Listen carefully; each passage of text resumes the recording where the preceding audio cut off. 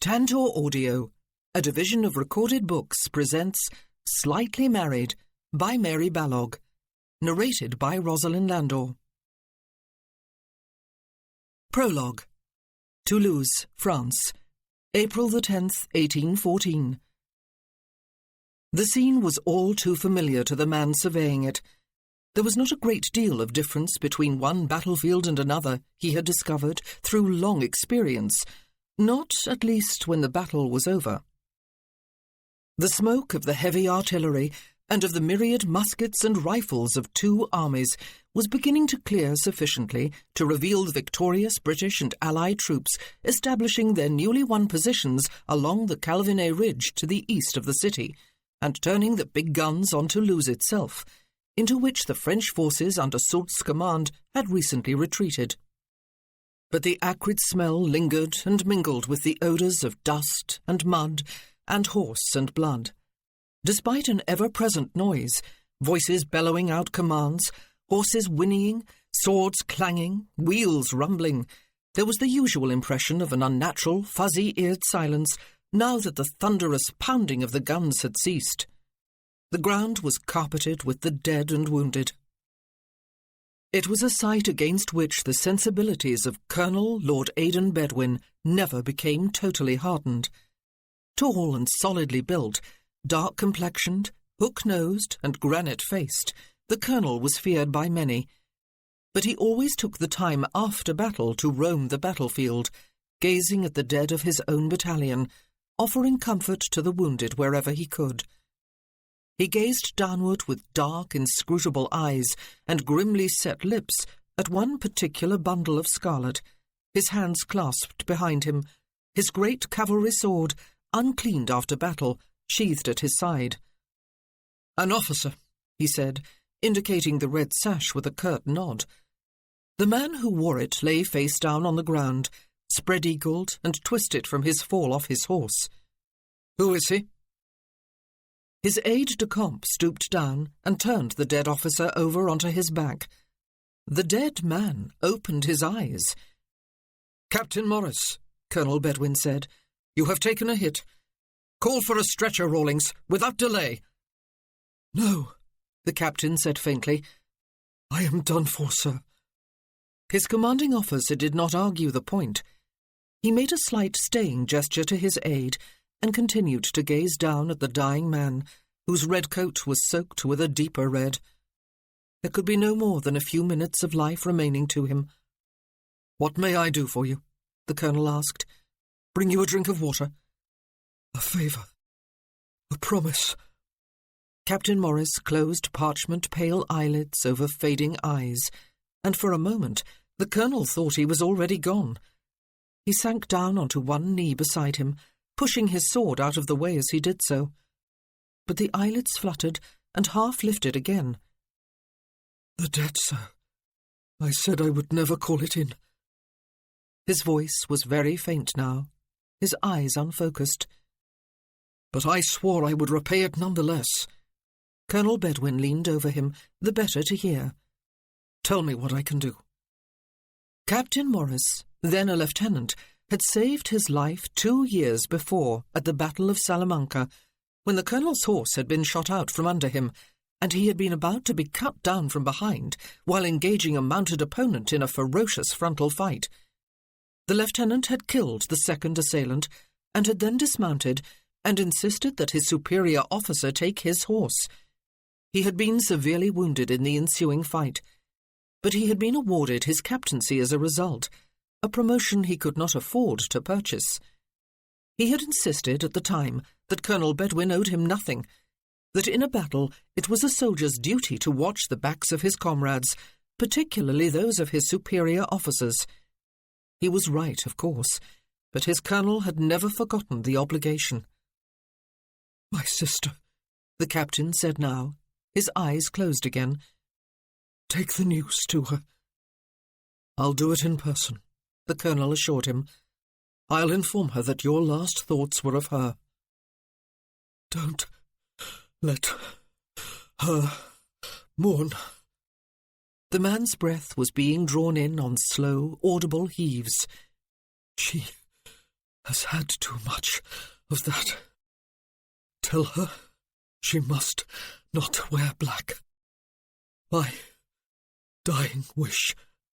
I'll tell her. Promise me. The voice trailed away, but death had still not quite claimed him.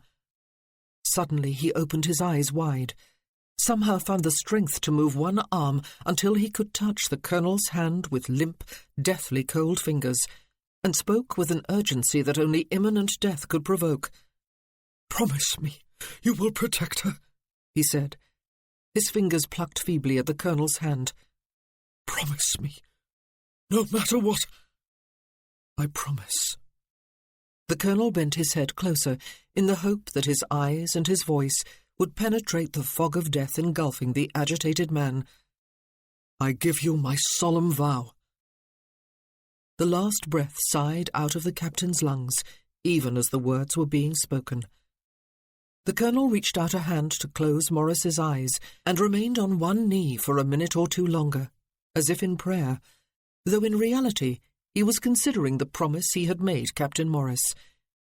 He had promised to take the news of her brother's death to Miss Morris in person, though he did not even know who she was or where she lived. He had promised to inform her of Morris's dying wish that she not wear mourning for him, and he had sworn on his most sacred honour to protect her. From what, or from whom, he had no idea. No matter what. The echo of those last 3 words of the dying man rang in his ears. What could they possibly mean? What exactly had he sworn to? No matter what. Chapter 1. England, 1814. There was a shady dell slicing through the woods on the western side of the park at Ringwood Manor in Oxfordshire. The water of the brook, gurgling over its rocky bed, joined up eventually with a larger river that formed the boundary of the park and flowed through the nearby village of Heybridge.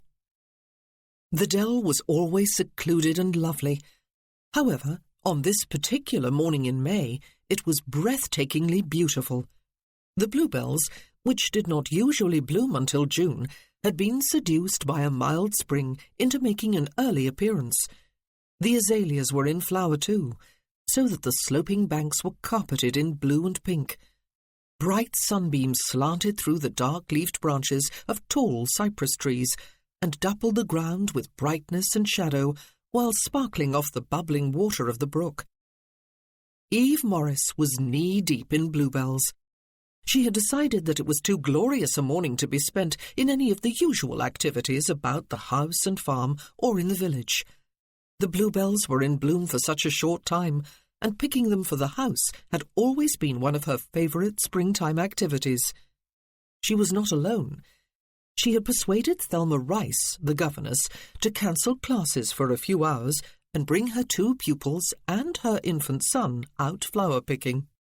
Even Aunt Mary had come despite her arthritic knees and frequent shortness of breath. Indeed, it had been her idea to turn the occasion into an impromptu picnic. She was sitting now on the sturdy chair Charlie had carried down for her, her knitting needles clicking steadily, a large basket of food and drink at her side. Eve straightened up to stretch her back. A pile of long-stemmed flowers lay along the basket over her arm. With her free hand, she pressed her ancient floppy straw hat more firmly onto her head, even though the wide grey ribbon attached to its crown and brim was securely fastened beneath her chin. The ribbon matched her dress, a simply styled, high-waisted, short-sleeved cotton garment, ideal for a morning in the country when no company was expected. She savoured a conscious feeling of well-being.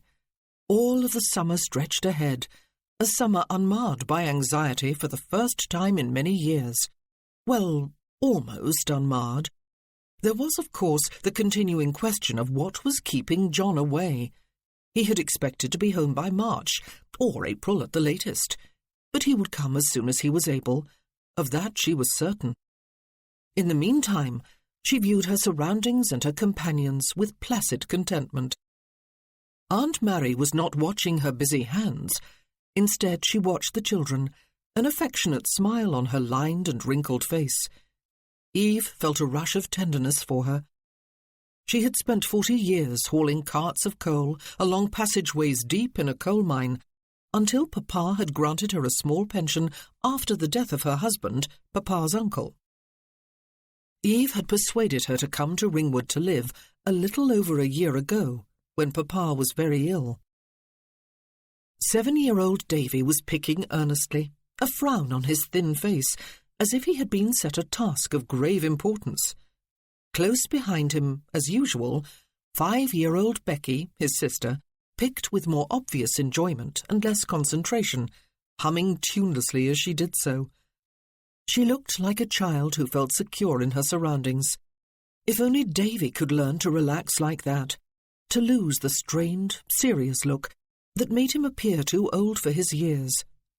But it would come, Eve told herself, if she would just be patient. Neither child was her own, though they had lived with her for the past 7 months. They had no one else.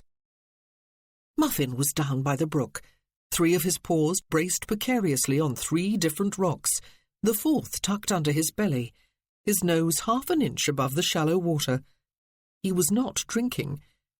He fancied himself as a prize fisher dog, though he had never caught even as much as a tadpole. Silly dog.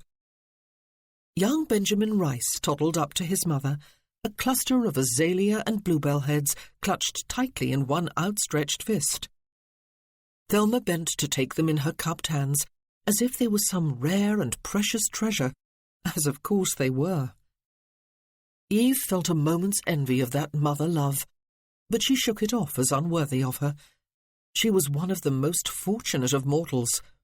She lived in this idyllic place, and she was surrounded by people with whom she shared a reciprocal love, the loneliness of her girlhood a thing of the distant past. In a week's time, she would be able to leave off her half-mourning on the 1st anniversary of Papa's death and wear colours again. She could scarcely wait. Soon, any day now, John would be back, and she could admit to the world at long last that she was in love, love, love. She could have twirled about at the thought, like an exuberant girl, but she contented herself with a smile instead. And then there was the other prospect to complete her happiness. Percy would be coming home. He had written in his last letter that he would take leave as soon as he was able, and now surely he must be able. A little over a week ago, she had heard the glorious news that Napoleon Bonaparte had surrendered to the Allied forces in France, and that the long wars were over at last. James Robson, Eve's neighbour, had come in person to Ringwood as soon as he heard himself, knowing what the news would mean to her. The end to years of anxiety for Percy's safety. Eve stooped to pick more bluebells. She wanted to be able to set a filled vase in every room of the house. They would all celebrate springtime and victory, and security and an end to mourning with colour and fragrance. If only John would come. "Who's ready for something to eat, then?" Aunt Mary called a few minutes later in her thick Welsh accent. "I'm exhausted just watching all of you." "I am," Becky cried, skipping happily toward the basket and setting her flowers down at Aunt Mary's side. "I am starved." Davy straightened up, but stood uncertainly where he was, as if he half suspected that the offer would be snatched away if he moved. Muffin came bobbing up from the brook, his 1½ ears cocked, woofing as he came. "You must be famished too, Davy." Eve strode toward him, set her free arm about his thin shoulders, and swept him along with her. "What an excellent worker you are. You have picked more than anyone else." "Thank you, Aunt Eve," he said gravely. He still spoke her name awkwardly, as if he thought it an impertinence to use so familiar a form of address. He and Becky were not related to her, except by a very tenuous link through marriage. But how could she have 2 young children growing up in her home and addressing her as Miss Morris, or Aunt Mary as Mrs. Pritchard? Thelma was laughing. Flowers along one arm, Benjamin on the other, She was unable to prevent him from pushing her bonnet backward off her head. Aunt Mary had the basket open and was taking out freshly baked bread rolls, which had been carefully wrapped in a tea towel. The yeasty smell of them, and of fried chicken, made Eve realise how hungry she was. She knelt on the blanket Davy and Becky had spread on the grass and took charge of the large bottle of lemonade. The 10 minutes or so of near silence that followed were testament to both their hard work and the culinary skills of Mrs. Rowe, Eve's cook. Why did food always taste so much more appetising out of doors, Eve wondered, wiping her greasy fingers on a linen napkin after devouring a second piece of chicken. "I suppose," Aunt Mary said, "we'd better pack up and take all these flowers back to the house before they wilt. If someone would just hand me my cane as soon as I have my woolen needles in this bag, I could haul these old bones upright." "Oh, must we?" Eve asked with a sigh as Davy scrambled to offer the cane. But at that moment someone called her name. "Miss Morris!" the voice called with breathless urgency. "Miss Morris!" "We are still here, Charlie." She swiveled around to watch a large, fresh-faced young man come lumbering over the top of the bank from the direction of the house and crash downward toward them in his usual ungainly manner. "Take your time or you will slip and hurt yourself."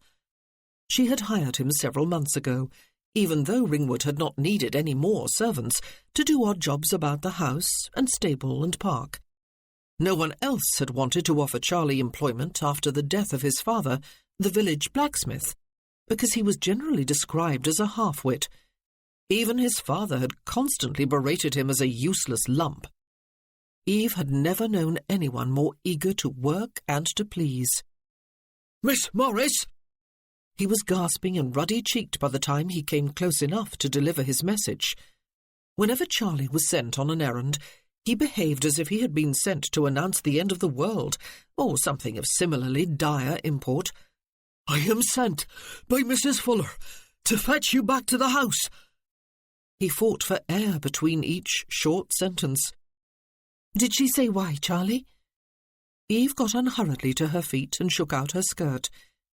"We are all on our way home anyway." "Someone's come," Charlie said.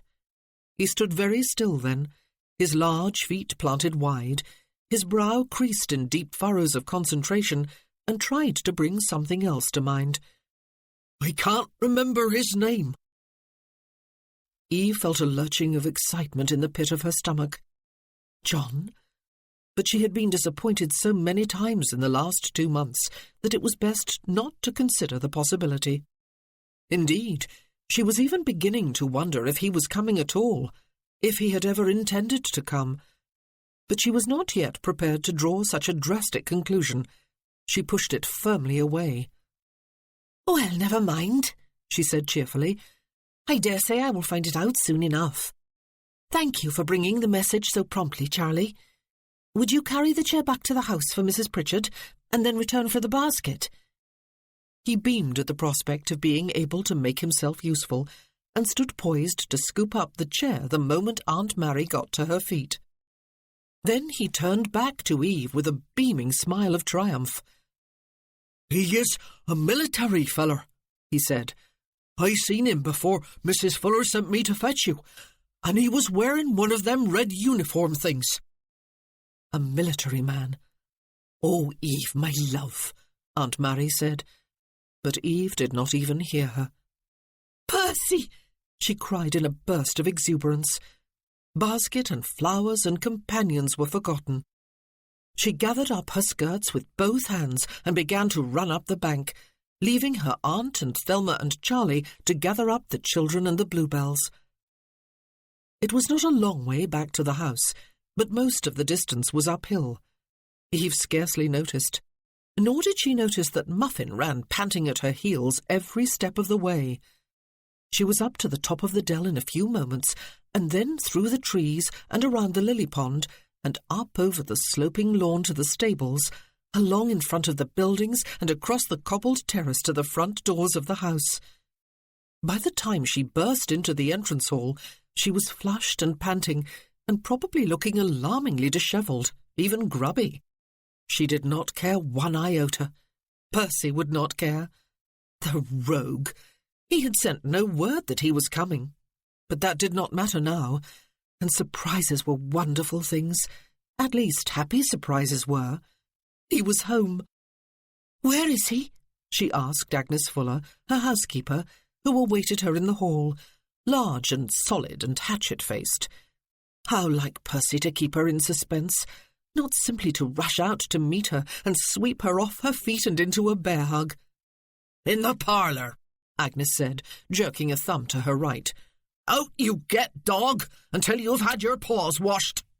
You better go upstairs first, my lamb, and wash your—" But Eve did not even hear her. She dashed across the checkered floor of the hall, flung open the door of the visitors' parlour, and hurried inside.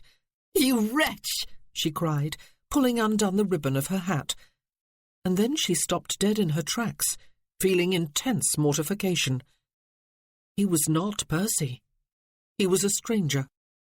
He was standing before the empty hearth, his back to it, facing the door. He seemed to half fill the room. He looked 7 feet tall, dressed as he was in full regimentals, his scarlet coat and its gold facings immaculate, his white pantaloons spotless, his knee-high black cavalry boots polished to a high gloss, his sheathed sword gleaming at his side. He looked broad and solid, and powerful and menacing. He had a harsh, weathered face, its darkness accentuated by black hair and eyebrows. It was a grim face, with hard, nearly black eyes, a great hooked nose, and thin, cruel-looking lips. "Oh, I do beg your pardon," she said, suddenly, horribly aware of her bedraggled appearance. She pulled off her hat, her old, shapeless hat, and held it at her side. Her hair must be flattened and untidy. She surely had grass and flower bits all over her. She probably had streaks of dirt all over her face. Why had she not stopped to ask Agnes the identity of the military man who had come calling? And why was he here? "I thought she was someone else." He stared at her for a long moment before bowing. "Miss Morris, I presume?" he said. She inclined her head to him. "You have the advantage of me, I am afraid, sir," she said. "The servant who came for me had forgotten your name." "Colonel Bedwin at your service, ma'am," he said. She recognized the name instantly. She could even supply the rest of it. He was Colonel Lord Aidan Bedwin, and Percy's commanding officer. If she had felt deep mortification before, now she wished a black hole would open beneath her feet and swallow her up. But it did not take her longer than a moment to realize that embarrassment was the least of her concerns. He was Percy's commanding officer, and he was standing in the visitors' parlour at Ringwood in full, formal dress uniform. There was no need to ask why. In that instant she knew. Her head turned cold, as if all the blood had gushed downward out of it. Even the air in her nostrils felt icy. Unconsciously, she let her hat fall to the floor, and with both hands closed the door at her back, sought out the handle, and clung on tightly. "What can I do for you, Colonel?" She heard her voice now, as if it came from a long way off. He looked hard at her, his face devoid of expression. "I am the bearer of unhappy tidings," he said. "Is there someone you would wish to summon?" "Percy." His name came out as a whisper. She could well imagine this man wielding the cold, heavy steel at his side, a detached part of her mind thought, killing with it. "But the wars are at an end. Napoleon Bonaparte has been defeated. He has surrendered." "Captain Percival Morris fell in action at Toulouse, in the south of France on April the 10th, he said. "He died a hero's death, ma'am. I am deeply regretful of the pain it will cause you." Percy, her only brother, her only sibling, whom she had worshipped during childhood, adored fiercely through her girlhood, when he had been restless and rebellious and constantly at odds with Papa, and loved unwaveringly during the long years after he had gone away, and then used the unexpected legacy left him by their maternal great-uncle to purchase a commission in a cavalry regiment. He had loved her cheerfully, generously in return. She had received a letter from him, from France, just 2 weeks ago. Captain Morris fell in action. "Will you sit down?" The colonel had moved closer, though he did not touch her. He loomed over her, huge and dark and menacing. "You are very pale. May I have someone fetched to you, ma'am?" "He is dead." He had been dead for almost a month, and she had not known. She had not even sensed it. He had been 2 weeks dead when she read his letter, more than 2 weeks dead when James brought the news of victory, and she had felt such enormous relief. Did he suffer? Foolish question. "I think not, ma'am," the colonel said. He had not stepped back away from her, and she felt suffocated, deprived of air and space. Seated on horseback, sword in hand, he must be truly terrifying. "There is often a merciful shock that keeps dying men from feeling the pain of their wounds. I believe Captain Morris was one of them. He did not look to be in pain, and did not speak of it." "Speak?" She looked sharply up at him. "He spoke? To you?" "His final thoughts and words were of you," he said, inclining his head. "He begged me to bring you the news myself." "It was extremely kind of you to honour such a request," she said, realising suddenly how strange it was that Percy's commanding officer should come in person all the way from the south of France to inform her of his death.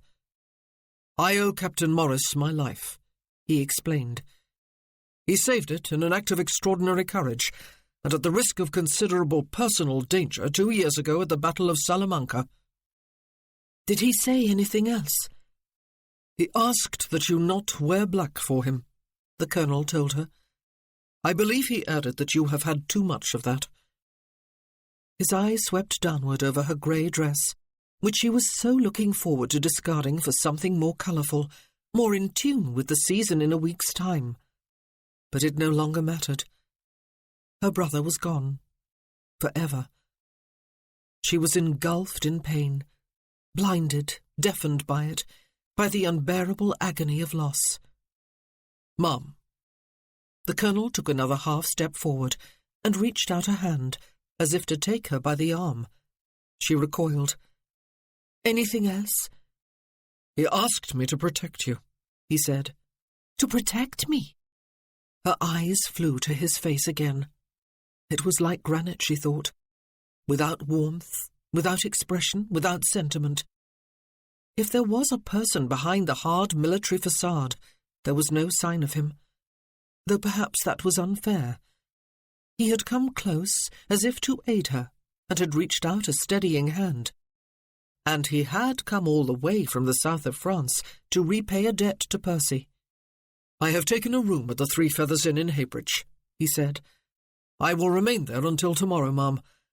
The next time I call here, you will inform me how I may be of service to you. But at the moment, you need the assistance of people who are familiar to you. You are in shock." He stepped to one side and pulled on the bell rope beside the door. Was she in shock? She felt perfectly in command of herself. She even wondered if that bell still worked, since she could not recall the last time it had been used. She also realised that if it did work, and if Agnes did answer it, she was going to have to move. She was still standing against the door, her hands clinging to the handle as if for very life. She did not believe she would be able to move if she tried. The universe would shatter into a billion fragments. Perhaps she really was not quite herself. Percy was dead. Agnes answered the summons almost immediately. The colonel grasped Eve firmly by the upper arm, just in time to move her to one side as the door opened. "Is there someone you can summon to Miss Morris's assistance?" he asked, though in truth his words sounded far more like a crisp command than a courteous request. "If so, do it immediately." Agnes, in true Agnes fashion, merely turned her head and bellowed, "Charlie! Charlie! Do you hear me? Set down that chair and run back for Mrs. Pritchard. Tell her to hurry. Miss Morris needs her. Now!" "You must sit before you faint," the Colonel said. "Even your lips are colourless." Eve sank obediently onto the closest chair and sat there, very upright, her spine not quite touching the back, her hands clasped tightly, painfully in her lap. "Poor Aunt Mary," she thought. "Tell her to hurry." Then she heard the echo of something the Colonel had said a minute or two ago. "You will inform me how I may be of service to you." "There is nothing you can do for me, Colonel," she said. "There is little point in subjecting yourself to the discomforts of a country inn. But I do thank you for your offer, and for coming all this way. You are very kind." How was it possible, she wondered, watching Agnes pick up her hat from the floor and hold it against her chest, frowning ferociously the while, to mouth mundane courtesies when Percy was dead.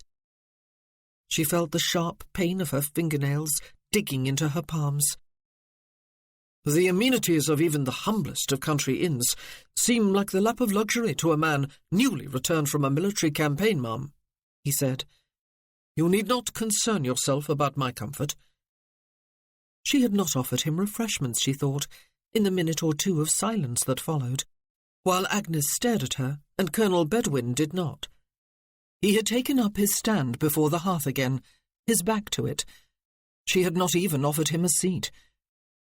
Aunt Mary, still wearing her hat, came hobbling into the room before any conversation could resume, her cane tapping out an urgent tattoo on the floor, her eyes wide with dismay, as if she already understood what this was all about. Charlie must have outdone himself in conveying a sense of doom. Eve swayed to her feet. "Miss Morris has need of you, ma'am," Colonel Bedwin said, without waiting for any introductions to be made. "I have been the bearer of sad tidings concerning Captain Percival Morris, her brother, I'm afraid." "Oh, my poor love!" Aunt Mary came straight toward her and gathered her into her arms. Her cane clattered to the floor. Eve rested her forehead on her aunt's bony shoulder for a weary spell, drawing comfort from the human touch of someone familiar, someone who loved her, someone who would make all better if she possibly could. But no one could make this better. No one could bring Percy back. Wretchedness enveloped her like a dark cloud.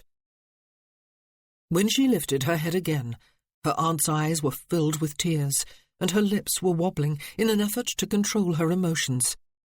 Muffin was standing at her feet, wagging his bit of a tail, looking soulful. Agnes still hovered just inside the room, clutching Eve's hat, and looking as if she would gladly fight a dragon or two if someone would only point her in the right direction. Thelma, her eyes wide with dismay, was there too, though there was no sign of the children. Nanny Johnson must have taken them upstairs.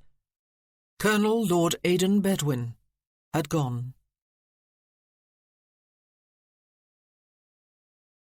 Chapter 2. His bed at the Three Feathers was hard, the pillow lumpy, the ale insipid, the food ill-prepared, the service less than prompt, the taproom noisy, and the whole place lacking something in spruceness, even though it was passably clean. If he had been anywhere else but England, where his mind almost unconsciously reverted to old standards of quality, Aidan might indeed have considered that he was in the lap of luxury. As it was, he was sorely displeased, and wished heartily that he could go straight home to Lindsay Hall in Hampshire, country seat of his elder brother, the Duke of Bewcastle, and be pampered there for the remainder of his leave. But first he must complete his business with Captain Morris's sister, and he still had no idea how long that would take, or what it would involve, beyond offering her what comfort he could in another visit or two. She had told him there was nothing he could do for her, but of course, by the time she had said that, she was deeply in shock. He still felt some shock over the change a couple of minutes had wrought in her. 1 minute a vibrant, flushed, bright-eyed, rather pretty young woman, despite the plainness, even shabbiness of her clothes, and the generally dishevelled look of someone who had been busy at some outdoor activity, and the next minute a pale, listless ghost of herself. And he was the one who had done it to her.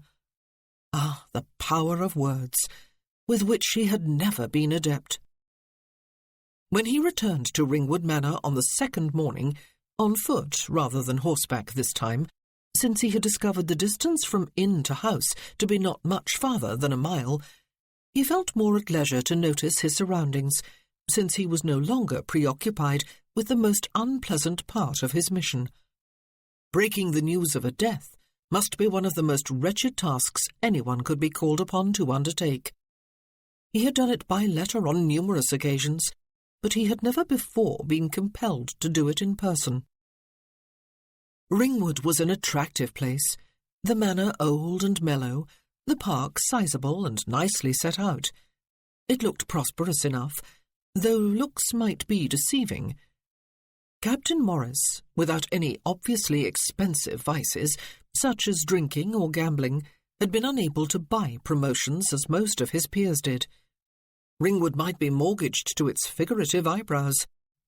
Was that the sister's problem? But would it be hers anyway? To whom did Ringwood now belong? The father was dead. Aidan had discovered that yesterday. Had it been Captain Morris's, then? Was it entailed? There were people out on the lawn before the house, Aidan could see, as he walked up the long driveway, his boots crunching on the gravel. 3 of them were women, 2 standing, 1 seated on a chair. There were also 3 children, all sitting on the grass. The seated woman held an open book in her hands. She was either reading to the children or giving a lesson. She must be a governess, he concluded. He had passed her in the entrance hall yesterday as he left, he recalled.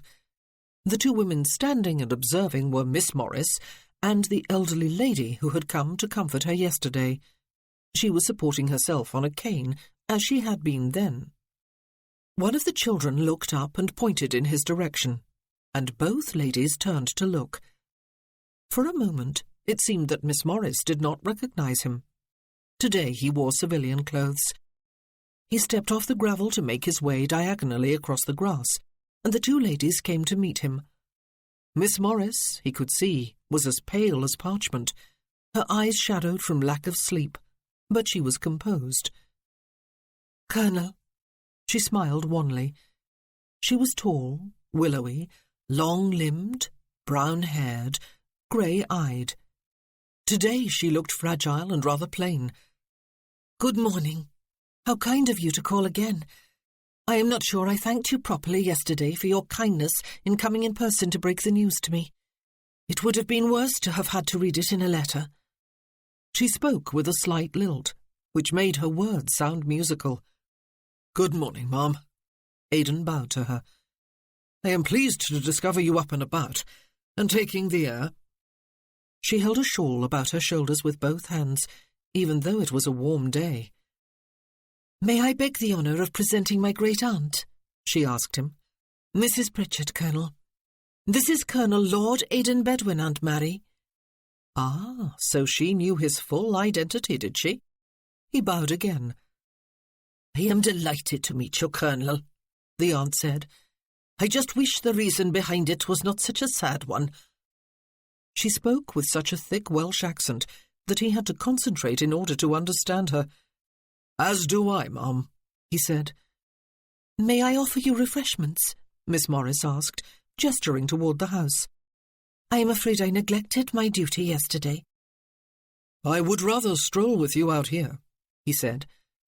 "I need to go inside to rest my legs, my love," Mrs. Pritchard said. Miss Morris nodded, and Aidan turned to walk with her across the grass, away from the house and driveway, toward a picturesque lily pond with woods beyond it. But they had taken no more than a dozen steps before she stopped and turned at the sound of barking. A brown dog of indeterminate breed, perhaps partly terrier, came streaking from the place where the children sat, barking excitedly as it came, and moving with a strange, bobbing gait. It was running mainly on 3 legs. Aidan saw as it approached, the 4th curled up beneath it. It was a scruffy mutt, with tufty hair interspersed with bald patches, 1 eye and 1½ ears. It scrambled to a halt when it came up to them and paid homage to Miss Morris by snuffling at her hand and then lifting its head to expose its throat. It panted with ecstasy when she stooped and scratched it beneath its chin. "Did you almost miss the chance for a walk, Muffin?" she asked. She looked up, half apologetically, at Aidan. "He would not win any prizes at a dog show, would he? But he is very precious nonetheless." Aidan made no comment. The dog looked as if it had engaged in a losing battle with a bear. It gazed at him with its single eye and barked. Its token protest at his presence made, it gambolled along beside them as they resumed their walk. Aidan did not waste time on small talk. It would be insensitive to a grieving woman to engage her in conversation about the weather or any other similarly trivial topic. "Your brother was quite insistent, Mum," he said, "that I promised to protect you. He did not have time to explain, but there was clearly some considerable urgency in his request. You will instruct me, if you will, on how I may serve you." "You have already done so," she said. "You have fulfilled your obligation, Colonel, and I am deeply grateful. In particular, I am happier than you can know to have learned that he did not suffer great pain." It would be impertinent to probe further when she spoke so firmly and dismissively. He was, of course, a total stranger to her, as she was to him. But Morris had expended his final burst of energy on extracting a promise from a man he had known would not break it, or even evade it if he could. "Was Ringwood your brother's?" he asked. "No." She spoke swiftly but quite unequivocally. "It is mine. My father left it to me. The property is unentailed, you see, and he and Percy had been estranged for a number of years before his death. My father wanted him to stay at Ringwood and learn to be what he called a committed member of the landed gentry. But Percy wanted a military career, and when he inherited some money from our great-uncle, he purchased a commission with it." That perhaps explained Morris's apparent poverty. The problem was not then what Aidan had feared. It was not to be his task to help her leave her home, to escort her to another, and help her settle to a new way of life. That was a relief at least. "It looks," he said, wading deeper into impertinence, "like a prosperous property." "It is." She stopped to take a stick from the dog's mouth and throw it for him to chase. She did not enlarge on her answer. "Percy is buried there, at Toulouse?" "Yes," he said, "alongside 2 other officers. Our regimental chaplain performed the burial rites. It was a formal and dignified and proper ceremony. I was there. The grave is clearly marked and will be tended. I saw to that." "Thank you," she said. There did not seem to be anything else to say. She did not appear to need anything material from him, or if she did, she was not going to admit it. She had her aunt to lean upon in her time of grief. There was also the young governess with the children, whomever they might belong to. She probably had friends and neighbours galore who would gather around to support her. She had no need of any further comfort from a stranger. He was no good at offering comfort anyway. He had been an officer for more than 12 years, since his 18th birthday. All the softer emotions that might at one time have been a part of his nature had long ago dried up from disuse. But he had made that solemn promise, and it had encompassed those 3 particularly disturbing words: no matter what. Not being able to do anything for her, except to bring her the news of her brother's death, would always irk him, he knew. "Do you have any family in England, Colonel?" she asked. "The Duke of Bewcastle is my brother," he told her. "I have 2 other brothers, and 2 sisters as well as other relatives." "Do you have any nieces and nephews?" she asked. He shook his head. "None of us are married." Freya had come close, twice, with 2 brothers. One had let her down by dying, the other by marrying someone else. Freya, according to Ranulph, who had written a long, witty letter about the latter debacle, had not been amused. That, interpreted, meant that she had been in a spitting fury. "You must be longing to see them all," Miss Morris said, "and they to see you. Do you have a long leave?" 2 months, he said. "That is so brief a time," she said. "You must not waste any more of it on remaining here. I am truly grateful that you have given me 2 days. It was graciously spoken, but it was a dismissal if ever he had heard one. His debt had been repaid very easily then. Too easily. But there was nothing more he could do. She turned back in the direction of the house after they had circled the lily pond. All had been said. She was expecting him to leave. Mostly, he supposed, he was glad. Very glad, but also uneasy. If he hurried back to the Three Feathers after escorting her back to the house, there would be time to be well on his way home before dark. He was looking forward to being there, perhaps to seeing some of his family again, though they might well be in London for the season. Bewcastle himself would undoubtedly be there, since Parliament must be in session. But most of all, he just wanted to be at home. It was 3 years since his last leave, and even that had been cut short. "Goodbye, Colonel." She stopped when they reached the terrace before the house and held out a slim hand to him. "Have a safe journey home, and enjoy your leave. I am sure you have earned every moment of it. Yesterday must not have been easy for you. Take my gratitude with you." He took her hand and bowed over it. "Goodbye, Ma'am," he said. "Captain Morris was a great hero. May you take comfort from that fact after the rawness of your grief is over." She smiled with bloodless lips and sad eyes. The dog growled half-heartedly as their hands touched. Aidan turned and strode away down the driveway, past the children and their governess. At last he could begin to enjoy his leave. But perhaps he would always have the niggling feeling that he had not quite fulfilled his vow. Captain Morris had been so very urgent in his request. "Promise me you will protect her. Promise me, no matter what." He must surely have had something in mind. William Andrews, Aidan's batman, had been with him for 8 years. Through all the hardships and miseries of numerous campaigns, including the tedious advances and retreats that had made up the Peninsular Wars, rain and mud, snow and cold, sun and heat, flea-infested inns, insalubrious open-air bivouacs, through it all he had never been ill a day. Now, back in temperate England, back in the lap of luxury, so to speak, he had caught a head cold. When Aidan returned to the Three Feathers and summoned him to pack his bags and make arrangements to have his horse ready for travel within the hour, Andrews appeared with a red beacon of a nose, drooping eyelids, watery eyes, a nasal voice that growled somewhere low in the bass register, dragging footsteps, and a martyr's air. "What the devil ails you?" Aidan asked him. "I have a slight cold in my dose, sir," he explained.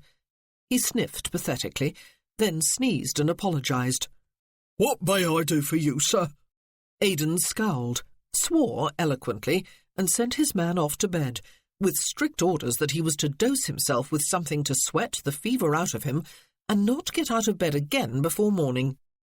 Although Andrews looked at him with feeble reproach and opened his mouth to protest, he thought better of arguing and shuffled mournfully off, sneezing and apologising again before he closed the door behind him. And now what the devil was he supposed to do with himself, Aidan wondered. It was scarcely noon, and the whole of the rest of the day yawned emptily before him. Sit in the tap-room fraternising with the locals, explore the spacious metropolis of Heybridge, take a brisk walk along the village street and back. That might kill 10 minutes. Go for a long ride up one country lane and down another. lie on his bed making pictures out of the stains on the ceiling. He was hungry, he realised suddenly.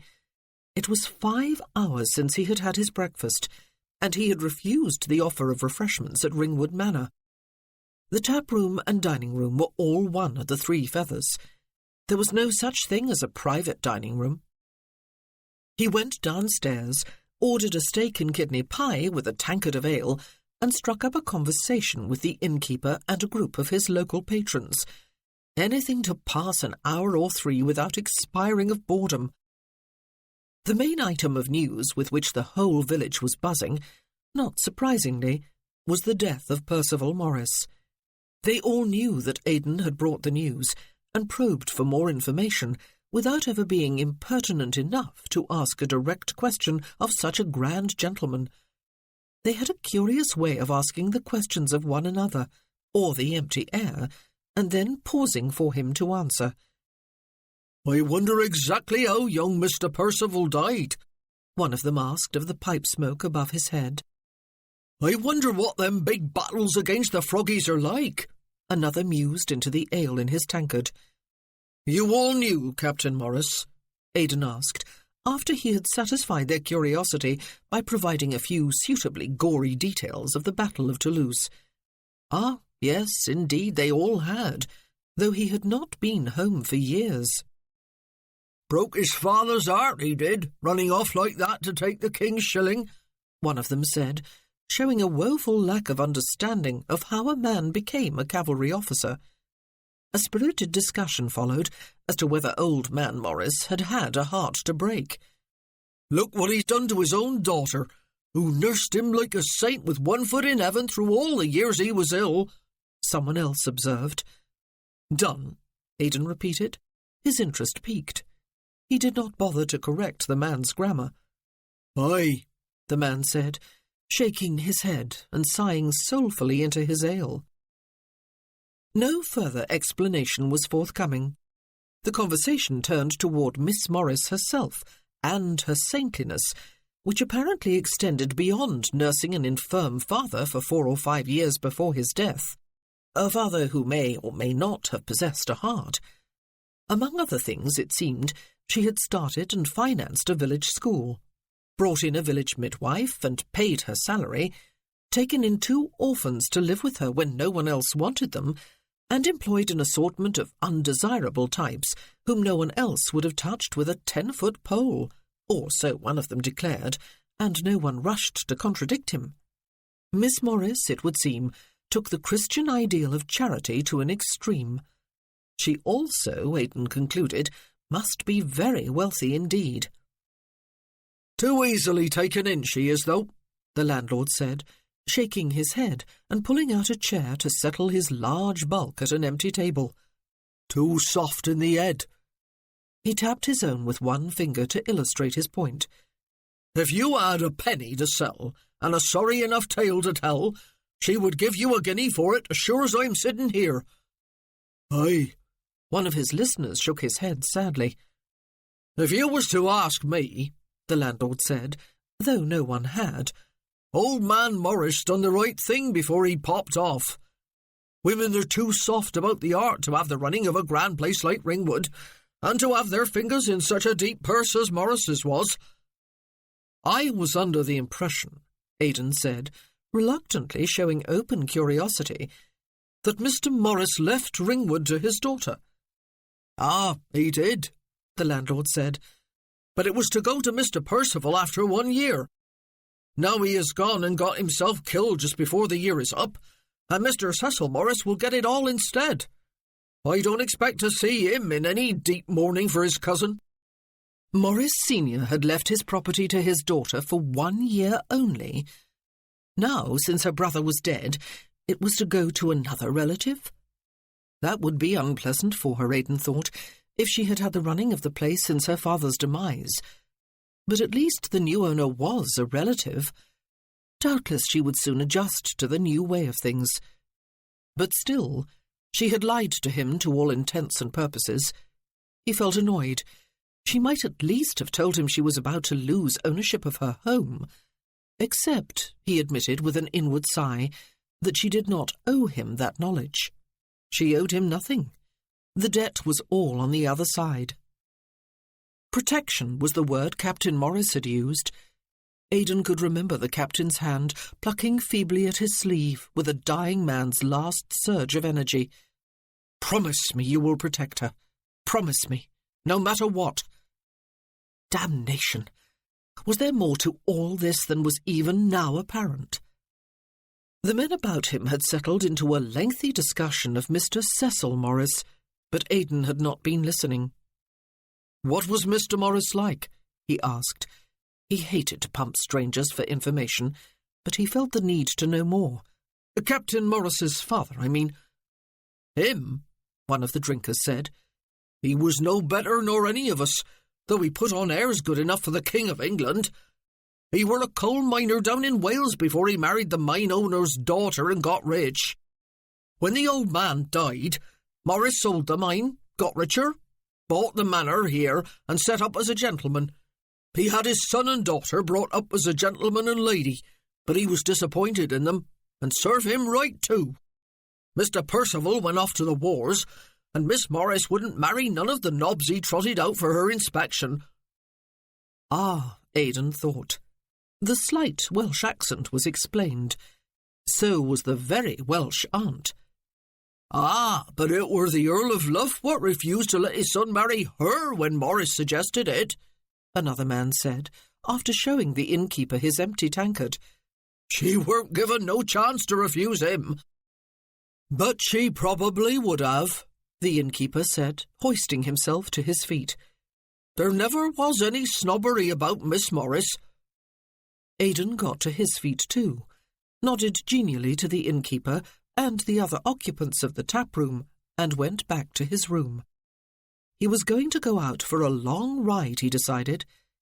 He was going to have to decide what to do, if anything. It would be ill-mannered indeed to go back to Ringwood and start probing into Miss Morris's affairs again. But, very reluctantly, he no longer felt he could simply ride for home tomorrow morning. Chapter 3. Later that same afternoon, Eve walked into the village alone. Aunt Mary would have accompanied her if she had brought the carriage, but it was fresh air and exercise she needed more than company, except perhaps the chance to think and to plan. What were they all going to do? Blank terror clawed at her. She had been trying hard ever since yesterday morning to concentrate upon the only fact that was of any real significance, Percy's death. She had loved him dearly. She wanted to be able to mourn him properly. But he had died too soon. Percy had left a will, and in that will he had left Ringwood to Eve. But Ringwood had never been his. It was still Eve's until the anniversary of her father's death. Now, by an irony of fate, it would go to her cousin Cecil on that anniversary. Percy's will was useless. He had died too soon. As if it would have been perfectly all right for him to die later, she thought bitterly. In 5 days' time, they would all be homeless. All of them. Her stomach churned with panic. If she could have focused merely upon her own predicament, she could have found a solution, employment being the most obvious. But she did not have the luxury of thinking only of herself. She walked onto the humpbacked stone bridge that spanned the river between Ringwood and Heybridge, and paused a moment to gaze down at the gently flowing water before entering the village and approaching the vicarage. There were 5 days during which to make plans. She could spare today to concentrate upon Percy. He deserved that much of her. The Reverend Thomas Puddle was at home, Eve discovered, when he answered her knock at the door himself. But his housekeeper was not, and he was a man who assiduously observed the proprieties. Instead of inviting Eve inside, he suggested that she stroll with him in the churchyard. A lanky, fresh-faced, auburn-haired young man, the vicar was always awkward and blushing with Eve, as he was with all his other young female parishioners, with many of whom he was a great favourite.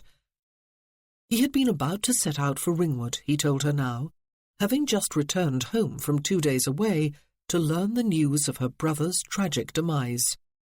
He spent some time commiserating with her before they discussed the memorial service she had come to ask him to perform. "Tomorrow will suit me well enough," she assured him, after learning that he must leave again on business the day after. "I can see to it that everyone is informed. I may leave all the details of the service to you, then?" "You may indeed," he assured her. "Is there anyone who would be able to deliver a eulogy for your brother, Miss Morris? I never knew him personally, and could talk about him only in very general terms." She thought for a while, as they came to a stop beneath the shade of a beech tree. "I believe James Robson would be willing to do it," she said. "He and Percy were the same age, and grew up together as neighbours and friends. I will write to him as soon as I return home."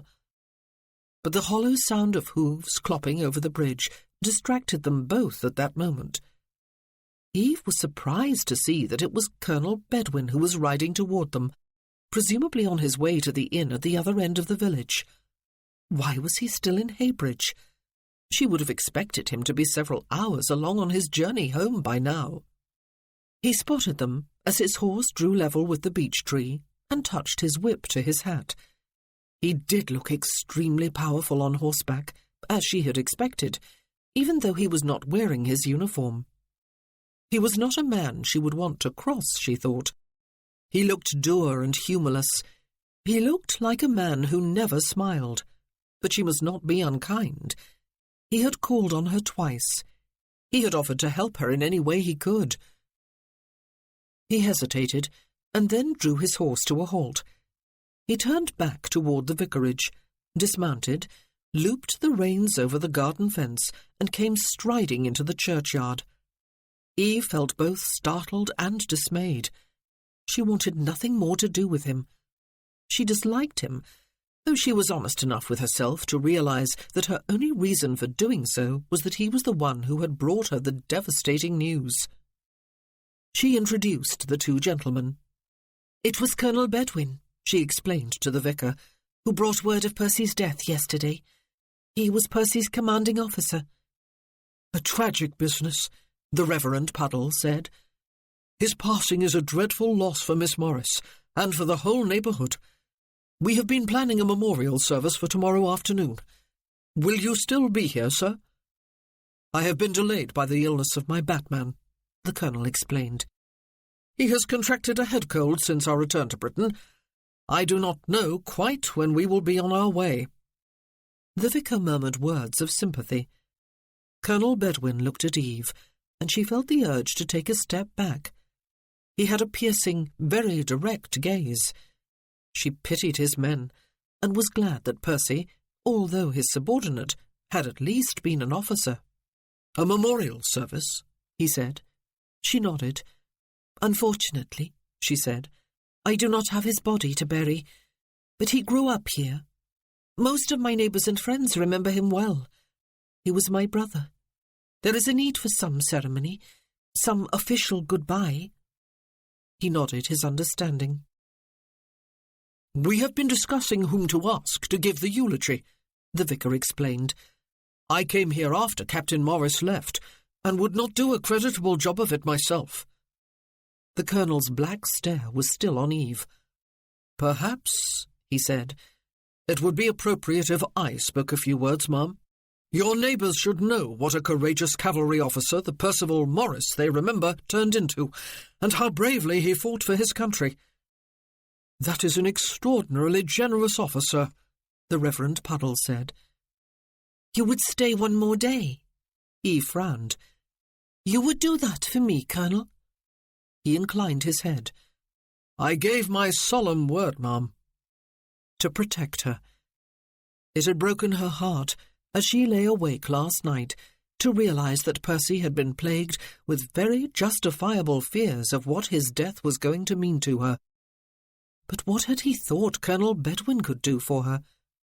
He had been, she supposed, beyond rational thought. "Thank you," she said. "That would be very good of you." He nodded and finally looked away from her to take his leave of the Reverend Puddle.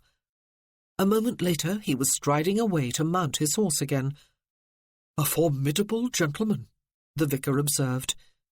"Yes," Eve agreed. "Also, very clearly, a man of his word."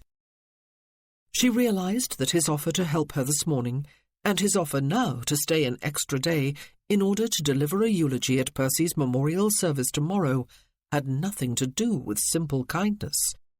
His life had been saved, and he felt himself in Percy's debt. He had given Percy his word that he would protect her, and in the absence of any other way of serving her, he would stay to say uplifting things about Percy for her comfort and her neighbours' edification.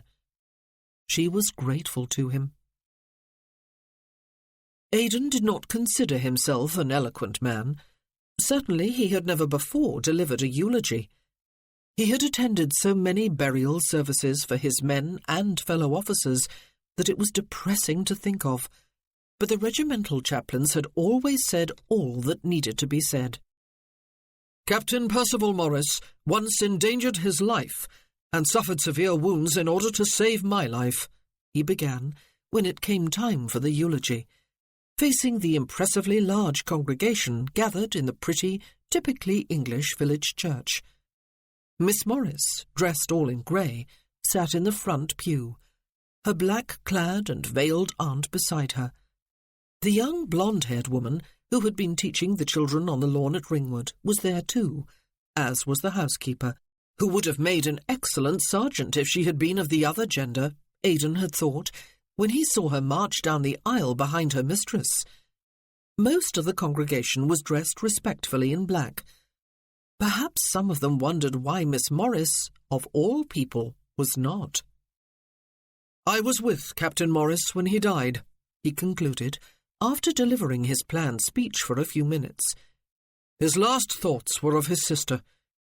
He asked me to bring her the news of his passing myself, and he asked me to beg her not to wear mourning for him. It is in honour of that plea that she wears grey today. We must all feel honoured that we knew so courageous a man, one who gave of himself unstintingly in the service of his fellow countrymen and of the country itself. We must show our respect for him by directing it toward the sister whom he loved to the end. Ma'am." Aidan made her his stiffest, most formal military bow before returning to his seat. She sat straight-backed and dry-eyed, and as pale as a ghost, he noticed. Mrs. Pritchard and several other members of the congregation were sniffling into their handkerchiefs. He did not pay much attention to the rest of the service. The church bell tolled mournfully as the service ended. He shook hands with the Reverend Puddle and congratulated him on a tasteful and dignified memorial service. He was wondering if this would be an appropriate time to have a word with Miss Morris, or if he should more decently wait yet another day, but she took the decision from him by approaching him herself. She was holding out a gloved hand to him. "Thank you, Colonel," she said. "I will always treasure the memory of all you said about Percy, most of which I did not know before, and I will always remember your kindness in staying another day for my sake." "It was my pleasure, ma'am," he said, taking her slim, warm hand in his. "How is your Batman today?" she surprised him by asking. "Much better, I thank you, ma'am," he said. "I am pleased to hear it." She nodded. "A number of my friends and neighbours are coming back to the house for tea. Will you come too, please?" It was everything he could have hoped for. The chances were that there would be little opportunity for a private word with her, but perhaps he could create the opportunity. He still did not know what he would say to her, though, what he would ask, how impertinently he would probe. Before he could answer, someone else stepped forward, bowing and smiling, and clad from head to toe in unrelieved black. Even the handkerchief dangling from one of the man's black-gloved hands was black. "A speech of affecting sentiment indeed, my lord," he said to an astonished Aidan. "I could scarcely hold back my tears. My mamma positively could not. What a comfort it must have been to poor Percival to have an officer of such illustrious lineage with him at his death. Your father was the late Duke of Bewcastle, I understand, and your brother is the present holder of the title. I do thank you from the bottom of my heart, my lord, for condescending to honour us with your presence this afternoon." "Sir," Aidan said with distant hauteur. "Colonel," Miss Morris said, her expression hard-eyed and tight-lipped, "will you permit me to present my cousin, Mr. Cecil Morris?" "This is a great honour indeed, my lord," the man said, bowing and scraping and simpering. "And if I might also present my mamma, where is she?" He turned his head to look among the groups of people gathered in the churchyard. "Now, where did she go? Ah, there she is, conversing with Mrs. Philpot and Miss Drabble." He waved the handkerchief from one uplifted arm. Aidan looked at him with considerably more attention. This was the man who was to inherit Ringwood.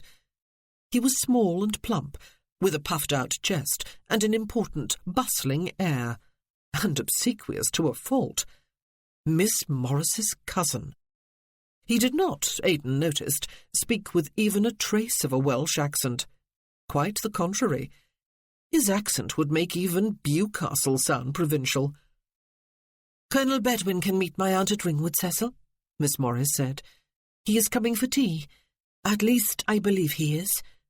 She looked inquiringly at Aidan. "Oh, you simply must come, my lord," Cecil Morris added, abandoning his attempt to summon his mother. "I urge you to honour us with your company. As humble an abode as Ringwood Manor is compared to the ducal seat, I do not doubt. Lindsay Hall, I believe. Mamma will be gratified beyond words." "Thank you, ma'am." Aidan bowed to Miss Morris and ignored her cousin. "I will be there." He strode off in the direction of the inn. He would have his horse saddled and ride over. Lord help the poor woman if she was going to have to live out her life in company with her cousin and his mother once the anniversary of her father's death had passed. Was this what had so concerned Captain Morris? Eve had been feeling kindly disposed toward Colonel Lord Aidan Bedwin after church. By the time he left Ringwood after tea, she despised him and was heartily glad she would never see him again. Her neighbours were attentive. Almost all came back to the house, and all spoke to her with kindly sensibility about the service and about Percy. Serena Robson, James's wife, sat beside Eve for almost an hour, holding her hand much of the time, chafing it, assuring her that this day was a dreadful ordeal for her, but a necessary one, that once it was over she would feel better again. "And you know," she said earnestly, when there was no one else with them, "you are perfectly welcome to come and make your home with us, Eve. James agrees with me that nothing would suit us more." Eve glanced across the room at James. Poor man. It was something he would surely hate. But she was touched by Serena's kindness. The two of them had been friends since Serena's marriage to James 5 years before. But friendship had its limits. "I do not even want to think beyond today, Serena," Eve told her. "But thank you. You are most kind." Truth to tell, she had been finding it hard all day to think rationally at all. Even the memorial service had been hard to concentrate on, much as she had tried. Only the Colonel's eulogy had captured her undivided attention. Time was running out. She might have saved herself and everyone else under her care from this predicament, if only she had married some time during the past year. She had had several offers, but she had not considered any of them seriously. She had been waiting for John. Oh, foolish, foolish. She was no longer convinced that John was coming back at all. Even if he did, he would come too late to save her servants and friends. She could scarcely believe that she was doubting John. Against all reason, perhaps, she had loved and trusted him through 15 long, silent months. No one knew about John, not even Aunt Mary. John Viscount Denson whose father, the Earl of Luff, had strictly forbidden the match when her father had proposed it to him, was with the diplomatic service and currently at the embassy in Russia. Or perhaps by now he really was on his way back to England. He had promised to come straight home when he returned in March and finally make their secret betrothal public. By then, he had told her, he would be a respected diplomat, an important person in his own right, and his father would be powerless to stop him from marrying the woman of his choice. They would marry before the summer was out. Eve smiled wanly as yet another of her neighbours bent over her to commiserate with her and comment on the beauty of the memorial service. Everyone was so very kind. How good it was to have friends who cared. Where was John now, at this precise moment? She had no way of knowing. They had not written to each other even once during the 15 months of his absence. It was not at all the thing, after all, for a man and woman to correspond when they were not married, or at least officially engaged. At least that was what she told herself during the first long months when she did not hear from him. She had been unable to write to him herself, as he had given her no address. But surely, she had thought more recently, though she had tried to suppress the thought, he could have found some way of communicating with her without damaging her reputation. If only he would come, she thought. If only she could look up now to find him standing in the doorway, blond and handsome, with his usual air of ease and confidence. But all she saw when she looked up was Colonel Bedwin standing listening to Cecil. Surprisingly, the Colonel made no apparent effort to get away from him. Eve had almost laughed at the snub he had dealt Cecil on the churchyard path, and was disappointed that he would now bolster her cousin's sense of importance by giving him his undivided attention. Nevertheless, she was glad to be relieved of the duty of being sociable to the dour Colonel herself. She would have still felt in charity with him if the afternoon had not ended as it did. She had gone down to the terrace to see James and Serena Robson on their way. She waved to them as they drove away, feeling suddenly very weary and very lonely. She turned to go back into the house, but Cecil and Aunt Jemima were just stepping out. Cecil's coachman was bringing up his carriage to take them home. Colonel Bedwin was with them. Apart from the nervous little smile Aunt Jemima darted her way, they completely ignored Eve, just as if she were invisible. "Now this," Cecil said, with an expansive gesture of one arm to indicate both the house and the park, "is quite inadequate as a gentleman's seat. It might even be called an undistinguished rural heap. A marble portico with Greek-style sculptures and pillars and steps is what I have in mind. That will impress the eye, would you not agree, my lord?" Eve looked incredulously at the ivy-clad beauty of the front of the house. She waited for the Colonel's cutting set-down of such a tactless comment in her hearing. "Both the eye and the visitor," the Colonel agreed, his voice languid with aristocratic hauteur. "Such an improvement to your property cannot fail to elevate you even further in the esteem of your peers, sir." Cecil swivelled about. "And the driveway must be widened and paved," he said. "There is scarce room for two well-appointed carriages to pass each other along it. Some of the trees will have to go." Her precious, ancient trees, Eve thought, aghast. "An admirable idea," Colonel Bedwin agreed. "They are only trees, after all, of far less significance than a gentleman's carriage." Cecil observed his surroundings with a self-satisfied air until his carriage obstructed his view by drawing up in front of him. "It has indeed been a pleasure to make your acquaintance, my lord," he said, "and a pleasure and an honour for Mamma, too. Perhaps you will visit us some other time when you are in Oxfordshire, after I have had a chance to make Ringwood into an estate worthy to entertain the son of a duke. Perhaps you will join me for a spot of shooting. Perhaps even the Duke, your brother." He allowed the preposterous suggestion to trail away. The Colonel inclined his head and offered his hand to Aunt Jemima, who was so flustered for a moment that she did not seem to realise that he was intending to hand her into the carriage. She clasped it and scurried up the steps when she did realise it. "Eve!" Cecil finally deigned to take notice of her before climbing in to take his place in the carriage. "I shall return in 4 days' time to take up residence here. I trust you will not make any vulgar display of protest. You know how easily Mamma's nerves become upset." "Good day to you, Cecil," she said. "Goodbye, Aunt. Thank you for coming." Her aunt raised a black handkerchief to her eyes after smiling with watery tenderness at her. "How are Becky and Davy?" she had whispered, soon after they had arrived at the house, with anxious glances to both sides. But she had chosen her moment poorly. Cecil had been bearing down upon them. Aunt Jemima had smiled and nodded vaguely, and remarked that she must get the recipe for the pound cake from Eve's cook. When the carriage drove off, Eve was left standing on the terrace beside Colonel Lord Aidan Bedwin. "Mum," he began, "if I may—" She did not wait for him to finish. Even the sound of his voice made her bristle with indignation.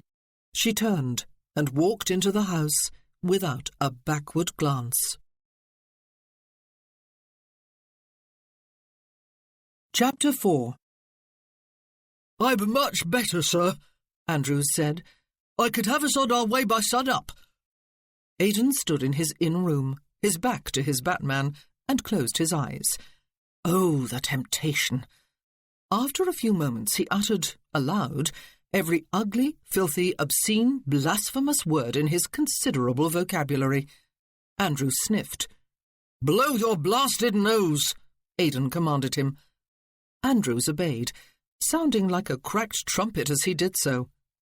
"My civilian clothes," Aidan ordered, beginning to undo the buttons of his scarlet coat.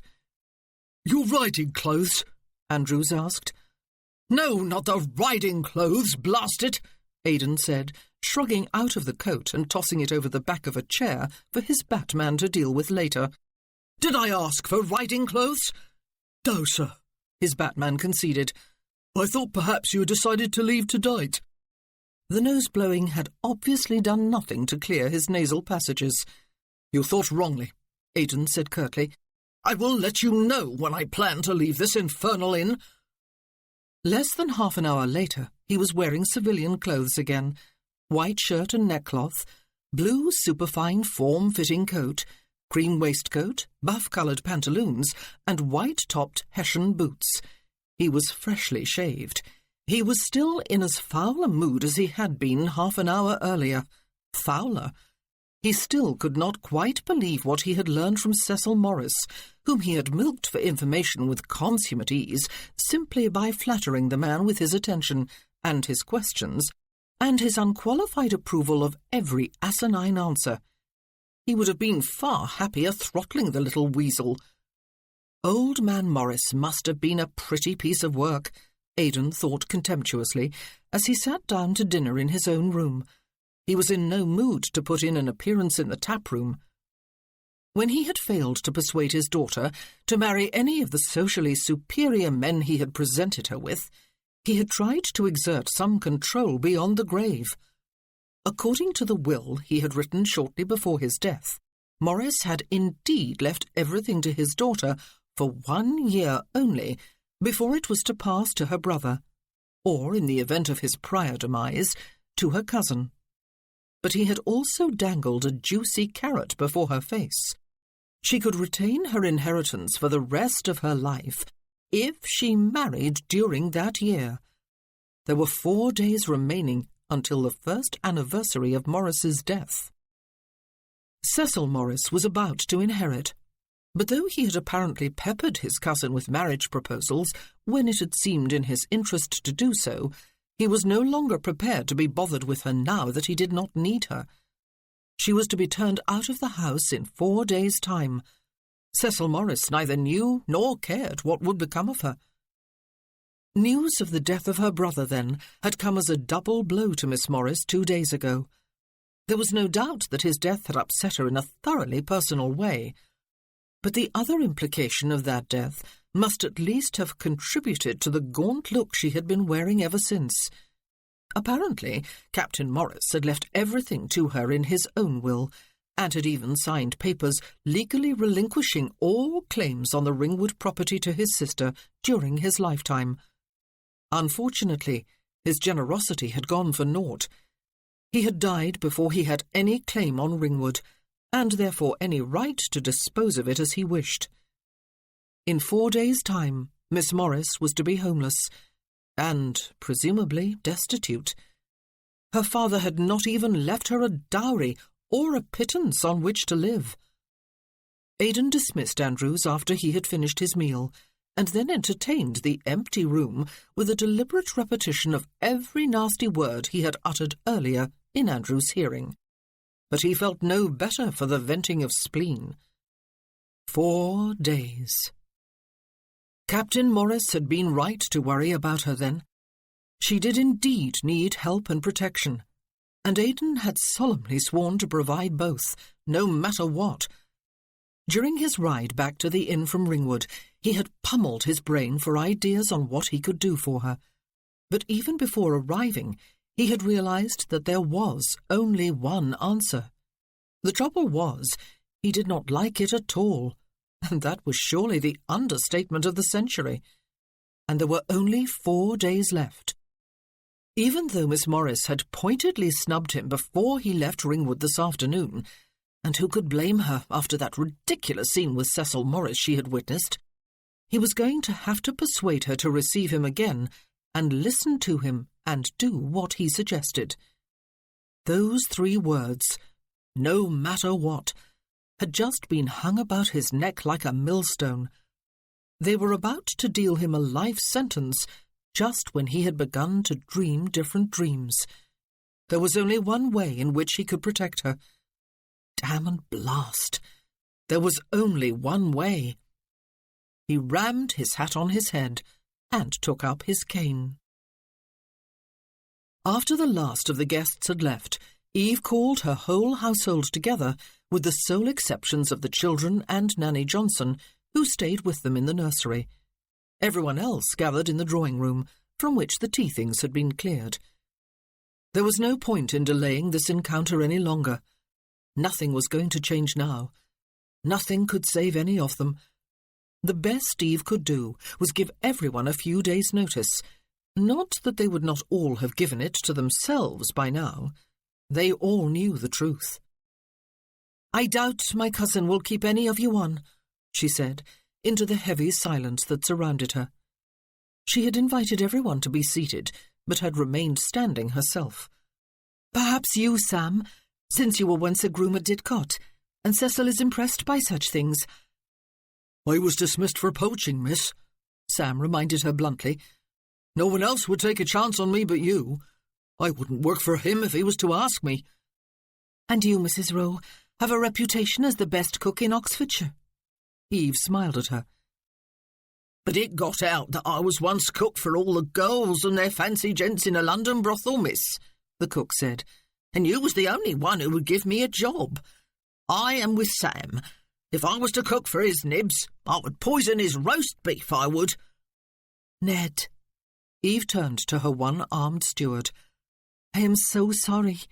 All our wonderful dreams and plans will have to be abandoned. You will not even have employment here." They had been going to buy a piece of land adjacent to Ringwood.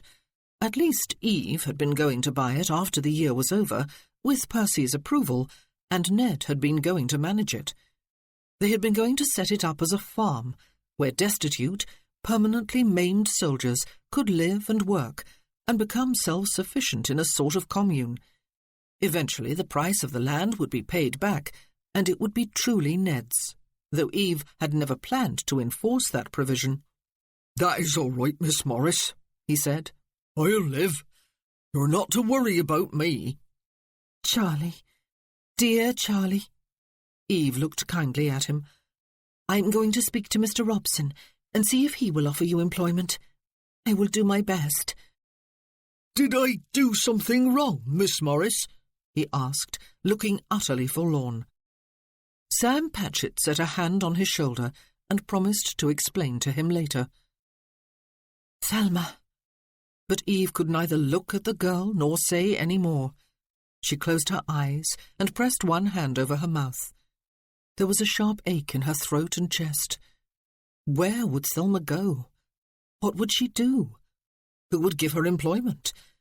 How would she be able to feed and nurture Benjamin? "Eve," Thelma said, "you are not responsible for me. Really, you are not. You have been unbelievably kind to me.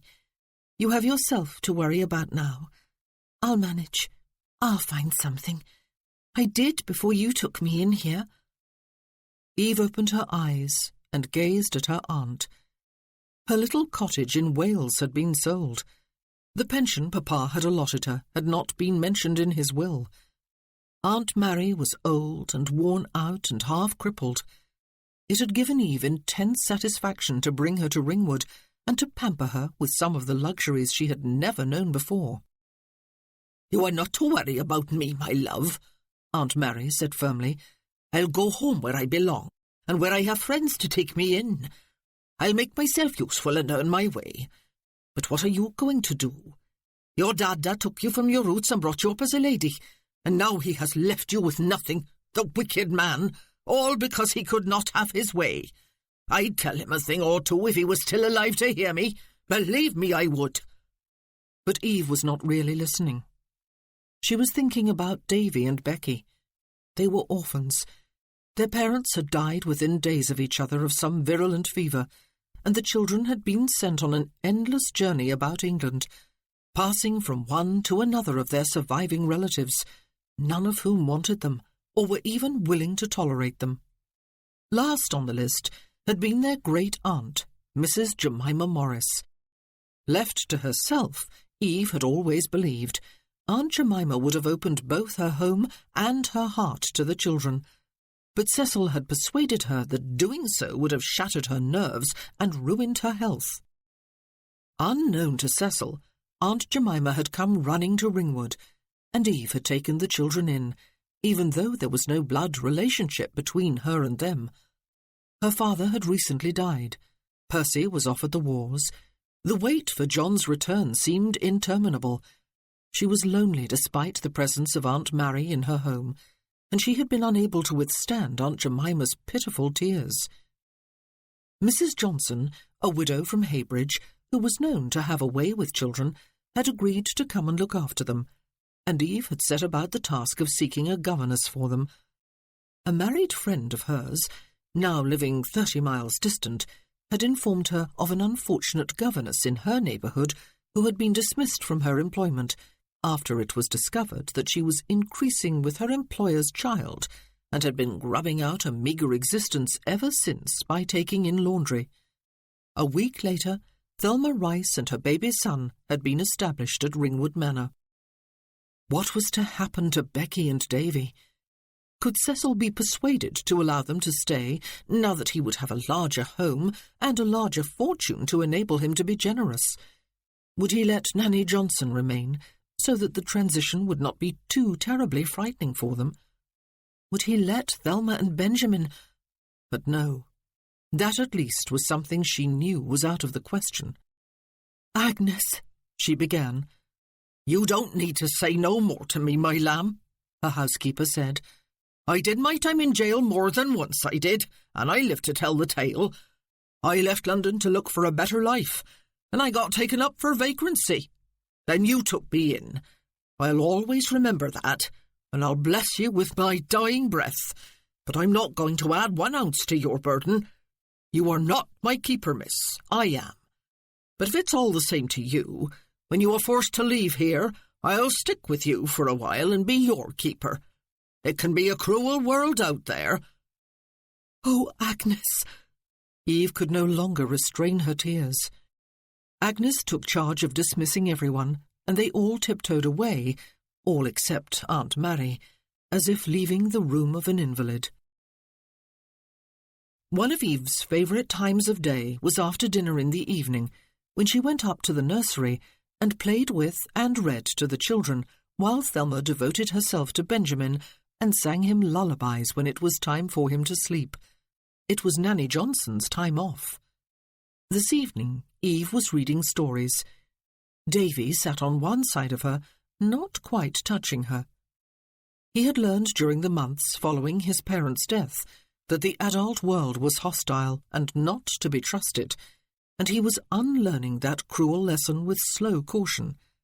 Becky was curled up against Eve's other side. Placid and good-natured, she sometimes seemed to have been less deeply affected by her experiences than Davy, but she occasionally awoke in the night, Nanny reported, either crying helplessly or screaming. Thelma was standing in the doorway to Benjamin's bedchamber beyond, listening to the story. The little boy must already be asleep. Muffin was curled up at Eve's feet, his chin on his paws, snoozing. Everything seemed almost frighteningly normal. Eve made every effort to concentrate her mind upon the adventures of two children who had escaped the clutches of an evil goblin in the dark forest, only to find their way to safety barred by a ferocious lion with a thorn stuck in one paw.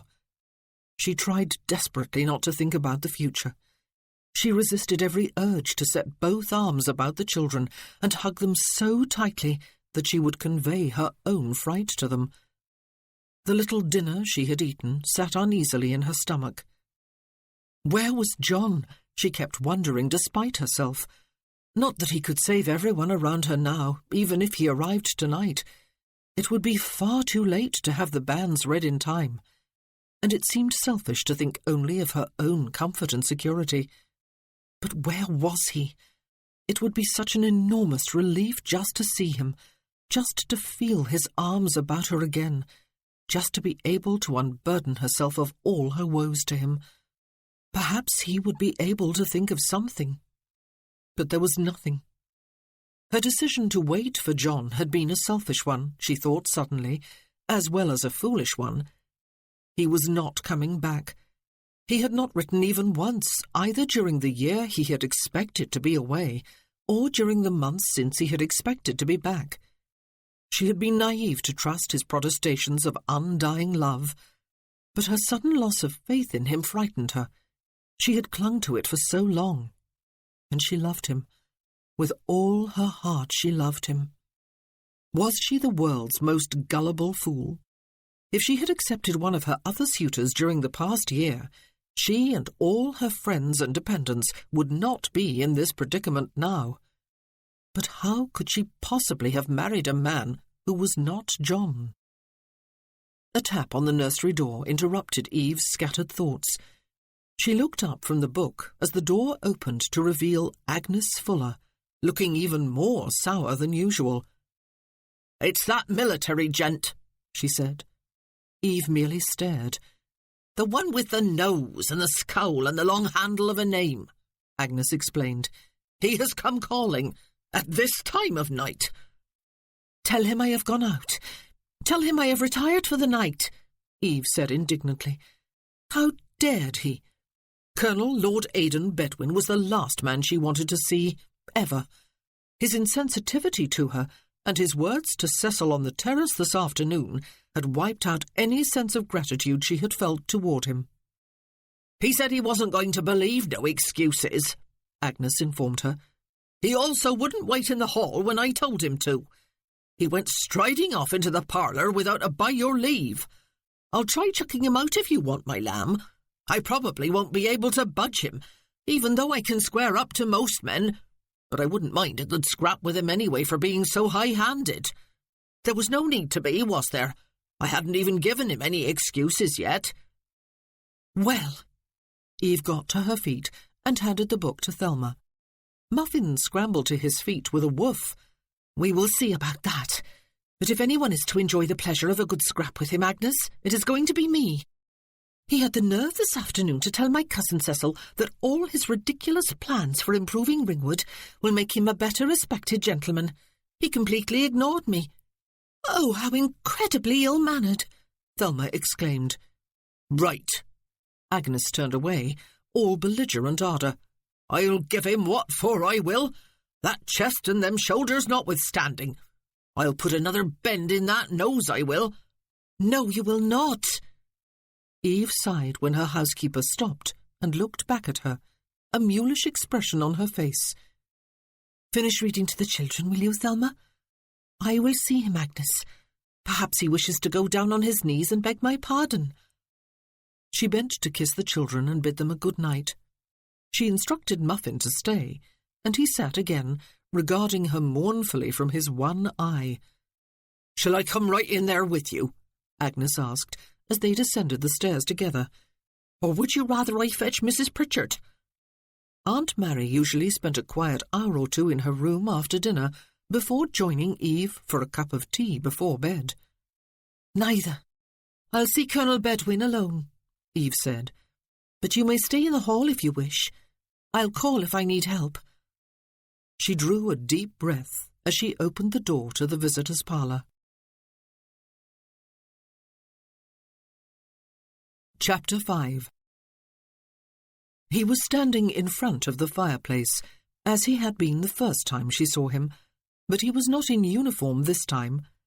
He still looked almost as large and menacing, though. He had taken the liberty of lighting the candles in the branch on the mantel, it being almost dark outside. "Colonel Bedwin," Eve said briskly, closing the door behind her. She made no attempt to smile or be gracious. "What may I do for you?" "You withheld the truth from me," he said. "In effect, if not in strict fact. Your father did leave Ringwood to you, but only under conditions with which you have not complied. You are about to lose everything. In 4 days' time, in fact." For a moment, she was so furious that all she could do was curl her hands into fists at her sides. Was this what aristocratic privilege did to a man? It made him believe it gave him the right to come where he had not been invited, to pry into her private business, to speak thus boldly and abruptly to her. "This is what you have come for?" she asked. "To accuse me of lying? You are impertinent, Colonel Bedwin. You may leave my house immediately. Good night." Her heart thumped uncomfortably as she stood away from the door. She was not one to lose her temper easily. She rarely spoke in anger. "You might as well enjoy issuing such an order now," he said, not moving. "It will not be in your power to do so for much longer, will it?" "Perhaps," she said, "when you come visiting next year, or the year after to admire the marble portico and the paved treeless driveway, you will say something equally impertinent to Cecil, and he will have the satisfaction of ordering you off the property instead of me. But tonight I am still mistress here. Get out." She felt rather like a mouse, trying to impose her will on an elephant. "He is a prize ass, is he not?" he said. She was not quite certain she had heard him correctly. She looked into his dark eyes, but they had not changed expression. "How else but by allowing him to fawn over me was I to learn the truth about you?" he asked. She frowned. "The truth about me is none of your business," she said. "I beg to disagree with you, ma'am," he told her. "Your safety and security and happiness were your brother's business. He passed that responsibility on to me at his death. That is what he meant quite clearly when he had me promise to protect you. He knew what his death would mean to you.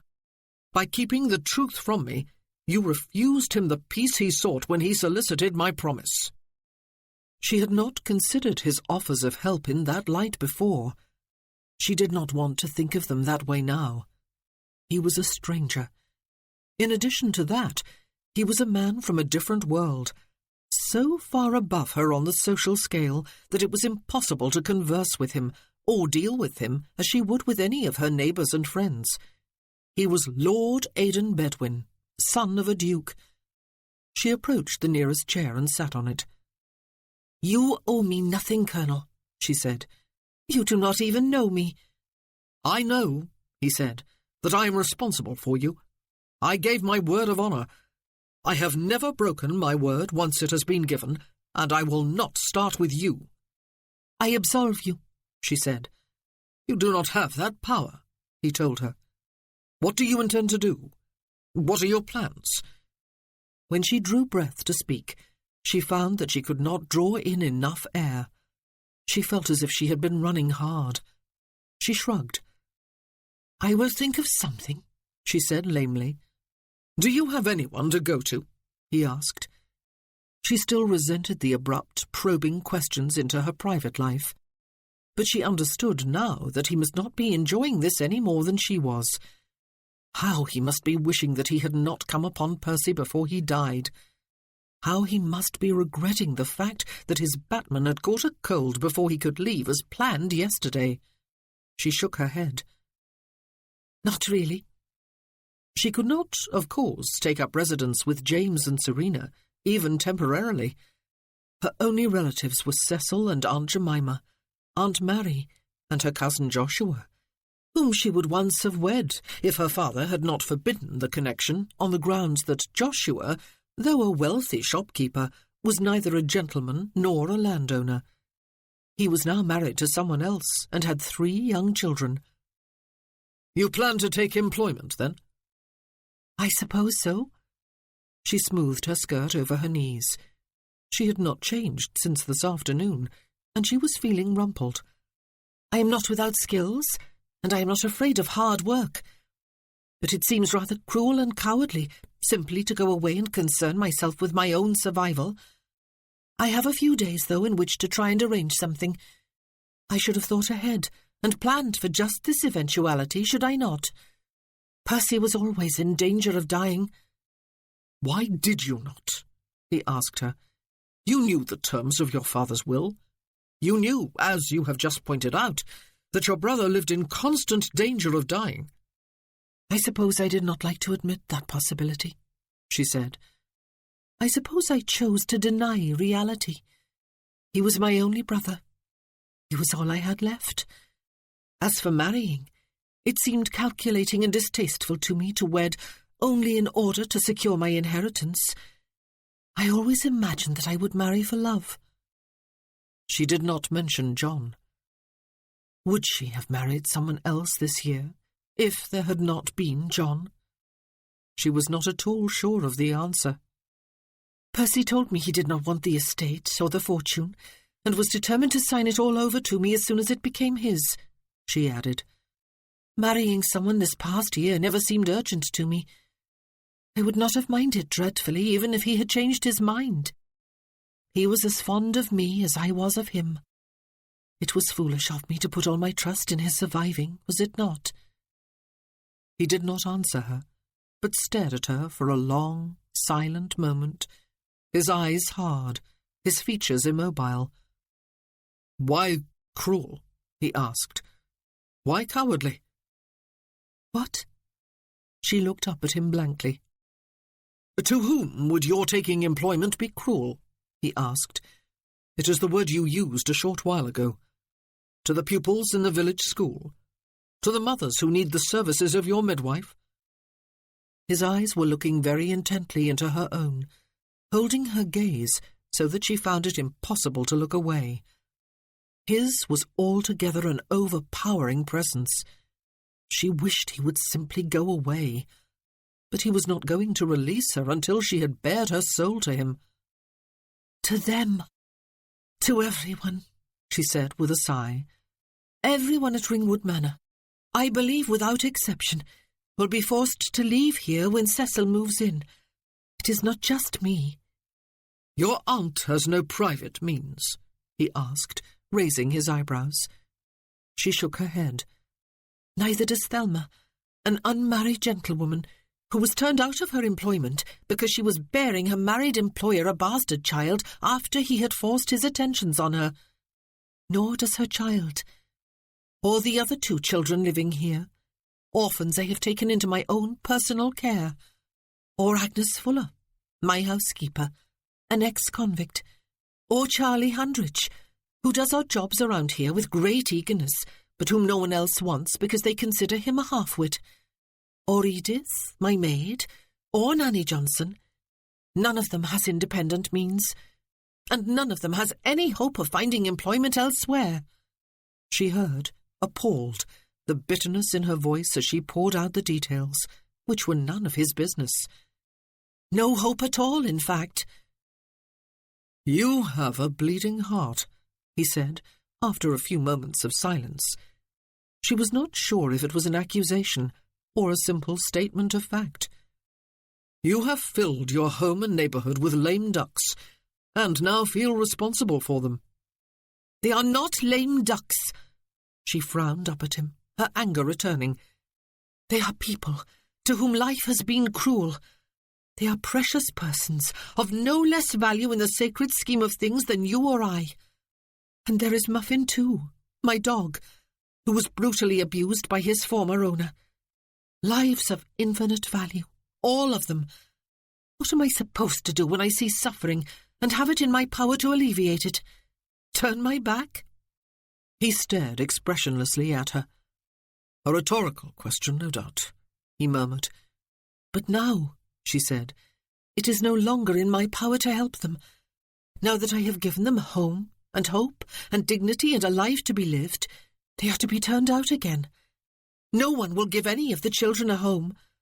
They will end up in an orphanage, if they are so fortunate, and no one will employ any of the adults, not even my neighbours, though I will go to each of them in turn tomorrow and beg them to do just that. These precious friends of mine will become vagrants and beggars and perhaps worse, and society will declare that it expected that all along. It will pat itself on the back for being so much more perceptive than I." He stared at her, still without expression. He was as granite-hearted as he looked, she suspected. Both his social rank and his military experience would have contributed to that. But what did it matter? He owed her nothing, not even sympathy, despite what he believed he owed Percy. "I do beg your pardon," she said. "This is all sentimental drivel to you, no doubt. You will tell me, as others have before you, that I am not my brother's keeper, or my sister's either. Even they say it themselves. But I am, you see. My father was one of the poor until marrying my mother made him into a fabulously wealthy man. He was a coal miner and married the owner's daughter. Did you know that, Colonel? I am not even close to being a lady by birth, you see, though I have been raised and educated as one. How can I not give back some of what I have done nothing to earn or deserve?" "A thoroughly bourgeois attitude," he said, "though perhaps I do the bourgeoisie an injustice.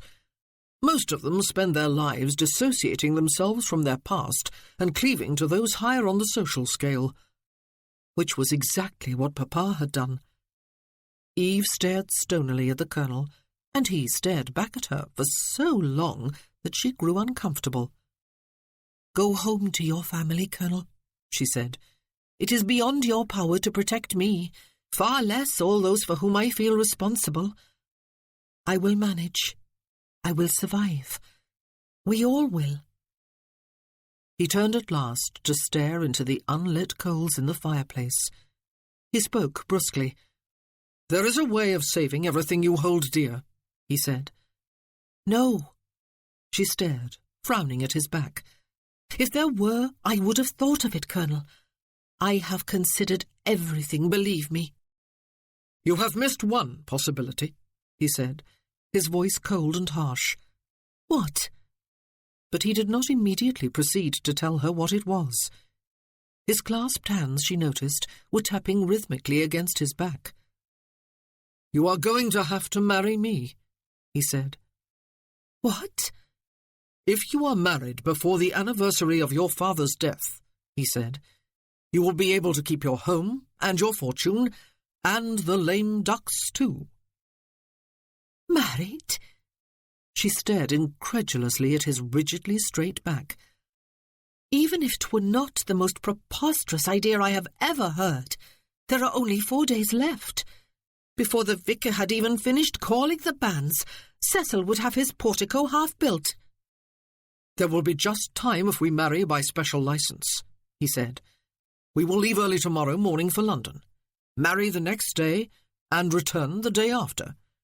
You will be back here in time to thumb your nose at your cousin when he arrives to take possession. That, at least, will afford me some satisfaction." He was serious, she realized.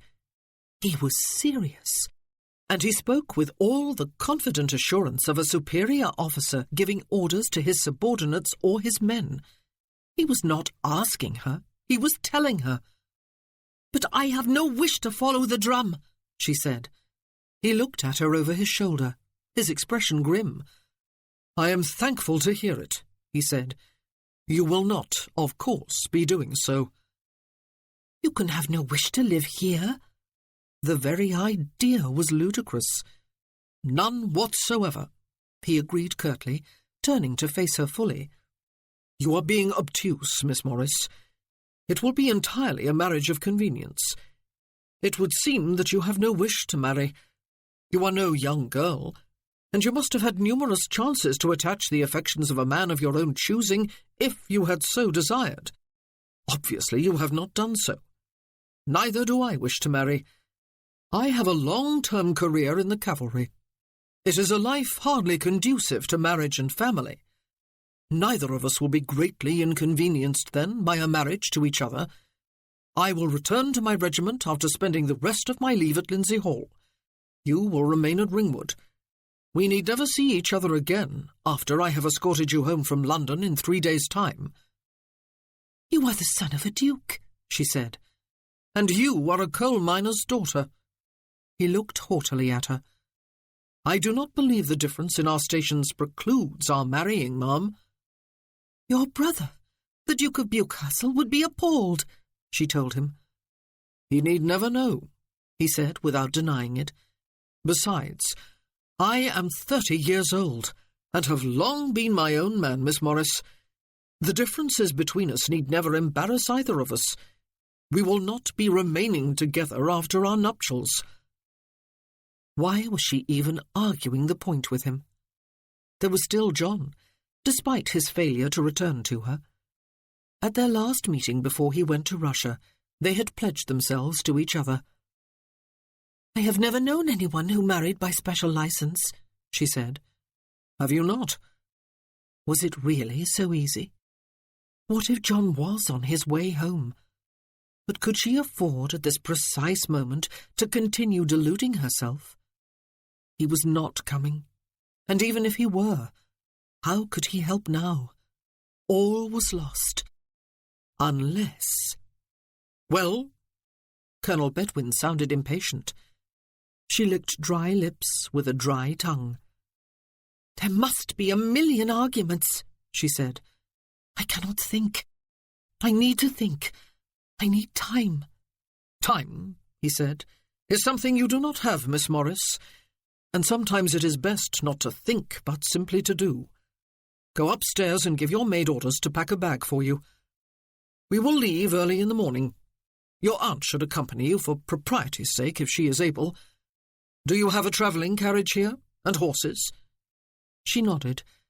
There was the old carriage that had been such a symbol of wealth and status to her father. "I will call in at the stables before I return to Heybridge, then," he said, "and give directions about the morning. I will not keep you any longer.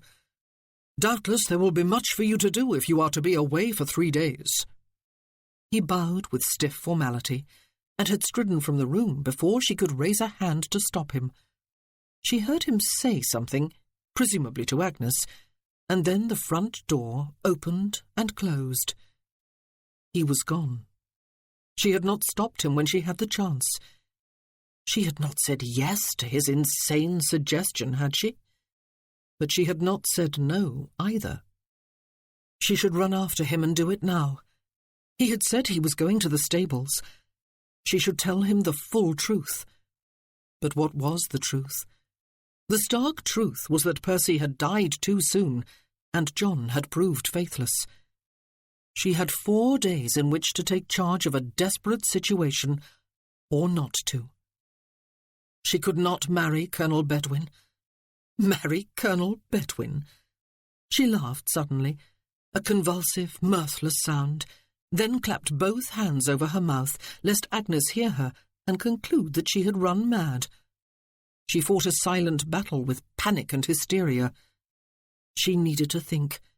She needed time, but she could not seem to do the former, and she did not have any of the latter, as he had so bluntly pointed out. She got to her feet and began to pace back and forth across the room. When Aidan rode up the driveway to Ringwood Manor early the following morning, William Andrews, a discreet distance behind him, he could see that an ancient and hideously ornate travelling carriage was drawn up to the front doors. She had not countermanded his orders after he had left then. She was going to go through with this. If there was still any doubt left, it fled after he had ridden onto the terrace and could see around the carriage to the front doors. They stood open. His approach must have been noted. Miss Morris, dressed for travel, in grey as usual, was on her way down the steps, drawing on a pair of black gloves as she came. The scruffy dog bobbed along at her heels. She looked as pale as a ghost. Her aunt, assisted by a thin young maid, came down behind her. In the doorway stood the housekeeper, her hands planted on her ample hips as if she were itching to quarrel with someone, and the young governess who had an illegitimate child. They all looked as if they were about to attend another funeral today. Well, he thought grimly as he dismounted, he felt a little that way himself. A plump young lad loped up to hold his horse's head. Aidan guessed from his genial, rather vacant expression that he must be the servant whose mind did not move too swiftly. "You are ready?" Aidan asked unnecessarily, after nodding a curt good morning to the ladies. He had not admitted to himself, until this moment, how much he had hoped she would change her mind. Not that there would have been any changing of mind to do. She had given him no definite answer last evening. Yes. All she spoke was the single word. "Allow me, Mum." He held out a hand to help Mrs. Pritchard into the carriage.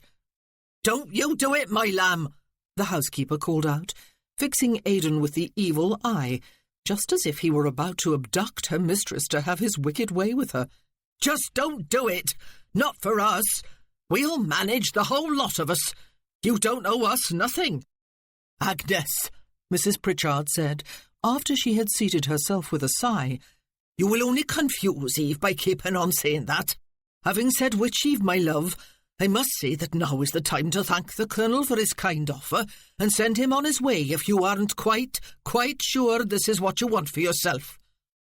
Aidan tapped his riding crop impatiently against his boot. One thing from which he cringed more than anything else was emotional drama, especially that of the female variety. The governess was looking stricken. The maid was sniffling. "But of course it is what I want," Miss Morris said to them all, so falsely cheerful that she would have been booed off any stage. "Aunt Mary and I will be back the day after tomorrow, and all will go on as before. Nothing will be any different, except that Cecil will not be able to come here ever again to threaten our peace. Remember, not a word to anyone until we return. Muffin, stay." Aidan watched with disapproval as she bent to pat the dog's head, instead of insisting upon instant obedience.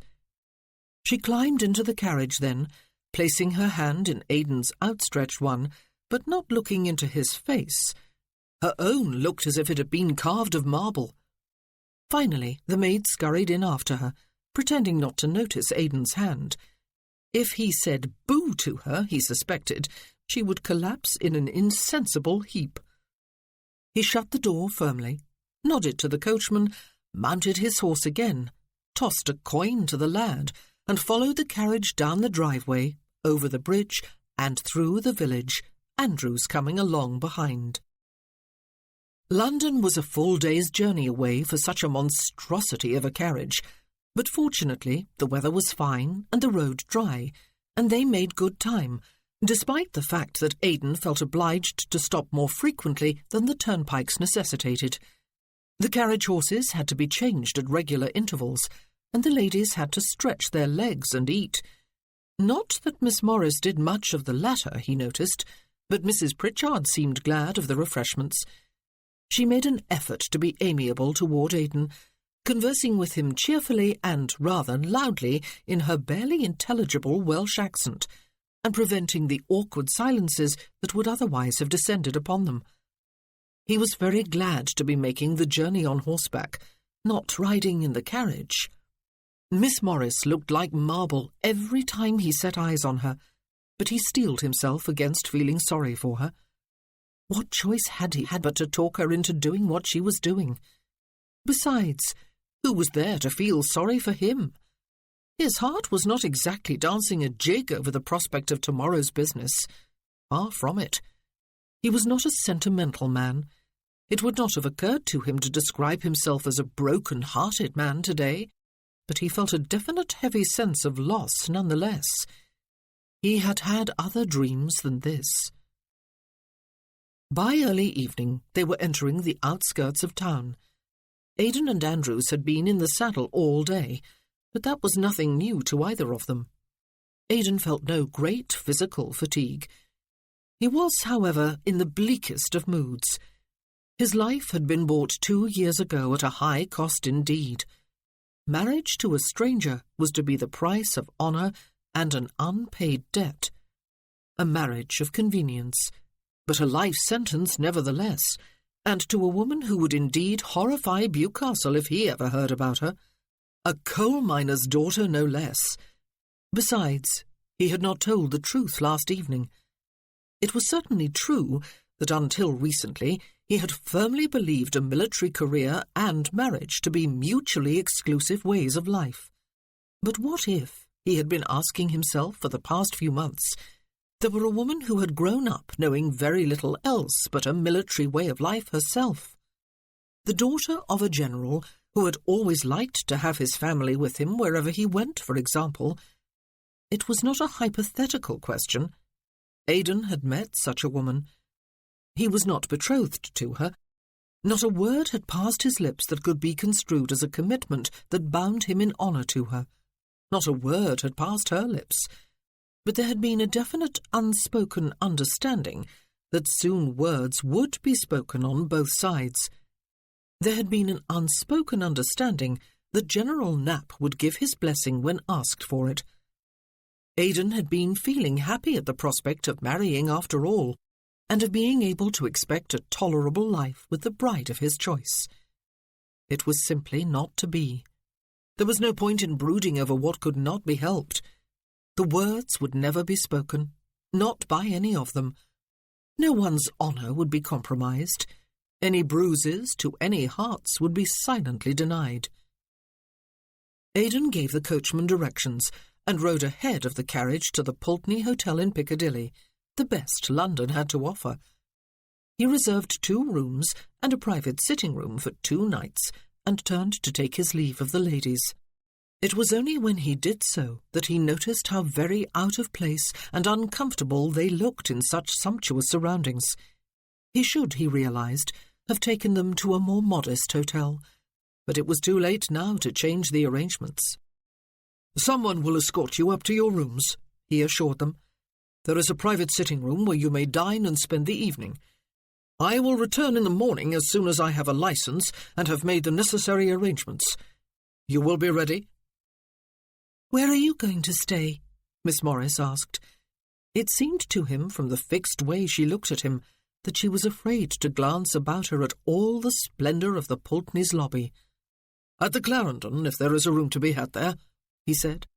"It would not be proper for me to stay here on the eve of our wedding." She nodded. "We will be ready," she said. Where, Aidan wondered, as he strode from the hotel, was the best place in which to get thoroughly foxed. The possibilities were clearly legion. He was in London, after all. But did he want to face tomorrow with a thick head? Did he want to face tomorrow at all? He just simply had no choice, had he?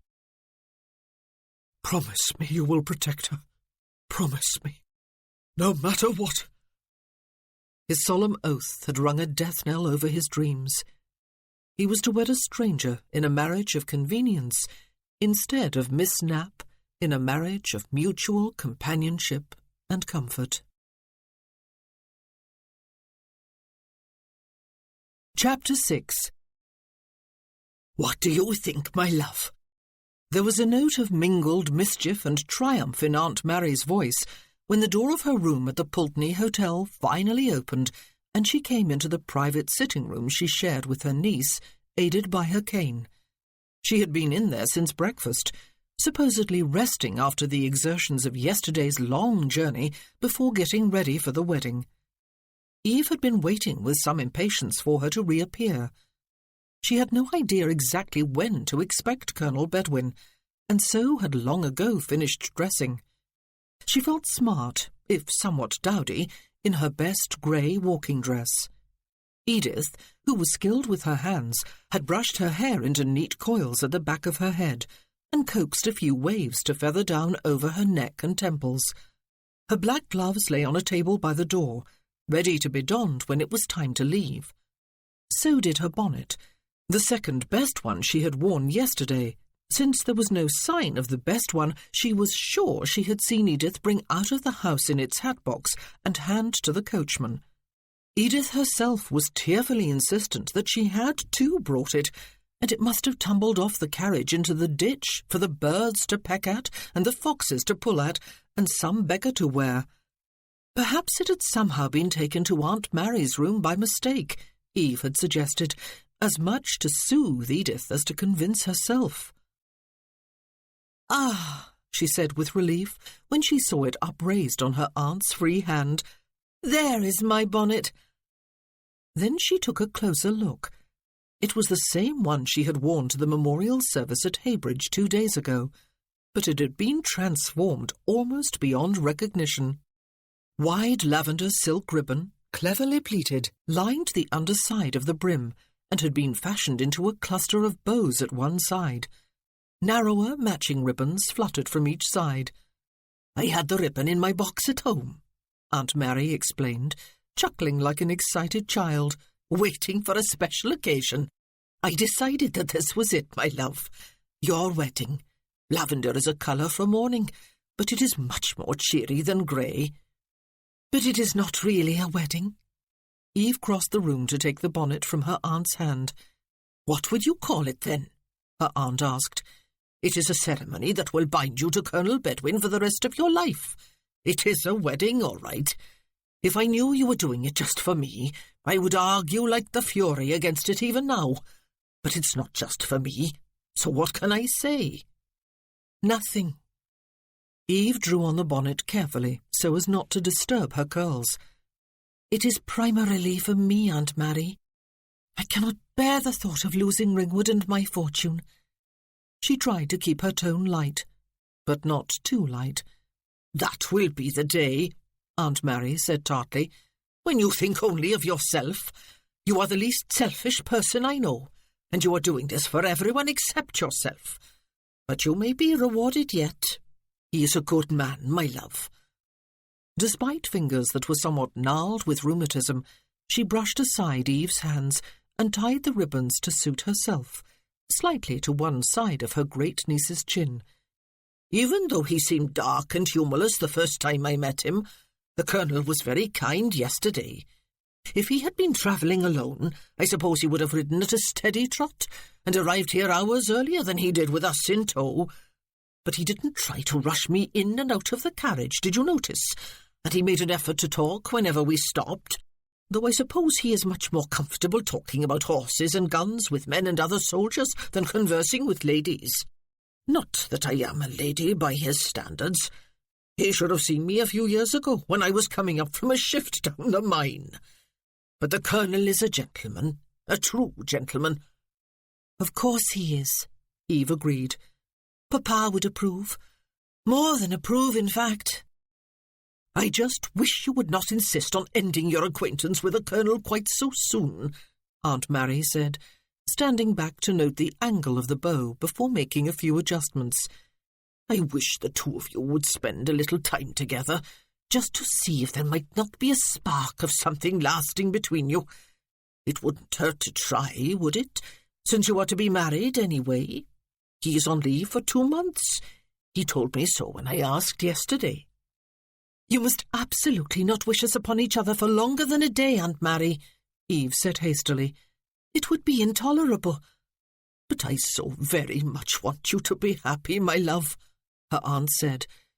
"You give yourself generously to everyone except yourself.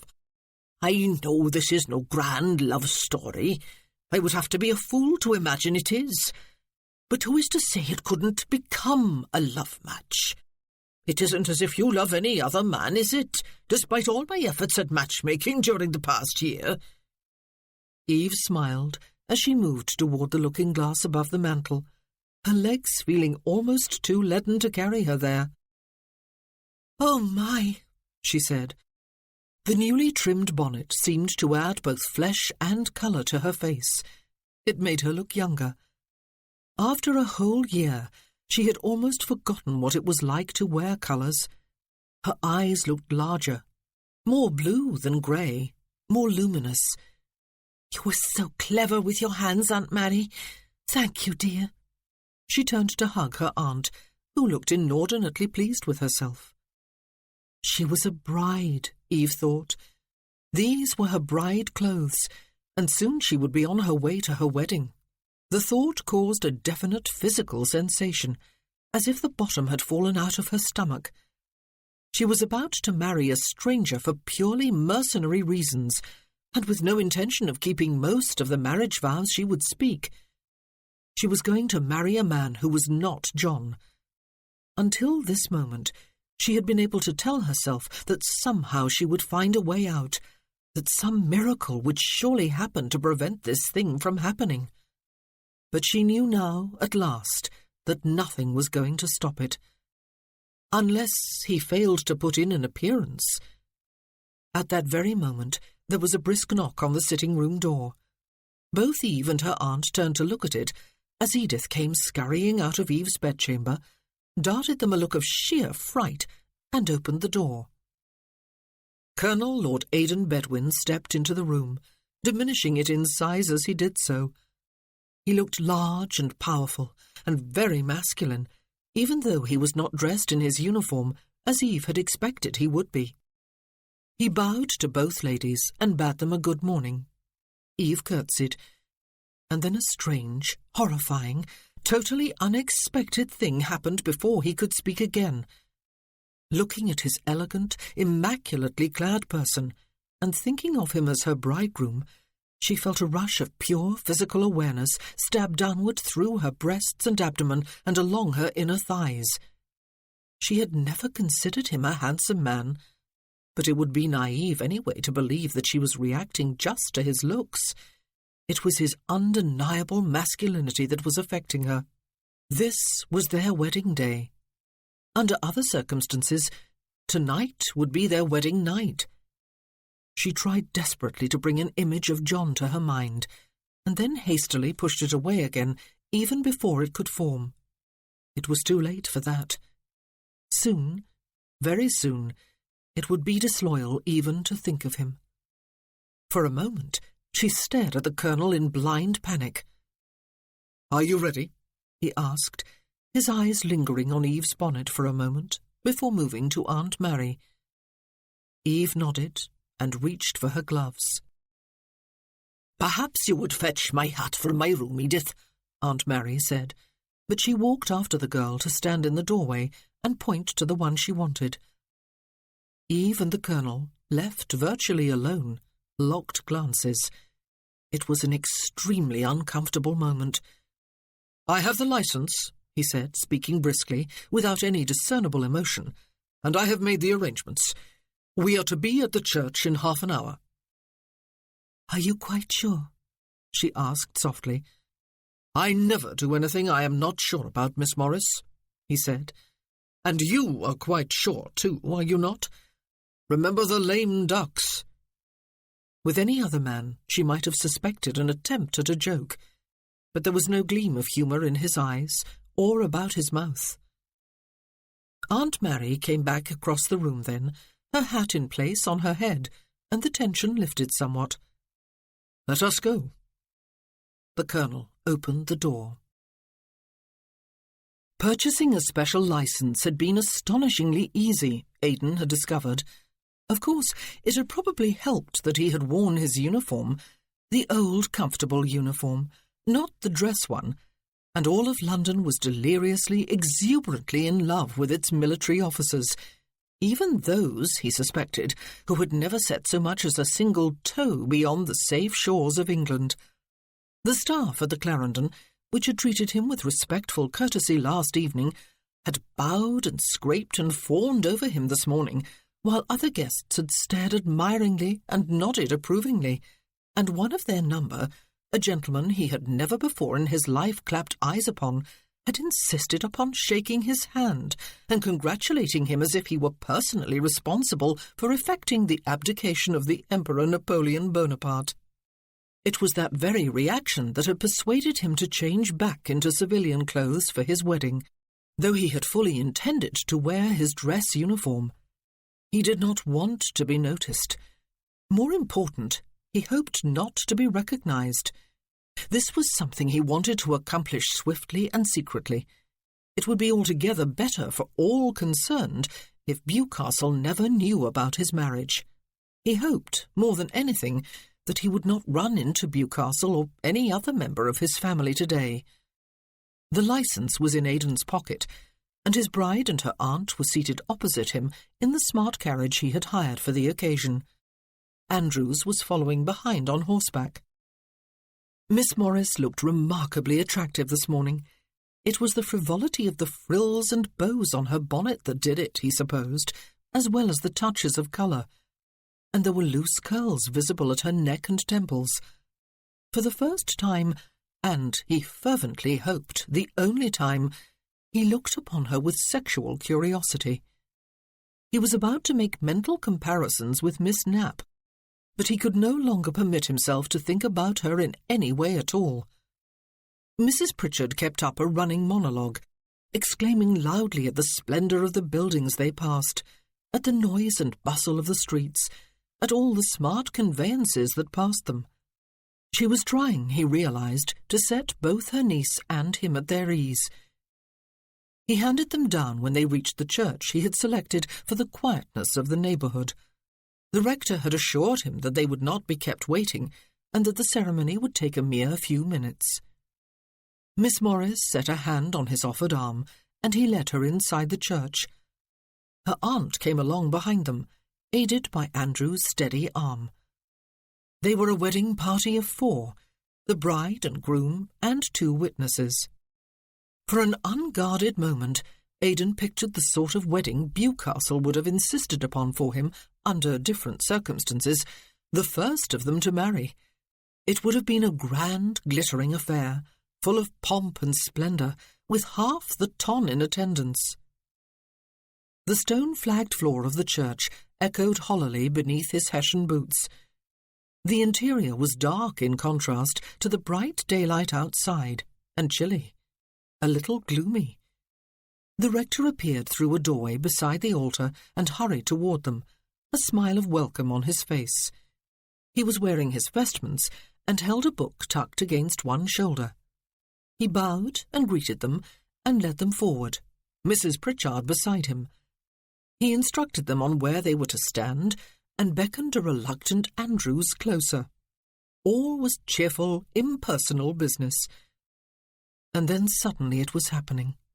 It had started. The nuptial service. "Dearly beloved," the rector began, "we are gathered together here in the sight of God." He spoke with all the sonorous solemnity of a clergyman addressing hundreds. Just a few minutes later, he was concluding in the same manner.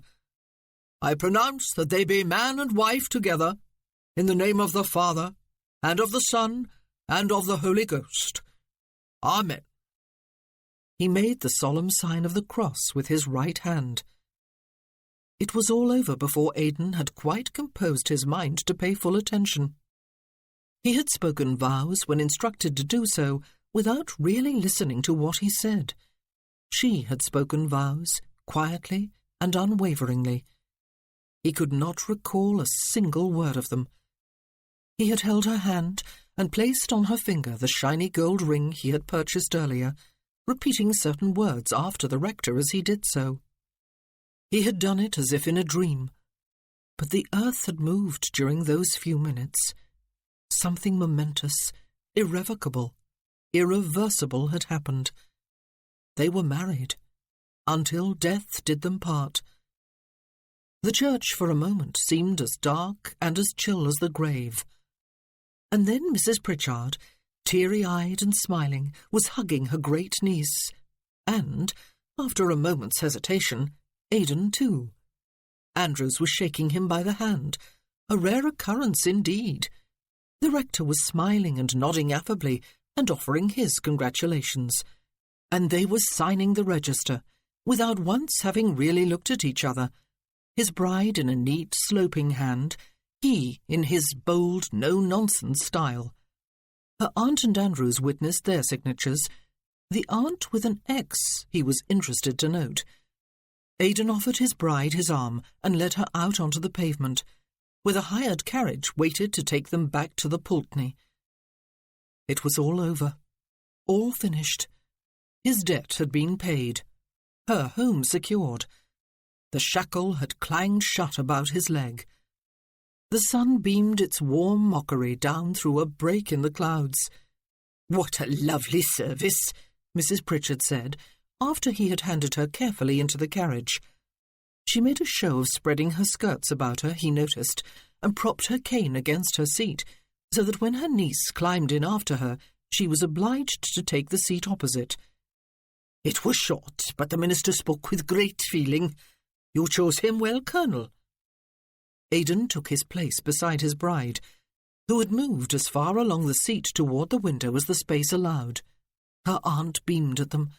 "What a handsome couple you make," she said. "Aunt Mary," Miss Morris said with quiet reproach. Aidan realized with an unpleasant jolt of awareness that his bride was no longer Miss Morris. She had just taken his name. "You are probably both ready for a meal," he said curtly. "I have given instructions for the carriage to return to the Pulteney. It is too late to start back for Ringwood today. I will show you both something of London this afternoon, if you wish." It was not something he had planned, but it had suddenly struck him that it would appear boorish to abandon them at the Pulteney for a whole afternoon and evening when they were both strangers to town. There was, of course, the chance that he would be seen and recognised, and he would prefer that not to happen, but it did not matter quite as much as it had this morning. Besides, no one seeing them, unless he had the misfortune to come face to face with a brother or sister, need know that the younger of his two companions was his wife. "That would be delightful if it would be no trouble to you," his bride said, sounding genuinely pleased. "I would love to see the Tower, and St. James's Palace, and Hyde Park, or anywhere else you would recommend. Wouldn't you, Aunt Mary? We are in London." "The weather is ideal for sightseeing," he said briskly. "I must say I am quite worn out with all the excitement," Mrs. Pritchard said, "and there is another long journey to be faced tomorrow. I really must rest quietly at the hotel this afternoon, and such a splendid room and such a comfortable bed are not to be wasted. But that mustn't stop the two of you from going out." "Aunt Mary," her niece began.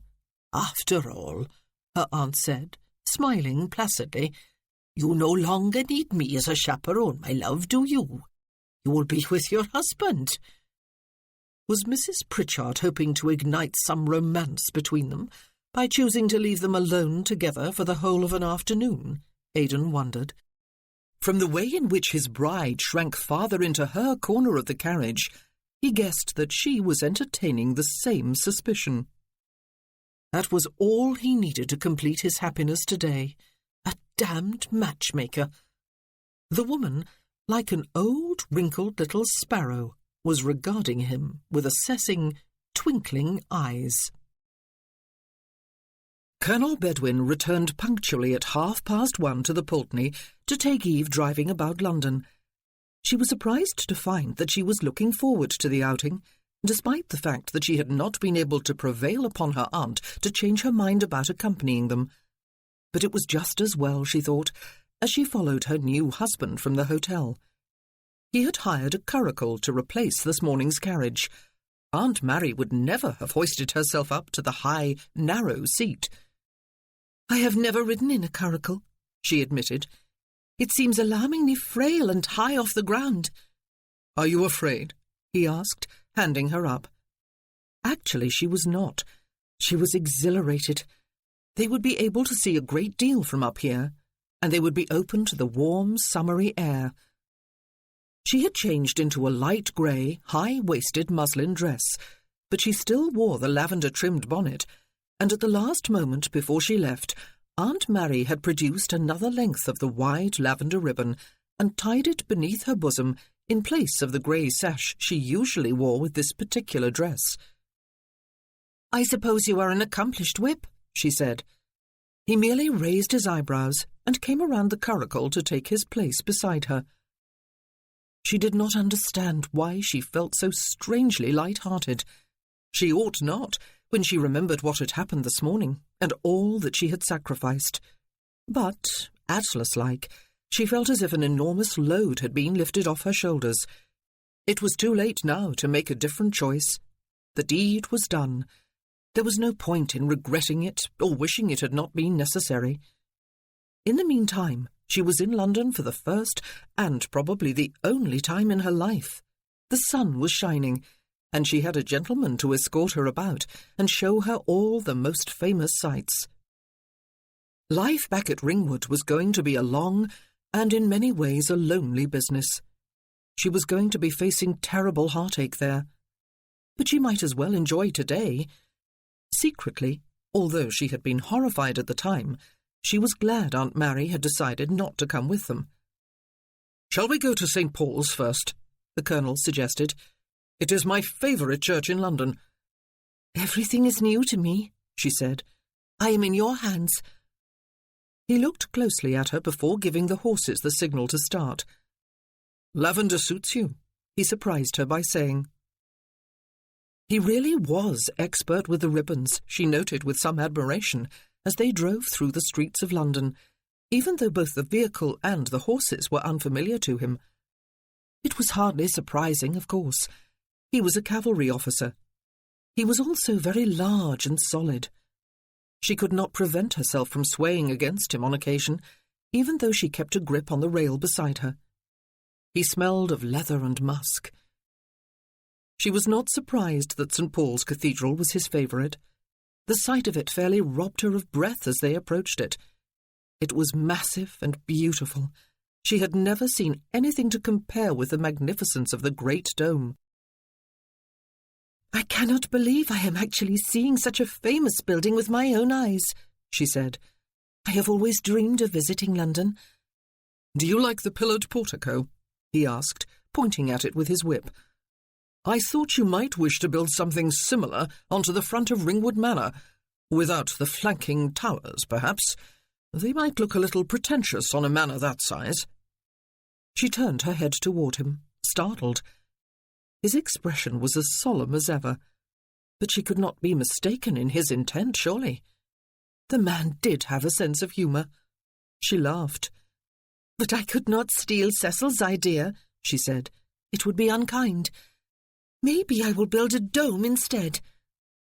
He glanced at her sidelong. Not even the suggestion of a smile softening his harsh features. Had she made a mistake? No, she did not believe so. "Shall we go inside?" he suggested. He pointed upward. "It is possible to climb up to the highest gallery to inspect the dome from close to, both inside and out. But I must warn you that if memory serves me right, there are 534 steps, only the first 250 or so of which are easy to climb." "Oh, do let us go up by all means," she said gaily. "There must be a splendid view from up there." There was, though for several minutes after they stepped out onto the outer gallery, which circled the base of the dome, she was in no condition to enjoy it. She was severely winded, and not a little alarmed by the difficulty and darkness of most of the climb. But she had refused to stop halfway up, as every instinct had screamed at her to do, and beg him to take her back down. She dared not think about the descent, always more frightening than going up. "Oh, goodness me!" she exclaimed breathlessly. "We must be able to see for miles." "For a minute," he said. I was not sure you were going to survive."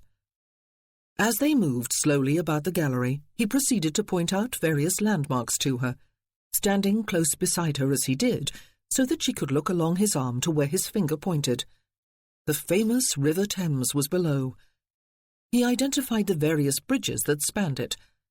All the boats and ships on its surface, representing the busy commerce of a nation, looked like so many toys. He indicated the Tower of London, Westminster Abbey, several other churches, their elegant spires almost dwarfed by the height of St. Paul's Dome, and numerous other buildings of note. Beyond it all, on both sides of the river, she could see open countryside. The wind, no stronger than a breeze on the ground, whipped at them from the direction of the river. He lifted his free arm to hold his hat more firmly on his head. "I have never felt more exhilarated in my life," she said, and realized that she spoke the simple truth. This tall, powerful man beside her was her husband of a few hours. This was their wedding day. For a few moments, she allowed herself to wonder how she would be feeling now if it were a real marriage, if they had wed each other for any of the more usual reasons. Again, she felt that frisson of physical awareness.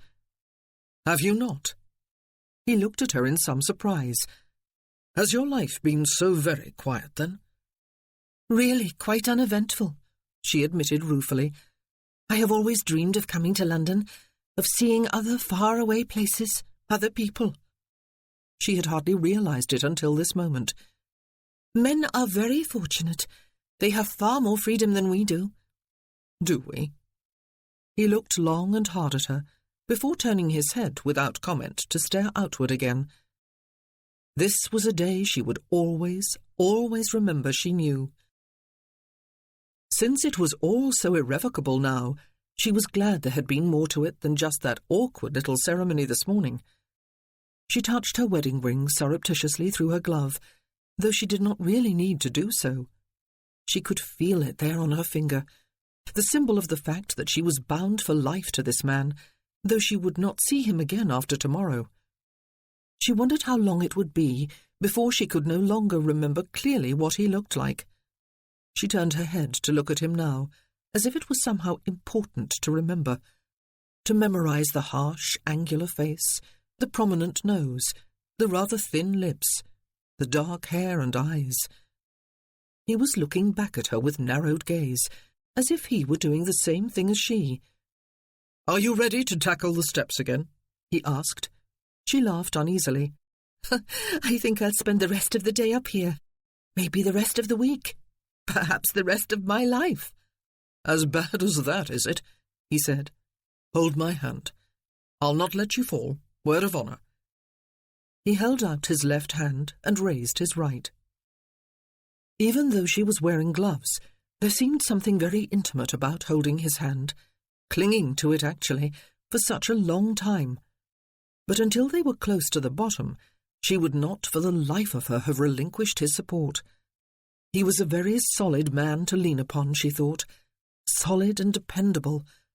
For a long time she had prided herself upon her ability to stand alone, to depend upon no one but herself. Almost everyone who was closest to her now depended upon her. He took her next to Westminster Abbey, which she did not like quite as well as St. Paul's, though she found the sense of history there almost overwhelming.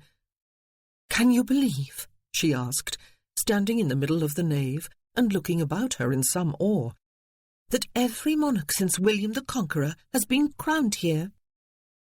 "Except for Edward V," he said, "and most of them are buried here too. I took ghoulish pleasure in that fact the first time I came here as a boy." "Did you come to London often?" she asked. "Not really." He led the way onward toward the altar. "Our parents always preferred to keep us at Lindsay Hall. We liked it better there too. We were a wild lot. Still are, I suppose." "Are you older or younger than your brothers and sisters?" she asked. She knew almost nothing about him, she realized, yet he was her husband. "I am second to Bewcastle," he explained. "Then there are Ranulph, Freya, Helene, and Morgan. Our mother was a voracious reader, especially of history. She chose our rather outlandish names. "Are you a close family?" she asked. He shrugged. "I have not even been home for 3 years," he said. "I quarrelled with Bewcastle on that occasion, and left sooner than I had intended. But that was nothing new." His manner was not encouraging, and he offered no further information. Eve returned her attention to the Abbey. How odd, she thought, to be married to a stranger, and to a man who would remain forever a stranger. He drove her past St. James's Palace and past Carlton House, where the Prince of Wales lived.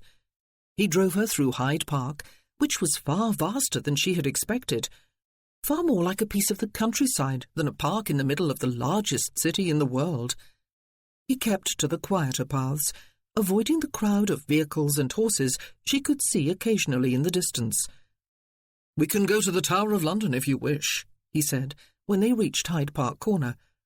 "There is a menagerie there that you may enjoy seeing, since you seem to be fond of animals. Or we can go for ices." "I am not sure I would like to see animals caged up," she said. "I would want to set them all free." "The citizens of London would be thrilled at the prospect of encountering a lion or tiger around every corner," he said. "Your heart is bleeding again." She laughed. "Ices," she said, just realizing the other option he had offered. "I have heard about them, but never thought to taste one. May we?" And so he took her to Gunter's, where she enjoyed the indescribable luxury of eating her very first ice. "Does London live up to your expectations?" he asked. "Oh, yes," she assured him. "I wish I had a week here." She flushed and bit her lip when she realized how like an eager, naive child she must sound. "I am also longing to be home again, of course." She had feared that they would spend the afternoon in near silence, awkward, even morose with each other. It had not been like that after all. He was not a talkative man, or an obviously amiable one, but he had a gentleman's manners, and did his part, as she did, in making sure that conversation flowed between them. "Is it possible," she asked when they had finished their ices, "to find a shop where I may purchase gifts for the children? It would be so exciting for them to have something from London." "For the orphans?" He raised his eyebrows and looked instantly haughty. "For Becky and Davy," she said. "My children. And for Benjamin, Thelma's son." She half expected him to say something like, "For the illegitimate brat." But he did not do so. He rose from his chair and drew hers back when she got to her feet. "We will go to Oxford Street," he said. "You will find plenty to spend your money on there." She found a brightly painted wooden spinning top for Benjamin, and a porcelain doll that looked very like a real baby for Becky. The Colonel, who had wandered away from Eve's side, in boredom she supposed, came back with 2 cricket bats, a ball and wickets. "The boy will probably like these," he said, "if he does not already have them." "No, he does not." She smiled at him. "Thank you. I had no idea what I would choose for him." "All boys enjoy cricket," he said. "Do they?" Had he? It was hard to picture him as a boy, playing, running, laughing, carefree. She paid for her purchases, which included lace handkerchiefs for Thelma and Aunt Mary, and Colonel Bedwin carried the parcels out of the shop and stowed them safely on the floor of the curricle before handing Eve up one last time. She was weary. Nevertheless, when the Pulteney Hotel finally came into sight and she realized that their afternoon out was over, she felt disappointment. So soon, she thought. Reality was going to set in soon enough, she knew, but she was not ready for it yet. "Will you dine with us?" she asked. "Thank you, but no," he said, offering no excuse. "I will return for you in the morning. We will make a timely start again." He escorted her into the lobby after directing a servant to carry her purchases upstairs for her, and was about to take his leave when a distinguished-looking old gentleman in military uniform stopped abruptly beside them and raised a quizzing glass to his eye. "Ah, Bedwin!" he said heartily. I thought that was you. In England for the victory celebrations, are you?" "General Norton," the colonel said. "How do you do, sir?" Eve took a step back, aware again that she was well out of her social milieu, but the general turned his quizzing glass on her and raised his eyebrows. Colonel Bedwin cupped her elbow with his right hand and drew her forward. "I have the honour of presenting my wife, sir," he said. "Your wife? Bless my soul! I did not know you were married, Bedwin," the general said. "How do you do, Lady Aidan? Enjoying a stay in London, are you?" "Indeed, yes," she said. "We have been sightseeing all afternoon." "Splendid, splendid. I will see the two of you at some of the celebrations." He nodded genially and went on his way. Eve was feeling rather stunned. Lady Aidan. Foolishly, that was the one thing she had not thought about since agreeing to this hasty marriage. She was no longer Eve Morris. She was Lady Aidan Bedwin. "Until tomorrow morning, then," her husband said, and with a curt bow he was gone. There was a terrible feeling of emptiness then. Like a child whose grand treat is over, she found herself gazing after him, and into an endlessly grey future. Chapter 7. Aidan was standing at a window of the drawing-room in Ringwood Manor, gazing out at greyness. For the first time since his return to England, the clouds were low and heavy, and rain threatened. He hoped to be well on his way to Hampshire before darkness fell, but the final leg of the journey from London had been a long one, and he had accepted the invitation to take some refreshments before resuming his journey. He lifted his teacup from its saucer and drained his tea. The ladies were sitting in a group behind him, his wife, Mrs. Pritchard, and the governess, who had been introduced to him as Miss Rice. It had seemed strange to him that the governess should be invited to join them for tea, but several things had struck him as strange about this household. The fact, for example, that all the servants and children had been gathered on the terrace as the carriage approached earlier, not in neat lines of silent, respectful welcome, but in a noisy cluster, all laughing and talking at once, and that infernal dog had barked its head off unrebuked.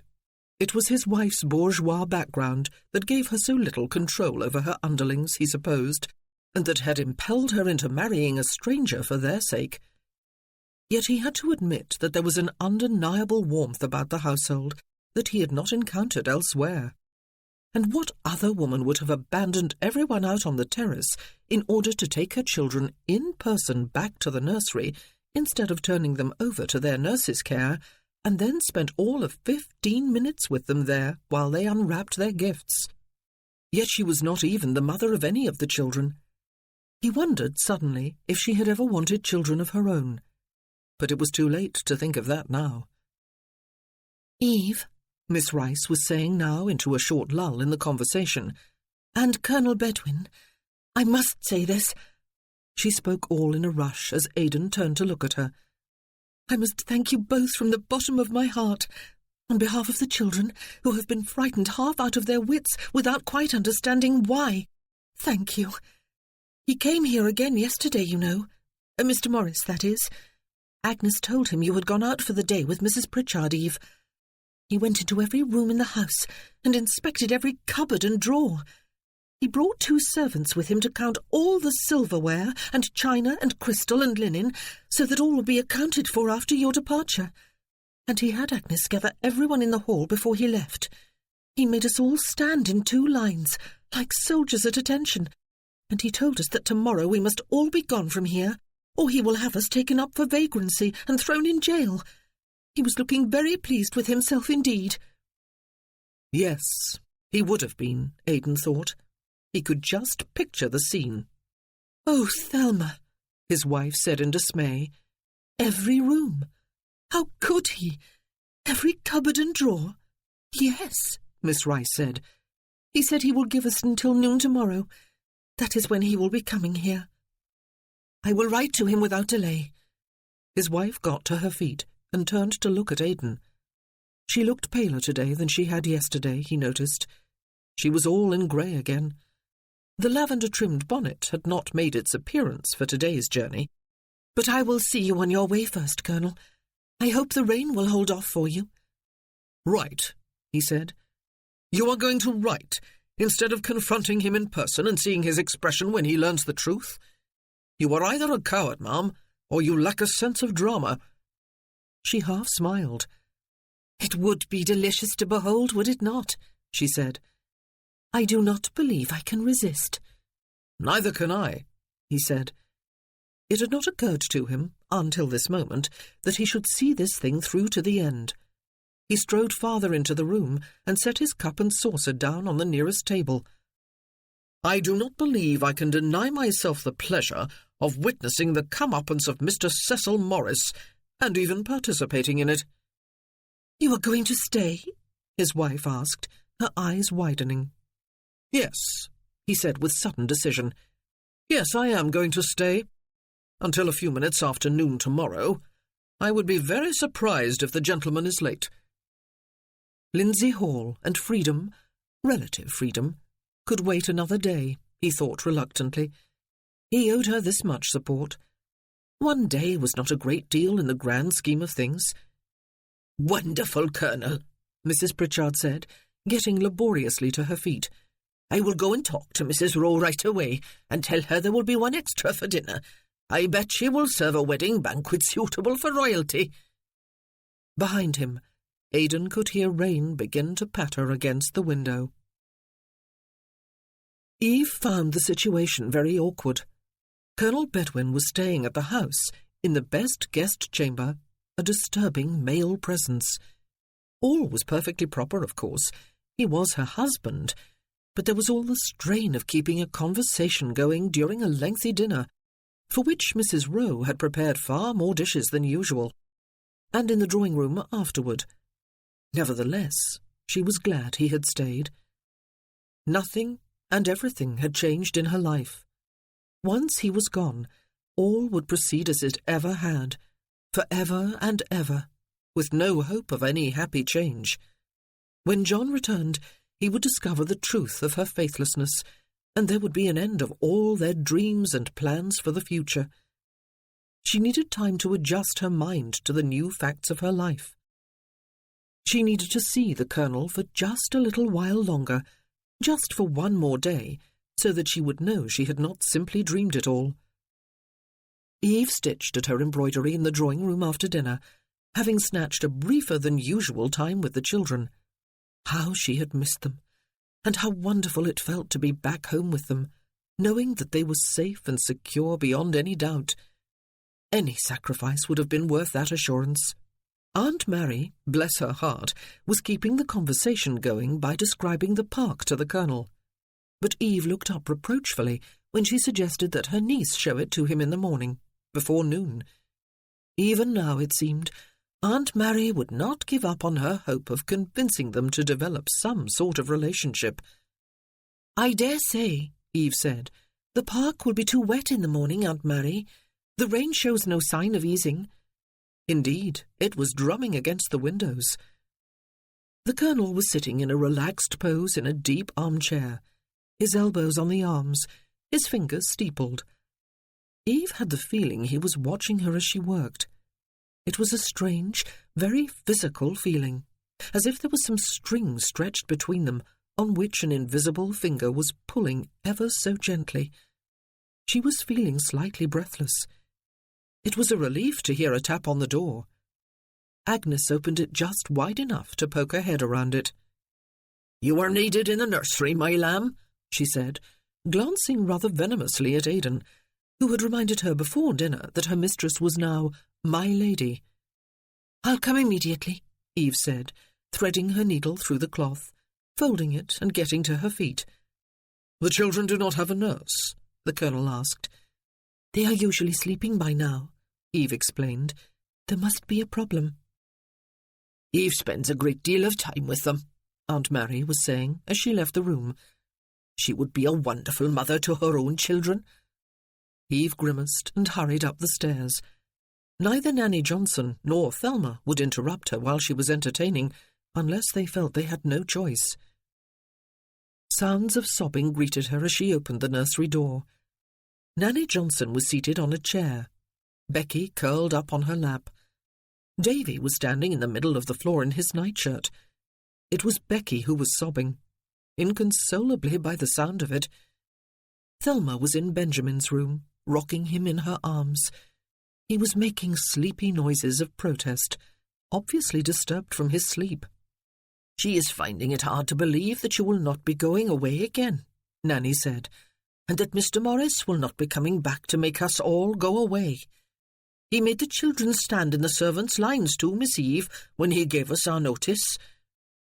Eve hurried across the room and scooped Becky up into her own arms. "Oh, my sweetheart," she said, her cheek against the top of the child's head. "I am not going anywhere. I went away only so that I could make all safe for you. And all is safe. Ringwood is mine, and this is where you will grow up, you and Davy.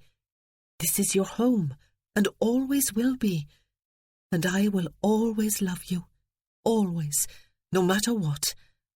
Come, let's sit down and I will show you something."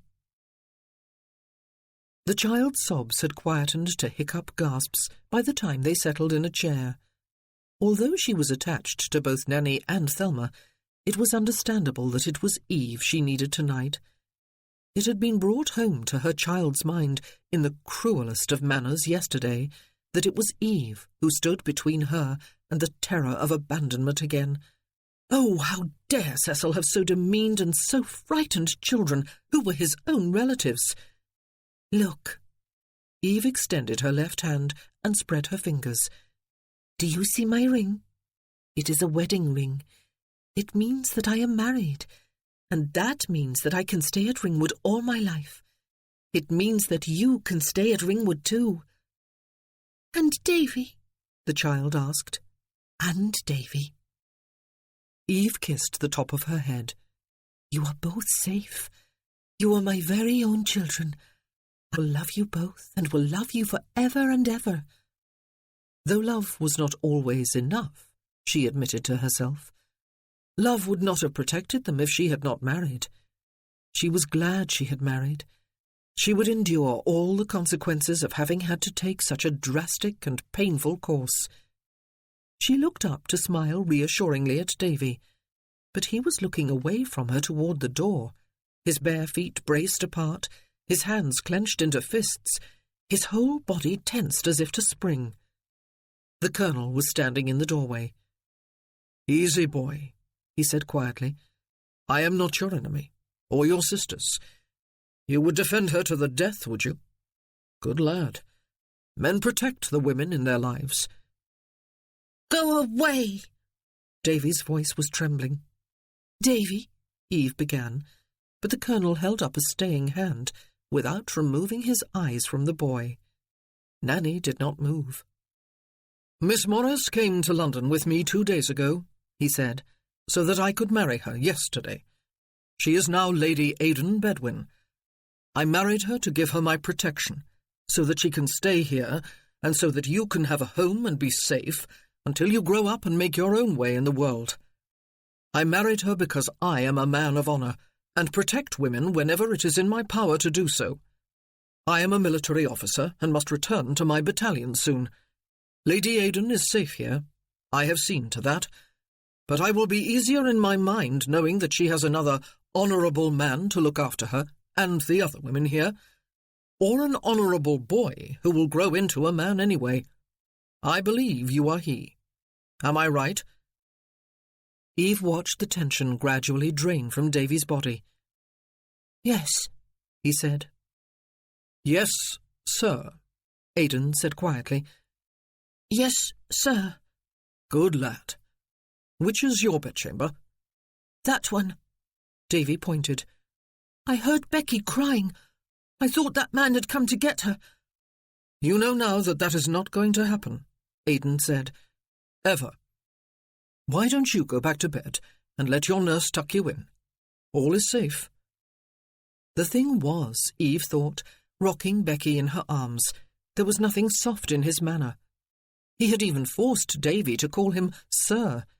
He had not smiled, or looked anything short of ferocious. But she felt she was having a rare glimpse into a man whose depths of character she had not even begun to uncover. And she never would do so. Tomorrow he would be gone, this stranger, her husband. His eyes met hers across the room and held her gaze. Neither spoke. They could not do so. Becky was falling asleep. Thelma was still rocking Benjamin, her back to the nursery, and Nanny was murmuring softly to Davy in his room. It was a moment in which something passed between them. Something intimate, almost tender, unexplainable, painful. Eve felt a soreness in her chest that felt very much like grief. After a few moments, he turned and left, and Eve set her head back against the chair and closed her eyes. She had not known it would feel like this, as if something really had happened yesterday, something that had deeply and irrevocably changed her life. When Aidan got out of bed the next morning, woken by the sound of Andrews bringing his shaving water into his dressing room, it was to the discovery that the rain was still falling in a fine drizzle. He hoped the roads would not be too muddy for travel in the afternoon, not that he was unaccustomed to riding through mud. He spent more than an hour after breakfast tramping alone in the outdoors. His wife had announced her intention of spending the morning in the nursery with the children. Mrs. Pritchard had taken the carriage into Heybridge. The park was very nicely planned indeed. There was a rose arbour to one side of the house, with a wilderness walk beyond it, wooded and hilly, and dotted with grottos and rustic seats, from all of which there was a pleasant prospect, or would be on a fine day. A flourishing vegetable and flower garden stretched the length of the back of the house. The lily pond he had seen before was picturesque.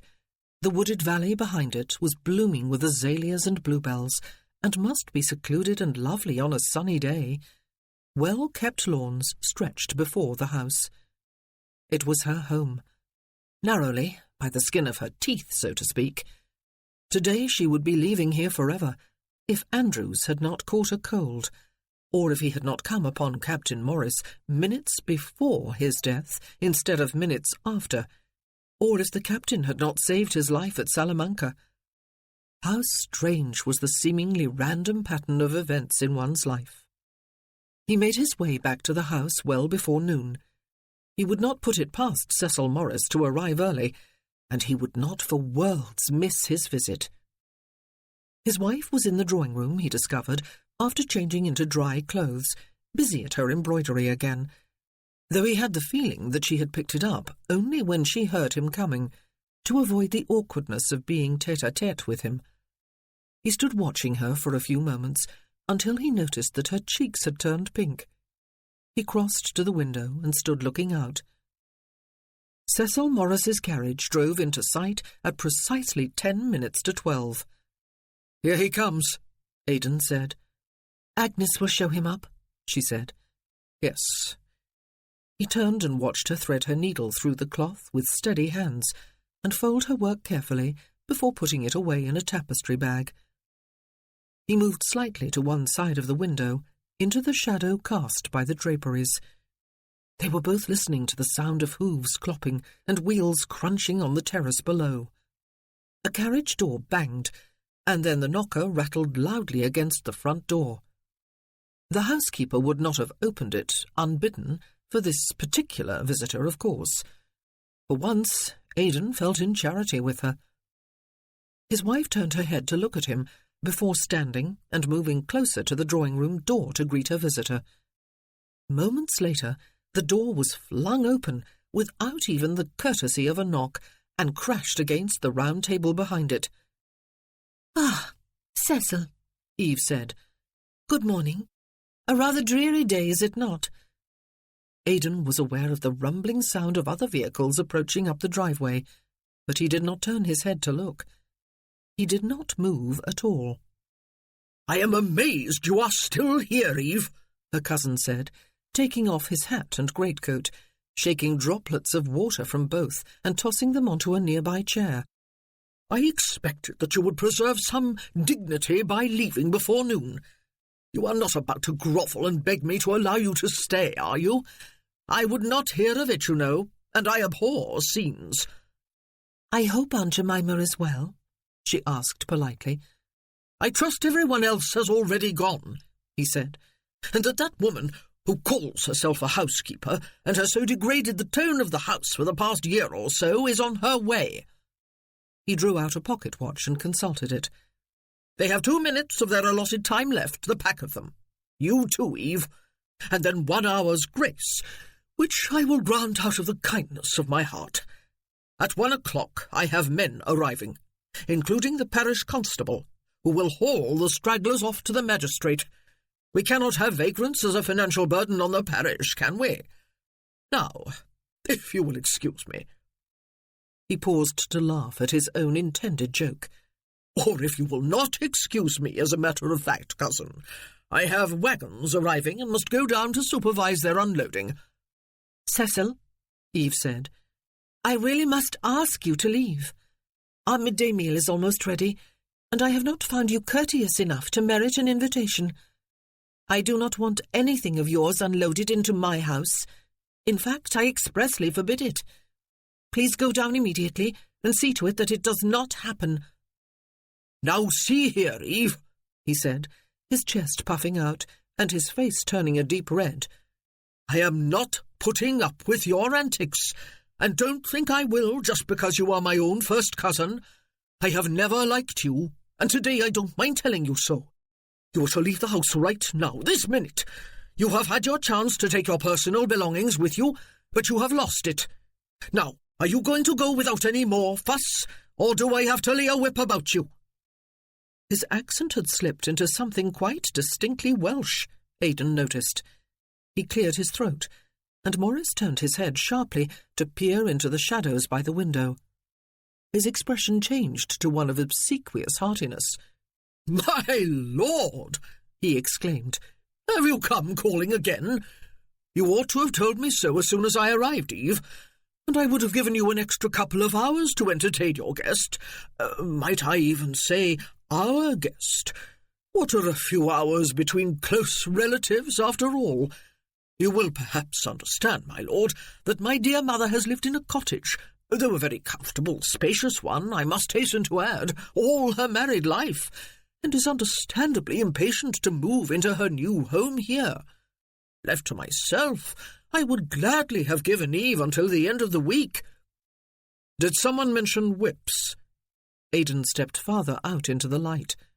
Morris laughed heartily. "A joke between cousins," he said. "Ah." Aidan took a few more leisurely steps forward until he was close enough for the other man to be fully aware of the significant difference in height between 6'1" and 5'4" or 5. "I have frequently been accused of lacking a sense of humour, and now I know it has not been without reason. I believed you were serious." Morris's laugh was a little more strained this time. "I am something of a killjoy too," Aidan said. "Even in fun, I simply could not allow you to, lay a whip about my wife." There was a brief, heavy pause. "Your wife?" Morris had gone slack-jawed. "My wife." Morris laughed once more with arch jocularity. "You are the dry one," he said with a broad wink. "You had me going there, my lord. Oh, sense of humour, eh? It is the driest one I ever heard, I will give you that. And when were the banns called? Huh? You forgot about those, did you?" "Miss Eve Morris," Aidan said coldly, half expecting a conspiratorial dig in the ribs with an elbow at any moment, "did me the honour of marrying me by special licence in London the day before yesterday. She is now Lady Aidan Bedwin of Ringwood Manor, and I believe I heard her a minute or two telling you to take yourself off." "Now, see here." "You can leave under your own power," Aidan said, "or I can assist you, but not with a whip, you may be relieved to understand. Only a coward and a bully threatens those who are weaker than himself with whips or other weapons when he possesses two perfectly serviceable hands. Before you go, though— Married? You have married Eve? Morris's face had turned a dangerous shade of purple.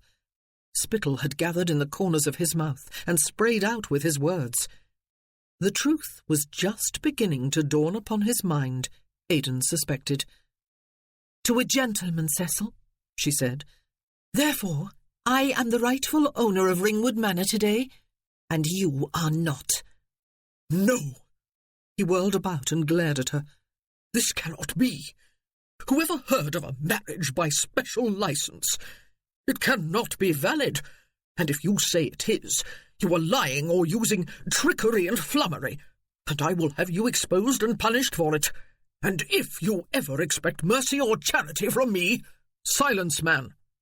Almost unconsciously, Aidan had adjusted both his tone and expression to those he used on men who were unwise enough to challenge his authority on the battlefield or parade ground.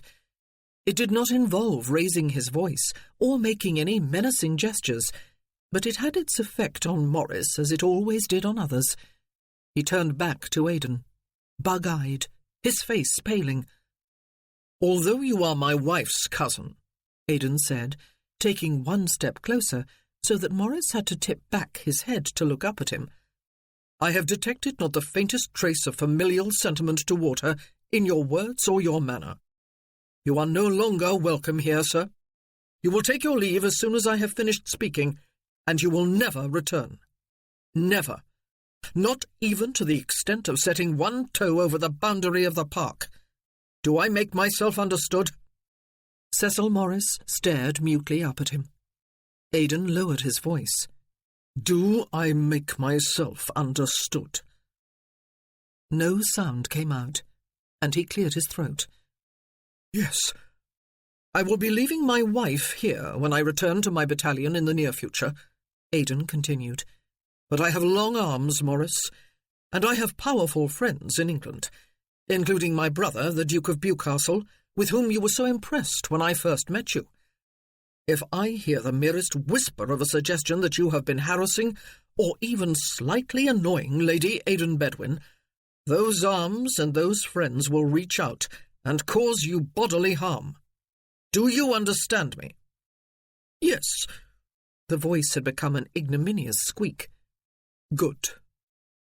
Aidan, his hands clasped at his back, continued to look down at the man for several seconds longer, having discovered prolonged silence to be an effective weapon in further weakening jelly-like knees in even the most recalcitrant of soldiers.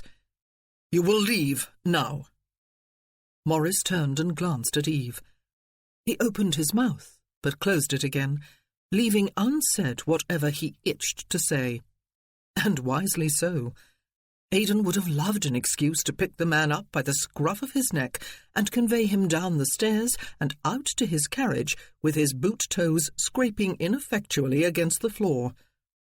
Morris stumbled toward the door, gathered up his coat and hat with ungainly haste when he thought Aidan was coming after him, and disappeared. Aidan closed the door and turned to his wife, his eyebrows raised. Her eyes were alight with merriment. "Oh," she said, "I am so glad you stayed. I would not have missed that for worlds. It was priceless. You were priceless." She came hurrying toward him as she spoke, both her hands outstretched. He took them in his own and squeezed them tightly. "I confess," he said, "that I rather enjoyed it myself." "Thank you," she cried, returning the pressure of his hands. "Thank you so very much for everything. You will never know how grateful I am." She was flushed and vivid and pretty again, as she had been in London 2 afternoons ago. She lifted her face to his, for what purpose he never afterward understood, and he bent toward her for no conceivable purpose at all. Somehow their mouths met and pressed together for a few timeless moments, until they both jerked back and dropped each other's hands as if they had just scalded each other. What the devil?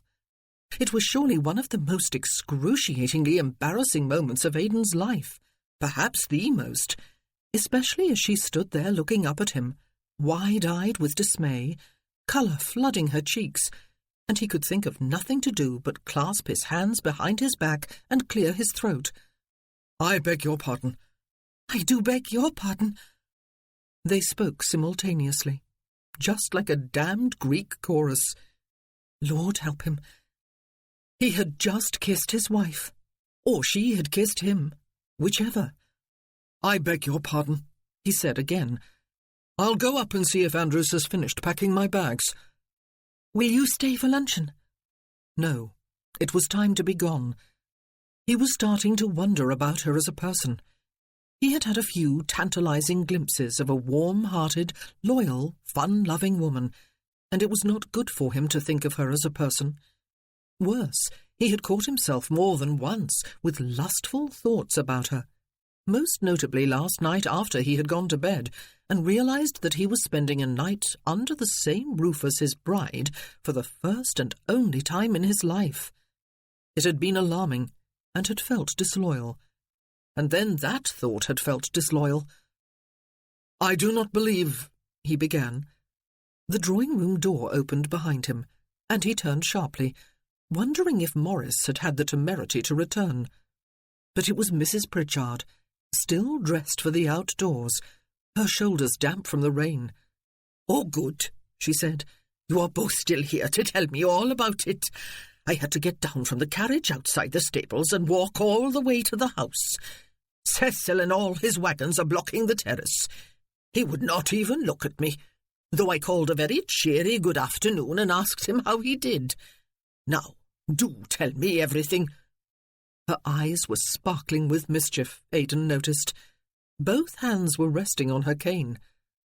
"Oh, Aunt Mary," Eve said, her hands clasped to her bosom.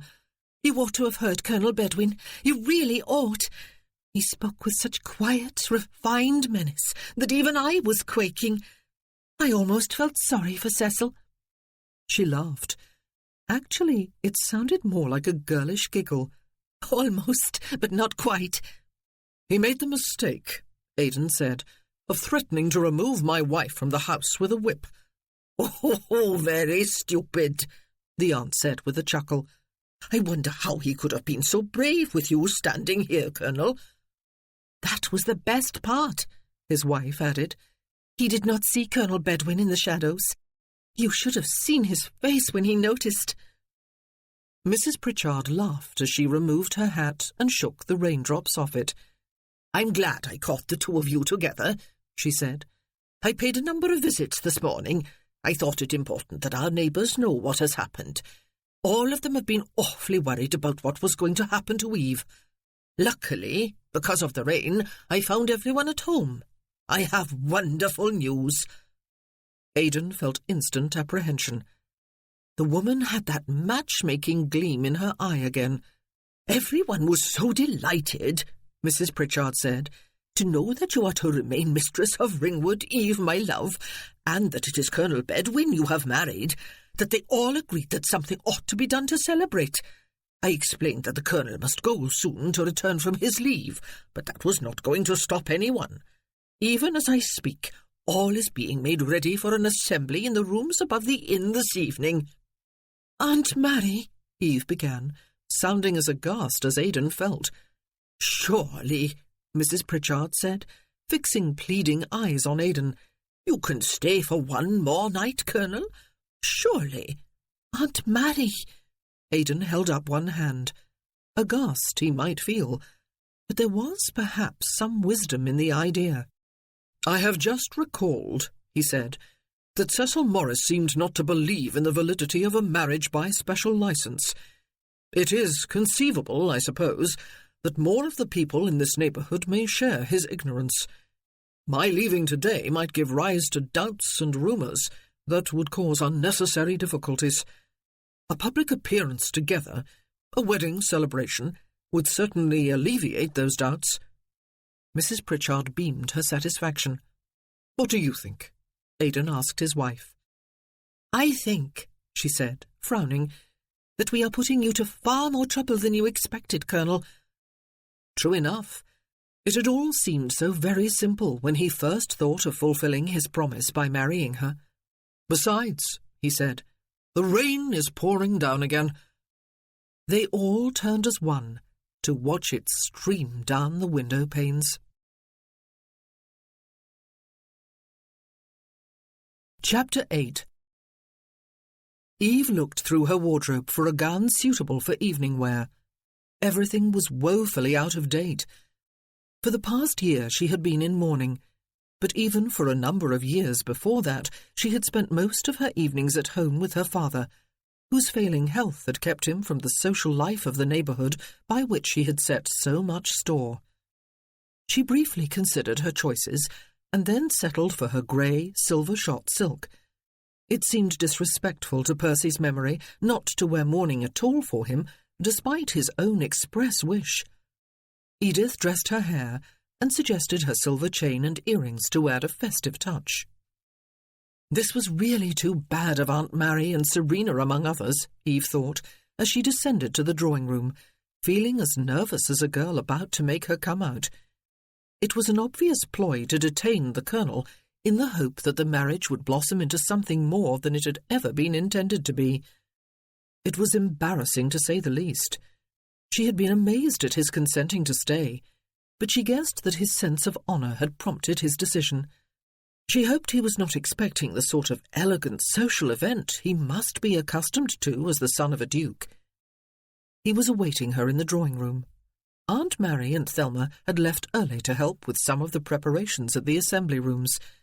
At least that had been Aunt Mary's explanation for leaving the two of them to travel and arrive at the Three Feathers together.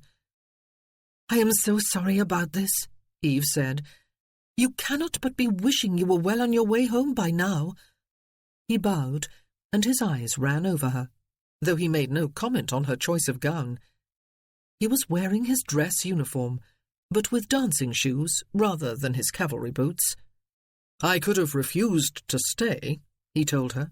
"The point is, though, that I can leave tomorrow and resume my habitual way of life as if nothing had happened here. For you it will not be so easy. You must continue to live here with neighbours who know very well why you married and why you live alone without your husband. I would not have them believe that there is no kindness, no respect between us. I was taken aback when Mrs. Pritchard first divulged her scheme this afternoon, I must confess, but it did not take me more than a moment to realise that, in fact, it is just the thing that is needed." His manner was stiffly formal as he spoke. Was it kindness or duty that motivated him, Eve wondered. She had had several teasing glimpses at possible kindness, even humour, but he never smiled. She nodded, and he took her shawl from her hands, set it about her shoulders, and offered his arm. The rain had stopped an hour or so before, but the cobbles on the terrace were still damp, and the air chill. Eve shivered as she climbed into the carriage. She wondered if the Colonel would take the seat beside her or the one opposite. He took the one beside her. She could feel his body heat along her right arm and outer thigh. "There will be dancing," she told him, "to music provided by local musicians. There will be card-playing and conversation and refreshments.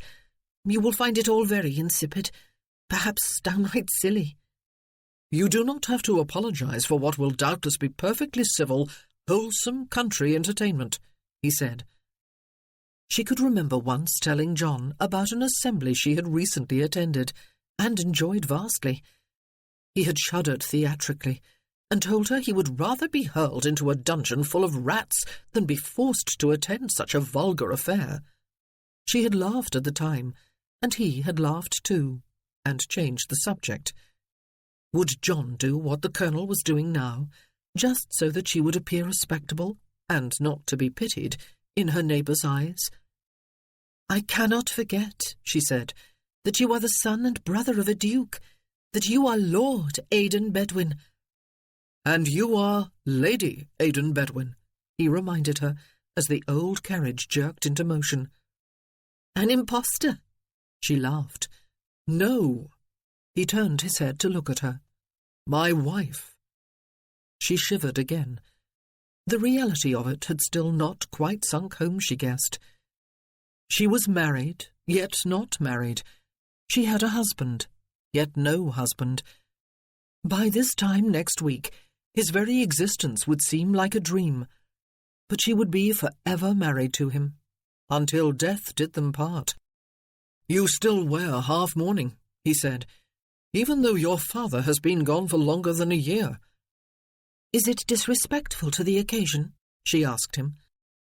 "I cannot help remembering that just 4 days ago all my neighbours and friends were gathered for a memorial service in Percy's honour, yet this evening they are coming out to celebrate my marriage."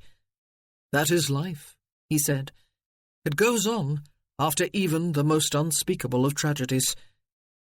"I suppose," she said, looking at him with a slight frown, "you speak from a great deal of personal experience." His dark, inscrutable eyes turned totally blank. It was worse than any emotion would have been. She felt chilled. For several moments there was silence between them. "You mourn now for your brother," he said, "despite his wish that you not do so." "How can I not?" she sighed. "There were only the two of us. We were always close, even after he had quarrelled with Papa and went to live with my great-uncle. And then he— But I must not bore you." She turned her head to look out at the trees in the gathering dusk. "Tell me," he said.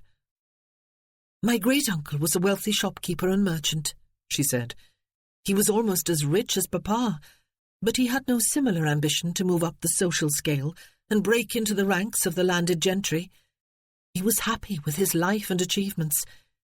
When he died, everything went to his son, except for a sum large enough to purchase Percy's dream, a commission in a cavalry regiment. Papa was furious, but there was nothing he could do to prevent it. He did change his will, however." "The son did not object?" the colonel asked. "Joshua? No."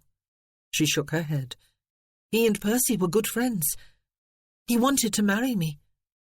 She probably ought not to have added that unnecessary detail. "Joshua," he said. She turned to smile a little sheepishly at him. "I was 19, she said, "and he was 8 and 20. He was prosperous, confident, handsome, a relative, Percy's friend. I was lonely on my own here. I thought I might like to go back, closer to my roots, so to speak, to my own country, my own people, though my mother's family was English by birth." "Your father would not allow the match?" he asked. "Oh, by no means," she said. "Joshua was bourgeois, determinedly so, even down to the thick accent. No, Papa would not allow the marriage. I was heartbroken, and forgot him within a month.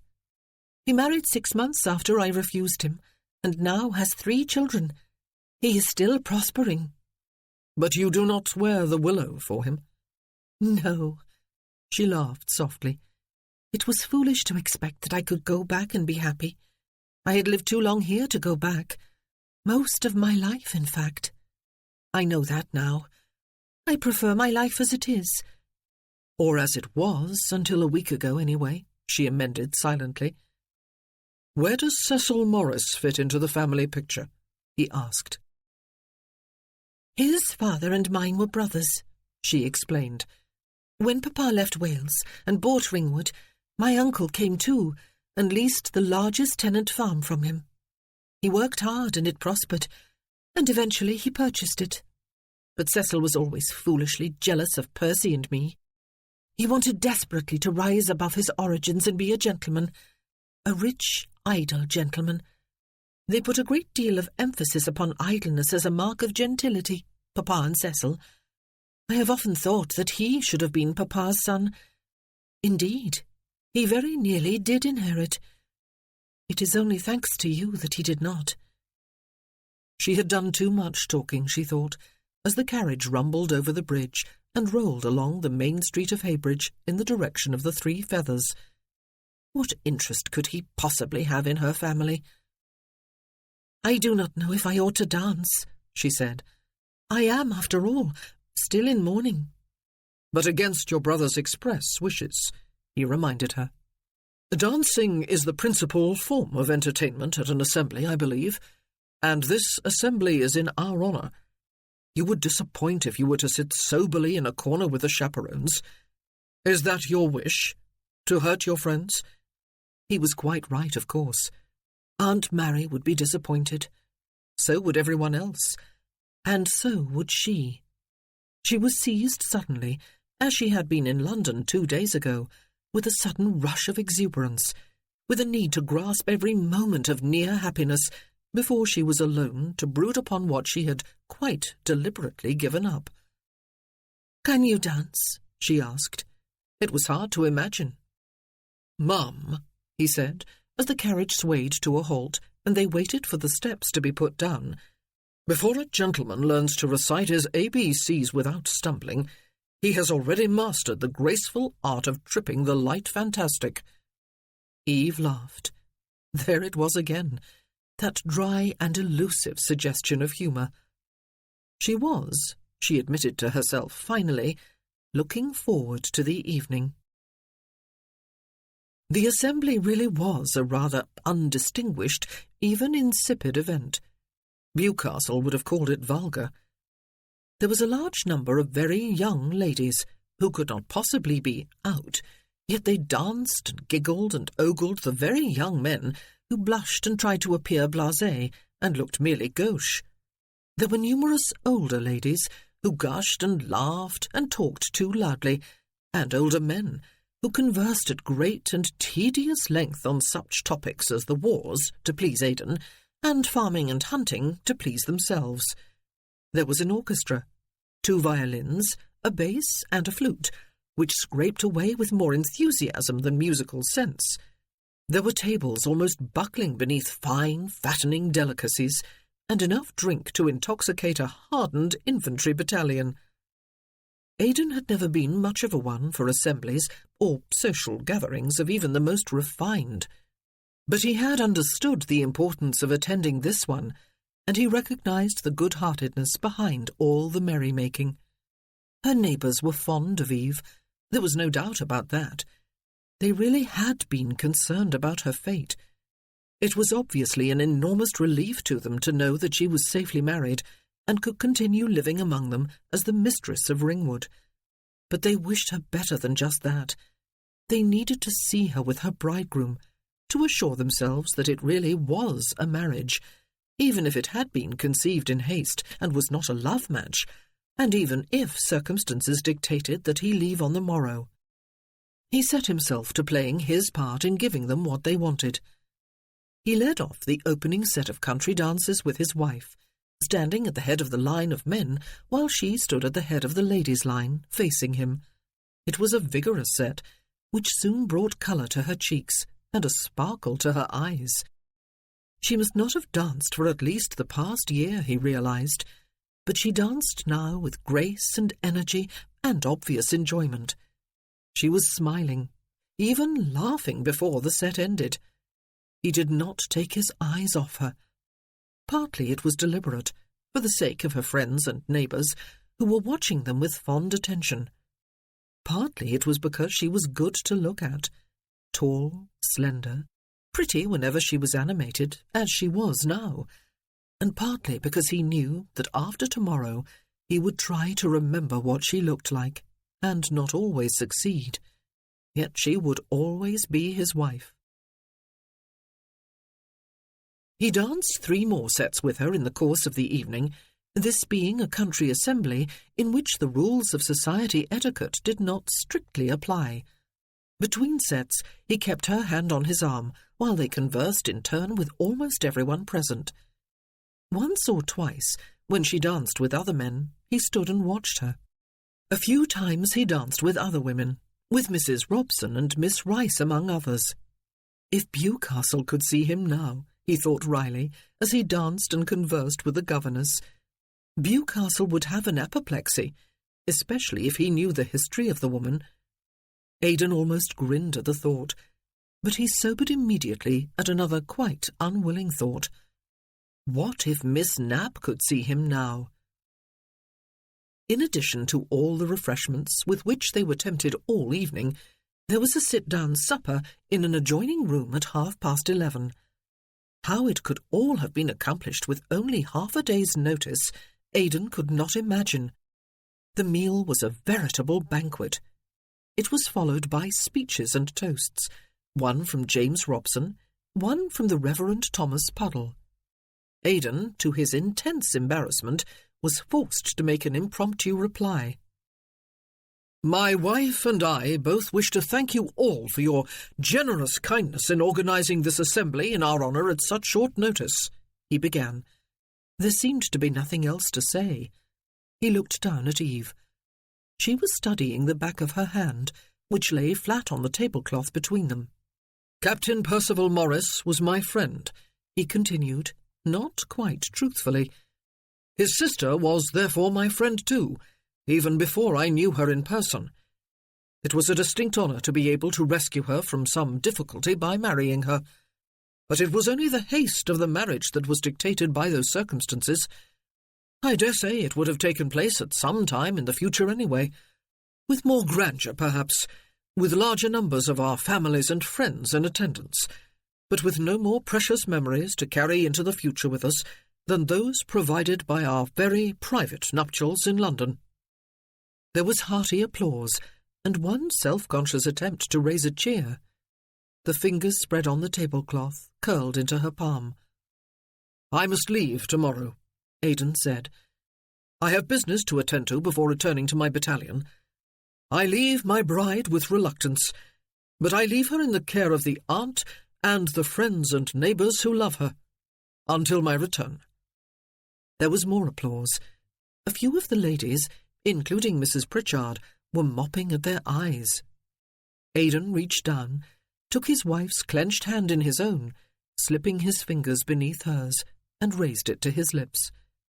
She looked up at him, and their eyes met and held for a long moment. And the devil of it was, he thought, it did not all feel like a pack of lies. He had had no idea, just 4 days ago, that he was getting himself into something so deep. "Join me, if you will," he invited the gathering, "in drinking a toast to Lady Aidan Bedwin, my wife." A number of the guests, including almost all the young people, crowded back into the other room soon after, and the music began again. The dull thudding of a few dozen feet on the wooden floor indicated that the dancing had resumed. Most people on their way out came to shake Aidan's hand and say a few words to Eve, but after a few minutes they sat with enough space all around them to permit some relaxation and private conversation. "Thank you," she said. "You have done a great deal for my sake. I will never forget that. But how you must be looking forward to riding away from here tomorrow morning and finally going home to see your family. You will finally be free again." He had a strong premonition that it was not going to be that easy, but he said nothing. It would have been ill-mannered to agree with her anyway.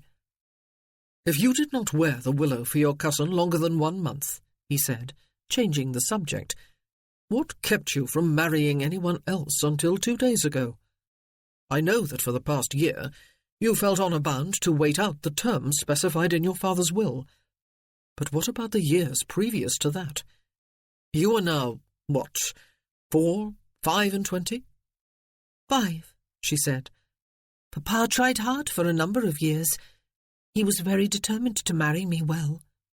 I cringed from the parade of genteel eligibles he brought to Ringwood for my inspection." "You seem so fond of children," he said. "You never wanted children of your own." "I have children of my own," she said. "You do not understand, Colonel, do you? To you, Becky and Davy are simply orphans I have taken in. To me they are, well, they are as precious as if they had come from my own womb." She blushed at her own words. No, it was hard to understand. She was a woman who had so much love and tenderness to give away. Why not to a man? Why not to children she really had borne herself? "It has struck me," he said, "that perhaps I made an error in assuming that you had no wish to marry in the future, to begin your own family."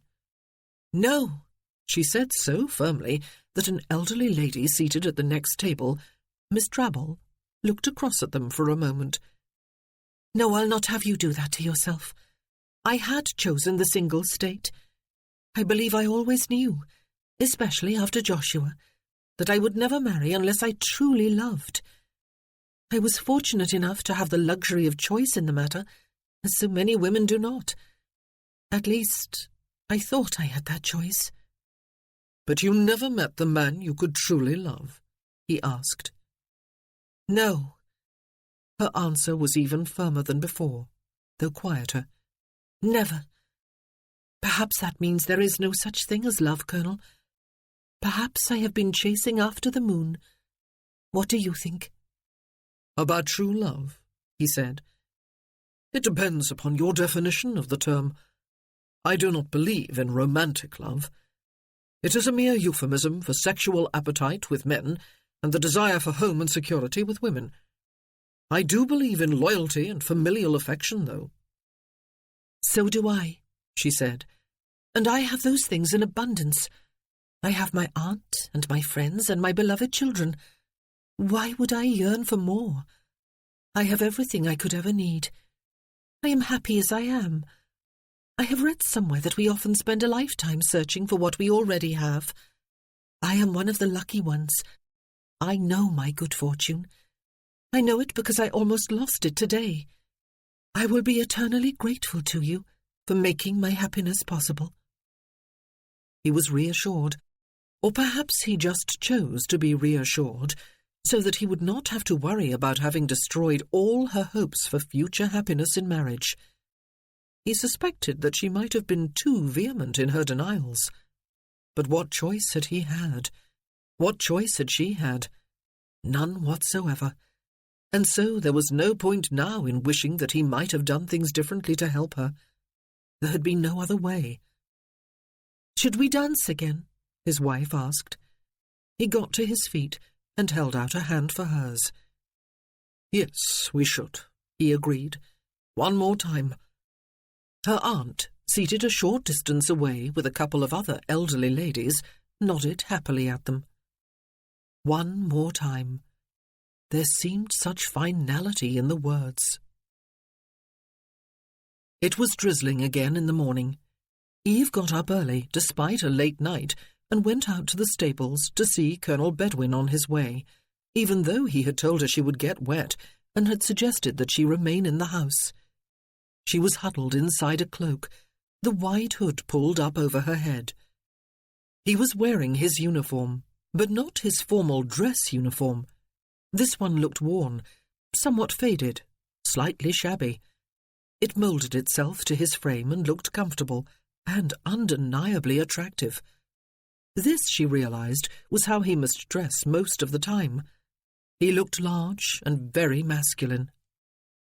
Sam Patchett led his great horse out into the stable yard.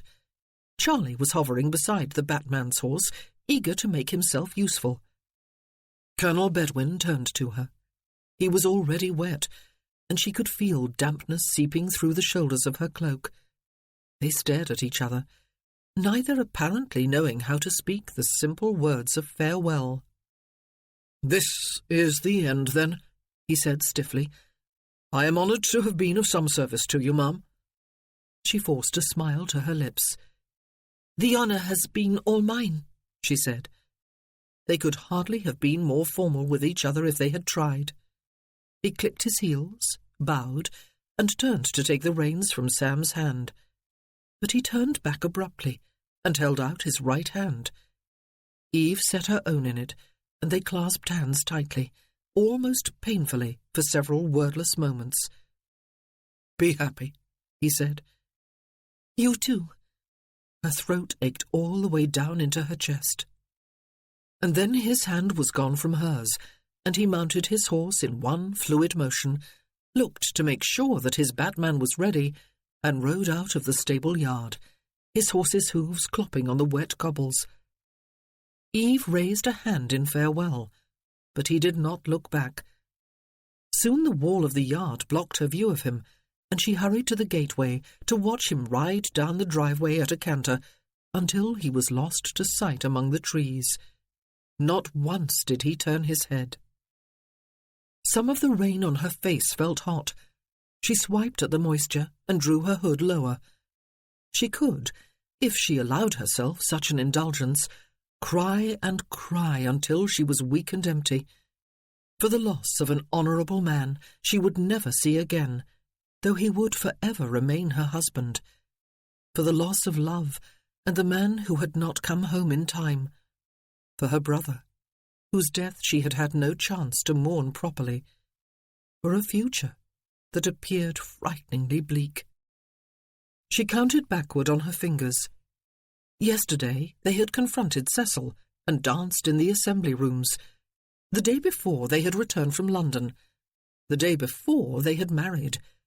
The day before they had gone to London. The day before there had been the memorial service for Percy. The day before he had offered to give the eulogy. The day before he had brought her the news from France. 7 days. Exactly 1 week. A week ago to the hour she had not even known Percy was dead. A week ago today she had never met Colonel Lord Aidan Bedwin. Now they were both gone. Forever. She could no longer remember quite why it had to be forever with the Colonel, but that had been their agreement from the start. She could not bear to go back to the house just yet. Despite the rain and the wetness of the grass, she set off across the lawn toward the lily pond, the same direction she had taken with the Colonel 6 days ago. Before she had gone very far, Muffin caught up to her, looking very much like an oversized, half-drowned rat. "Well, Muffin," she said, "perhaps you can explain. Why does one feel the need to weep when one does not even know for which of 3 men one mourns? Is it Percy, or John, or Colonel Bedwin?" Muffin, loping along on 3 legs and snuffling at the grass, had no answer to offer.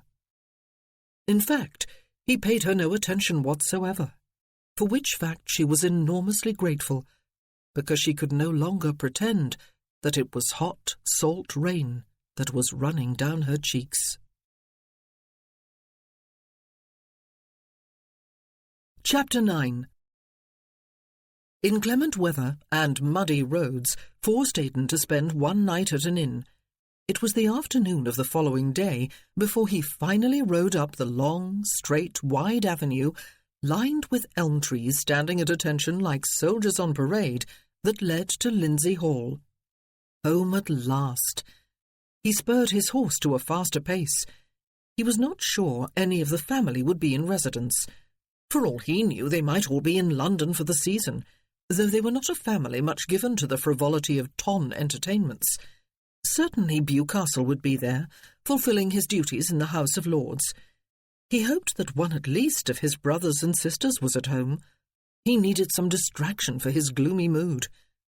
The house came into sight, and he felt the familiar rush of almost painful love for it.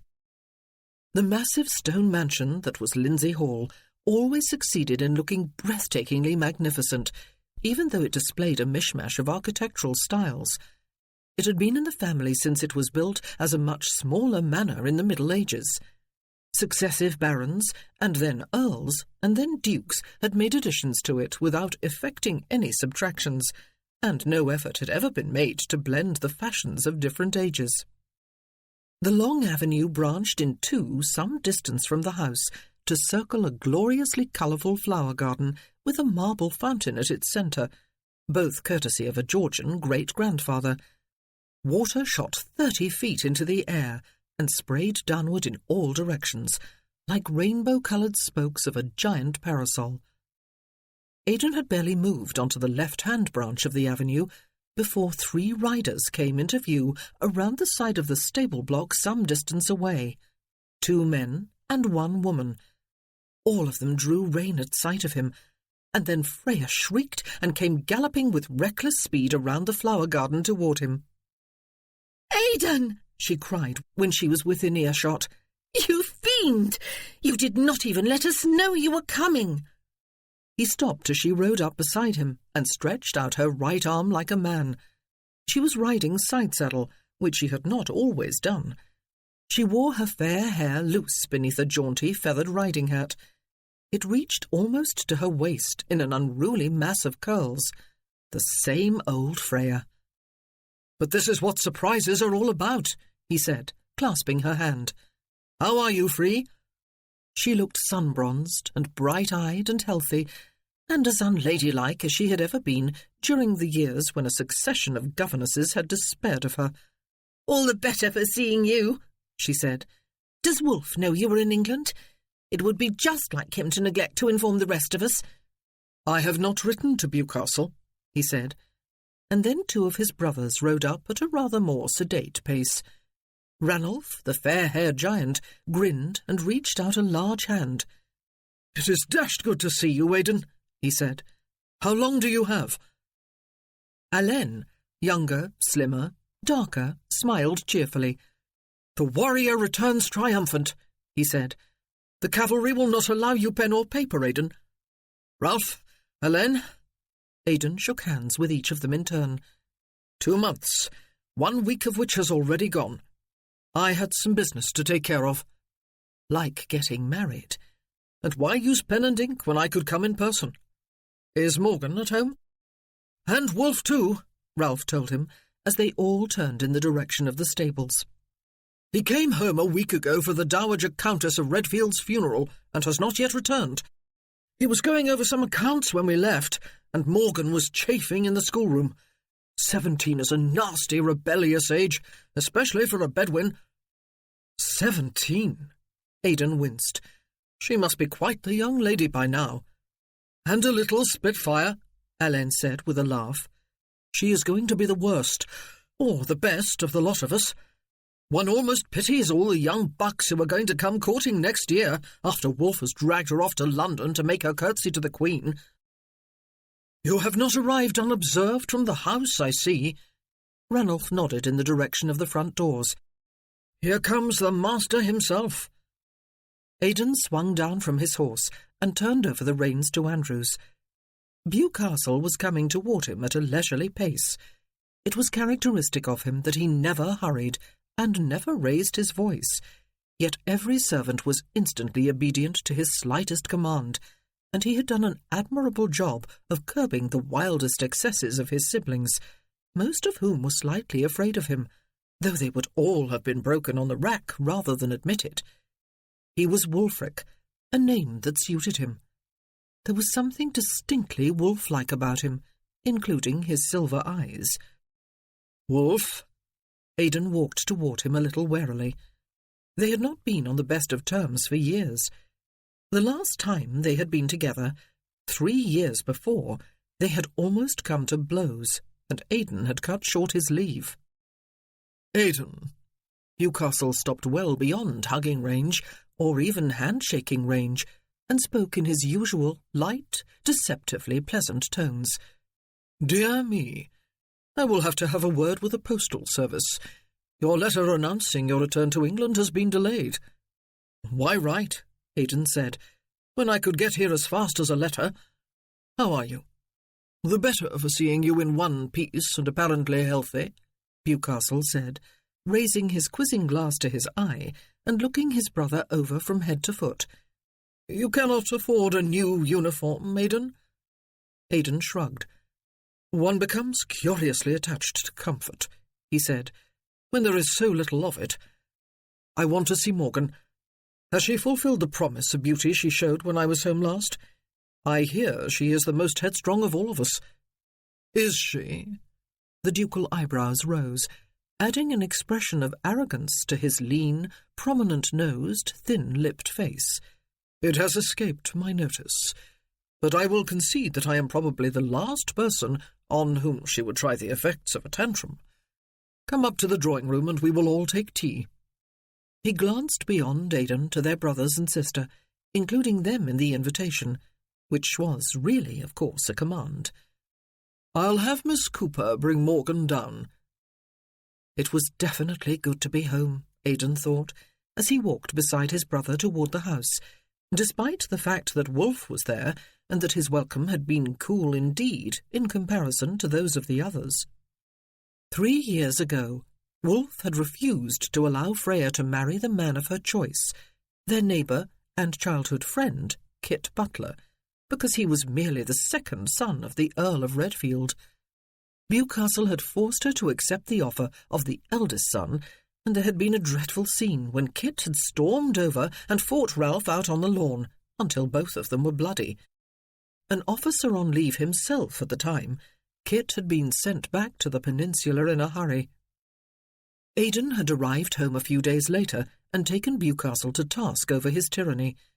The trouble was, though, that one could never have a satisfactory row with Wolfe. He had become frostier and quieter the more Aidan had fumed, and had merely used his quizzing glass and his eyebrows when Aidan had suggested they have it out with fisticuffs. Aidan had left the day after that, a full week before he had intended to go. The ironic thing was that Freya's betrothed had died before the wedding, and Kit had become Redfield's heir after all.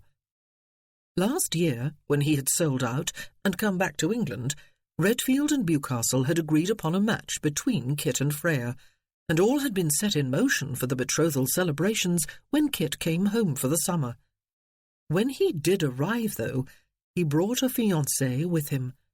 They were married now, apparently. Ralph had written Aidan about it. According to him, Freya had had her heart broken all over again, though she had smashed her fist into Ralph's face when he had suggested as much to her. Good old Freya. They stepped into the meticulously preserved medieval hall with its oak-beamed ceiling, its intricately carved screen with a minstrel gallery above, its whitewashed walls decorated with arms and banners and weapons, and its massive oak dining table. As they did so, a tall, slender young girl came hurrying through the stairway arch, both arms held out in front of her. She was a dark-haired, dark-eyed beauty, the only one of them, it seemed, to have entirely escaped the family nose. "Aidan!" she cried. "Aidan!" She surprised him by rushing right into his arms, her own closing tightly around his neck. He wrapped his arms about her narrow waist, lifted her off her feet, and swung her about in a full circle. "You have grown devilishly pretty in my absence, Morgan," he said, when he set her back down and loosened his hold on her so that he could have a good look at her. "I have no memory," Bewcastle said softly, "of summoning you from your lessons, Morgan." Miss Cooper, her long-suffering governess, fluttered apologetically in the background. For as long as Aidan had known her, she had always looked to him as if she expected Bewcastle at any moment to order the footman to drag her away to the dungeons and chop off her head. Aidan winked at his younger sister, his back to Bewcastle. He had not realised, until that moment, how desperately he had craved someone to hug. It was only after returning home that Aidan realised how tired he was. After months and years of heavy campaigning, he was suddenly and utterly bone-weary. He went riding and walking and fishing with his brothers and sisters. He went with them to call on some of their neighbours. He even rode over to Alvesley, home of the Earl of Redfield, one afternoon with Ralph, to express his sympathies at the passing of the Dowager, and met Kit's new wife, who was as different from Freya as it was possible to be. But what he seemed to do more than anything else was sleep. It was on the excessive sleep that he blamed his deep depression. Delighted as he was to be at home with his family, he could not shake off his gloom, nor could he stop himself from sleeping 9, 10, even 11 hours a night. He found himself dreaming of Eve by night and thinking of her by day, though in fact what had happened seemed like a dream. He even found himself wondering on occasion if it really had happened, or if he had not imagined that whole bizarre week. He found himself, too, thinking of Miss Knapp, of the pleasant hope he had had of combining his career with marriage to a woman who could share his way of life, who could provide him with companionship and comfort and, yes, and with sex. Though he had occasionally kept mistresses, he had never particularly enjoyed casual and unequal relationships. He spent little time with his elder brother. They had not been close since their early boyhood, when they had been inseparable companions. But at the age of 12, Wulfric had changed totally, when their father had decreed that it was time he was prepared for the responsibilities of his future, a future that had arrived early with their father's death, when Wulf was just 17. He had been educated during the intervening years by a pair of tutors, while Aidan and his younger brothers had been sent to Eton. Aidan had often wondered if Bewcastle was a lonely person, or if he had simply grown into a cold, emotionless man who enjoyed solitude. It seemed that what remained of Aidan's leave was to be restful and peaceful at last. But that hope was shattered one morning a little over a week after his return home. He had been out for an exhilarating gallop across country with Hélène. The two were breakfasting heartily afterward, when the butler informed Aidan that his Grace wished to see him in the library. Aidan took a cup of coffee with him. He bade Bewcastle a good morning, and settled himself in a deep leather chair on the opposite side of the hearth from him. He wondered what was up, but would not ask the question. Wulf would get to it in his own time. "The warm spell that persisted for a week or so after I landed seems to have deserted us for good," he said. "That wind makes it downright chilly this morning. Invigorating, though." Wulf had never been one for small talk. "It would appear," he said, "that the Prince of Wales is determined to make a grand spectacle out of the Allied victories. Half the sovereigns and princes and generals of Europe are expected to come and preen themselves as his guests, including the Tsar of Russia, the King of Prussia, and Marshal von Blücher." "I had heard rumours to that effect," Aidan said. "It seems that all England, London especially, is deliriously in love with anything on two legs and in uniform. One cannot expect Prinny not to want to bask in the glory of it all." "Quite," his brother agreed. "This is not the first I have heard of it either. I must be returning soon to London at the house. The morning's post has brought a specific invitation to a state dinner for the foreign guests at Carlton House, though it is not until several weeks hence. There will be numerous other special celebratory events, though. Everyone will wish to outshine everyone else in hospitality." Aidan grimaced. "I would rather you than me." "Ah, but this particular invitation includes you by name."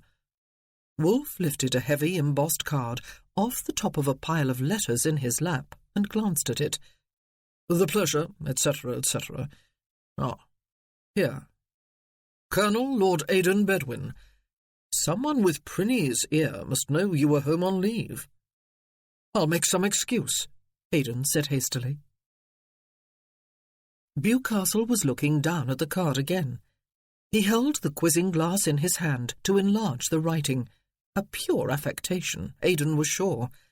He doubted there was anything wrong with his brother's always keen eyesight. "Someone else is named here, too," he said, before looking up to meet Aidan's eyes.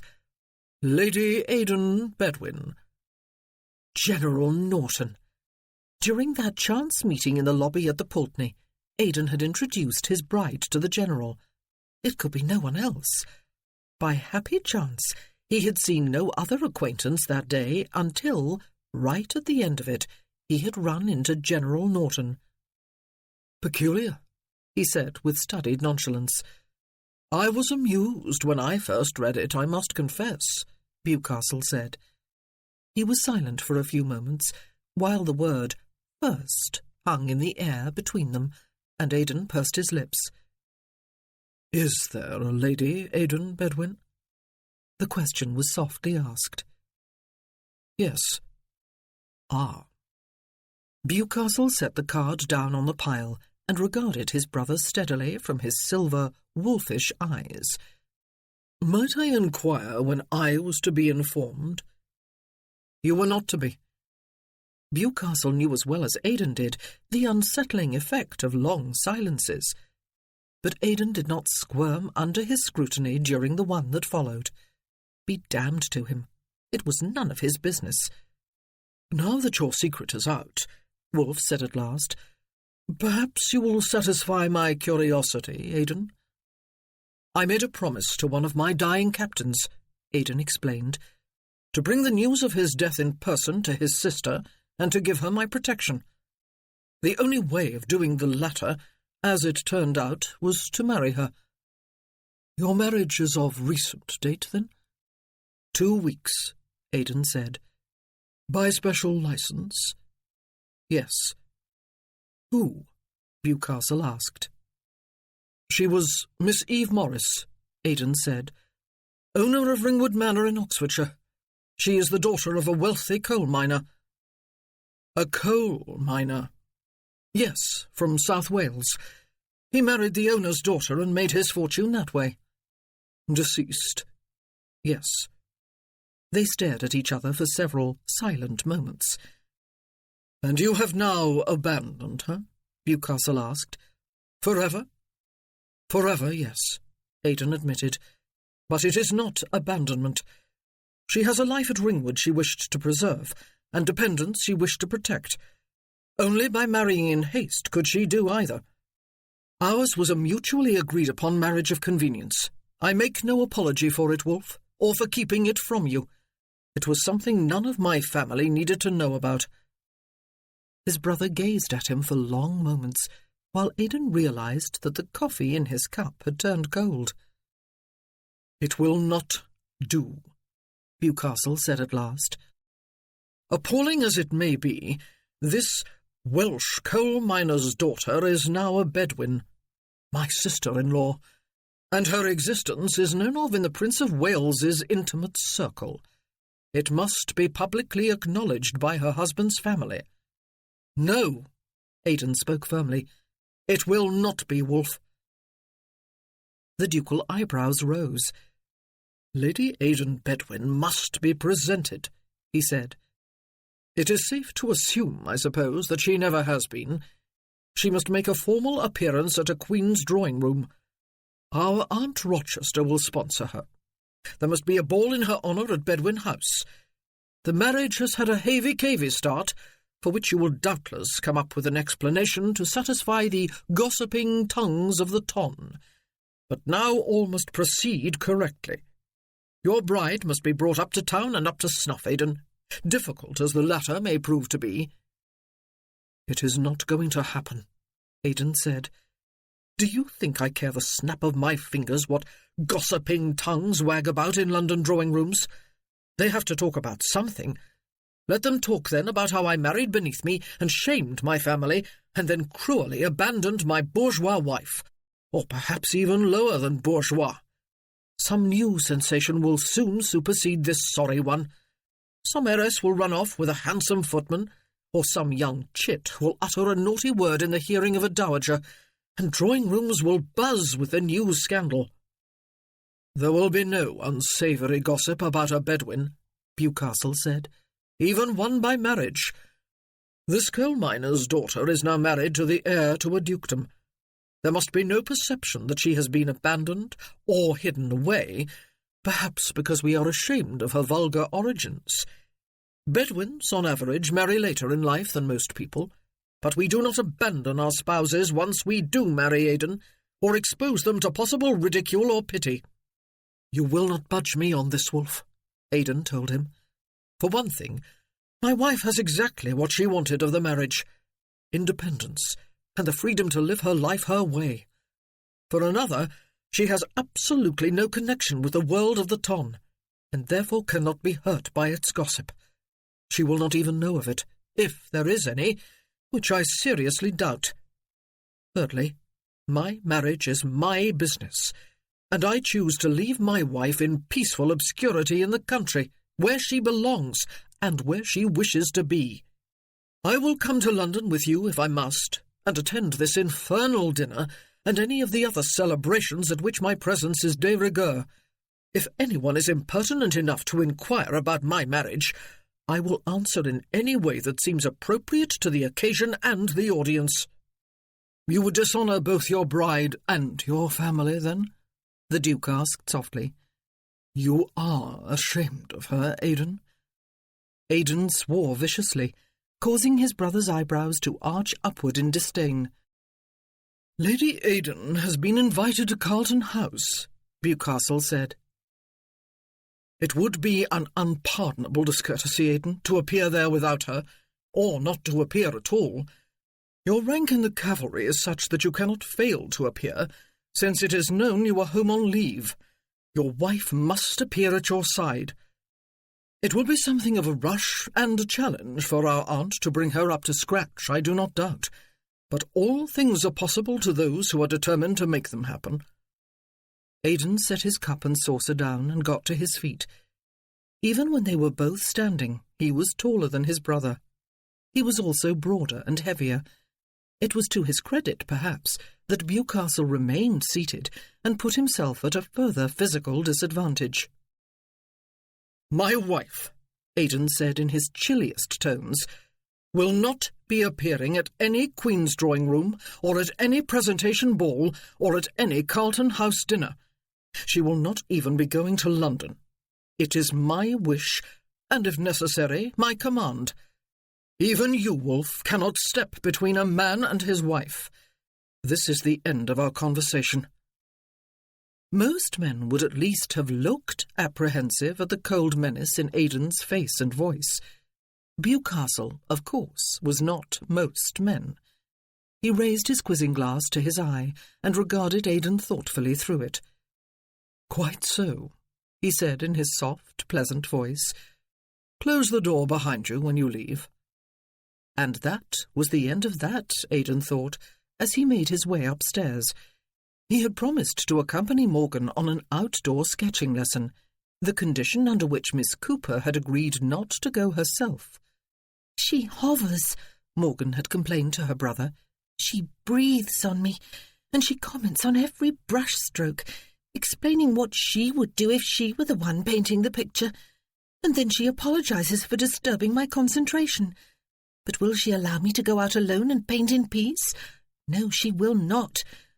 She is afraid, no doubt, that I will bolt away from my easel and swim naked in the lake in full view of the gardeners, or some other such shocking thing, and Wolfe will see me and have her chained to a damp, slimy wall in the dungeon as punishment. I would swear, Aidan, that she has never even noticed that there are no dungeons at Lindsay Hall." Aidan was considerably shaken. The cat was out of the proverbial bag. He wondered how soon it would be before his other brothers and sisters found out. He wondered if he should take the offensive and tell them himself. He was not, as he had just assured Wolfe, ashamed of what he had done, or of his wife. The very idea! But he did not want her bothered. He had promised her a marriage of convenience. He had taken himself out of her life and intended to keep out. The news had severely rattled Bewcastle, though, he concluded, when he returned to the house with Morgan early in the afternoon, having swum in the lake himself while she painted. The travelling carriage, with its ducal crests emblazoned on both doors, stood outside the carriage-house, looking as clean and shining as the day it had been purchased. There were no horses attached to it, but there were liveried footmen bustling about, looking as if they were making ready for a journey. "Wolfe must be going somewhere," Morgan said, "but he does not use that carriage for local visits." "He has plans to return to London," Aidan told her, but so abruptly. He took a firmer grip on Morgan's awkwardly sized easel and lengthened his stride. "Where is Bewcastle going, Fleming?"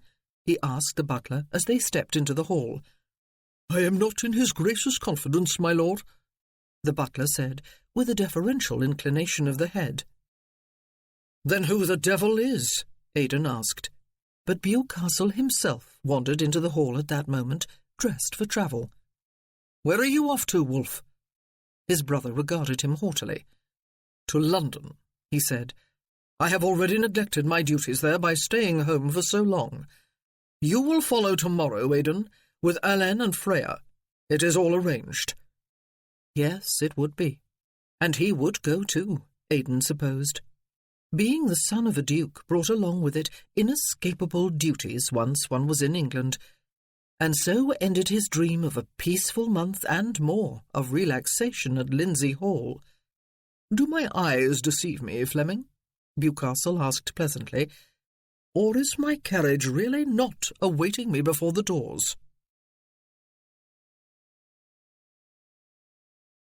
Chapter 10. "Perhaps you will get invited this year," Aunt Mary was saying hopefully. "Now that you are out of mourning for your dada, my love, and now that you are Lady Aidan Bedwin instead of just plain Miss Morris." "I have no wish to go," Eve said, "though I would if you were included in the invitation." "You know," her aunt said reproachfully, "that it is not for myself that I want the invitation. I am already living in heaven. But it is time you were recognised for what you are, a perfect lady, even if your dada and your old aunt did once earn an honest living down a coal mine.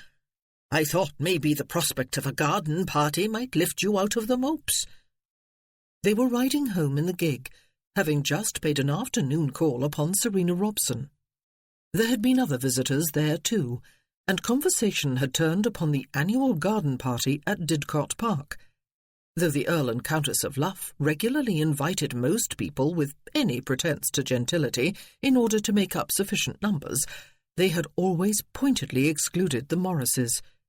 Serena had expressed the same hope as Aunt Mary, to the extent of declaring that she would not go herself this year if Eve was not invited.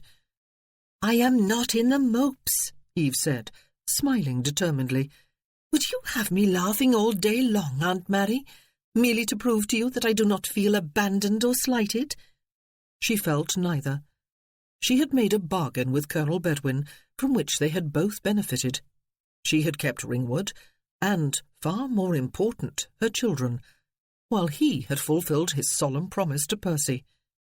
They were both now free to pursue their lives as they saw fit. What was so depressing about that? But of course she was deeply depressed. Despite all that she had gained, despite all the rich blessings of home and family, she was filled with an emptiness so vast that it frightened her. There had been no word of or from John, and of course there had been no word of the Colonel either. Strangely, that latter fact contributed as much to her mood as the former. The realization that she would never hear anything more of the man who was her husband, except, perhaps, one day the news of his death, clutched at her with an inexplicable panic. She was distracted from such gloomy thoughts by the sight of Thelma and the children topping the rise from the dell as the carriage drew level with the lily pond. With them, Benjamin astride his shoulders, Becky holding one of his hands, was the Reverend Thomas Puddle. Eve raised a hand to wave to them. "Ah," Aunt Mary said knowingly, having noticed too. The vicar had danced twice with Thelma at the wedding assembly. He had come a number of times during the past week and a half to call upon Eve and inquire after Mrs. Pritchard's health. Each time he had asked if it would be convenient for him to watch some of the children's lessons. It did not take an oversized brain to detect a budding romance between him and Thelma. It delighted Eve that he seemed not to hold her undeserved reputation as a fallen woman against her. A gentle soul himself, he attracted children without having to make any special effort to win their confidence. "There, perhaps, is one happily ever after in the making," she said. She was surprised a moment later that the first distraction to draw her attention on her approach home had not been the carriage standing before the doors of the house. It was not one she recognized. Indeed, it was far grander than any carriage she had seen before, including the Earl of Luff's. There was a coat of arms emblazoned on the door.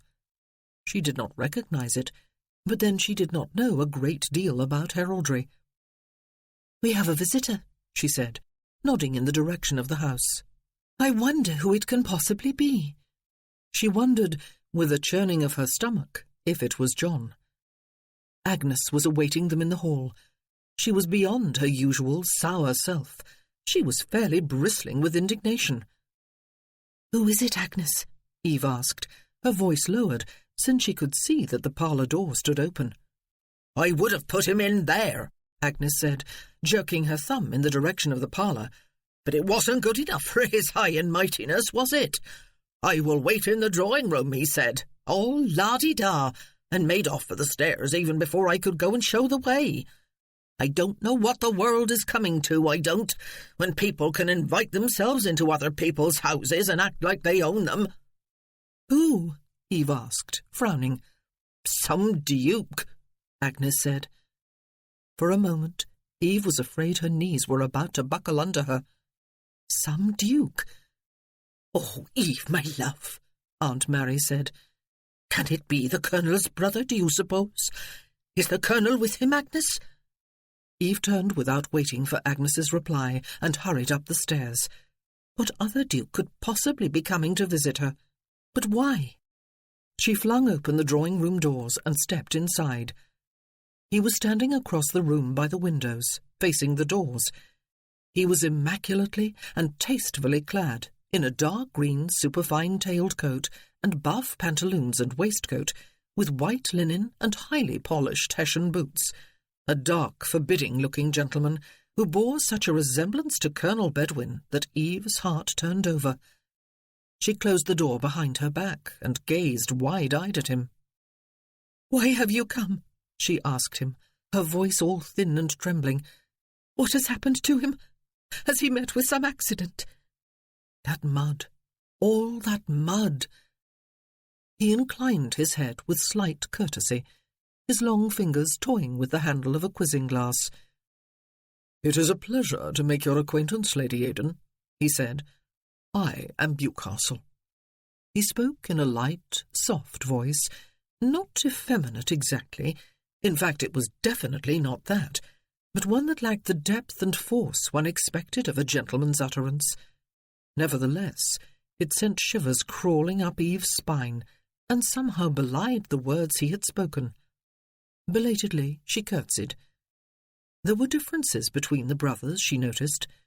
The Duke of Bewcastle was more slender, and not quite as tall, and his lean face, with its prominent nose and thin lips, looked cold and arrogant and cynical, rather than harsh and grim. His eyes, too, were paler, a lighter grey than Eve's own, almost silver, in fact. "You will be pleased to know," the Duke said, "that I left my brother in good health at Lindsay Hall yesterday, all his limbs intact." "I am pleased to hear it," she said. There was a duke standing in her drawing-room. Why had he come? "You will be wondering why I have come here," the Duke said, "since it is not to inform you that you are a widow. I came to make the acquaintance of my sister-in-law." Eve swallowed awkwardly. She was still dressed for the outdoors, complete with bonnet and gloves. "You are welcome here, Your Grace," she said. Was that the correct form of address for a duke? "I very much doubt that," he said coldly, raising his glass halfway to his eye and looking incredibly haughty.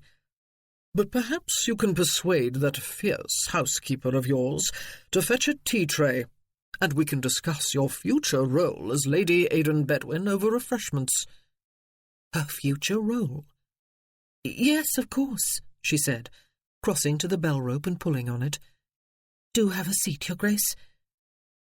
They sat in unnerving silence until Agnes came.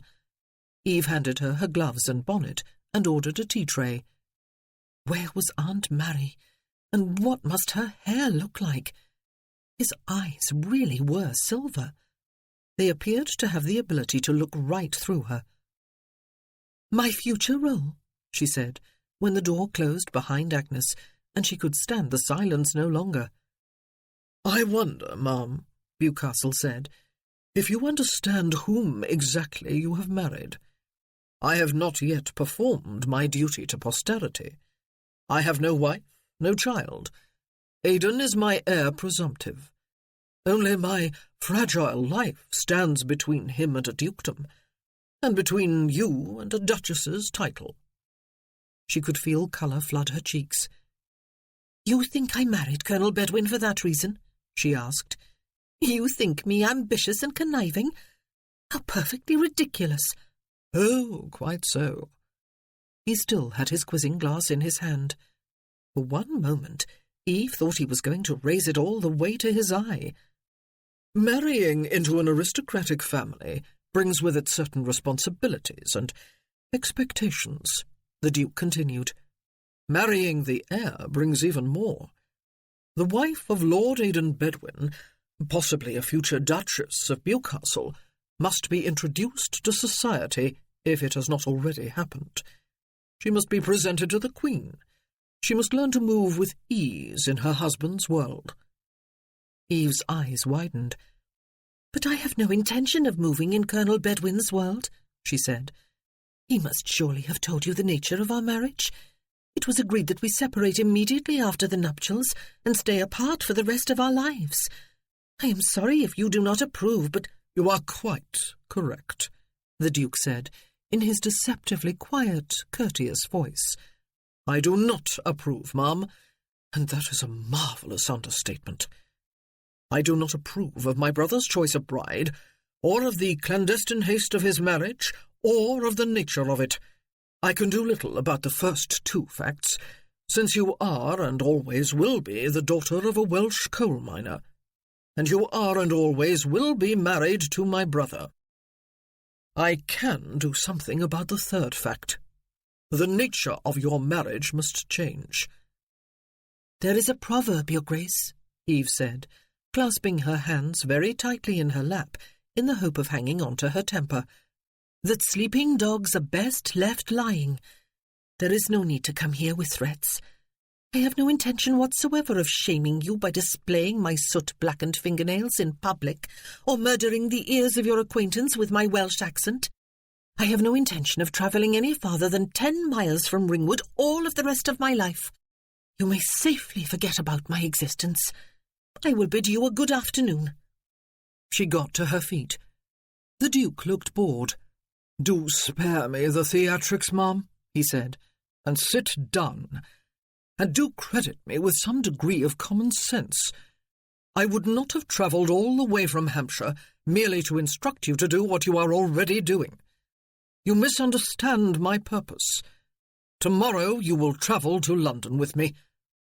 Her eyes widened in shock as she sat again, but before she could say anything, Agnes came back into the room with the tea tray, which she set down none too gently on a table at Eve's elbow. She gave the Duke the evil eye, and looked as if she were itching for an excuse to toss him down the stairs and out through the front doors without first opening them. He was looking bored again, as if he were unaware of the housekeeper's very existence.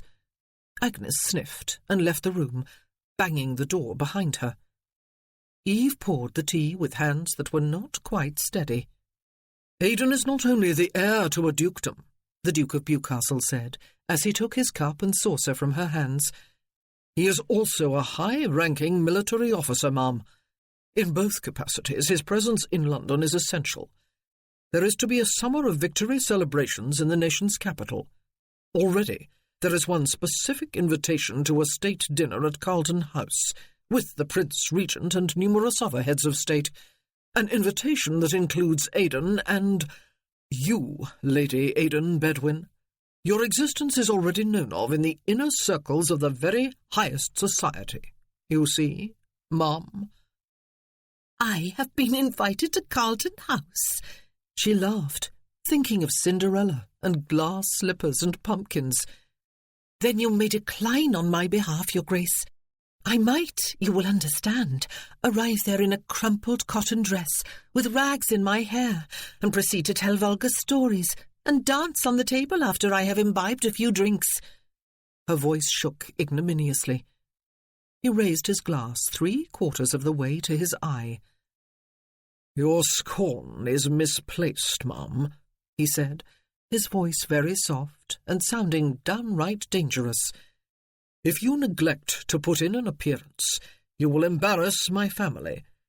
It will be whispered that there must be something wrong with you, or with us, if we have hidden you away in the country a mere few weeks after your secret nuptials.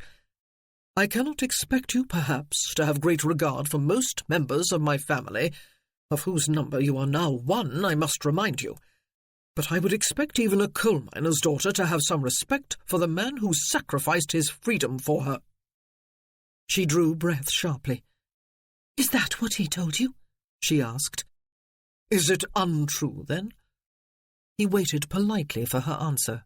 and then continued, "Use your sense, ma'am. My guess is that you possess your fair share. Aidan is 30 years old. If one uses the Bible as one's hourglass, he has approximately 40 years of his 70 left, married to a woman he has pledged never to see again. Now, clearly there is some sacrifice of freedom there." She drew breath to answer, and then discovered that there was nothing to say. How could she argue with the truth, except that she would further curb his freedom by appearing in his life again unbidden? "Does Colonel Bedwin know you are here?" she asked. "Does he want me to come to London?" "Aidan will do his duty," he told her. "It is something he has always done. Always."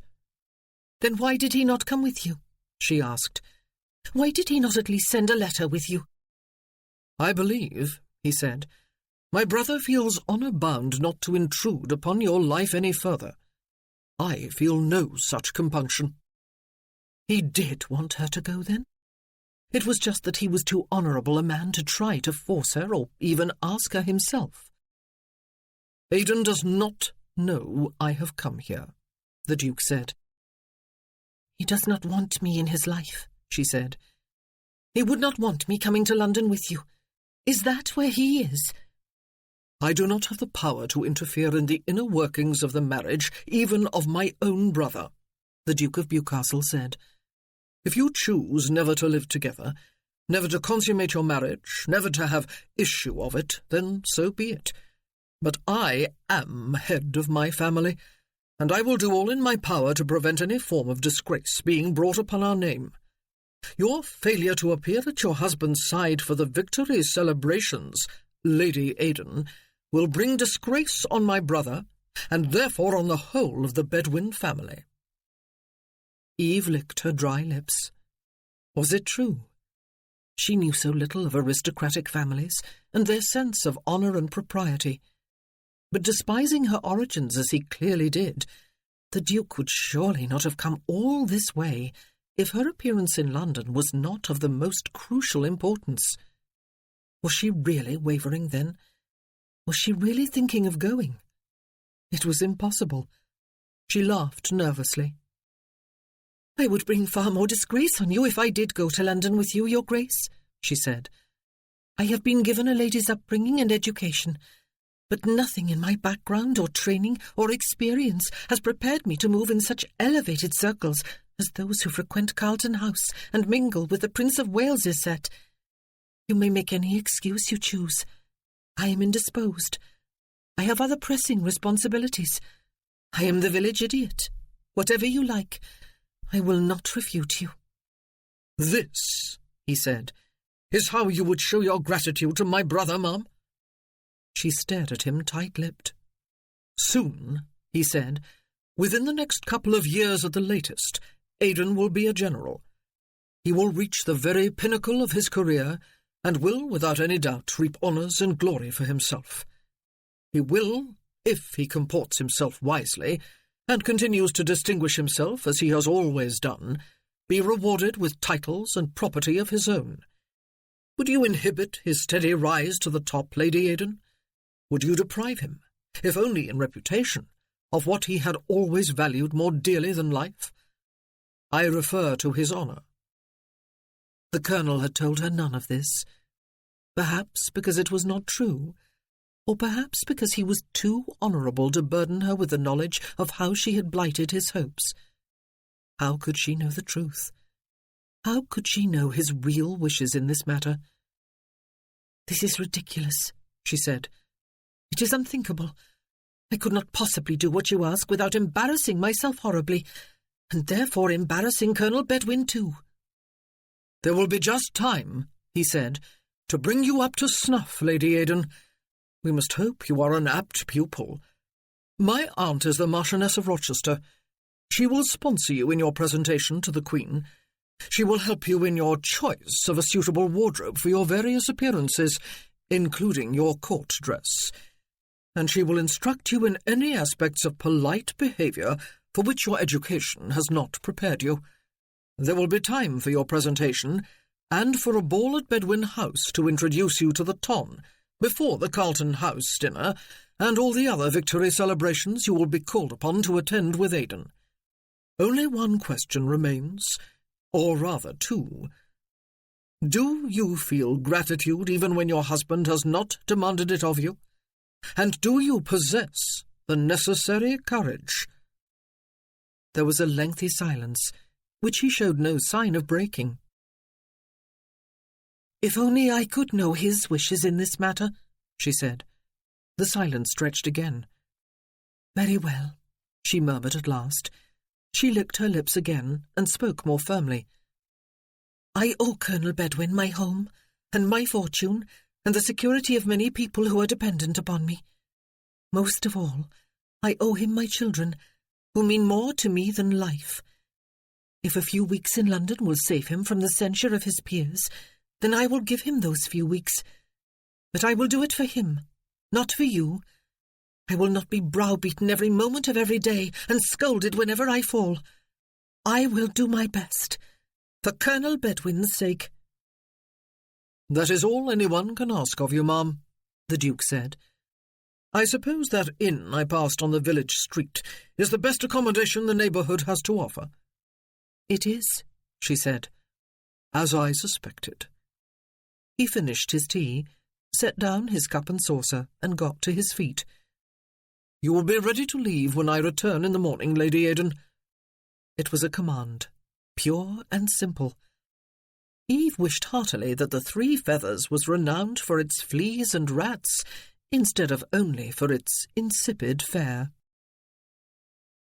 When Aidan returned from an afternoon ride in Hyde Park with Freya and Hélène, he was feeling moderately cheerful. In the course of the day, he had met a number of old acquaintances, including some military colleagues. All had conversed with him on a variety of topics. None had mentioned his marriage. So Wolfe had been wrong. It was not general knowledge. There was not going to be any embarrassment, and certainly no scandal. He was glad he had made the decision not to tell his other brothers and sisters. He was feeling invigorated. His family had always been neck-or-nothing riders, including the girls. The three of them had galloped the length of Rotten Row several times without stopping instead of mincing along, Freya's words, as most riders did, more intent on cutting a figure and impressing the pedestrians beyond the rails than in exercising their horses and themselves. Fleming, Bewcastle's butler, was in the hall at Bedwin House when they arrived, having come from Lindsay Hall the day before with several of the other servants and mountains of baggage. "Has Bewcastle arrived yet?" Freya asked him, pulling off her riding hat and shaking out her unruly curls. It had surprised all of them when they arrived yesterday to discover that Wolfe was not yet in residence. Freya had assumed out loud, quite unabashed, that he must have gone straight to his mistress's house upon his arrival in London. "He has, my lady," Fleming replied, with one of his peculiar stiff bows. "He has requested that Colonel Bedwin attend him in the library immediately upon his return, and that you and Lord Allen join him for tea in the drawing-room 1/2 hour from now." "Requested?" Allen said with a chuckle. "Immediately. You are on the carpet over something, Aidan. At least Freya and I have time to wash our hands before entering the august presence." The butler led the way to the library, knocked lightly, opened the door and stood to one side while Aidan strode in. She was seated to one side of the hearth, clothed in grey, her hair dressed severely in a knot at the back of her neck. Her complexion was pale, almost pasty.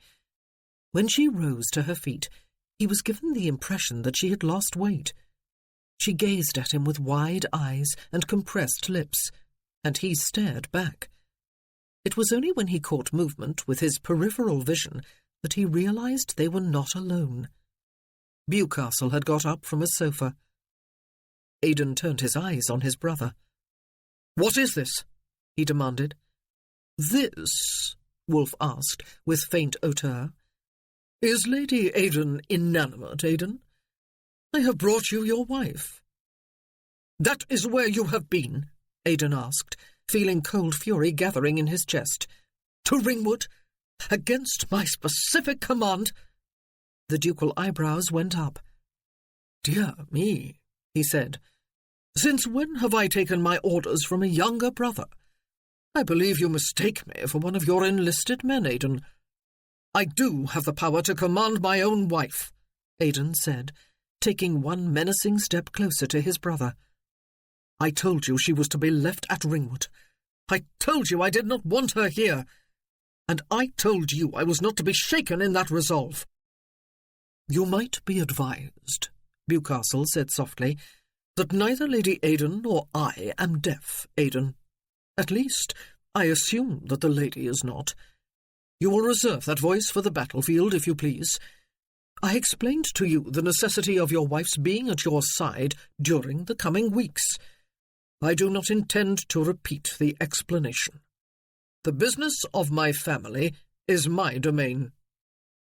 "You will have her conveyed back home," Aidan said icily. "Immediately. Better yet, I will do it myself."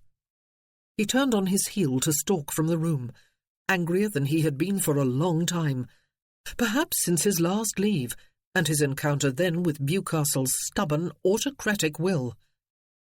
A flutter of movement caught his eye, and he turned his head to see his wife sit back down on her chair, her back straight, her eyes on the floor in front of her, her face chalk white and expressionless. Deuce take it! What had he just said in her hearing? He had been so furious. He stood still, looking at her. "You have just recently arrived, Mum?" he asked unnecessarily. "You made the whole journey today?" She looked slowly up at him until their eyes met. Her own were flat and unreadable. "If you please," she said, her words crisp and quite icy, "one of you will find out the name and direction of the inn from which the next stagecoach to Oxfordshire departs. I will need a hackney coach to take me there. Perhaps you will be so good as to call me one immediately. One of you." "Ma'am," Aidan said, "I beg your pardon, I did not—" "Immediately." She got to her feet again. Aidan glared at Bewcastle, but his brother had turned nonchalantly away, as if he had not been the cause of all this. "Perhaps," Aidan said, "we should—" "Immediately." "Perhaps we should cool down," he said, "and discuss this." "If I were any cooler," she said, "I would turn into an iceberg. I am leaving. I am going upstairs to fetch my bag. When I come back down, I will expect to find a hackney coach at the door. If I do not, I will simply walk away until I find one myself." She crossed the room toward Aidan, made a wide detour around him, and went out through the door before shutting it behind her. Bewcastle turned and looked at the door. "My carriage is available to you," he said. "Blast you, wolf!" Aidan said viciously.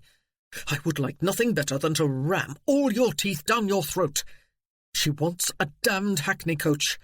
That is what she will get." He turned and strode from the room without waiting for a reply. Chapter 11. Eve did not go back downstairs immediately. She wanted to give them time to call a hackney coach for her. She did not want to have to wait in the hall until one came. She paced the sitting room of the sumptuous suite to which the housekeeper had shown her on her arrival earlier. She was angry and humiliated, more angry than humiliated, angry at him, furious at herself. I told you she was to be left at Ringwood, as if she was some unwanted, discarded package. I told you I did not want her here. Brutal frankness, considering the fact that she had been there to hear him. But she had known that. There had never been any pretense between them that either wanted the other. Oh, she was so angry at herself. I do have the power to command my own wife. How could he? There had never been any question. How incensed she was with him. And the Duke of Bewcastle. He had sat opposite her in the carriage all day. In retrospect, it was surprising that he had not made her sit with her back to the horses, haughtily silent much of the time, talking about his family and its illustrious history when he did deign to converse with her, as if she were a particularly ignorant and uncouth pupil who needed educating in the important things of life. She would not be surprised to discover that if he were cut, it would be ice water rather than blood that flowed from his veins. He was a shudderingly horrid man. She could not wait to be back at Ringwood. Why had she left it in the first place? It had been agony to leave the children. Becky had clung wordlessly to her neck, unconsoled even by the promise of presents. Davy had gazed at her with silent reproach, as if to say that he had known all along she would prefer flitting off to the pleasures of London than staying with children who were not her own and whom no one else had wanted since the death of his parents.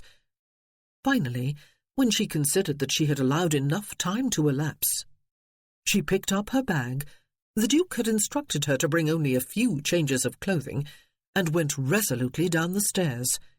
It was not an easy thing to do. She fully expected them to be standing shoulder to shoulder in the hall, dark and menacing and bad-tempered, to order her to do her duty. But only the stiff, stately butler was there, with a couple of footmen, one of whom immediately relieved her of her bag. "Is there a hackney coach awaiting me?" she asked. "There is, my lady." The butler bowed and opened the front doors. "And does the coachman know to which inn to take me?" "He does, my lady." She swept past him out the door and down the steps to the pavement, her chin up, thinking illogically that he could at least have come to bid her farewell. And then she saw that he had come, that he was standing at the carriage door, while the coachman was sitting up on the box. He opened the door as she approached, and she climbed inside, without either looking at him or availing herself of his offered hand. She was disappointed in him. Yes, indeed she was. She had begun to like him back at Ringwood. At the same time she felt guilty and humiliated. She had complicated his life by coming unbidden after he had thought himself free of her forever. And then he climbed in after her, shut the door and seated himself beside her. The seat was narrow. He pressed against her arm and her thigh, converting her anger from coldness to instant heat. "If this is gallantry, Colonel Bedwin," she said, "it is misplaced. I do not need your escort." "Nevertheless," he said, "you have it, ma'am. I will see you safely settled at your inn." She averted her head pointedly to gaze out at the busy streets of London, which had so enthralled her less than 3 weeks ago. Could it really be so short a time? It seemed like an age ago, a lifetime ago. Neither of them attempted any conversation. She intended to dismiss him quite firmly as soon as they arrived at their destination, to tell him to remain in the coach and return to Bedwin House. But the Green Man and Still was such a large inn, and the cobbled yard so bustling with noise and activity, that truth to tell she was bewildered by it all. She made no protest when the Colonel, having descended first in order to take down her bag and hand her out, strode off in the direction of the door through which most of the human traffic seemed to be proceeding. The hackney coach drove away. He must have paid the fare in advance. She went and stood inside the door while the Colonel spoke to the man behind the counter. This inn was far more crowded and noisy than the Pulteney had been, but just as daunting in its own way. She felt like a cowering country mouse. "I have taken a room for you," the Colonel said when he came back to her. "It is on the second floor facing the street. It should be a little quieter than one overlooking the yard." "Did you pay for it?" she asked him. "Of course," he said. She opened her reticule. "How much?" There was a slight pause. "There is no need for this," he said. "On the contrary." She looked up at him. "There is every need. And thanks to you, I am not impoverished, am I?" His jaw tightened. He looked more than usually grim. "I will take care of my wife's needs when I am in company with her, ma'am," he said. Does that include her need to be treated with respect?" she asked, snapping her reticule shut and stooping to pick up her bag. His hand closed about her wrist. "Much more of this," he said, "and we will be attracting attention. If we must quarrel, at least let us do it in the privacy of your room." "I am quite capable of finding my way there if you will tell me the room number," she said. "I will not keep you from the rest of your life one moment longer, Colonel Bedwin." But he had possessed himself of her bag again, and was striding off with it in the direction of the wide wooden staircase. Eve went trotting after him, doing a far poorer job than he of avoiding bumping into hurrying guests and servants. They climbed to the second story and walked the length of a long gallery before stopping outside a door at the very end of it. He opened the door, and she stepped into the room ahead of him. It was not large or ornate or crowded with furniture. It was nothing to compare with the Pulteney. There were just a large bed, a chest of drawers, a washstand, and one chair. But at least everything looked clean, and some of the noise of the inn seemed to recede after he had come in behind her and closed the door. There was no need for him to have come inside. Eve removed her bonnet and gloves and set them on the dresser, her back to him. "Why did you come?" he asked. "Or does the question need to be asked? Bewcastle went to fetch you, and very few people can withstand Bewcastle's will when he has his mind set upon something. How did he persuade you?" "It does not matter," she said. "Tomorrow I will be back at Ringwood, and you will never see or hear from me again, or I you. You will be no worse for today, except for the cost of an inn-room and a hackney coach." "The devil of it is," he said, "that I cannot remember exactly what I said to Wolfe when I saw you there in the library and realized what he had done. Something about having told him to leave you where you were, I believe." She went to stand by the window, as far away from him as she could get, and set both hands on the window-sill. Below her, a coach and four was slowing, about to make the turn out of the street into the inn yard. "You said," she reminded him, "that you did not want me here. That is quite understandable. I do not want to be here either. It was part of our agreement that neither of us wished to spend any more time in the other's company than was strictly necessary." She heard him set down her bag. She did not want to turn and look at him. He was wearing his uniform, the old, almost shabby one, and was looking altogether too formidable to be dealt with in such a restricted space. "But the words were ill-chosen and ill-mannered," he said. "I did not mean them quite the way they sounded."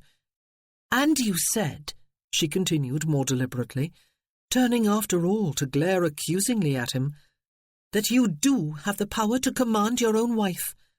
That was more than despicable, Colonel. We married for our mutual convenience. We parted with every intention of never communicating again. The question of your mastery and my subservience was never raised between us, the reason being that I am not your wife. Not in any way that matters." He was angry too now. She could see it in the hardness of his jaw and the narrow set of his eyes. "Perhaps, ma'am," he said, "that is where we made our mistake." "Mistake?" "Agreeing to a marriage in name only," he said. "We should at least have made a real marriage of it, even if we were to live the rest of our lives apart. Then there would be none of this ridiculous debate about whether you are really my wife or not, about whether I should pay certain of your bills or not, about whether I have the right to command my brother to leave you in peace or not. Perhaps we ought to have carried our wedding day to its natural conclusion." She stared at him, her cheeks hot.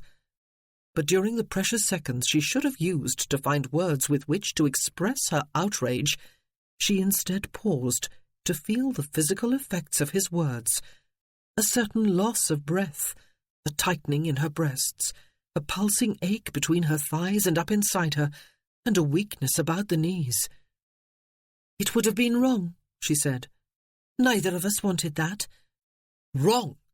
We are man and woman," he said harshly, "and a few weeks ago we married. Men and women, especially married ones, go to bed together. They satisfy certain needs there. Have you never felt such needs?" She licked her lips and swallowed. She wished the window were open. The room felt airless. He made an impatient sound then, and came striding across the room toward her, detouring about the foot of the bed. She set her back firmly against the windowsill and gripped it from behind with both hands.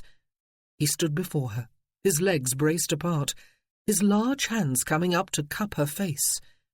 She closed her eyes, and his mouth descended on hers, closed, hard, pressing her lips rather painfully against her teeth.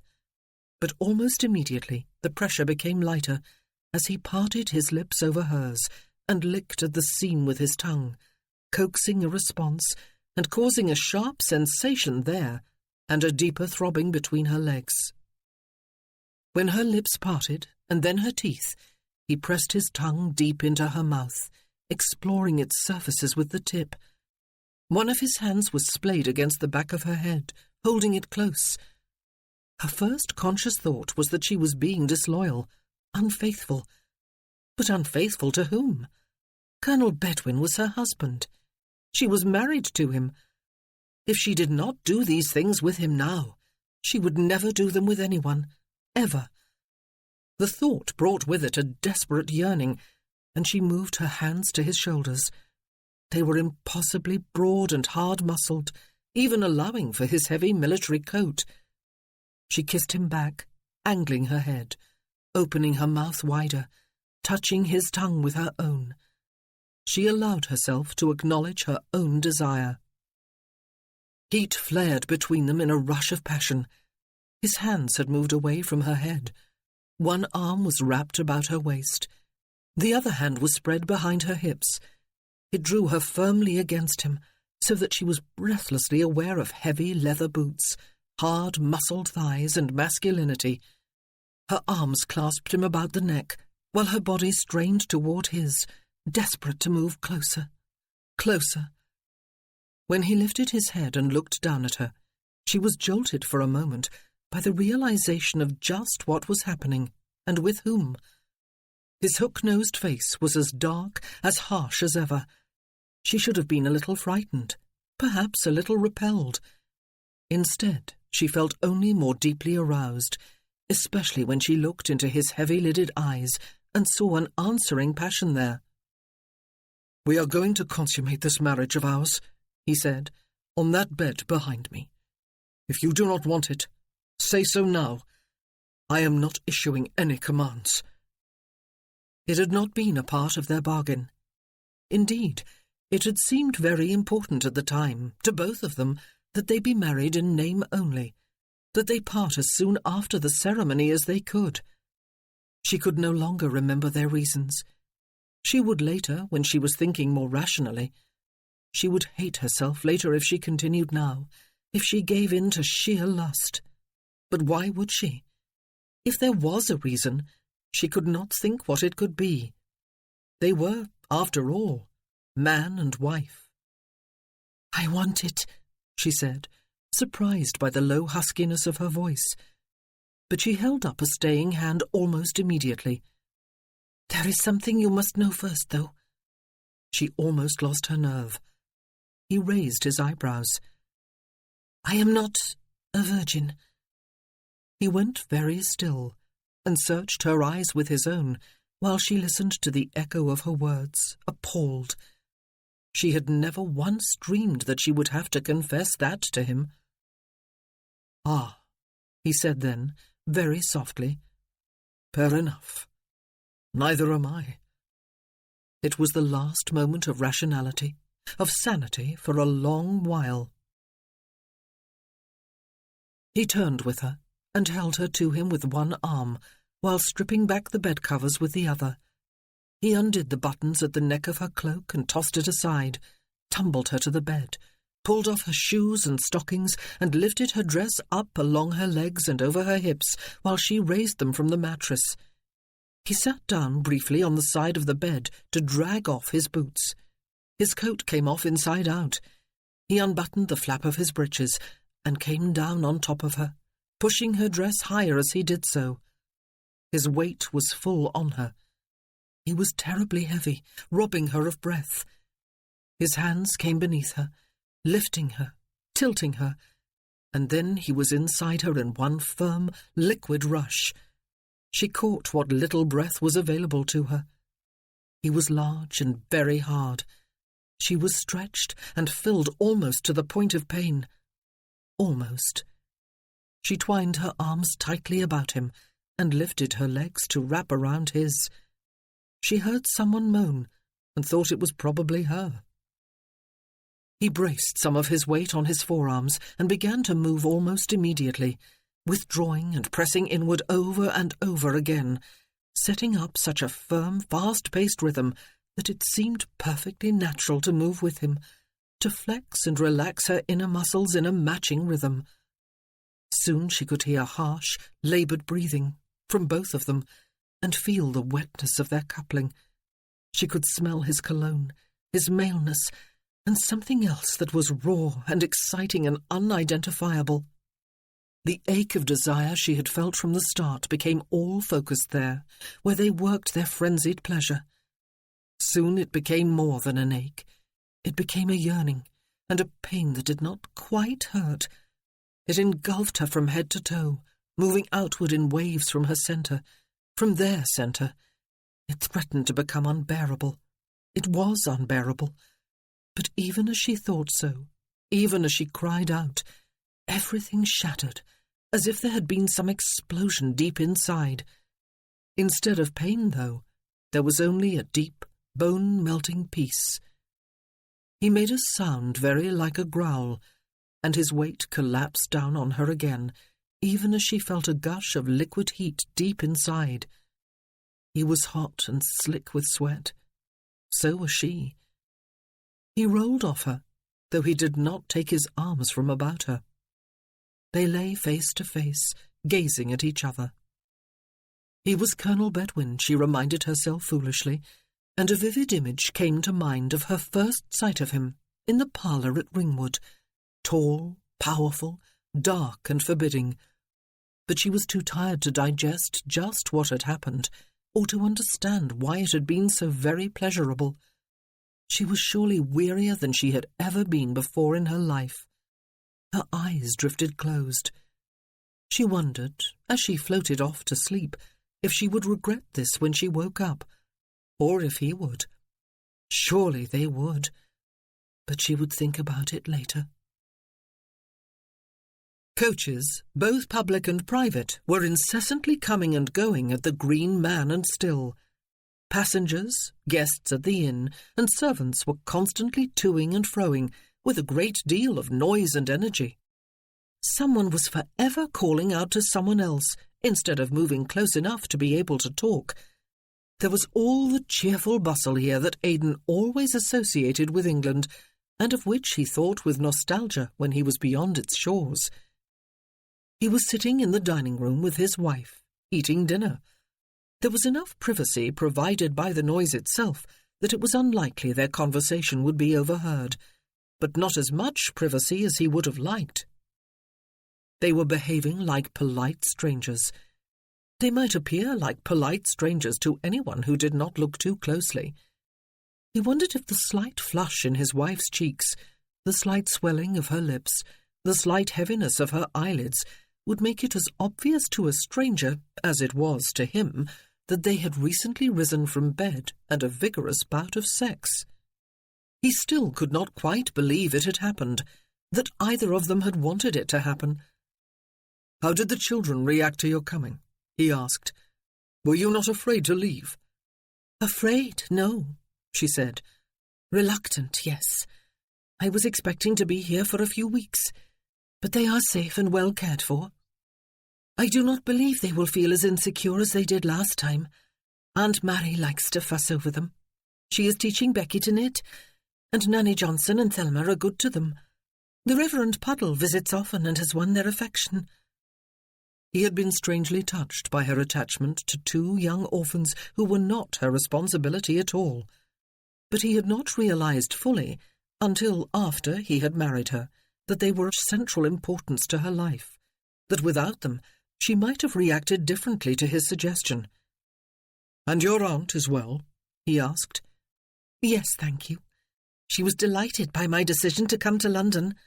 She laughed, even after the Duke had raised his quizzing glass all the way to his eye on hearing her Welsh accent when I introduced them. "Why did you decide to come?"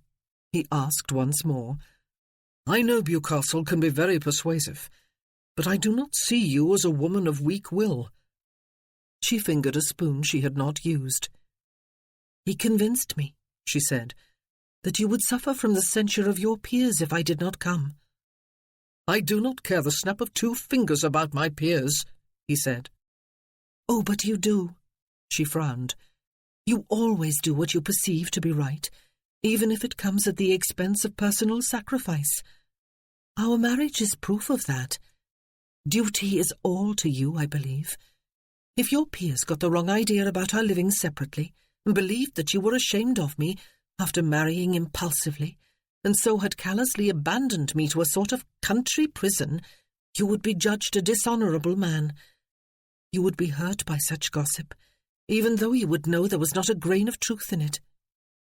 Perhaps she was right, he conceded. "And so you came to save me," he said. "You made me your newest lame duck."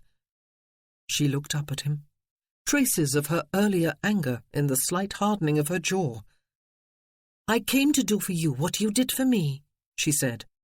"When you thought it important that my neighbours see us together, comfortable and amiable together, and respectful of each other, you remained at Ringwood, and endured all the tedium of a country assembly for my sake. You owed me nothing according to our agreement, yet you did it anyway. I came here so that I could do the same for you." "But for you it would mean inconvenience for longer than a day," he said. "For a few weeks, I expected," she said. "Perhaps even a month. I would have had to be carefully prepared. By your aunt, according to the Duke." "Aunt Rochester?" "Yes." She was turning the spoon over and over on the table. "I am not a lady by birth, and only partially by education. I was brought up and have lived most of my life in the country among people who are gently born, but by no means members of the ton. I know nothing of town fashions and manners. I know absolutely nothing at all about moving in high society, or about what is expected of the wife of a duke's heir. I would have had to learn to be presented to the Queen without disgracing myself, and how to be presented at a ball in Bedwin House without losing all my composure and committing some heinous social gaffe. And then I would have had to attend all the victory celebrations at your side, behaving as Lady Aidan Bedwin ought." It was hardly surprising that there was an edge of bitterness to her voice. Aidan dearly wished he could swear out loud. "And all this Wolfe said to you without mincing words, I suppose?" he said. "I do not like him," she said. "Indeed, I believe my feelings about him go beyond dislike. But at least I respect his honesty. He says what he believes. He does not say one thing and imply another." "About what happened upstairs this afternoon," he began. She set her hand flat over the spoon, hiding it completely from his view, and shook her head. "It does not matter," she said. "Perhaps it is as you said. We needed to do that, to complete what we had started, so to speak. It does not matter. And I can hardly pretend, can I, that I did not enjoy it? I did. Let us leave it at that." It was a long time since he had had a woman. Before today, that was. The last time had been somewhere back in Spain, before the winter crossing of the Pyrenees by Wellington's armies, back before his acquaintance with Miss Knapp had developed into something that had promised a future. But he could not pretend that he had taken his wife only to appease a rabid hunger for sex. It had been, as she had just said, a completion, and apparently an end too. "Your coach leaves at 7 o'clock in the morning," he said. "Yes." She lifted her napkin off her lap and set it on the table beside her plate. "I should get to bed early. It has been a long day." "Allow me to escort you home," he said. "I'll hire a private carriage. It will be far more comfortable than the stage." "No, thank you." "I'll accompany you on the stage, then," he said. She shook her head. He stared at her, exasperated. How could he let her go alone? She had come for his sake, damn it all. And damn Bewcastle to hell and back. "You would not have enjoyed it here, you know," he said. "Life at Bedwin House, the season and all that." "I did not expect to enjoy it," she told him. "I did not come to be entertained." "You would have found it impossible," he said. "Bewcastle, Aunt Rochester, even Freya and Ellen. You would never have coped with them or with all they would have expected of you." "Impossible?" She looked up at him with a frown. "Never?" "I apologize for the inconvenience you have been put to today," he told her, "and for the tedium of another day of travel tomorrow. But you will be altogether happier at home in Ringwood. You would never have been able to master every lesson here in time." "Would I not?" The quietness of her voice finally alerted him. "Not to Bewcastle's satisfaction, anyway," he said, "or Aunt Rochester's. They are incredibly high in the instep."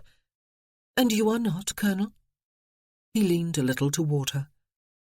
"I believe we have both long realized," he said, "that we are from different worlds. One is not necessarily superior to the other. They are just different. Bewcastle was wrong to persuade you to come here. You would have been miserable if you had stayed.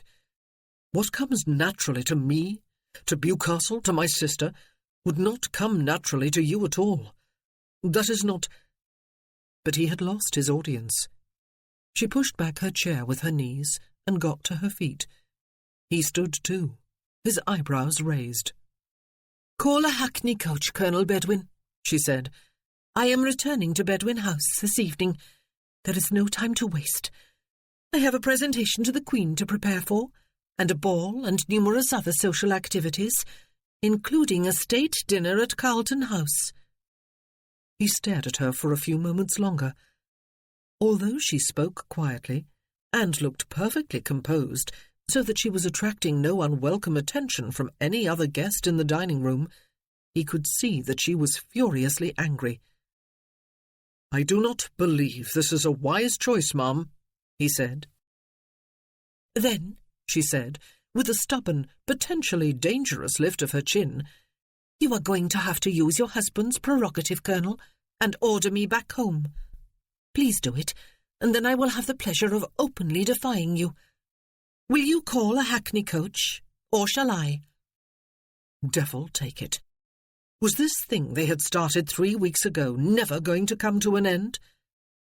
Aidan strode away without another word, while silently answering his own question. No, it was not. Not while they both lived. He assumed that she had gone upstairs to fetch her bag while he called a carriage. He did not look back to see. Chapter 12. One of the footmen on duty in the hall at Bedwin House informed Colonel Bedwin that the family was still at dinner. They would wait in the drawing-room then, the Colonel informed him, cupping Eve's elbow with one hand and turning her in the direction of the staircase. But the footman coughed discreetly. "I believe His Grace has plans to go out for the evening after dinner, my lord," the man said, "and Lady Freya and Lord Alain will be attending the theatre."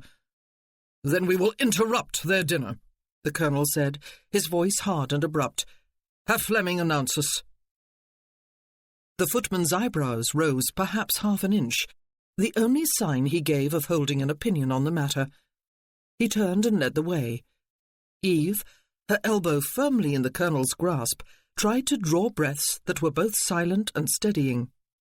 The anger and bravado that had propelled her out of the Green Man and Still less than half an hour ago and into the waiting hackney coach, and then inside Bedwin House, were rapidly deserting her. At least the bravado was. Until they set foot inside the hall, and he spoke to the footman, Colonel Bedwin had not uttered a single word. He had contented himself with looking thunderous. The footman knocked on the door. Presumably it was the dining room, murmured something to the butler when the latter opened it, and turned back in the direction of the hall. The butler's eyebrows rose perhaps 3/4 of an inch. "Lord and Lady Aidan, Your Grace," he announced, stepping to one side of the doorway. The dining room was a long, high-ceilinged chamber, with a table that took up much of its length.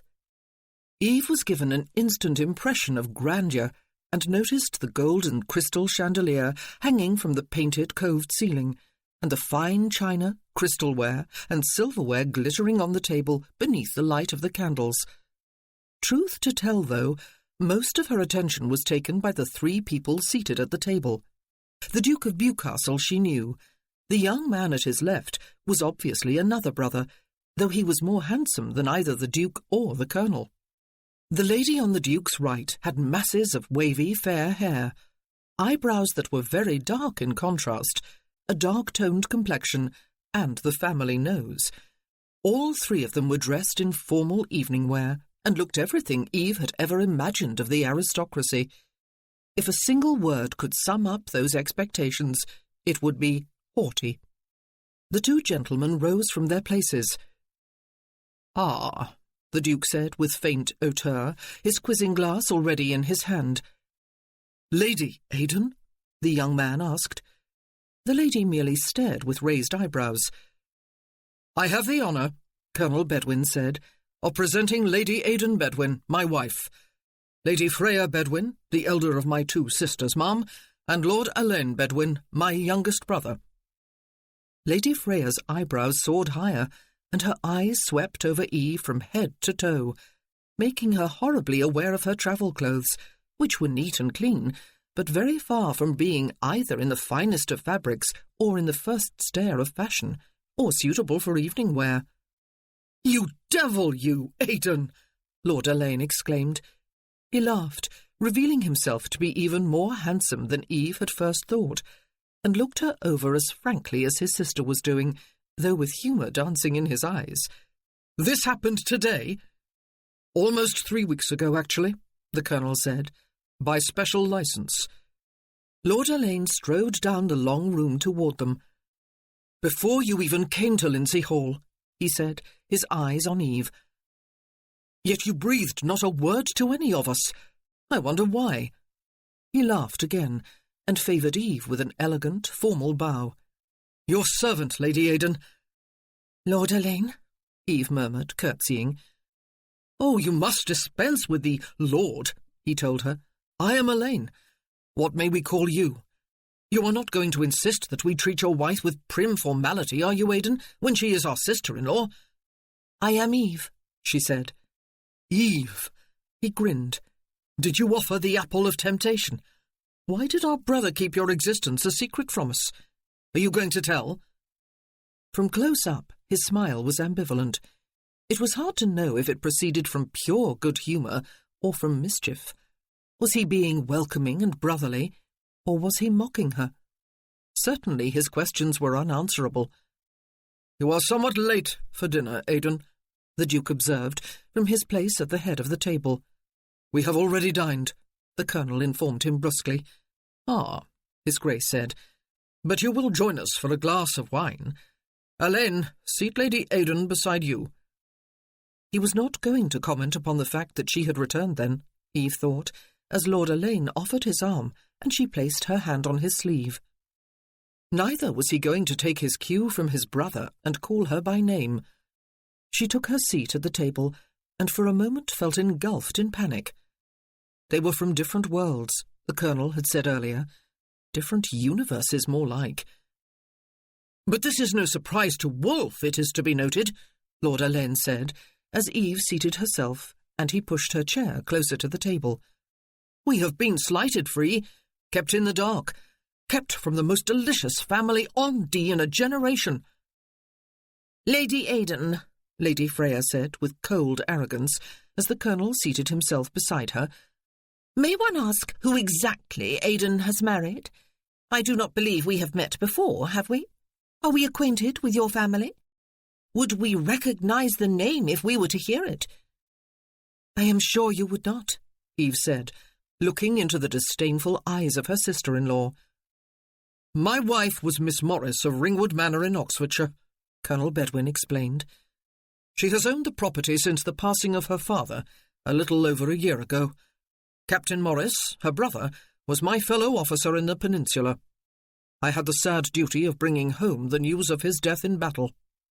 Ah, do accept my commiserations, Eve, Lord Elaine said. And you fell head over ears for each other at first glance, his sister said, her eyes resting mockingly on Eve. How unutterably romantic! But Morris? No, I am afraid I have never heard the name. It would be strange if you had. Eve smiled. My father was a coal miner before he married the owner's daughter. And so she thought, as her sister-in-law answered her smile without making any comment. The battle lines had been drawn. Well, she had been warned both by her own common sense and by Colonel Bedwin. She had no one but herself to blame for this. A coal miner, Lord Elaine chuckled. It must certainly have been love, then. Aidan has always been the highest of sticklers, and he has no need of anyone's fortune. He has a vast one of his own. Did you know that, Eve? Now tell me, why is he pokering up at me? Eve was not sure she would like Elaine. She did not know how to interpret his good humour, so different from the coldness of his siblings.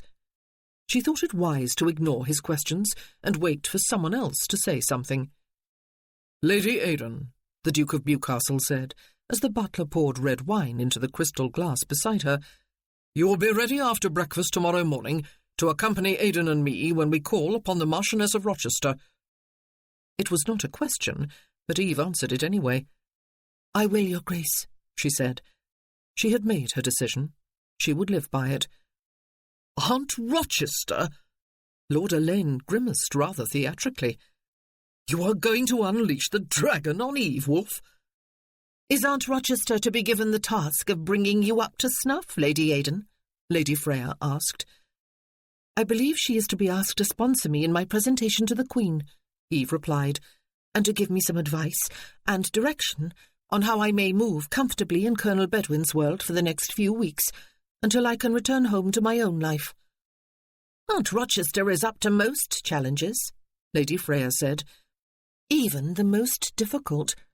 We must all agree with you on that, Free, Elaine said, raising his glass in apparent toast to his sister. She orchestrated your come-out, did she not? And the world kept turning. She glared disdainfully at him. A hit, Freya, you must admit, the Duke said languidly. He rose to his feet, glass in hand. We will drink a toast to the newest member of the Bedwin family. To Lady Aidan Bedwin. There was no warmth in either his voice or his eyes. The others rose too, and clinked glasses before drinking, but only Elaine looked directly at Eve. Only Elaine smiled, and quickly winked. Colonel Bedwin was stern and granite-faced. Unbidden, a memory of the afternoon came to Eve's mind, of the hour they had spent together in her bed at the Green Man and Still. Could it really have happened? It seemed like a strange, bizarre dream, except that she could feel the physical effects of what had happened. Could that man possibly be this man? Her stomach performed an uncomfortable flip-flop. The Marchioness of Rochester was at home the next morning, but she still had not emerged from her dressing-room, her butler informed Bewcastle, in a manner that showed all the proper deference for his rank, while at the same time conveying unmistakable reproach. This particular hour of the morning was not, of course, the polite time for even so lofty a person as the Duke of Bewcastle to be paying a social call. "If you would care to wait in the rose salon, Your Grace, my lord?" the butler asked, his tone implying that they might not care to do any such thing, but to take themselves off until a more respectable hour. His eyes skimmed over Eve, and apparently dismissed her.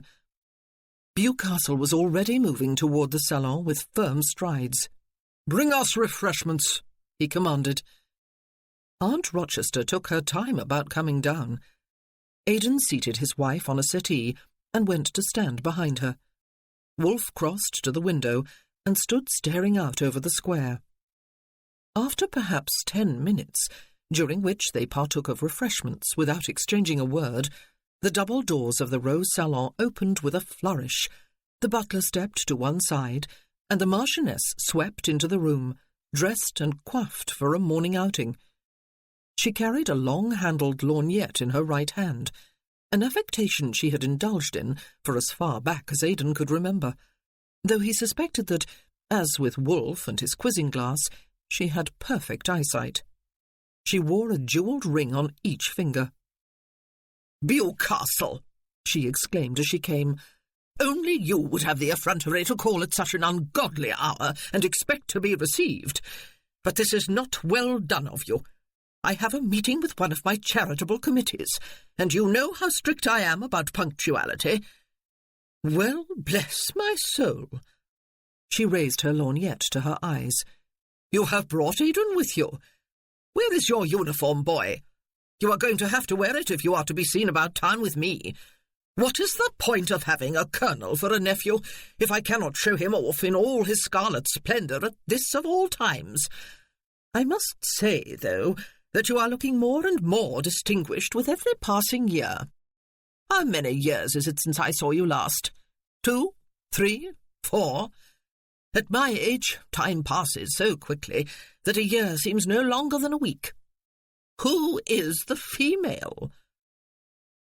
"Aunt," Aidan bowed to her, "I have the pleasure of presenting my wife, Lady Aidan Bedwin. He was given no opportunity to complete the introduction. "Bless my soul!" she exclaimed again, her lorgnette sweeping down over his wife. "Whose schoolroom did you steal her from? Whose governess was she?" Eve was, of course, dressed in her habitual grey. "She was Miss Morris of Ringwood Manor in Oxfordshire," he told her. "She is owner of the property, Aunt." "Where on earth did you find her?" she asked. Aunt Rochester was famous for her bluntness. What would have been deemed unpardonable rudeness in anyone else was dubbed eccentricity in the daughter of a duke and wife of a marquis. "I brought the news to Ringwood Manor of the death in battle at Toulouse of Captain Morris, Miss Morris's brother," he explained.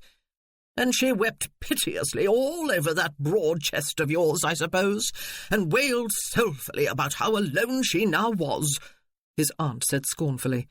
"She smelled a fortune as soon as it walked through her door with its feet in your boots and spotted a fool at the same moment. Aunt!" Aidan clasped his hands behind him and bent his sternest glare on her. If she were a man, by God, she would by now be lying prostrate on the Persian carpet, counting stars on the ceiling. "I really cannot allow you—" But again he was interrupted. "I am neither deaf nor dumb," his wife said quietly, getting to her feet. "Neither am I feeble-minded. I do not appreciate being spoken of in the third person, as if I were all three, and I have a strong aversion to being insulted. I will inform you that I am really quite wealthy, ma'am, if that knowledge will help quell some of your fears that your nephew has been duped by a fortune-hunter. My father worked hard as a coal miner, married the owner of the mine, inherited through her, and then worked hard to amass an even greater fortune. I was and am proud of him, and of my heritage." She spoke in a more than usually lilting accent. Deliberately so, Aidan suspected. "You are Welsh?" his aunt said, as if accusing Eve of some heinous crime. "Aunt," Aidan said stiffly, "you owe my wife an apology." She answered with a bark of laughter. "Ha! Impudent puppy," she said. "I did not bring her here to be insulted." "Sit down," his aunt ordered suddenly. "Both of you, sit. And you too, Bewcastle. And you may lower both those eyebrows and that quizzing glass. They do not intimidate me." None of them moved. "You have already kept me from my committee," Aunt Rochester said, "and I never neglect my duties to those less fortunate than myself. Now, sit and tell me to what I owe this honour." I suspect that it would not have taken both my nephews to come here this morning, merely to present Lady Aidan Bedwin." Eve sat again, and Aidan moved around the settee to take the place beside her. Bewcastle remained standing close to the window. "Lady Aidan must be presented at court, and properly brought out," he said. "For better or worse, she is Aidan's wife. Moreover, she has been included in an invitation to the state dinner for all the visiting European dignitaries at Carlton House. You will sponsor her, aunt." "Will I indeed?" she asked him haughtily. "You take much for granted, Wulfric." "I do," he said. "You are a Bedwin. Lady Aidan must be brought up to snuff. There is no one better qualified to accomplish that than you." Aunt Rochester regarded him through her lorgnette. "She will have to be taken to a fashionable dressmaker," Wolfe continued. "She will need everything. In particular, she must set aside her mourning. Grey does not become her." "Why is she not in black?" Aunt Rochester asked. "Her brother has just died, has he not?" "He sent word with Aidan that she was not to wear mourning for him. But even if he had not done so, I would require her to set it aside for her appearance in society," Bewcastle said. "You will undertake this task, aunt?" "It would appear," Aunt Rochester said with a sigh, "that I have no choice. It will be an interesting challenge. I have never before been called upon to sponsor a Welsh coal miner's daughter." The lorgnette was turned upon Eve, who sat quietly enough under the scrutiny, though Aidan expected that at any moment she would jump to her feet again and demand to be taken away. "At least she has a passably good figure and tolerable features. Something will have to be done about her hair, of course." Bewcastle and Aunt Rochester proceeded to talk about her in the third person again, and rather as if she were inanimate. Aidan might have felt some pity for her if she had not brought this entirely upon herself. As it was just as well, perhaps, that she knew fully this morning what yesterday's ruffled pride had led her into. And interestingly enough, he was rather curious to know where, if anywhere, that pride was going to lead her today, and in the coming days. He had not really seen it in full force until yesterday, a strange reminder of how little he knew of the woman he had married. Would he be taking her back to the Green Man and Still this afternoon, or tomorrow? "If I approve of what is suggested, ma'am," she said after a minute or two, interrupting the conversation and drawing both his aunt's and Wolfe's astonished attention to herself, "then I will allow the style of my hair to be changed.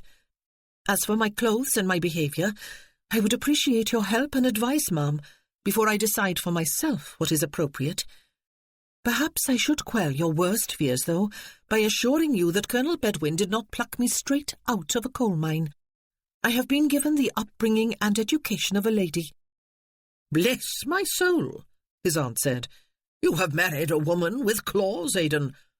"Yes, aunt," he agreed. "She had better keep them sheathed from me," she said.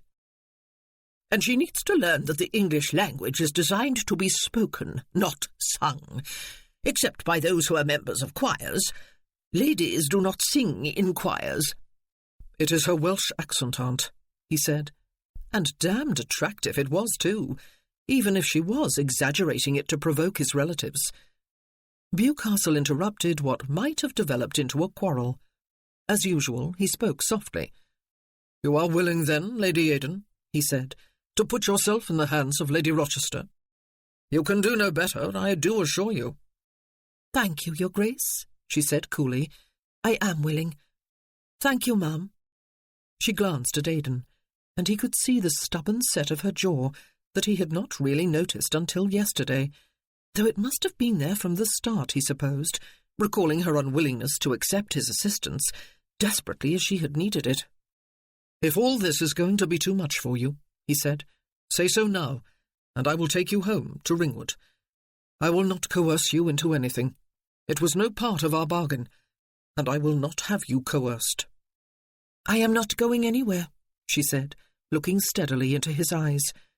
"Oh, yes, you are, my girl," his aunt retorted, her lorgnette to her eye again. With it, She was assessing Eve's appearance from head to foot. "You and I are going to pay a call on my modiste without another moment's delay. Wulfric, Aidan, you may leave.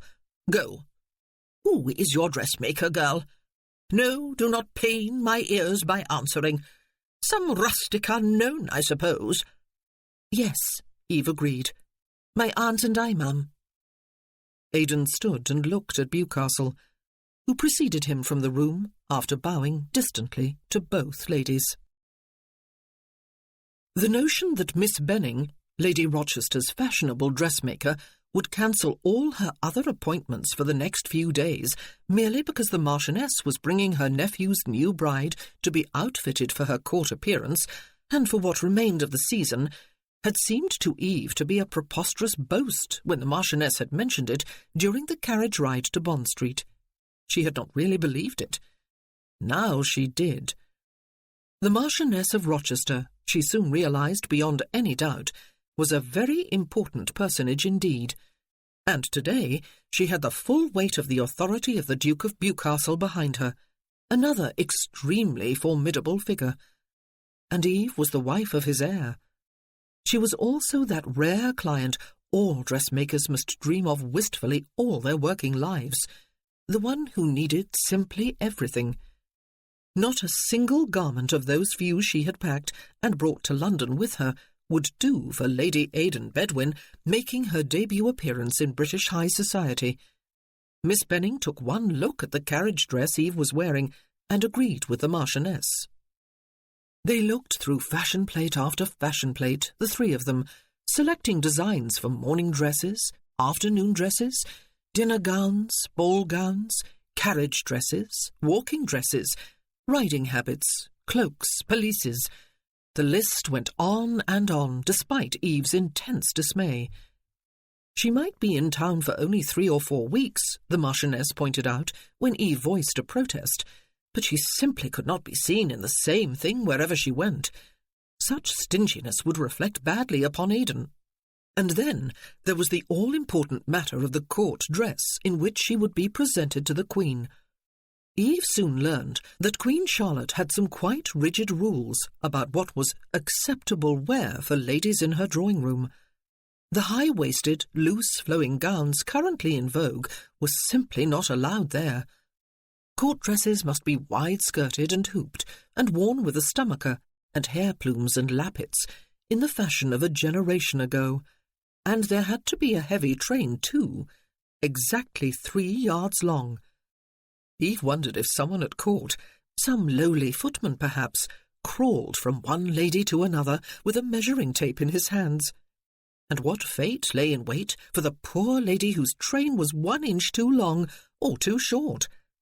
Banishment from court and social ostracism for the rest of her life. There were fabrics to select, and colours and trimmings to choose among. There were measurements, interminable measurements of every inch of her body to be taken. It was all progressively bewildering and exciting and dizzying and tedious and draining. At every turn there was a protracted discussion. Fortunately, Miss Benning agreed with Eve on the question of colour. Soft pastel shades would put the focus on Lady Aidan Bedwin's delicate complexion, fine eyes and lustrous hair, she told Lady Rochester, but she agreed with the Marchioness that the court dress must be of a far richer shade, the unspoken implication perhaps being that at court the gown was of far more significance than the person inside it. In most cases, Eve won her point too about fabrics.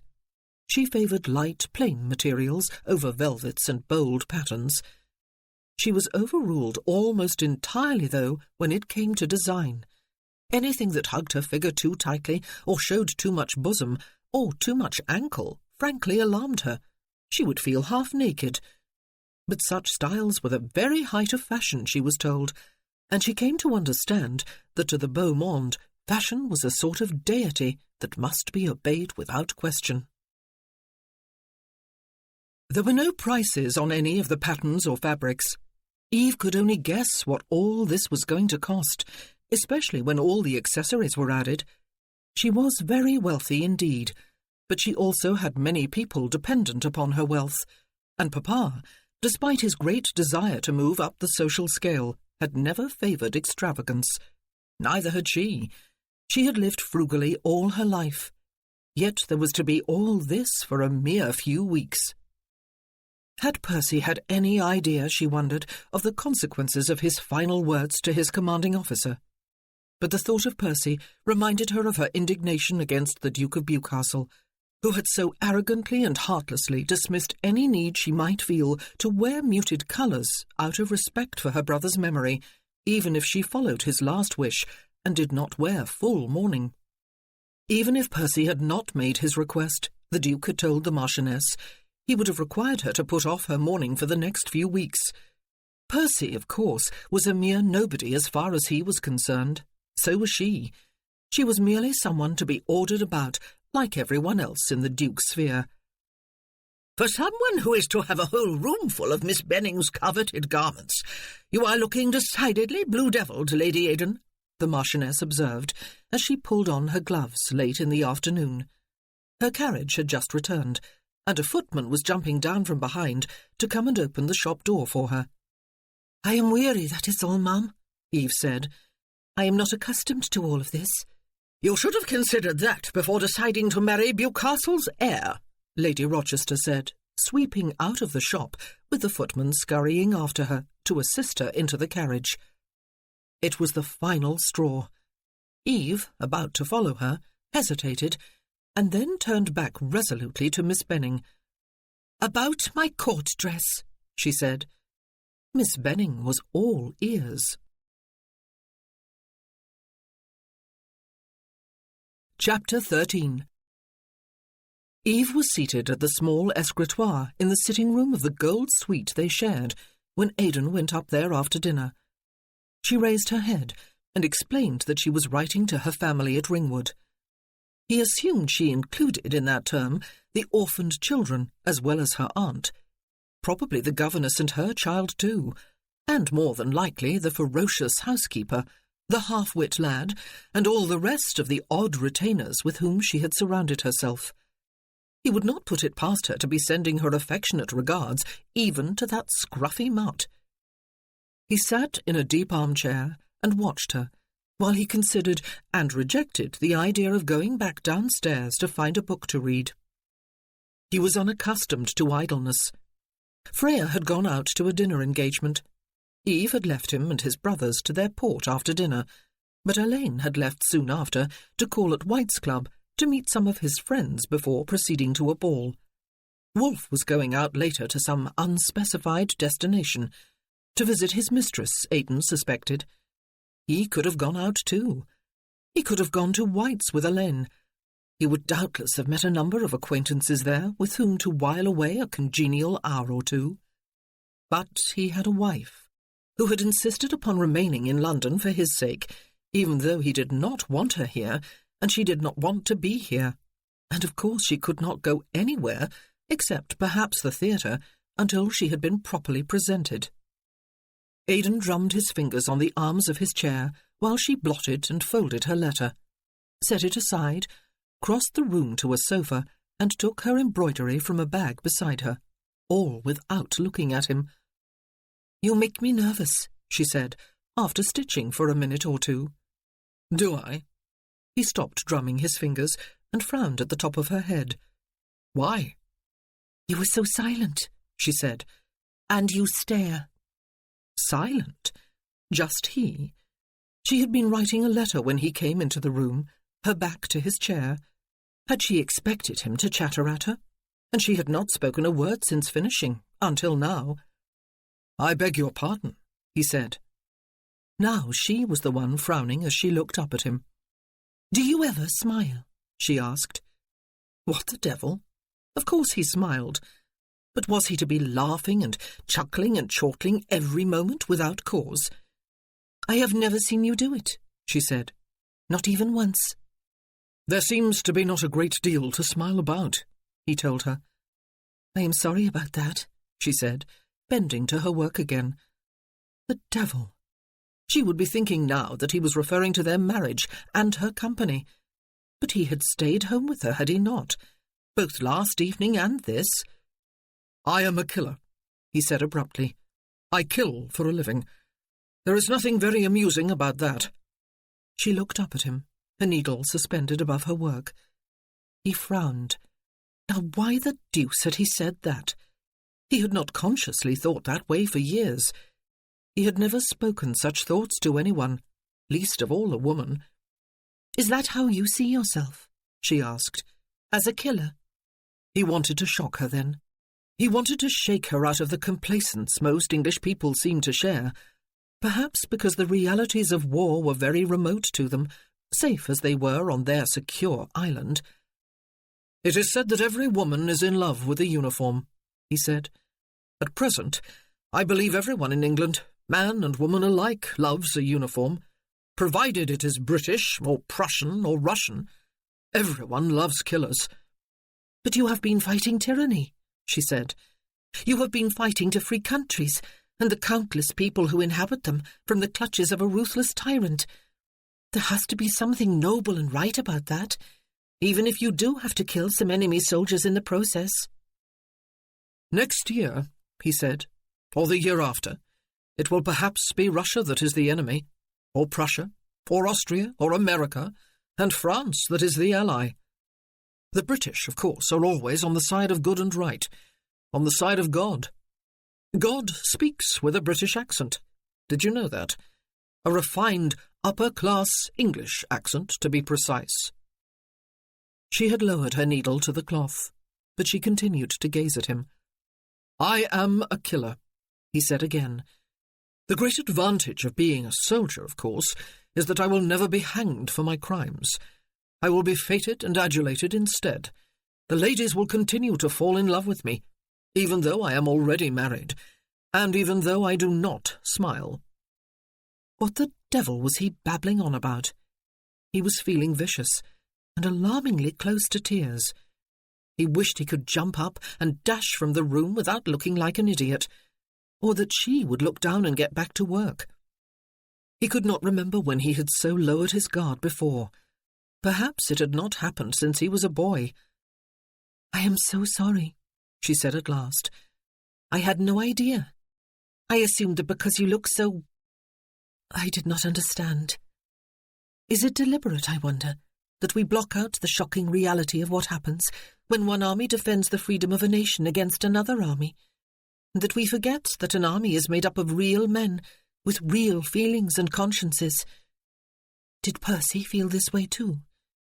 He never said anything. But he would not, I suppose."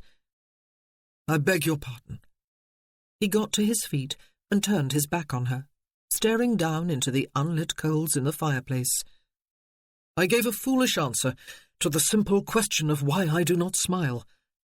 I believe I do smile, ma'am, and if I do not, it is doubtless because I am a Bedouin.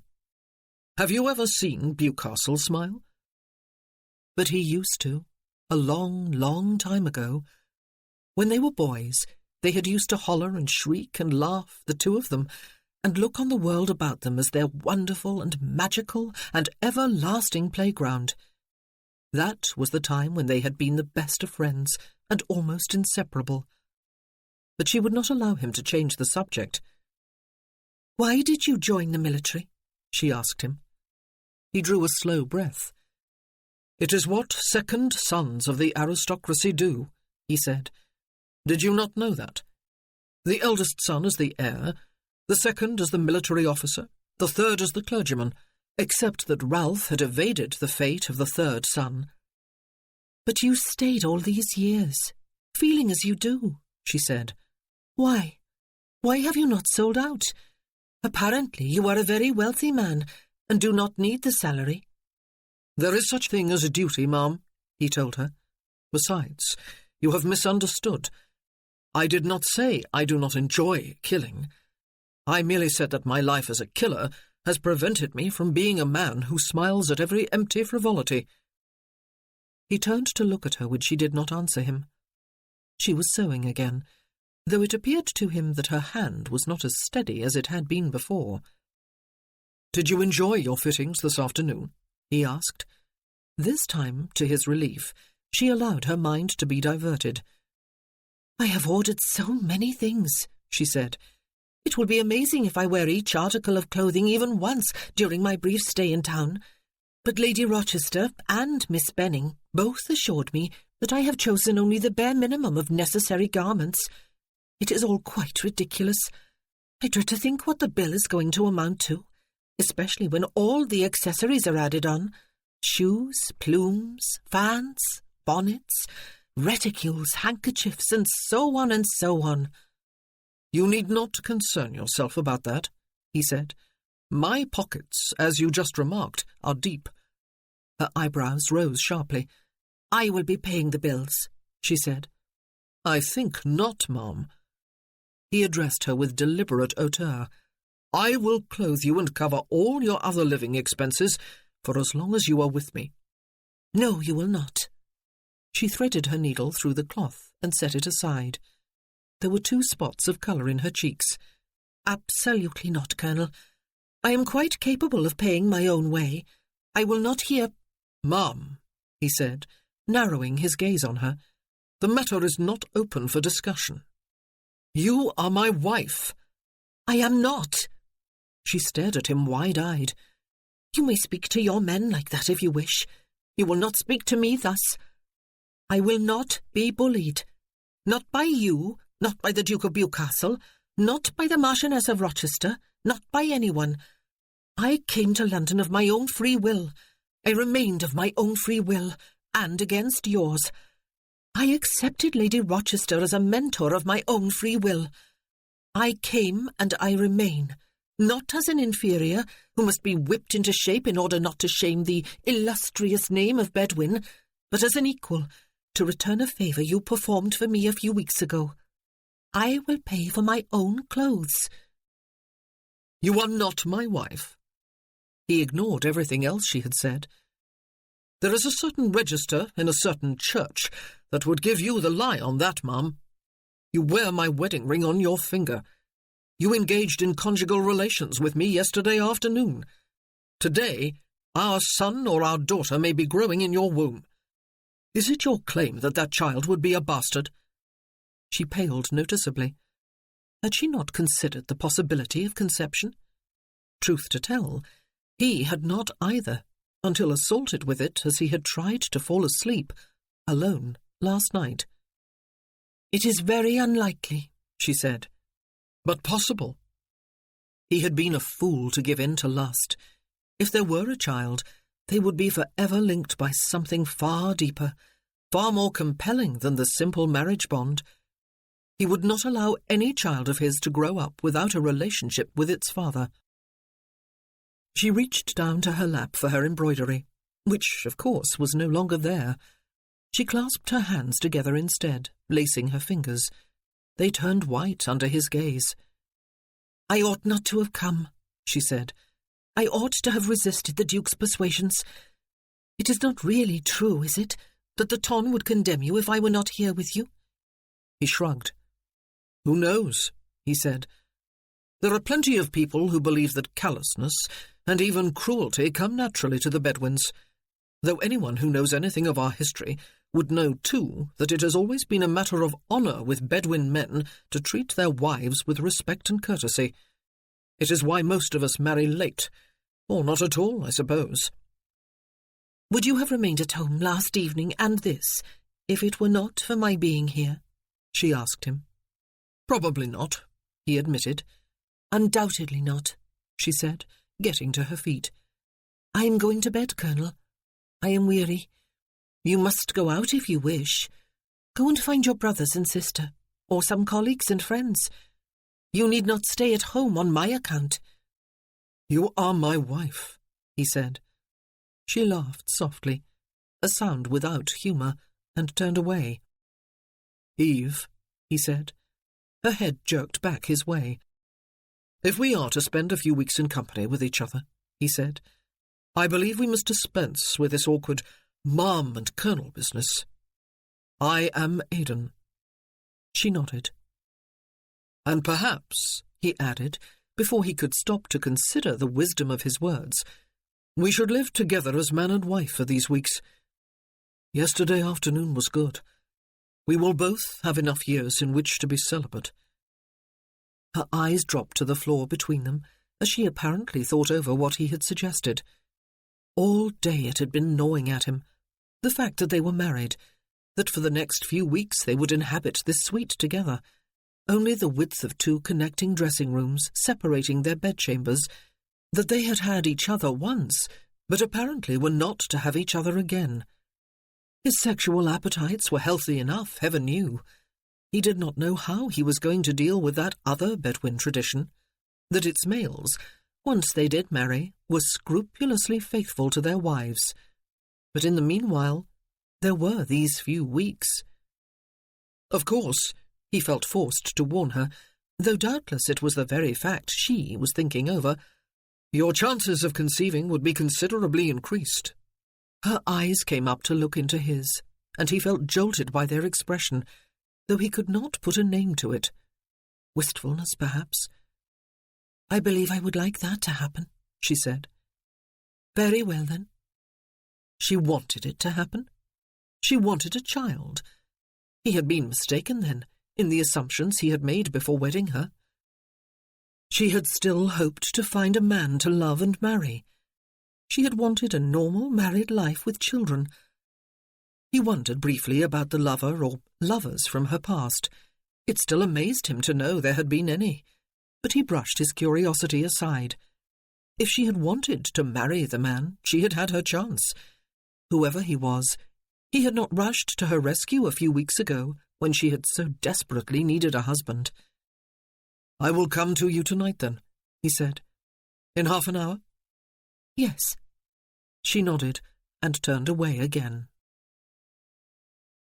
She might be with child. The thought thrummed through her mind like a refrain. She might be with child. Or if she was not now, then she very possibly would be before these weeks were over and she returned home alone to Ringwood.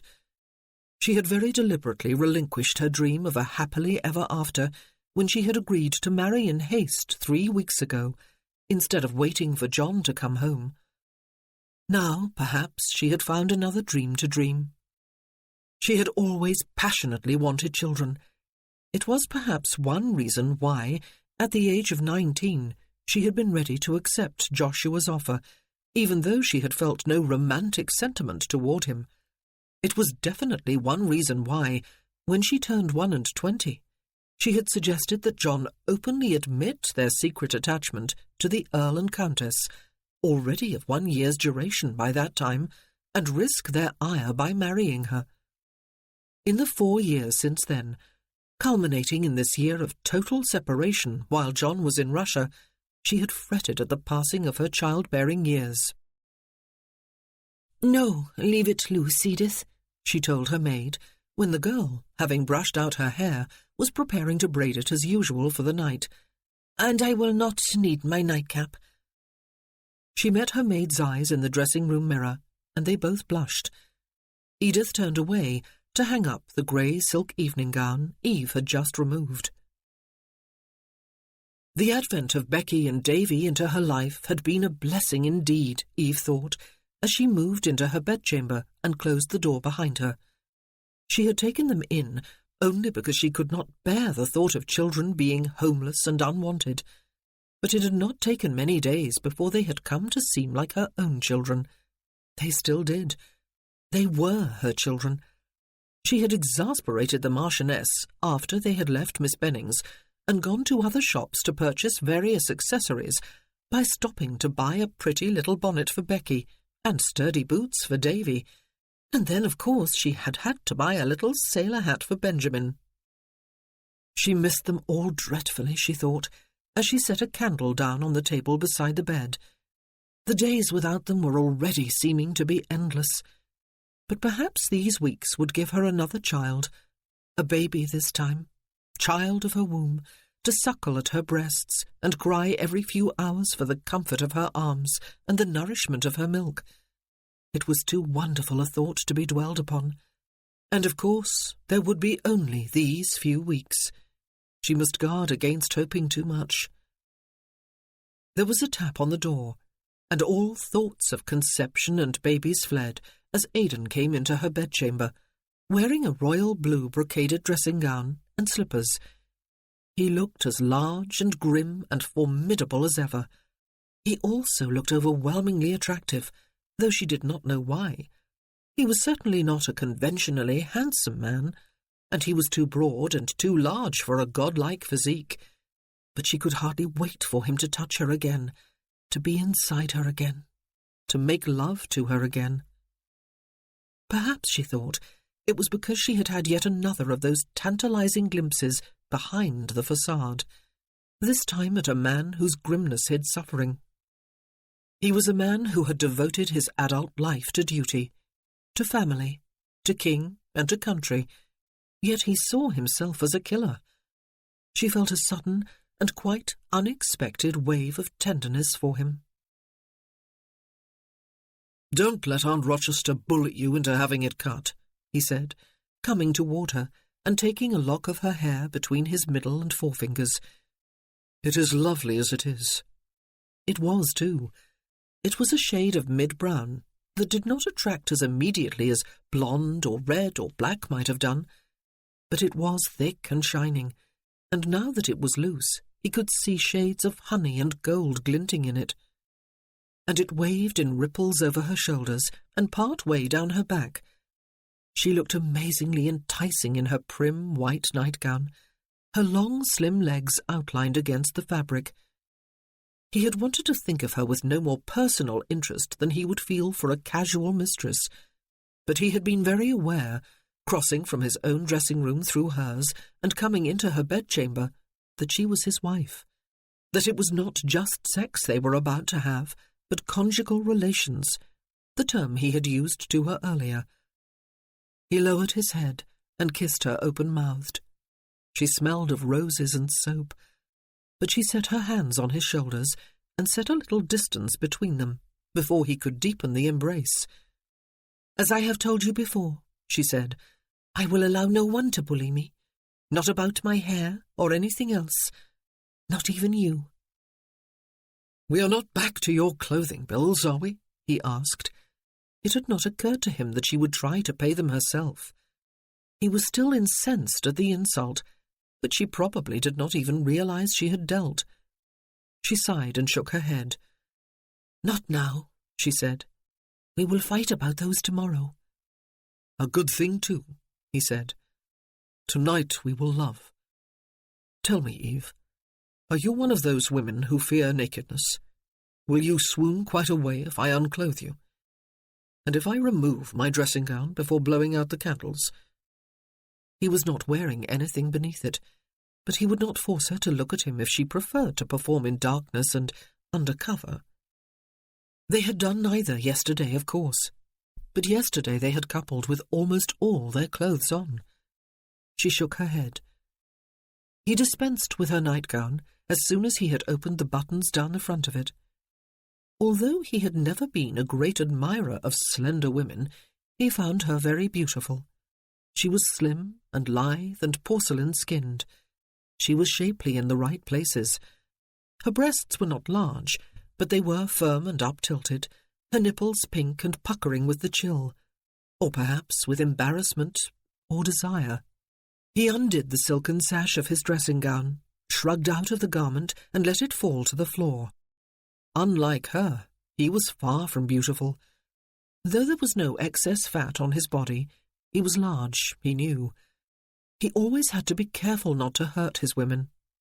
He bore the scars of numerous old wounds, and there were his large nose and his dark hair, and eyes and complexion, all of which must repel some women.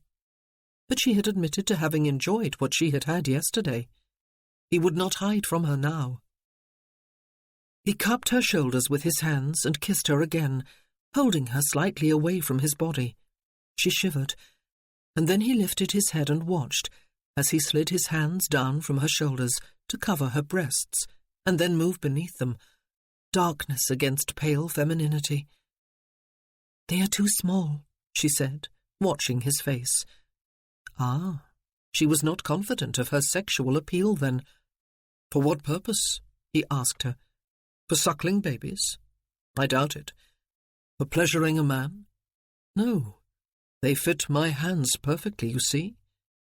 She looked down as he lifted them and set his thumbs over the hardened nipples and pulsed lightly against them. Then he lowered his head, took one nipple in his mouth and sucked, rubbing his tongue over the peak. He felt himself tighten and harden into arousal. "Ah!" she exclaimed, her hands tangling in his hair. She arched in against him. "We had better lie down," he said, lifting his head. "Will you mind if the candles are left burning? I like to watch what is done, but I will extinguish them if you would prefer." She hesitated, and he could tell from the look in her eyes that she would prefer darkness. "Leave them burning," she said. She lay down in the middle of the bed, but when he joined her there, he did not immediately top her, as he had done yesterday when they had both been hot with passion. Neither did he lie beside her. Instead, he knelt on the mattress, spread her thighs wide with his hands, and then kneeled between them. She bit her lip and spread her hands, palm down, on the sheet on either side of her, while he set his hands behind her knees, raised her legs, and spread his own wide beneath them. He leaned over her then, his eyes devouring her, his hands exploring her slowly and thoroughly with all the expertise he had developed over the years, arousing her with feathering touches and light stroking, tickling, pulsing, scratching, pinching in erotic places he knew would heighten her desire. She lay still beneath him, her arms spread over the mattress, her eyes half closed, her lips parted, responding with heat and shortened breath and little moans of pleasure, but not participating. He played her with his mouth, his tongue and his teeth, as well as with his hands. One thing was clear at least. Her sexual experience was very limited indeed. He slid his hands down over her slender, smooth legs until they were behind him, finding and working the places on her feet that would arouse further need in her. And sure enough, when he moved his hands between her thighs, he found her hot and moist. He probed with the fingertips of one hand, stroking gently, parting folds, exploring between, sliding one finger up inside her, watching what he did, and knowing that he could wait no longer than a few moments more before mounting her. He felt her muscles contract strongly about his finger and withdrew it. "You are ready?" he asked, looking up into her eyes. He could read her body and knew the answer, but he would not penetrate before she had assented. "Yes." The low huskiness of her voice caught at his breathing. He slid his hands beneath her to cup her buttocks, tilted her, and entered her with one firm thrust. Heat, moisture, and tightening muscles enfolded him, and he closed his eyes, drew a slow breath, and imposed control over himself. He wanted to cover her with his weight and release all his tension into her with a few powerful thrusts, but he had aroused her and must now satisfy her. He stayed on his knees between her thighs, kept his hands where they were, and watched as he withdrew and entered again and again, concentrating on giving her his full length and a strong, firm rhythm. He watched, detaching his bodily needs from what he saw, waiting for her body to respond. She was beautiful, all woman, woman in the act of sex. He could hear the wet rhythm of what they did together and smell the rawness of sex mingled with soap and roses. She moved her arms to cup his knees with her palms. Then finally came the moans and the tightening of her inner muscles and the hard straining up against him that were signs of imminent climax. He kept his rhythm steady, pressing hard through the narrow, tight, wet passage with each inward thrust. And then she relaxed and opened like a flower to the sun, and he entered her one more time, pushing deep, holding still, and finally, when she was soft and fully open and satiated, he gave her his seed. She was half asleep when, a minute or so later, he disengaged from her, got up to extinguish the candles, and then lay down at her side, pulled the bed-covers up over their damp bodies, and slid one arm beneath her head. He had not intended spending the night in her bed. He never had literally slept with a woman, but she was sleeping, and he was tired, and he knew he would want her again before morning. They had only a few weeks together after all. They might as well make the best of the time they had. Just before he slept, she turned onto her side, burrowed her head against his shoulder, and sighed in her sleep. Aidan was tying the sash of his dressing gown and looking down at Eve. She had woken when he had lifted her off his body, where apparently she had slept for the past hour or two after they had made love for the third time. She regretted his leaving the bed so early. Surely it was early. "What time is it?" she asked. "About 6, he told her. "I am always an early riser. I have promised to go riding in Hyde Park with Freya and Elaine. Go back to sleep." Oh, riding! In the early morning. There was nothing lovelier. He was going with his brother and sister, with no thought to the fact that she might wish to go too. But anyway, she had no riding habit with her. "I thought of going to White's Club with Elaine later this morning," he said, "and to Tattersall's afterward. He is looking at some horses to purchase. However, if you need me—" "I do not," she said. "There are only 4 days to go before my presentation to the Queen. Lady Rochester will be here soon after breakfast. In her opinion, 4 days are by far too short a time to rid me of my rusticity and teach me how to curtsy correctly." "Is a curtsy not a curtsy?" He frowned. "Apparently not," she said, "and there are 1,001 other things to learn.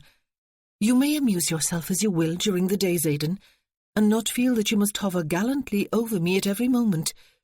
And the evenings, too.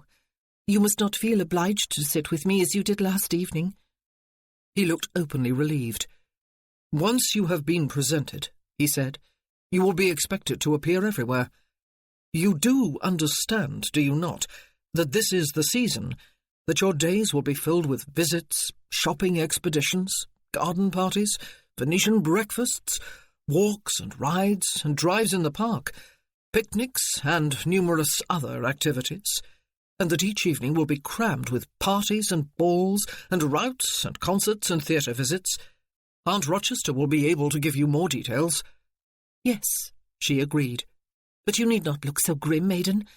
You will not be obliged to escort me everywhere. I already know that about ton marriages, you see. It will be enough that I will be seen and known as your bride. Soon enough we will both be released from this charade, and will be able to return to our own lives." He considered her words and then nodded briskly. "Well," he said, "just follow my aunt's instructions, and all is bound to go smoothly for you. And follow Wolfe's directions too. Wear colours as soon as your new clothes begin to arrive. He is quite right.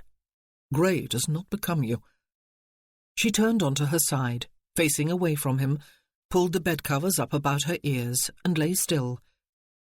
For a few moments there was only silence behind her, and then she heard the quiet opening and closing of her dressing-room door. Now why had she somehow expected that the night would make all the difference? What sort of foolish female notion was it that love changes everything? It was not even love they had shared last night. Women, Eve understood, often made the mistake of thinking that tender intimacy in bed must be a product of love. It had been only physical intimacy, utterly pleasurable for them both. She was well aware that all 3 times he had used considerable expertise to make sure that she enjoyed the act. He had succeeded very well indeed. He was going riding with Elaine and Lady Freya instead of staying with her. He was going to White's Club, and then Tattersall's for the morning, and probably the afternoon too. When she had told him he might go out in the evenings, he had looked relieved. He had told her to obey Lady Rochester. He had told her to obey the Duke of Bewcastle. She felt like weeping and weeping, until the well of tears inside her was quite dry. Instead, she picked up the pillow that still bore the imprint of his head, and with both hands hurled it at the dressing-room door. Chapter 14.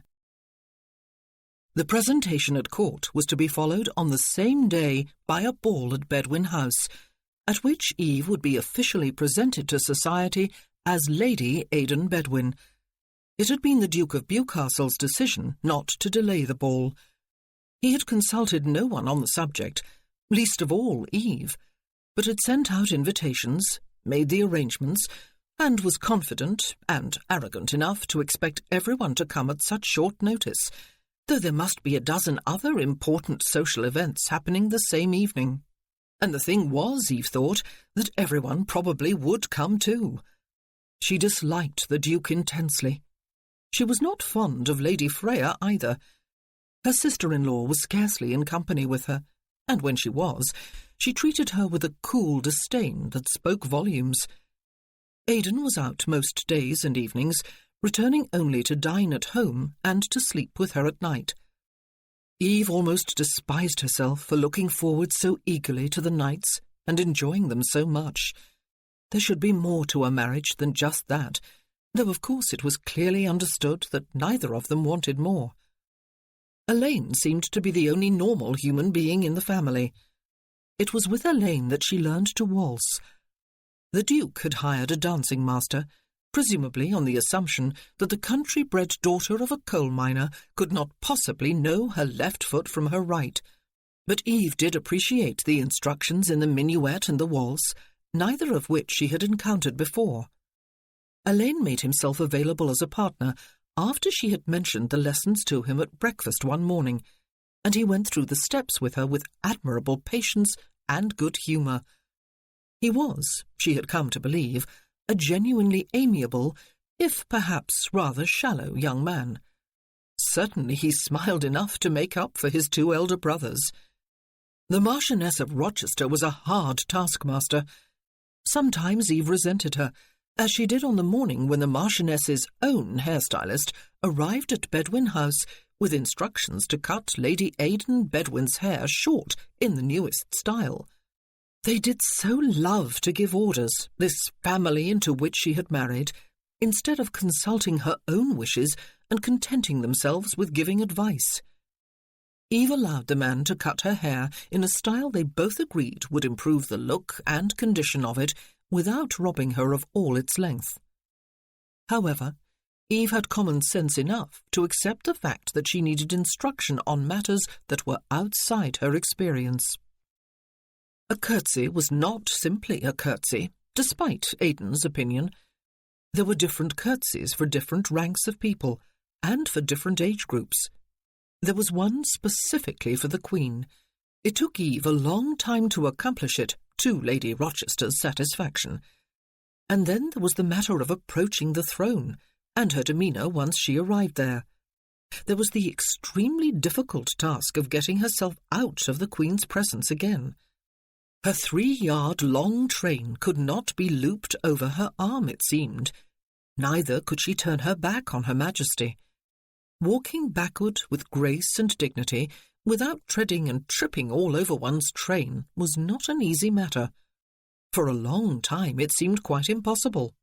Eve went off into whoops of laughter several times when she landed ignominiously on her bottom during her early attempts. Aidan's aunt was not amused. She used her lorgnette to display her displeasure at such an unseemly display of levity.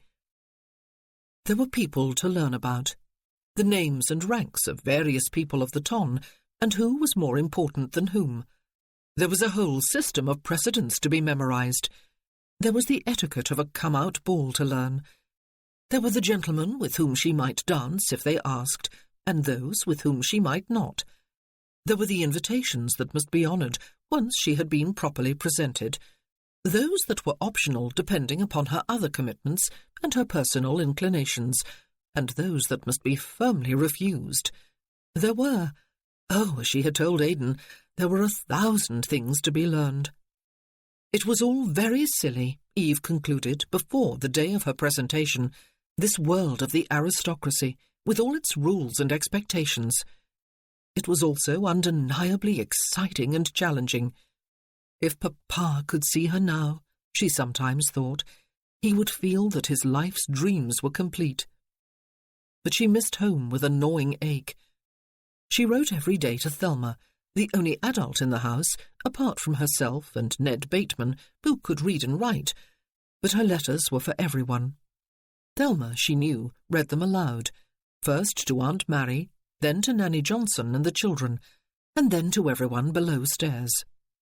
Her own letters contained messages from everyone, including a few sentences in the childish scrawl of Davy and the round infant hand of Becky that invariably brought tears to Eve's eyes.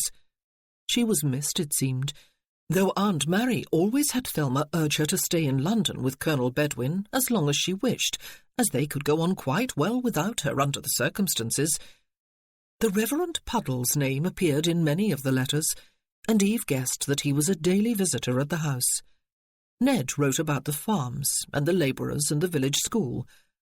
Nowhere in any of the letters was there any mention of Didcot Park and John's arrival home from Russia.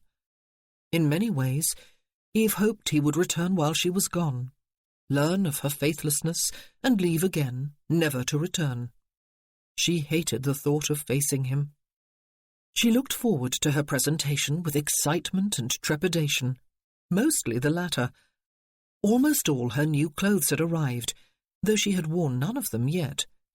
The court dress, in particular, had been whisked up to a wardrobe in her dressing-room and kept carefully wrapped. She felt rather sick every time she thought of it. Sick and defiant, and rather proud of herself. On the morning of the all-important court presentation, Aidan remained at home. He knew that Eve was nervous.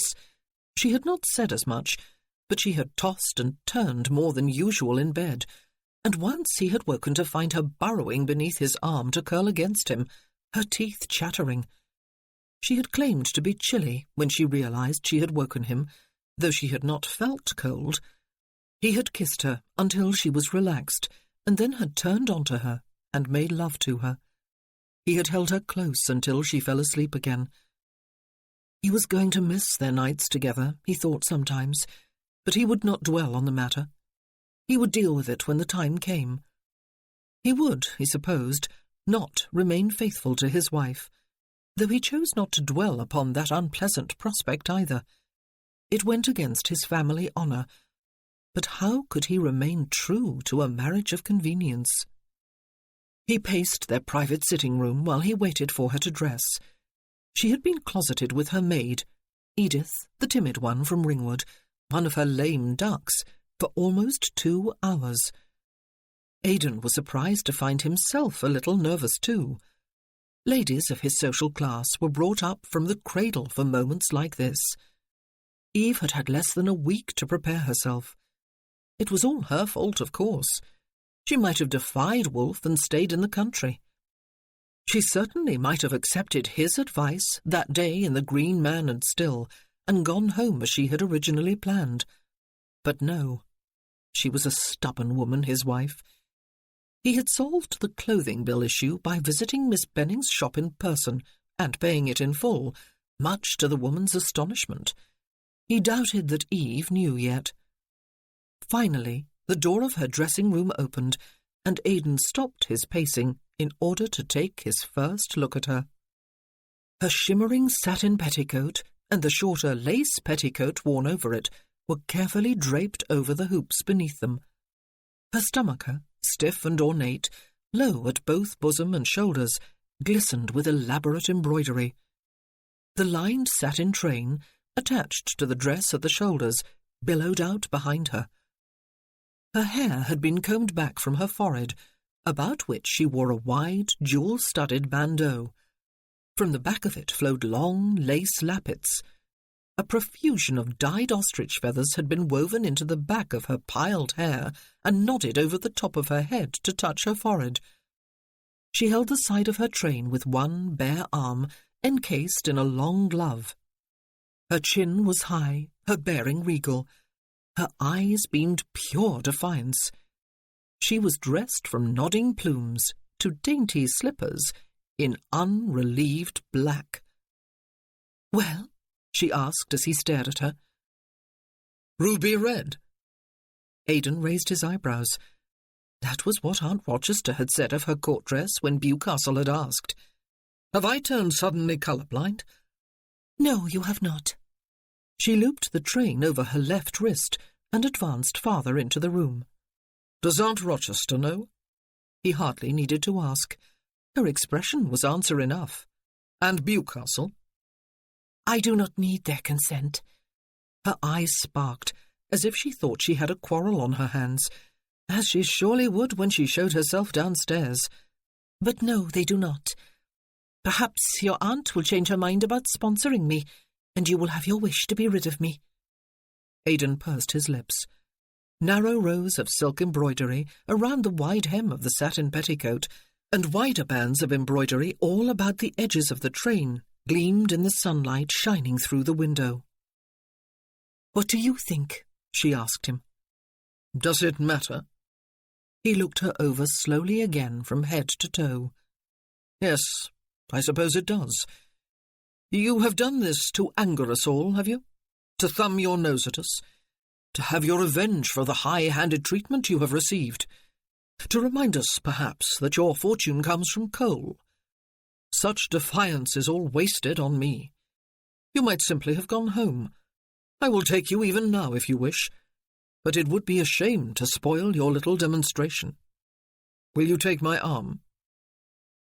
Actually, he thought, she looked more than a little magnificent. For the first time since he could not recall when, he wanted to laugh, with full-bellied merriment. It was, he confessed to himself, a splendid joke she had decided to play on them all. He would not spoil her moment by laughing at her. She set her right arm along his without looking at him. She was too busy lofting her nose into the air. They were all waiting in the hall downstairs, of course, to get their first view of her. Aunt Rochester, looking formidable in purple, Bewcastle, Freya, and Elaine. All of them were loudly silent as Aidan led his wife downward. His aunt was first to speak.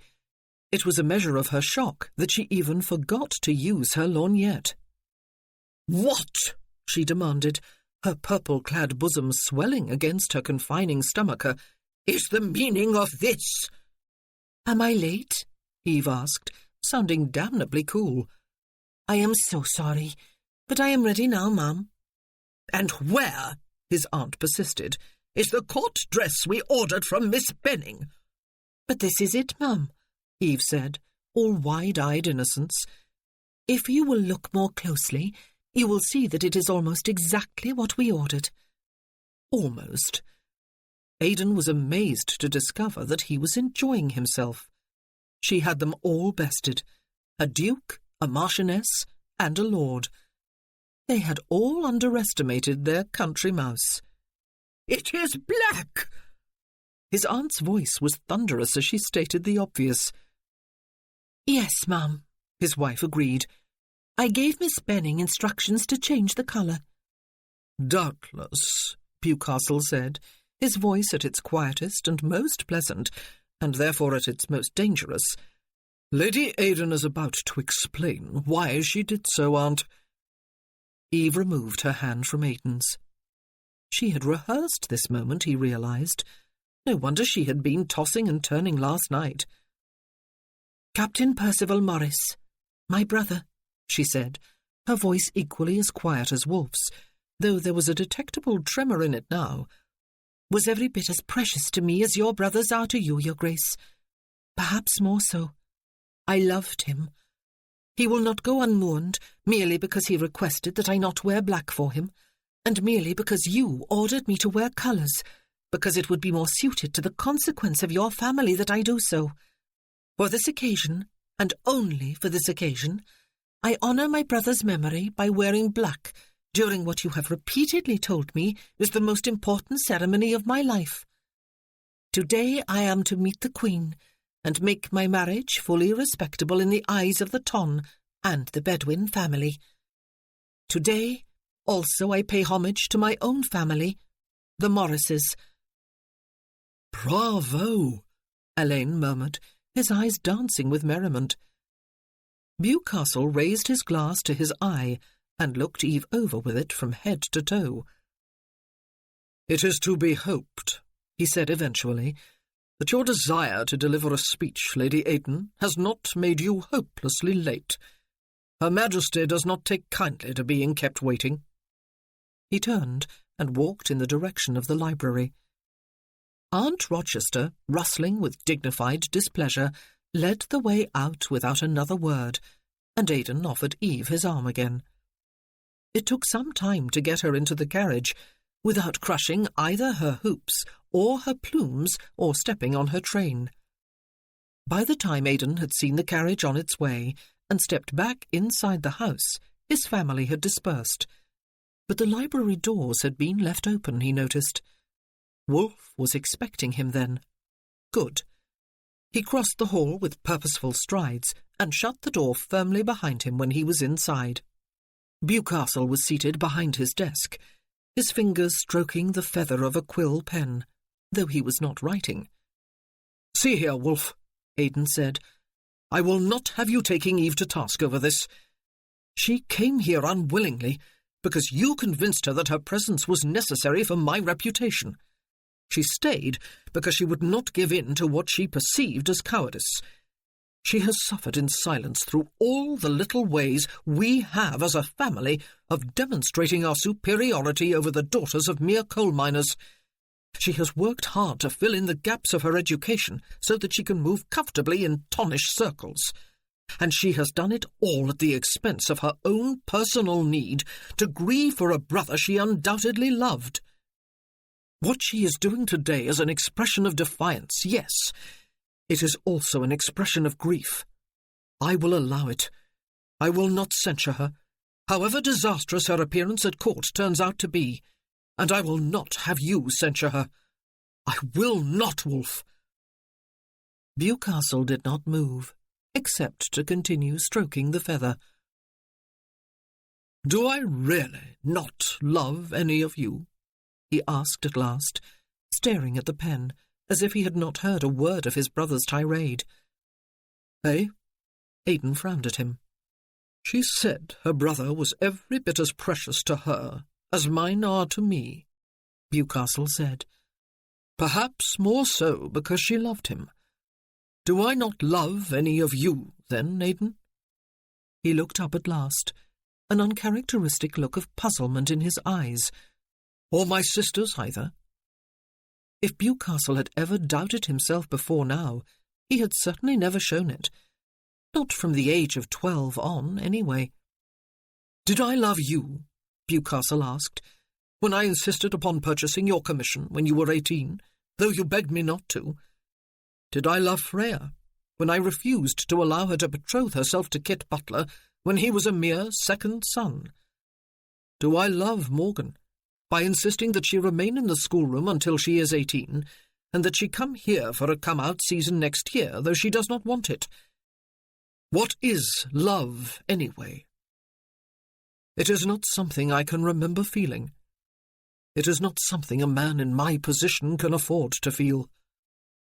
Aidan felt intensely uncomfortable. Although they had been the closest of friends as boys, they had not been since. Bewcastle had no close friends to Aidan's knowledge, yet they were brothers. "I believe you always do what you consider best for us," Aidan said. Unfortunately, it was not always what they considered best for themselves. Love? He did not know much about love himself either. Duty he could recognize. Wolfe always did his duty. "I hoped for a good marriage for you," Bewcastle said, sounding more like himself. "This is not a bad marriage," Aidan said. "Is it not?" His brother looked up at him. "Are you bedding her?" Aidan held up one hand. "Not your business, Wolfe." "But it is," Bewcastle said. "You are my heir, Aidan, and since I have no plans to marry, I had hoped to pass on to you the responsibility of begetting future heirs." "Even if Eve were to have a child," Aidan said, "and even if it were a son, he would be as much hers as mine, heir to Ringwood, as well as second heir presumptive to the Bewcastle title. I truly believe she would consider the former of more importance, and she would have the raising of the child, not you. Or you either, Wolfe asked, but he made a dismissive motion with one hand before Aidan could answer. I will say nothing about the black court dress. Truth to tell, the colour becomes her far better than grey does. But she must not wear either tonight, Aidan. I trust you will see to the matter. You have married a stubborn woman. Aidan chose not to comment. Bewcastle got to his feet. I have some matters to attend to in the ballroom, he said. We will all gather in the drawing-room when Lady Aidan returns. And they would all be there in obedience to the ducal wishes, Aidan reflected, staring at the open door after his brother had left the room. It was strange how it was Eve who had found a chink in Bewcastle's armour and caused that rare slip into vulnerable humanity. Even Wolfe, then, sometimes had doubts about his life and the choices he had made during the course of it. When Eve returned from St. James's Palace, she felt so drained both physically and emotionally that she would have liked nothing better than to withdraw with all speed to her private suite, especially as there was a ball to attend in the evening. But alas, the Marchioness of Rochester descended from the carriage with her, and there was no avoiding accompanying her to the drawing-room, where the butler informed them tea awaited them. Away from the unreal atmosphere of the palace, where everyone had been dressed in a similar fashion, Eve felt yet again as if she were participating in some sort of masquerade. She looped her long train over her left arm and prepared to ascend the staircase. But Aidan was coming down it to meet them. You have both survived, then? He said as he came, his eyes moving from one to the other of them. It was hard to tell if he was angry or not. One rarely could tell with Aidan. If she had not had a few glimpses of a real person, she might mistake the emotionless mask for the man. But she knew different now. "And why would we not?" his aunt asked, as he offered them both an arm. They ascended slowly to the drawing-room. Eve was very glad that the age of hooped skirts was past. "Well, Bewcastle," Lady Rochester said, as she swept into the drawing-room, "that is done. There is nothing more tiresome on this earth than making a formal appearance at court. The crush was dreadful, and the wait interminable. I am thankful there is only Morgan left to present. When she and Freya marry, they can have their mammas-in-law perform the duty."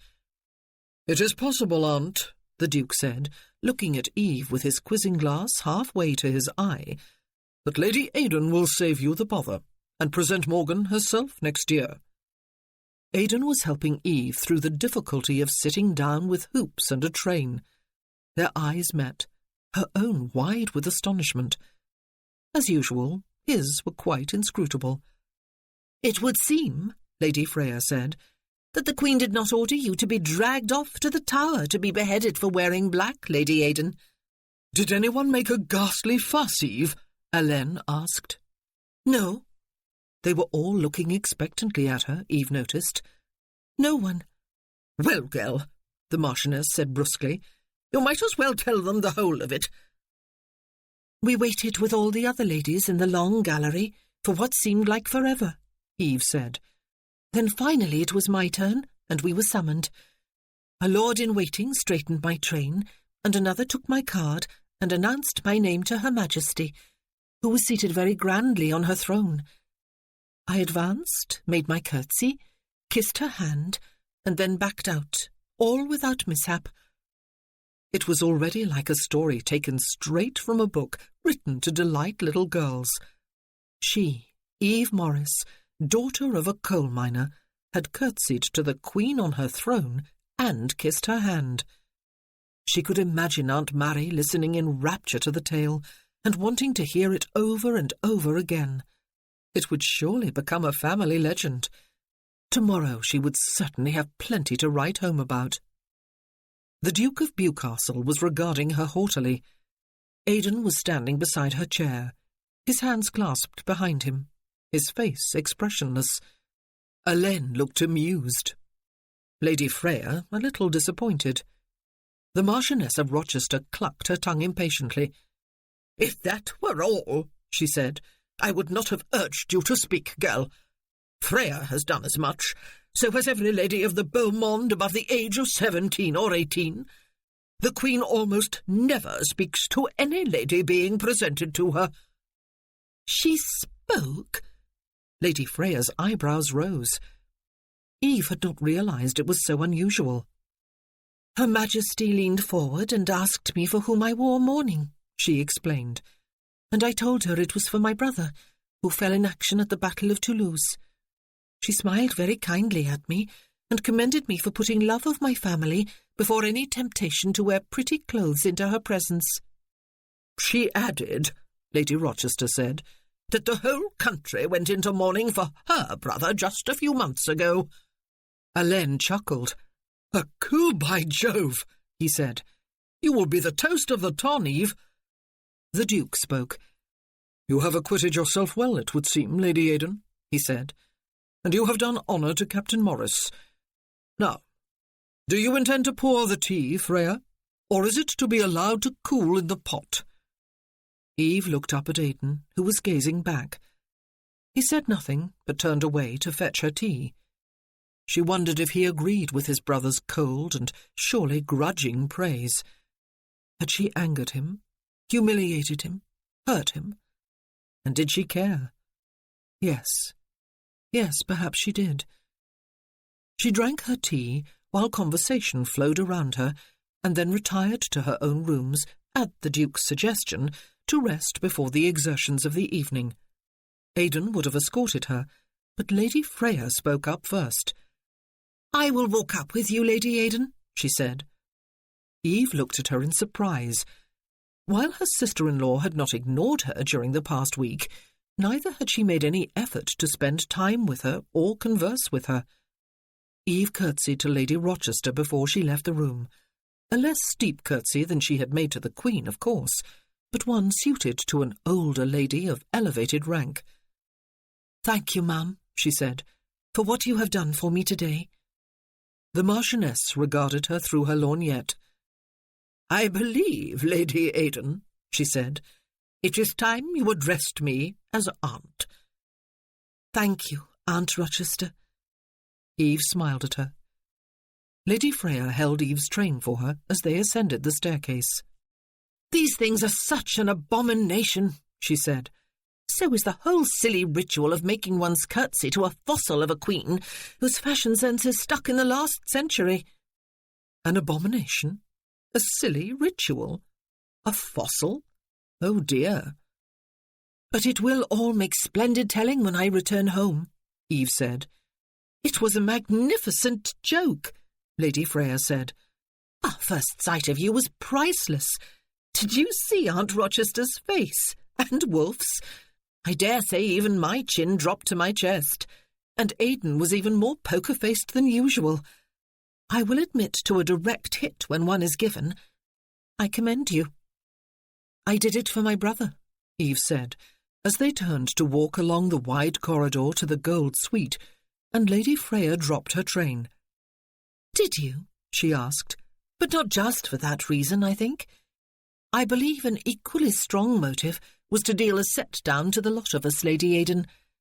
You chose a particularly spectacular way of doing it, and by a stroke of amazing good fortune you came away not only unscathed, but vindicated too. You were very courageous. If the Queen's brother had not died a few months ago, perhaps she would not have looked so kindly upon you."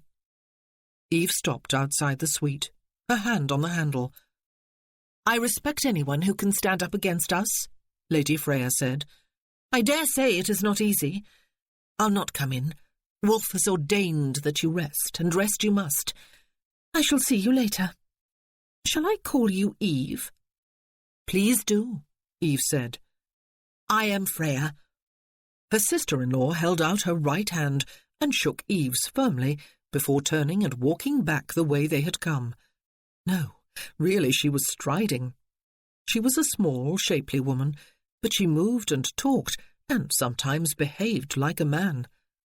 An olive branch had just been extended, Eve realized, as she stepped inside the magnificent cream and gold room that was the private sitting room she shared with Aidan. The Duke had said she had acquitted herself well. The Marchioness had given her leave to call her aunt.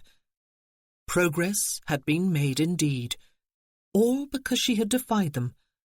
Was that the key to survival with the Bedouins? But what about Aidan?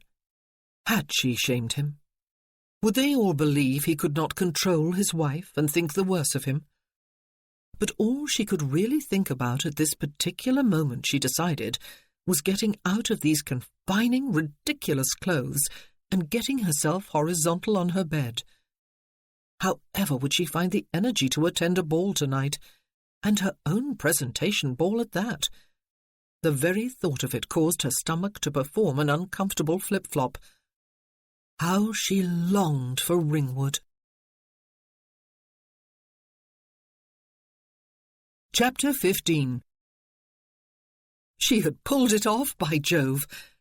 It was not until she had returned home and told her story, or rather until Aunt Rochester had told the significant part of it for her, that Aidan realized how much he had feared all week that something would go wrong, and she would be horribly humiliated.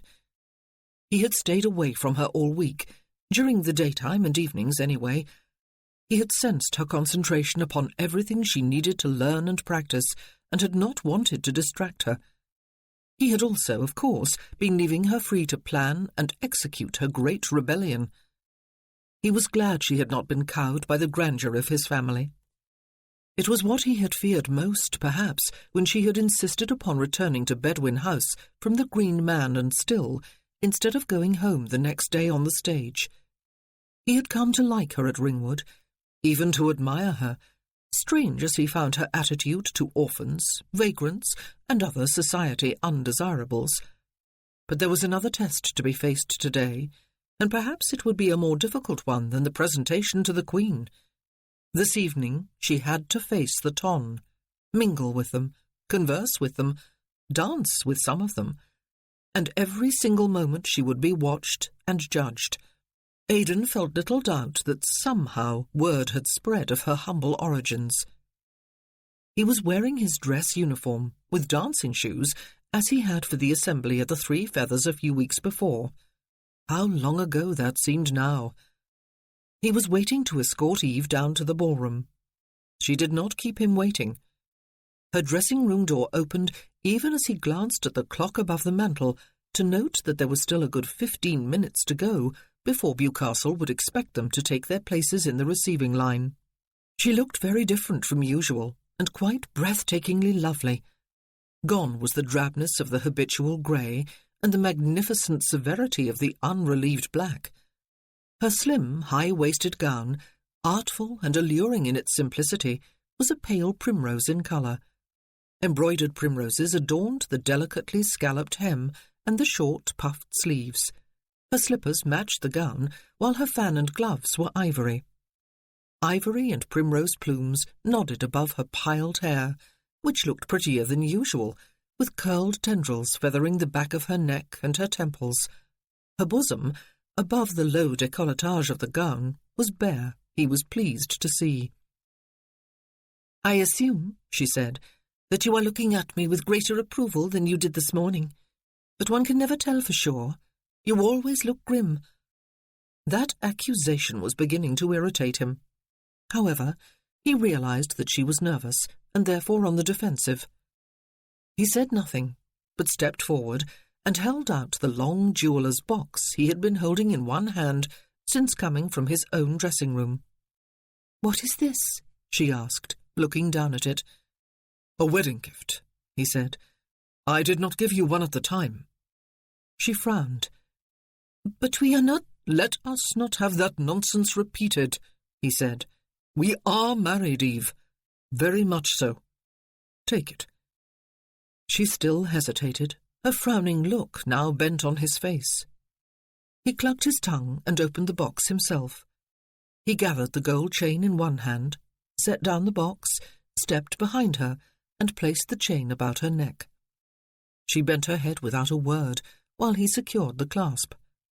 By the time he had finished, She was fingering the jewel that was pendant from the chain. It was a single diamond, with no fancy setting.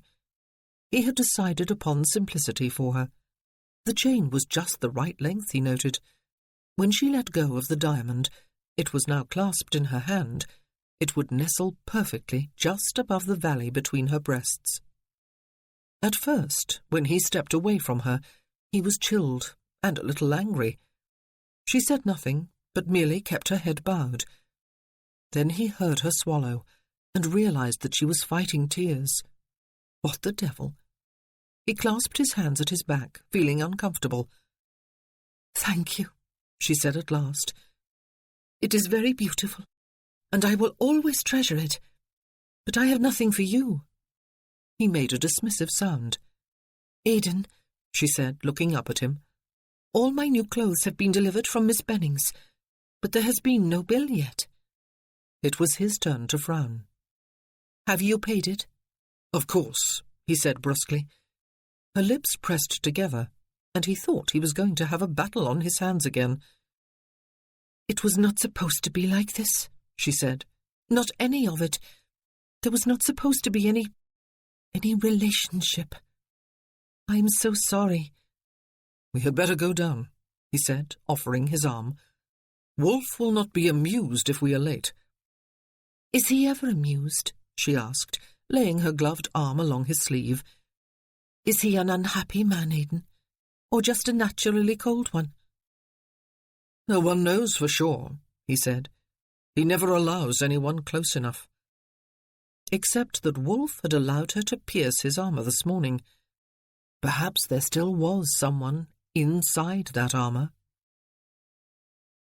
Eve had been nervous during the morning, but somehow defiance against the disapproval of Aidan, the Duke of Bewcastle, the Marchioness of Rochester, and even, if necessary, the Queen, had helped mask her fears. She had no such defence this evening. She only wondered that her legs would convey her along the corridor and down the stairs. She concentrated every effort upon not leaning too heavily on Aidan's arm.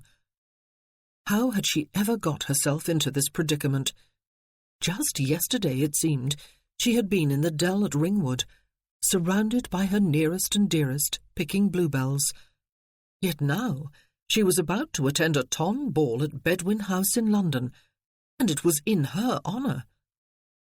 And then they were downstairs and approaching the ballroom, and Eve could see the Duke and Hélène, both dressed immaculately in black-tailed coats, the Duke with grey knee-breeches and silver waistcoat, Hélène with fawn breeches and dull gold waistcoat, both with very white linen and copious amounts of lace at neck and wrists. Freya stood a little beyond them, looking startlingly handsome in a gown and plumes of varying shades of forest green, sea green, and turquoise. All three looked the consummate aristocrats they were. And, of course, there was Aidan in his dress uniform. And so Cinderella approaches the ball, she thought ruefully, and smiled with private amusement. "Charming," Hélène said, making her an elegant bow. "I suppose Aidan has reserved the first set and the first waltz with you. May I have the second waltz?" "Waltzes?" Aidan was frowning when Eve looked up at him. "There are to be waltzes tonight, Wolf. Aunt Rochester has assured me they are quite de rigueur at every fashionable ball," the Duke said, looking Eve over from head to toe, a jewelled quizzing glass half raised in one hand.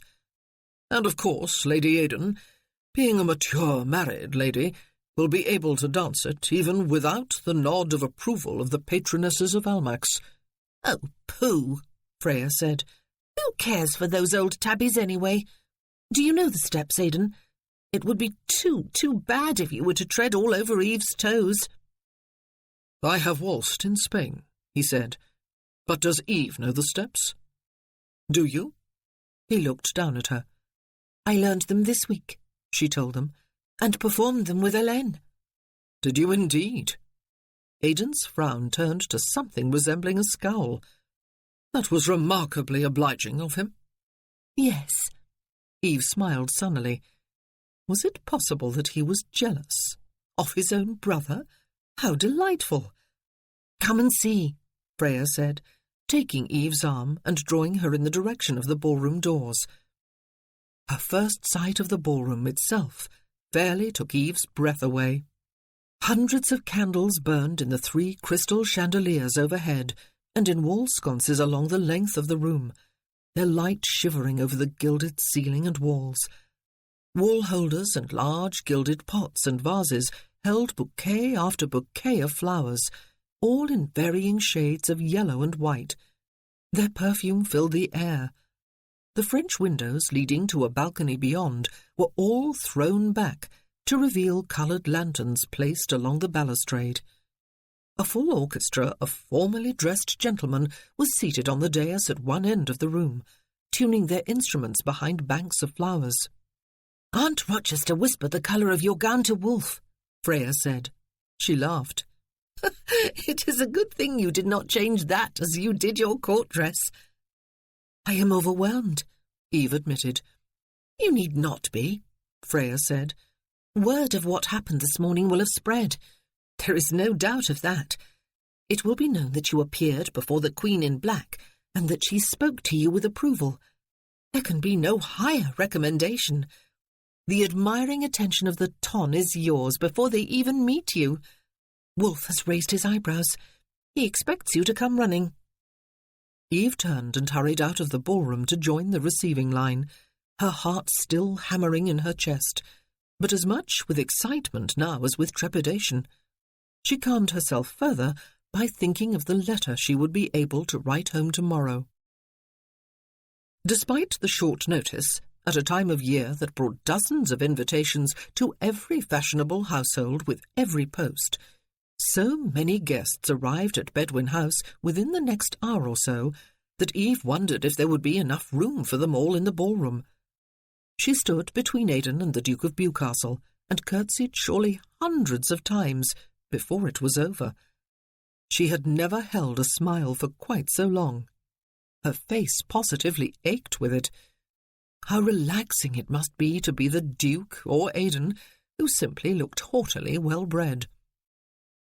"We will go in and begin the dancing," the Duke announced at last, during a lull in new arrivals. "I will greet latecomers as they appear." Stepping inside the ballroom again was a nervous and thrilling moment for Eve. It looked twice as large and formidable when filled with guests. She appreciated Aidan's steadying hand on her elbow and smiled up at him. She was surprised by the rush of affection she felt for him. The opening set was of country dances that Eve knew well, ones they had, in fact, danced at their wedding celebration in Heybridge. But it was one thing to kick up one's heels at a country assembly, and another altogether to be dancing in a London ballroom at the height of the season. "Oh, goodness," she said, as they took their places at the head of 2 long lines, one for the ladies, the other for the gentlemen. "Must we twirl all that way after the first figures?" "We must," he said, "in full view of everyone present. I will try not to become dizzy and spin off through the ranks." She flashed him a smile. There it was again, that poker-faced flash of dry humour. "Of course you will not," she said. "You are an accomplished dancer. We may dance together only twice this evening. It is one of the arbitrary rules the ton set such store by. Your aunt made very certain that I was aware of that. Are you going to waltz with me?" "I must," he said, "in order to discover how fine a teacher Hélène has been." "But it was the dancing master who taught me," she said. "Hélène just had the infinite patience to partner me." He said. It was just possible, Eve thought unexpectedly, that she was falling a tiny bit in love with her husband. But fortunately, there was not time to explore that alarming possibility. The orchestra began to play a lively tune, and Eve, her heart hammering against her ribs, moved into her first steps at her first grand ton ball. The splendour of it all was almost overwhelming. Again she had that feeling of having stepped inside the pages of a child's storybook. But the sights and sounds and smells were very real, as was the feeling of utter exhilaration.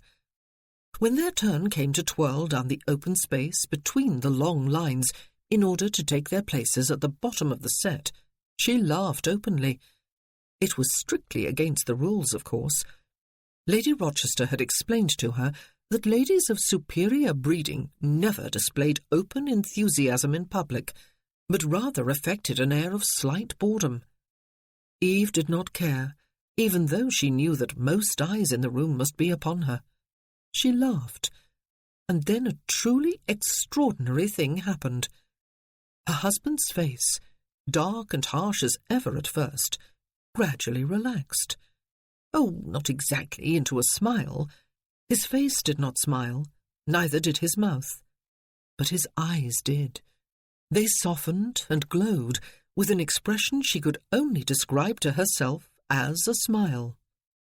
And the whole world smiled. Eve was caught up in her own exuberance. Her eyes were focused upon Aidan, but part of her was very aware of her surroundings, and aware, too, that she was no longer intimidated by them or by the dozens of people watching her. Let them watch. Let them censure her smiles. She did not care. Aidan was smiling at her. Yes, he was. She would swear he was. She danced on, smiling, laughing, conversing with Aidan, and sometimes with their closest neighbours in the lines, enjoying herself perhaps more than she had ever enjoyed herself before. Somewhere beyond that thought, she knew, there was reason and common sense. But tonight she did not want to face them. Tonight she was going to enjoy her Cinderella night at the ball. While Eve danced the next 2 sets, first with Helene and then with Viscount Kimball, Aidan made himself agreeable to some of the chaperones, mothers and grandmothers who were doing duty by keeping watch over their young female charges, even though many of them, he was sure, would be far happier in the card-room. He moved from group to group, always standing in such a position that he could watch his wife. It was altogether possible that Aunt Rochester would consider much of her week's efforts a failure. Wolfe might think so too. Eve was certainly very different from any other lady present. She was openly enjoying herself, smiling, laughing, dancing with enthusiasm as well as grace, and she glowed. But no one seemed to be looking on her with disfavour. Quite the contrary. "A pretty girl," the Dowager Lady Harvington said to him, "and sparkling as any happy bride ought. You must be doing something very right, Colonel." He was undeniably enchanted with his wife. She was like a promise of springtime, bursting through the arid winter soil of his life. No, not a promise, perhaps. There was to be no future for them. But that was not a thought he cared to dwell upon tonight. Tonight he would simply enjoy watching her and look forward to waltzing with her later, and to having her all to himself when the ball was over. He was very much afraid that he was going to miss her dreadfully once she returned to Ringwood, but yet again he pushed aside any thought that might diminish his enjoyment of the evening. The next set was a waltz, and at last he could lead Eve onto the floor again. "Aidan," she asked him, as the music began and he moved her into the lilting rhythm, "do you know any dance more divine?" "None," he said firmly. "I believe the waltz is the dance the angels perform, on the clouds." She laughed. "I like it when you do that," she said. "You look absolutely serious, and then you say something absurd. Are you happy?" "How could I not be?" he asked her. "I am at a ton ball, which will surely be pronounced the grandest squeeze of the season, entirely at the whim of Bewcastle, the focus of all eyes, except those exclusively besotted with you. And I am here with a wife who keeps insisting that she is not married to me. Who in my situation would not be twirling with glee at every corner?" He took her into an exaggerated twirl about the corner that was approaching. She laughed again, and then they fell silent. He had always found the waltz rather tedious and even embarrassing. His partners had invariably been ladies with whom he had danced out of courtesy. Being face to face with a woman for half an hour when one did not find her sexually appealing, or worse, when she was someone else's wife, was not his idea of a grand time. This waltz was magical. Eve was tall and slender. Her head reached to his chin. She was light on her feet and graceful. Her spine arched beneath his hand, and she anticipated his every move, so that they waltzed in perfect unison. The colours of gowns and plumes and coats blurred into a glorious kaleidoscope of shades as they twirled. Jewels sparkled in the candlelight. Aidan found himself wishing that the dance would go on and on. But of course it drew to an inevitable end. "Oh, that was wonderful," Eve said, her cheeks flushed, her eyes glowing, her voice breathless. "You are a superb dancer, Aidan. I do wish we were permitted to dance again." Duty was calling, he could see. He nodded in the direction of Bewcastle, who was standing in the doorway, looking inquiringly at him.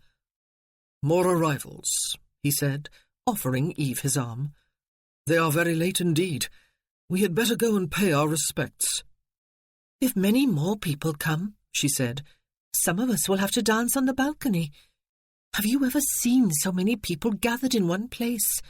I certainly—" She broke off mid-sentence, and when Aidan looked down at her, it was to find that her smile was frozen on her face, and her gaze was riveted on the people they were approaching in the doorway.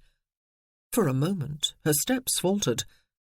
"Ma'am," Bewcastle said, addressing her, "may I present Sir Charles Overley, who is with Britain's embassy in Russia, and Lady Overley, and Viscount Denson, also with the embassy.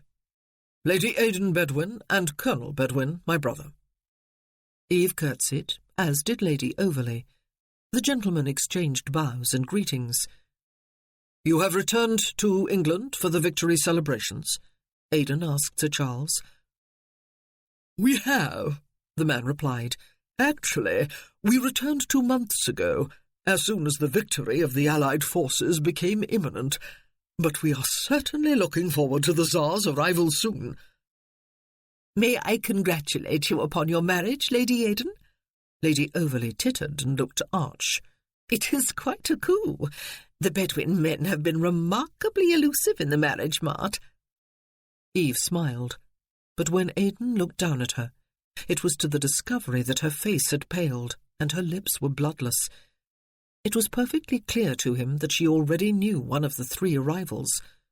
The blonde, smiling, extremely good-looking Denson at a guess. He was bowing to her. "I see that sets are forming for the next dance," he said. "Will you honour me, Lady Aidan? With Colonel Bedwin's permission, of course." Aidan inclined his head, and Eve, without a word or a glance, turned back into the ballroom. They danced for a while, Denson with charming smiles for everyone around them, Eve with her eyes lowered, her movements mechanical, all her sparkle gone. When the orchestra paused between tunes of the set, Denson lowered his head to say something to her, set a hand beneath her elbow, and stepped out onto the balcony with her. Aidan watched them go, his fingers curling into his palms against his back. "Is there somewhere more private we can go?" he asked. There were 2 couples out on the balcony, as well as a larger, noisier group at the far end. "No," she said, but he had seen the steps down into the garden and grasped her elbow again to lead her down. There were gravelled walks down there, and seats, and an ornamental pond with a fountain. Lamps had been strung in the trees, and several guests were strolling there. It was a warm evening. He had returned to England 2 months ago, a month before her marriage, perhaps even before Percy's death. He had been in England all that time. "Eve," he said, when they had reached the bottom of the steps, "I had no idea it was you who had married Bewcastle's brother. Until I arrived here this evening, until you were almost upon us, I had no idea." "You have been back in England for 2 months," she said. "I have been busy," he told her. "There has been scarcely a moment to spare. I have been meaning every day to run down to Oxfordshire to see you. I cannot tell you how much I have missed you." 2 months, she said. 2 months for someone who had sworn he would rush home to her as soon as he set foot upon English soil again. "How could you do it, Eve?" he asked her. "We had an agreement. Percy died," she said. "He was killed at the Battle of Toulouse." He led her toward one of the seats, which was set back slightly from the path and was shaded by the overhanging branches of a willow tree. She sank onto it and looked up at him. The light from a lamp in another tree illumined his perfect features. He looked more handsome than ever. "I am sorry to hear that," he said. "But why did you do it, Eve? And so soon after? Why did you marry Bedwin?" "Papa died after you left," she said. "Perhaps you did not hear the terms of his will. Everything was to be mine, only on condition that I married within a year of his death." "You should have written to tell me so, then," he said. "I would have—" "What?" she asked him. "Hurried home to me? But how could I have written, even if it had not been improper to do so? I would not have known where to send the letter. I certainly would not have known your London address." "Eve," he said, "you must understand.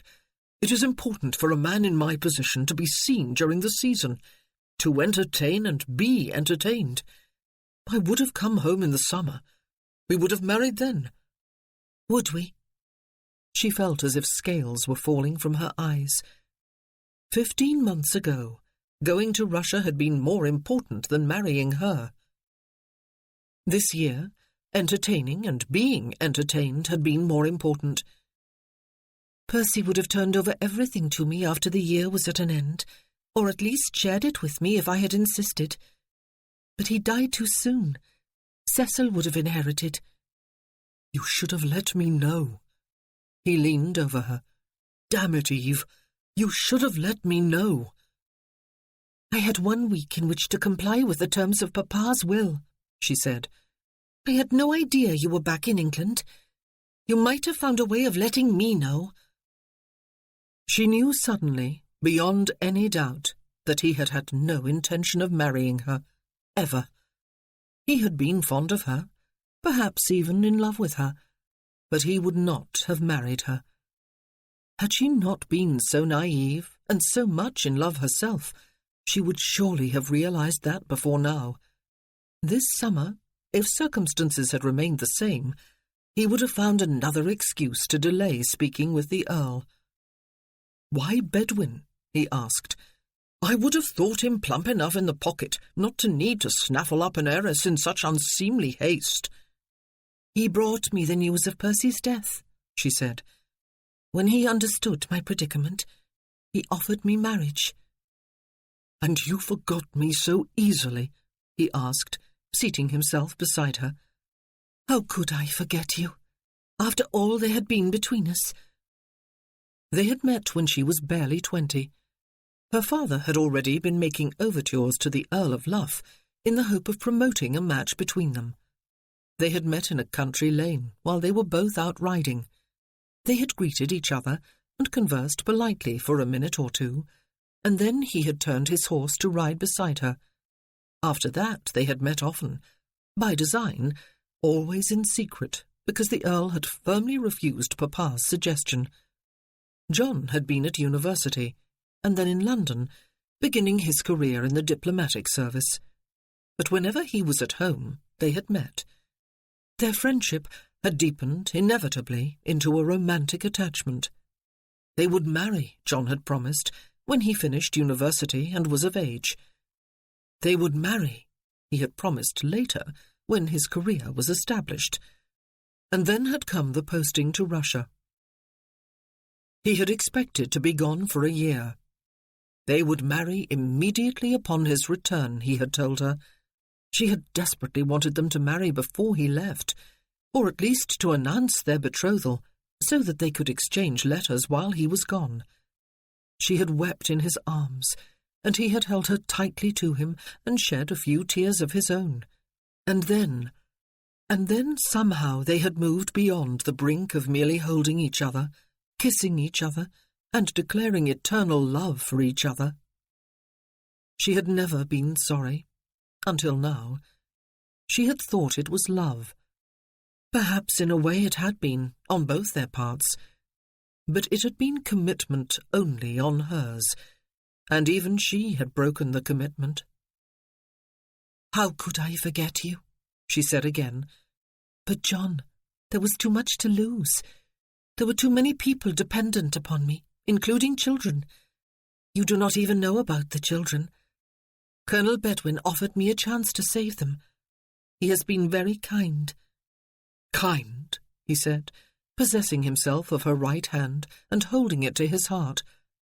"Kindness is good enough for you, Eve, when you have known so much more." She was drawing back her hand when she looked up. Aidan was standing on the path a few feet away. She jumped to her feet. "Supper follows this set," he said. "You would not want to be late for it, Eve. You will excuse my wife, Denson." Eve did not look back at John. He stayed where he was and said nothing in reply. She set her hand on Aidan's sleeve. All his muscles beneath it were rock hard. "Perhaps," he said, "by the time we return to the ballroom, you will have seen fit to recover your smiles." "Aidan," she began. "Not now," he said softly. "This is neither the time nor the place, ma'am." Chapter 16. She set down her fan on the back of the sofa in their private sitting room and drew off her gloves. Then she removed her plumes, dislodging some of the curls piled on top of her head as she did so. The animated smile she had worn all evening and half the night had been discarded outside the door. She looked worn and pale. She did not once look at him, or try to scurry away to the privacy of her dressing room. "You were very nearly indiscreet," he said. "Very nearly, perhaps," she agreed, her hand straying to the diamond at her bosom. "But not quite. It is unexceptionable to walk with a guest in a lamplit garden." "And sit in a shady spot away from the path with him," he asked, "and give him your hand to hold to his heart?" "How could I forget you? He has been very kind." The words had rattled about in his brain since he had heard them 3 or 4 hours ago. He had not yet had a chance to explore exactly why he had been so shocked, and so angered, and so hurt. "I did not give him my hand," she said. "He took it, and I was withdrawing it." "Ah, pardon me." He stood before the hearth, his hands clasped behind him, regarding her bowed head. "All was coercion, I suppose.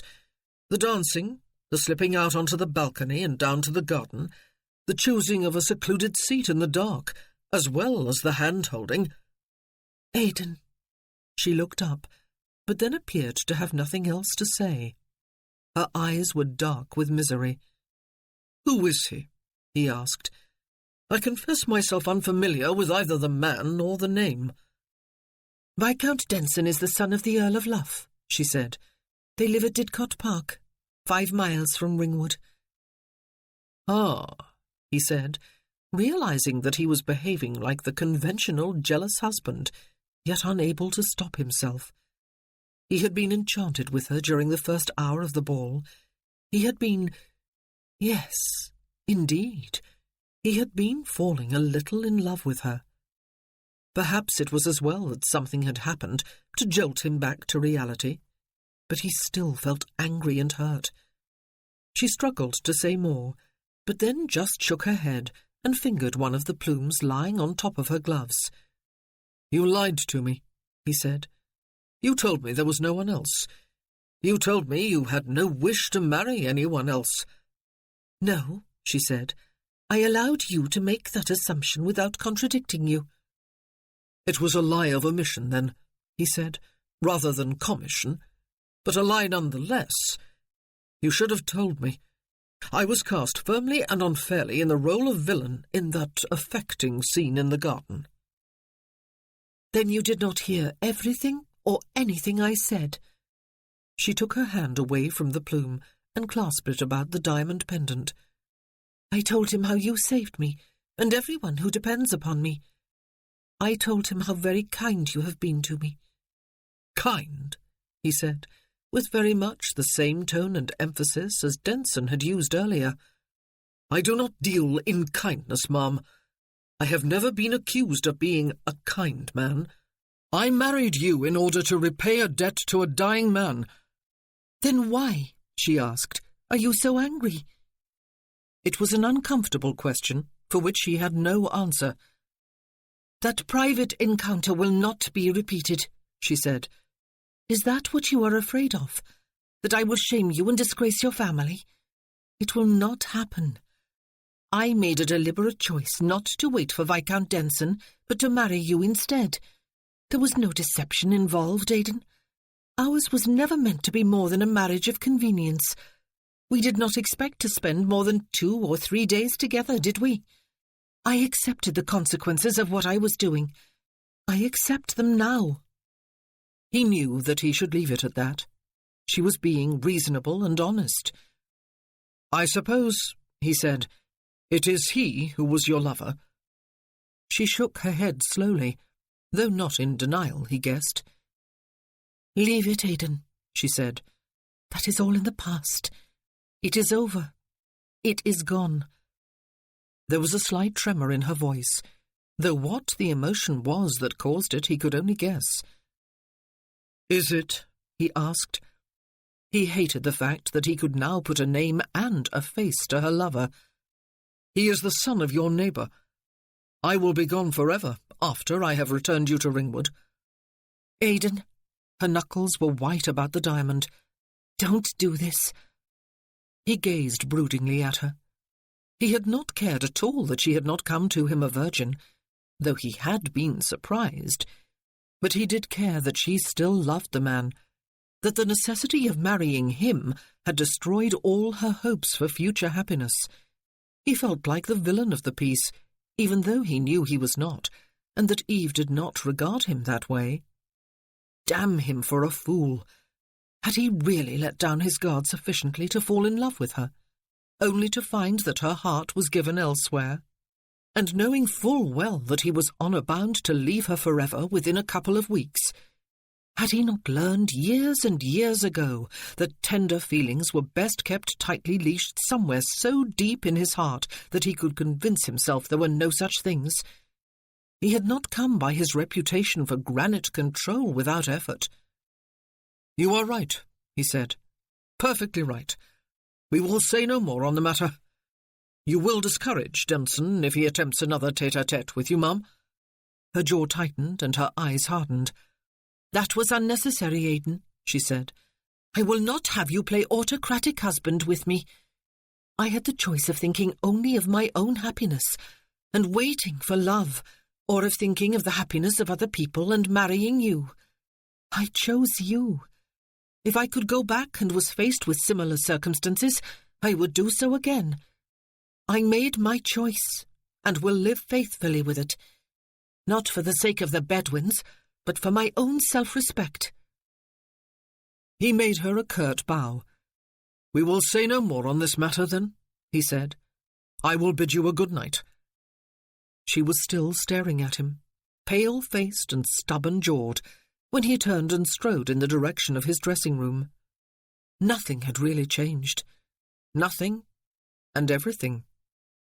It was one thing to have married her when it had seemed that the marriage would make no difference to her, except to allow her to keep her home and her fortune and her precious lame ducks. It was another to know that he had destroyed a dream of love that must have been all-consuming. Eve was not the sort of woman who would have given her virginity if she had not loved passionately and committed herself fully to a future marriage with her lover. He had been sleeping with her for a week, deeply satisfied with the sex, deeply satisfied with her, though the emotional component of their encounters had crept up unawares on him. He had not even realized until now tonight, that it had not been just sex. Not for him, anyway. She had been enjoying their nights too. He could not doubt that. But for her it had been all physical, as he had thought it was for him too. All the time, her heart must have been yearning toward the lover who had not come back to her in time. It was a disturbingly distasteful realization. It was humiliating. It was damned painful. He shut the door behind him and realized he was not alone. "I thought I told you not to wait up," he said, his brows snapping together in an irritable frown. "I am perfectly capable of getting myself out of my garments and into my bed unassisted, Andrews." "I know," his Batman agreed, "but you will toss your clothes aside like so many discarded rags, sir, and then it will take me the devil of a time getting all the wrinkles shaken and steamed and ironed out of them. I would rather sacrifice 3/4 of a night of sleep." "You have a damned impertinent tongue," Aidan said. "I don't know why I keep you. Don't just stand there looking like a long-suffering martyr, then. Help me out of this coat. Whoever designs military uniforms should be made to wear them and stand in the front lines in them during a battle. That would teach them a lesson, if they lived long enough to learn it." He would sleep in his own bed tonight, he decided. Tonight, and every night for the rest of his life. He would not go to her again. He could not. He could not bear to touch her again. His spirits touched the depths of darkness. Eve was in the morning room, writing her daily letter home.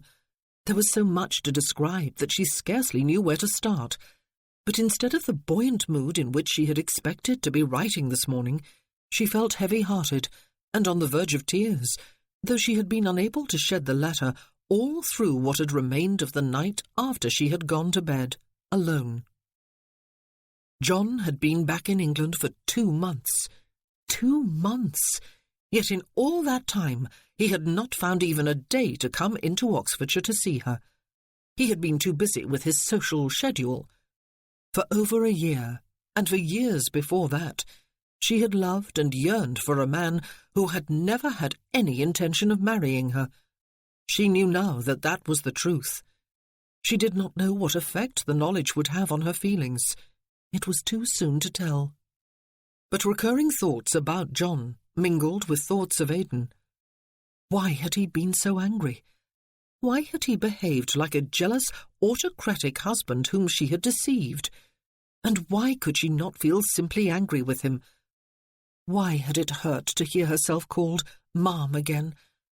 Why had the bed felt so very empty without him?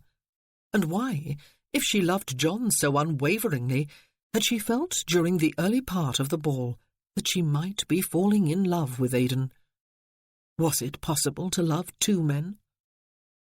Eve laughed as she mended her pen after writing 1 sentence of her letter, though she did not feel at all amused.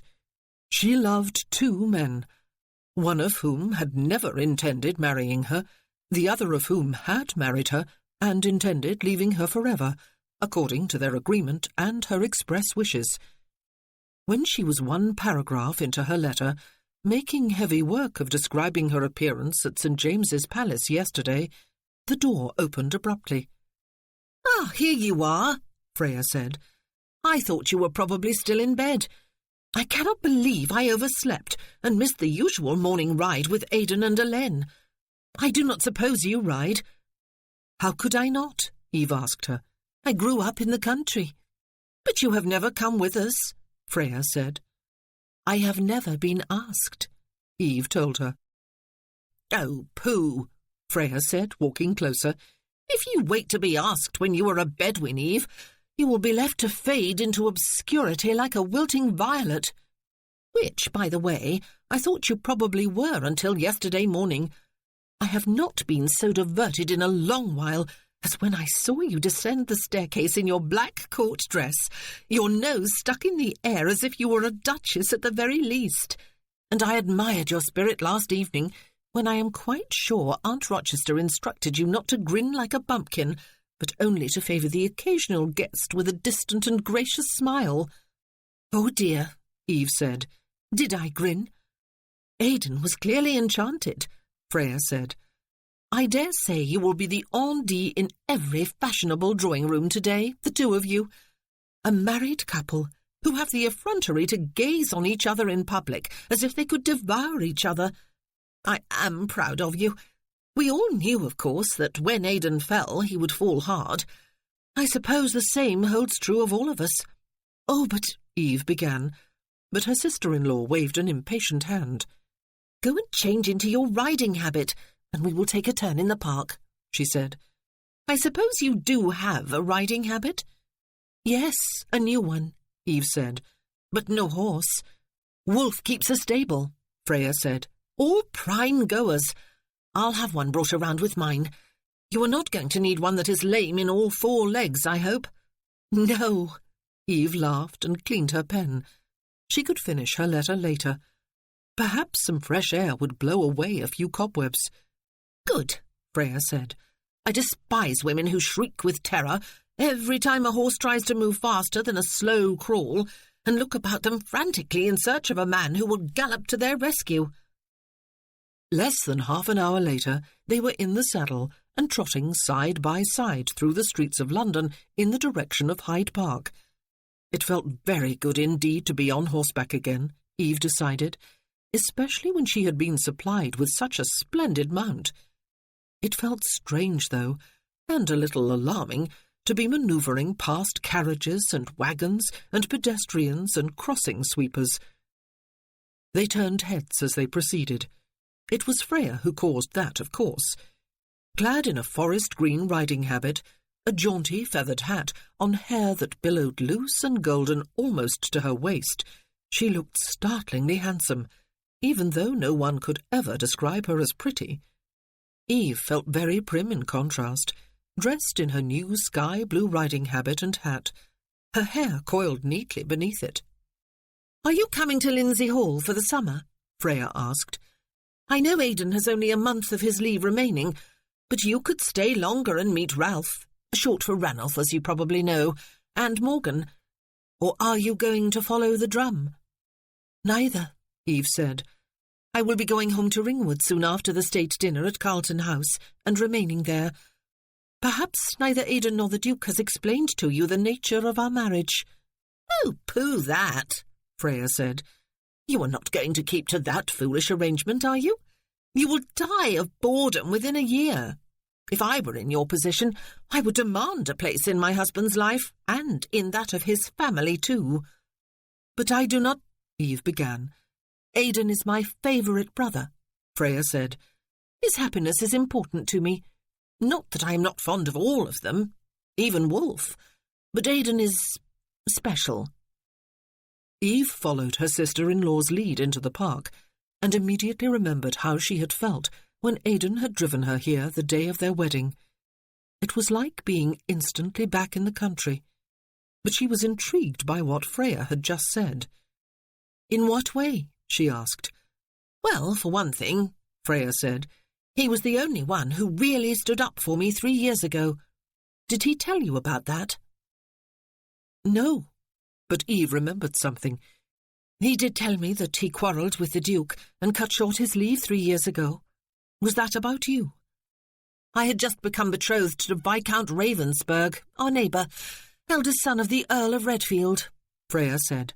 "There was a ghastly scene, because I wanted to marry Kit, his younger brother, and when Kit heard about the betrothal, he came galloping over to Lindsay Hall, hell-bent for leather, breathing fire and brimstone, and banged on the doors until finally Ralph went out.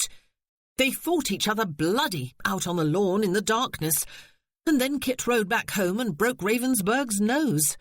Or perhaps it was the other way around. It really was a splendid commotion, quite worthy of the Bedouins. Aidan arrived home on leave a few days later." "And supported you?" Eve said. "How dreadful that no one else did.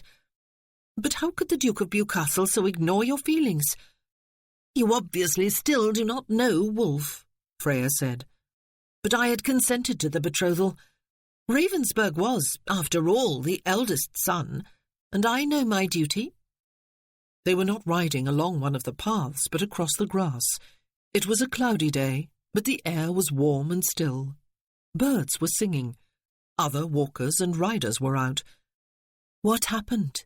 Eve asked. "Are you still betrothed to him 3 years later?" "He died," Freya said with a shrug, "and Kit became the heir after all. A delicious irony, would you not agree? Wolf tried to match us up last year when Kit came home. He had been in the peninsula fighting too, you see. But when he came, he brought a fiancée with him. A prim and proper milk and water miss, I do assure you, and married her not long after. I wish him a long and tedious life with her. For me it was a welcome release from duty, of course. I would 1,000 times rather be free than married to an old beau." Eve looked closely at her. She doubted it very much, that Freya did not care, that was. Her very hostility to the bride suggested that she had cared very much indeed, and perhaps still did. "Why else is Aidan special?" she asked. She was hungry to know more about him. Freya pointed ahead with her whip. "There is Rotten Row," she said. "We will be able to set our horses through their paces a little better once we arrive there. Aidan was always the most earnest of us, if that is the right word. He adored our father, and was the most affected by his death. He used to follow him around when he visited all the farms and consulted his steward. Sometimes when he was missing, and no one knew where he was, he would be found out in the fields, working alongside the labourers. He was a happy, sunny-natured boy, always smiling and laughing." "Aidan? And then father died suddenly, and the terrible quarrels with Wolf started," Freya said. "Not that they generally sounded like quarrels.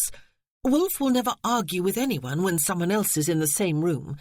He takes the quarreller apart into his library, and then one can hear a shouting voice alternating with silences. The silences are Wolf replying. He never raises his voice. He never has to." Freya sighed. "He is that powerful." "I do not like him," Eve said, and then could have bitten her tongue out for saying such a thing to his sister. But Freya merely laughed. "He was not always like that," she said. "They both changed, but Aidan remained good to the rest of us. I was at an age when I was not allowed to set my nose outdoors without a chaperone. Aidan was always willing to oblige, even when he was in the middle of doing something else. He would always go fishing or shooting with Ellen or Ralph. He would always spend some time in the nursery with Morgan." The tears Eve had been unable to shed the night before seemed to be lodged somewhere between her throat and her chest. They were very painful. It had been far more comfortable to know her husband only as a cold, morose man. "Why did they quarrel all the time?" she asked. "Who knows?" Freya said. "Ah, Rotten Row at last, and not too crowded, thank heaven. Why do you not ask Aidan? You are married to him. Do you never talk with him?" It was a rhetorical question, Eve was relieved to discover. She spurred her horse into a canter, and Eve did likewise. The row was wide and long and straight, and exclusively for the use of horses and their riders. Pedestrians strolled beyond the rails on either side. "I'll race you to the far end," Freya said, and with a whoop she was gone, bent low over the neck of her horse. Eve chased after her. They were both laughing by the time they reached the Hyde Park corner end of Rotten Row, almost neck and neck. "I won," Freya declared. "Only by a hair," Eve protested, "and because you had a start of a whole length on me."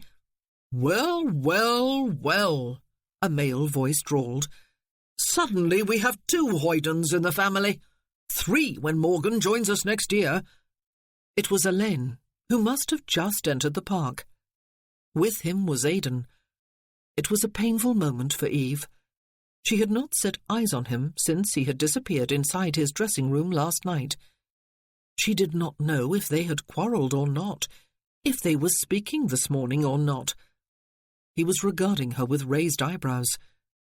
"I did not know you rode," he said. "You never asked me." She lifted her chin, her laughter all forgotten. "Ah-oh," Alain said. "I sense a marital discussion about to proceed. Race me to the other end again, Free?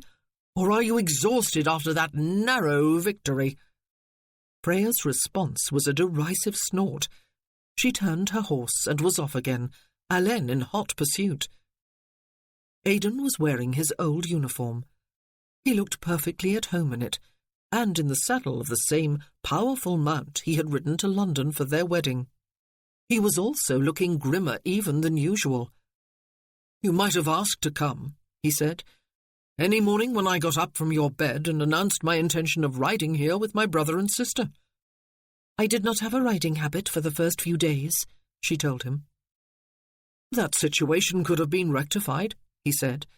"One word to Miss Benning, and she would have had it finished and delivered within hours." "Does your word carry as much weight as the Duke's or your aunt's, then?" she asked. "Of course," he said, sounding mildly surprised. "Let's ride." They walked their horses side by side along Rotten Row, saying nothing for a while.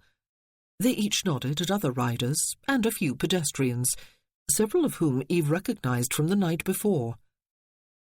"Freya has been telling me about what happened 3 years ago, and last summer," she said. "About Kit?" He acknowledged another rider.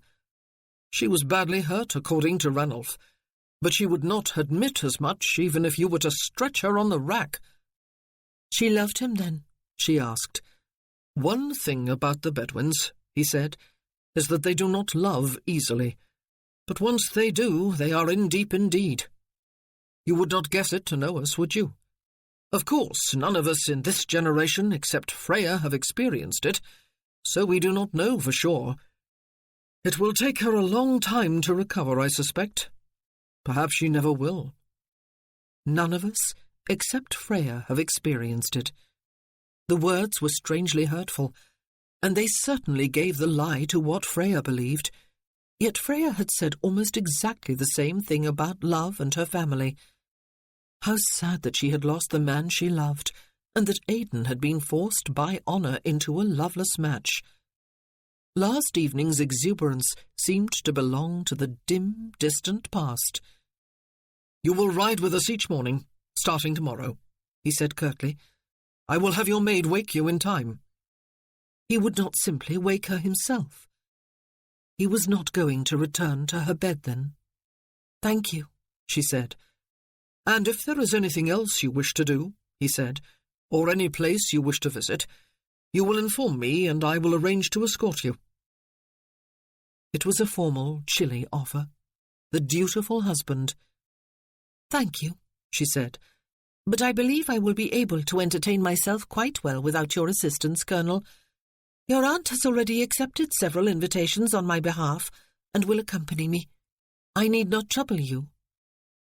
"Damn you, Eve," he said softly and fiercely, after a few tense, hostile moments of silence. "Damn you." She was jolted with surprise. For what was she being censured? And why in such shockingly strong language? She turned her head away from him, and then rode her horse over to the rail to exchange pleasantries with a young lady and her mother who had been ahead of her and Lady Rochester in the line at St. James's Palace yesterday. Chapter 17. During the following week, Aidan spent some time in his wife's company, most notably during the early morning rides in the park, which she always attended, and at 2 balls, 1 private concert, and 1 visit to the theatre, where they sat in Bewcastle's box. But even on those occasions, they usually contrived to avoid being alone together.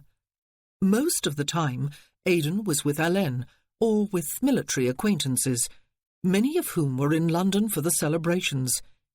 He spent mornings at White's or Tattersall's, afternoons at Jackson's boxing salon, or the races, his spare evenings at one or other of the clubs after dinner at Bedwin House. He spent the nights alone in his own bed. As far as he knew, she had had no further meeting with Denson.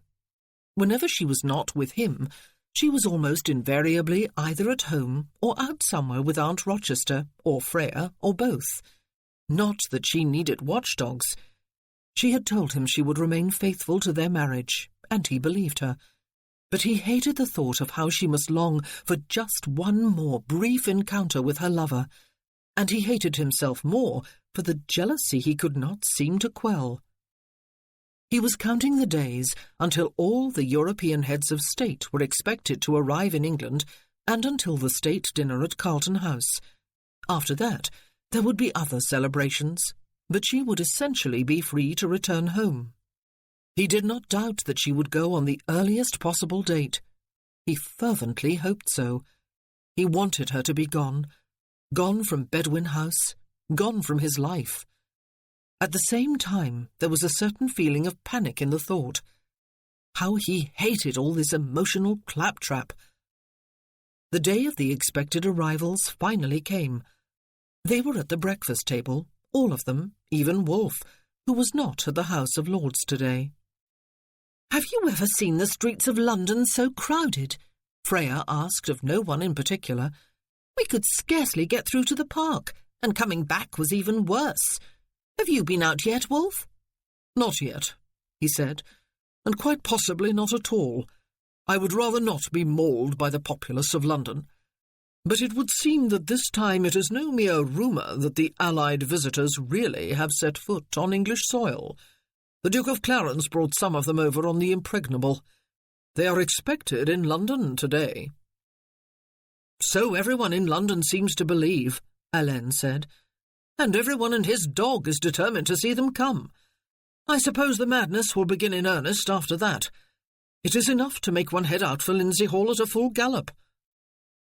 "But it is for the celebrations we came," Freya reminded him with a sigh. "On Wolfe's orders, of course. It is, I suppose, a great occasion, a historic moment, the celebration of the final defeat of Napoleon Bonaparte." "Do you know," Eve asked, leaning forward slightly, "who exactly is coming today, Your Grace?" "The Tsar of Russia," Wolfe said, "the King of Prussia, Prince Metternich of Austria, Field Marshal von Blücher, among others." "Not the Duke of Wellington?" she asked. "No, not Wellington." "Oh, that is a disappointment," she said. "But how exciting it would be to see the others arrive. I do not blame everyone for crowding the streets." Her cheeks were flushed with colour, Aidan noticed, and her eyes were sparkling. She was looking remarkably pretty, but then it was some time since he had been able to see her any other way. "You will see everyone tomorrow evening, ma'am," Bewcastle reminded her, "in the far more civilized atmosphere of Carlton House. You will see the Prince of Wales, too, and the Queen again." "That will be wonderful," Eve admitted. "But today's excitement is a different kind of thing. It is something everyone can share, high and low alike. Happiness is bringing people of all types together, and people of all nations too. Did you not feel it this morning, Freya? Did you not, Hélène?" Hélène chuckled. "I suppose," he said, "you want to go back out there, Eve, and get bumped and jostled, and have your eardrums pierced by the noise, and your nose assaulted with the smells of the great unwashed." "Oh, yes," she said, "I really do. Does no one else?" "I dare say," Bewcastle said, leaning back in his chair and fingering his quizzing glass, "there are people of our class who cannot resist the novelty of a public spectacle, Lady Aidan, but there is a suggestion of vulgarity about participating in such a mass display of hysteria." "Hysteria?" Eve said, frowning. "No, surely not that, Your Grace. I would call it euphoria." Aidan set his napkin down on the table. "If you wish to go out there, Eve," he said, "I will escort you." "Oh, will you?" She scarcely looked directly at him these days, and when she did, it was with a guarded look in her eyes. But now she was gazing at him with all the warmth and sparkle of an eager child about to be granted a begged-for treat. "Will you mind dreadfully, Aidan?" He would. Becoming part of a jubilant mob in the streets of London was mildly repugnant to him. But Eve wanted to go, and she had made no demands on him in the weeks since her presentation ball. "We will get down close to London Bridge," he said, "and watch all of them come up from Dover." "If you can get there," Hélène said. "We will get there," Aidan told him, and Hélène laughed. "Oh, thank you," Eve said, getting to her feet. "I will go and get ready if you will all excuse me. Freya, won't you come with us? And Hélène?" Aidan expected a contemptuous retort from his sister. Instead, she shrugged and simply looked amused. "You are a constant delight, Eve," she said. "You have confounded both Wolfe and Art Rochester by becoming all the rage, yet you have steadily resisted all their attempts to mould you into a dignified Duchess-in-waiting, expiring with ennui." "I have learned a great many things from your aunt," Eve said gravely, "for all of which I am grateful." Bewcastle raised his eyebrows. "Well, children," he said, "you had better all run along, or you will miss the show." There was, as it turned out, no show to miss, except that of a capital city gone mad. Somehow their open carriage managed to manoeuvre close to London Bridge. Perhaps because Aidan had chosen to wear his uniform, and there were people enough in the crowd willing to cheer him, slap him on the shoulder, shake his hand if they could, and clear a path for his carriage. The route from the bridge to St. James's Palace was lined with carriages and pedestrians, all in a loudly festive mood. Every window of every building was crowded with heads. Hawkers of food and other wares were doing a brisk trade. So, too, Aidan suspected, were the pickpockets. A score of times or more there was a stir of heightened excitement when a horse or vehicle was seen to approach from the south. But always it was a false alarm. "I believe," Aidan said late in the morning, "we have been fed so many rumours that the truth is impossible to know. Perhaps all the dignitaries we are expecting at any moment are all taking their ease in their respective palaces in their respective countries." But if they were, they had even royalty duped. The Prince Regent's distinctive gold and scarlet postilions were waiting at the bridge to escort the carriages when they arrived. The crowd was raucously teasing them, since the crowd, it appeared, was planning to unhorse the carriages and pull them in triumph to the palace. "May we wait just a little longer?" Eve set a hand on his sleeve and looked pleadingly at him. How, God help him, was he to resist such a look and such a plea? He found himself wishing at every moment that something could be set right between them before they parted forever. He did not want her to remember him with hostility. He did not want to remember her with regret. "Just a little longer," he said, setting a hand on top of hers as she smiled at him and meeting Freya's eyes across the carriage. There was a look there he did not often see from his sister, something assessing, wistful, almost sad. Freya had legions of admirers, some very eligible bachelors among them. She treated them all with a careless camaraderie that put an effective stop to any hope any of them might have had of courting her. He wondered how much she was hurting inside, how bright a torch she still carried for Kit Butler. There was no way of knowing. Freya was like an impregnable fortress when it came to talking about herself. Less than 5 minutes later, a new rumour swept the street, from the opposite direction this time. The Tsar had already arrived, people shouted urgently to one another. He was at the Pulteney Hotel with his sister, the Grand Duchess Catherine. He had come by a different route. "Probably to avoid the rabble, wise man," Hélène said, as large numbers of the crowd began to hurry off in the direction of the hotel. "If the rumour is true," Freya said, "I am bored silly. Let us go somewhere else, somewhere quiet and civilized. How about the Royal Academy? Do you like looking at paintings, Eve?" Aidan looked across at her. "What is your wish?" he asked. "I suppose," she said, "we might sit here all day, and later discover that all the guests have come by a different route." "That is altogether possible, I am afraid," he said. "Are you dreadfully disappointed?" "Not really." She smiled at him. "I have been a part of history, anyway. I have experienced this. Today will surely be remembered, perhaps even all this confusion. And you will see everyone tomorrow evening, he said. Yes. She set her hand on his arm again. Thank you for bringing me, Aidan. I know this has been dreadfully tedious for you. She turned her head to look at Freya. The academy would be lovely to visit. Is it far away? Somerset House, Freya said. Not far.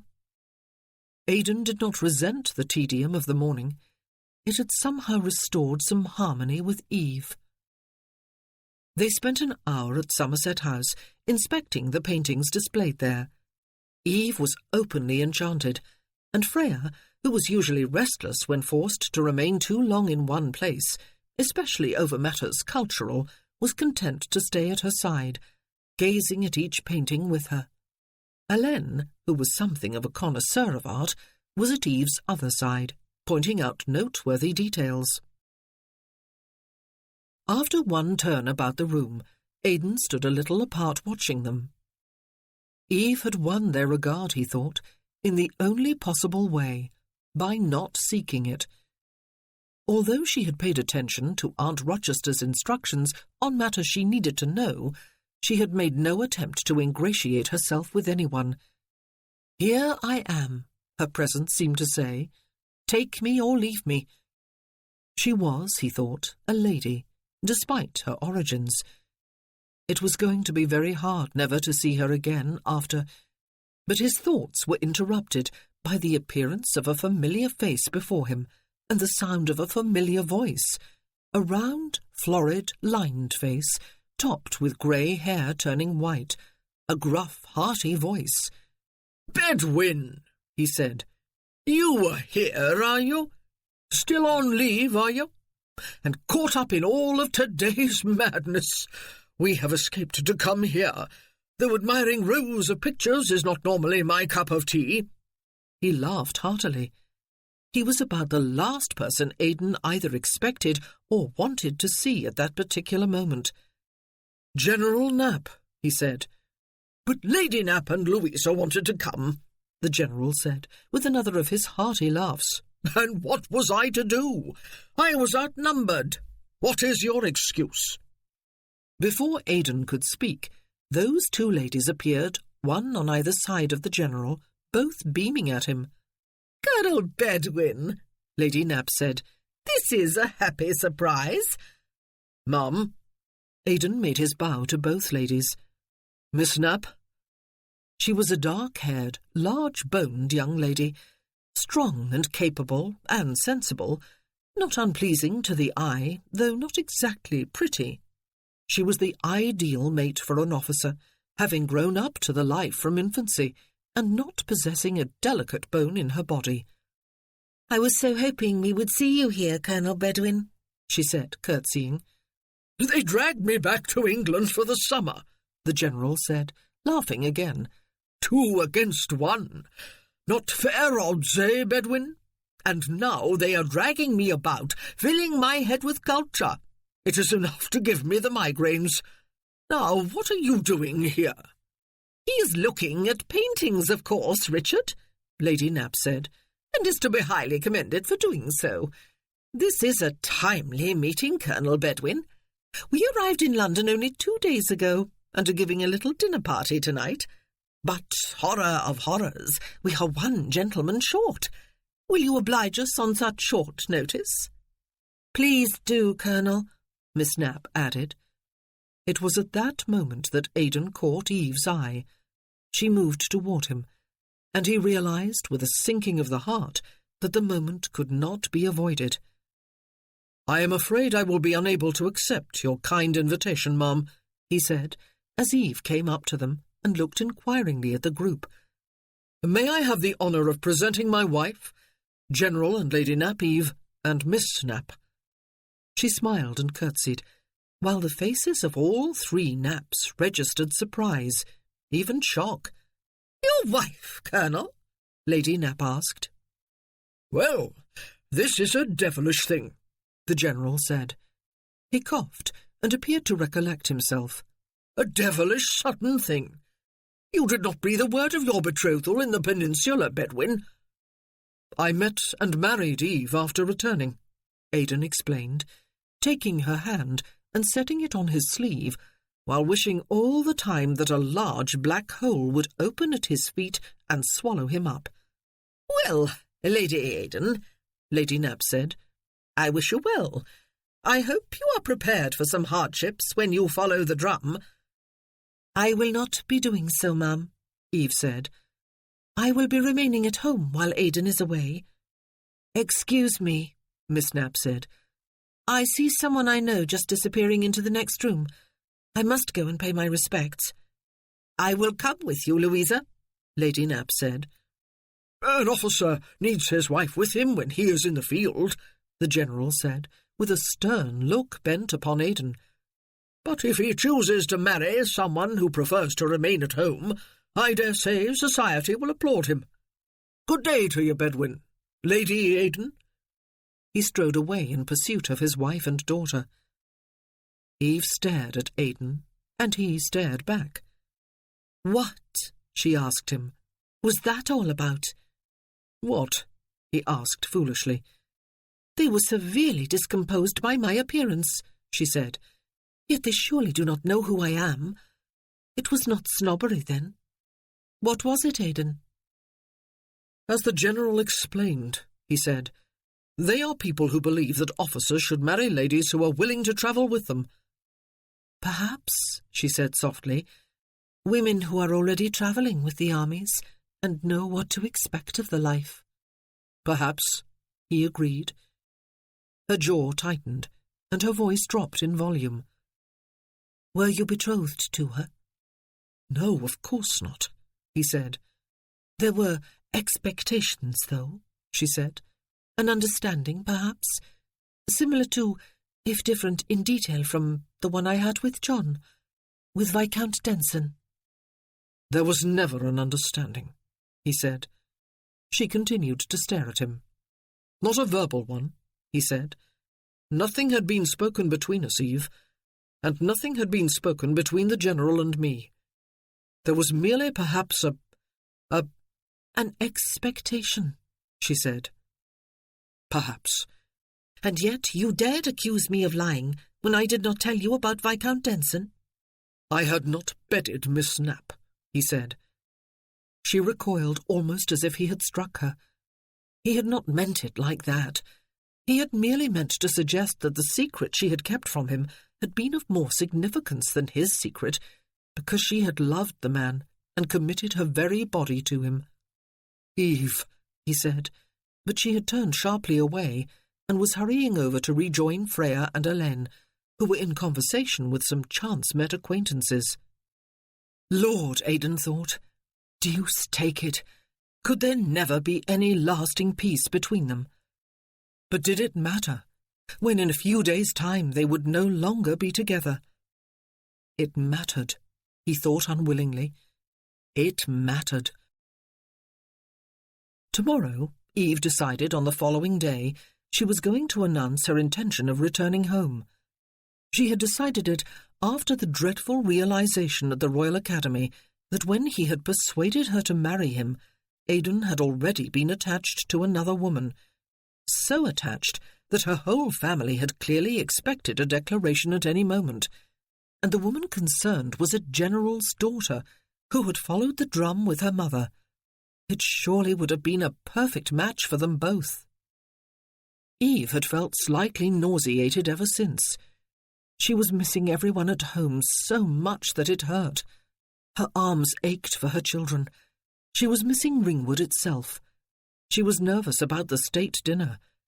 She was depressed by the discovery she had made 4 days ago that she was not with child, and at the same time glad that there would not now be that complication in her life.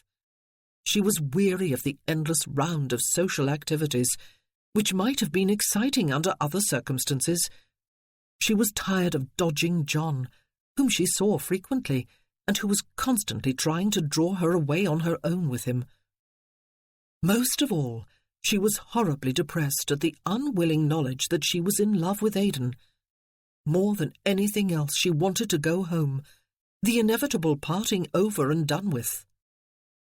She wanted to get her life back to normal, to begin to forget, to lick her wounds in private, to concentrate all her love on her children. Tomorrow, the Carlton House dinner finally a thing of the past, she was going to tell Aidan and the Duke that she was returning home. She would go by stage the following morning. The Duke would argue, of course, or rather he would try to issue commands, but she would remain adamant. She was so terribly weary. Besides, Aidan must be as desperate to be rid of her as she was to go. "I will take my leave then, Bewcastle," Aunt Rochester announced, getting to her feet. "It would be unpardonable to be late for the dinner at Carlton House." They were at tea, all of them, in the drawing-room at Bedwin House. Aunt Rochester had returned there after accompanying Eve and Freya on a brief shopping expedition to purchase some last-minute accessories for their evening finery, and Eve had bought a book each for the 3 children. The conversation all day had been about nothing except the coming evening. All the foreign dignitaries had indeed arrived yesterday. If they had waited by the bridge instead of going to Somerset House, they would have seen Field Marshal Blucher being mobbed by the crowd, and his carriage dehorsed and dragged off to Carlton House, where he had been carried bodily inside.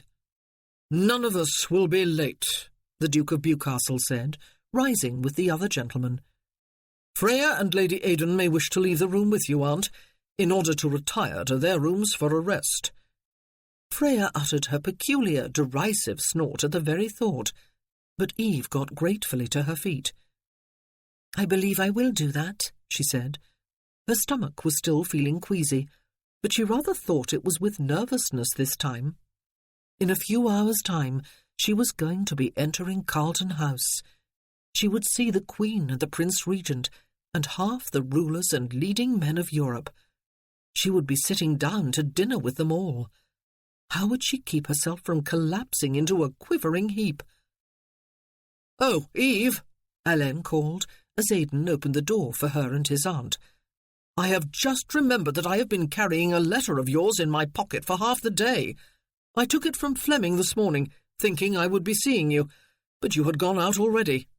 Here it is." "Thank you," she said, smiling at him and taking the letter. "I thought there was none today." She glanced down at Thelma's familiar writing. She kicked off her shoes as soon as she reached the gold suite and withdrew all the pins from her hair. She shook her head and sighed. She was indeed going to have a sleep before getting dressed for the evening. She wished suddenly that she could just wave a magic wand and have it over with. But it would be a splendid story to tell at home. Was the Prince Regent as obese as he was reputed to be? Was the Queen's conversation as tedious as Freya said it was? Could any of the foreign dignitaries speak English well? She sank onto the sofa to read her letter before retiring to her bedchamber. It was shorter than usual, she saw with some disappointment as she broke the seal. But no matter. In a few days' time she would be home with them. She began to read. A few moments later she leapt to her feet, staring down in horror at the letter, as if expecting to discover that she had deciphered the words all wrong. But with a welling of mindless panic, she knew that she had not. She turned and stumbled toward the door, fumbled with the handle, and then dashed along the corridor and down the stairs, and along to the drawing-room without even realizing what she did or how she looked. She turned the handle before an attendant footman could get there ahead of her, and went hurtling into the room. Solid safety was just a few feet away, and even at that moment getting to its feet, except that as she rushed toward it, she knew there was no safety. No one could help. "Aidan!" she cried. "I have to go! I have to go!" His arms closed about her like iron bands, giving again for a moment the illusion of safety. But only for a moment. Panic was upon her. "What is it?" he was asking over and over. "What is the matter? What has happened?" Her teeth were chattering uncontrollably. "Easy," he said. He kept one arm firmly about her. The forefinger and thumb of the other hand came beneath her jaw to lift it and hold it steady. He captured her gaze and held it with his own. "Easy, love. Tell me what has happened, and I will set it right for you." Foolish words. Oh, foolish words. "He has taken them," she said, part of her brain recognizing that she was wailing.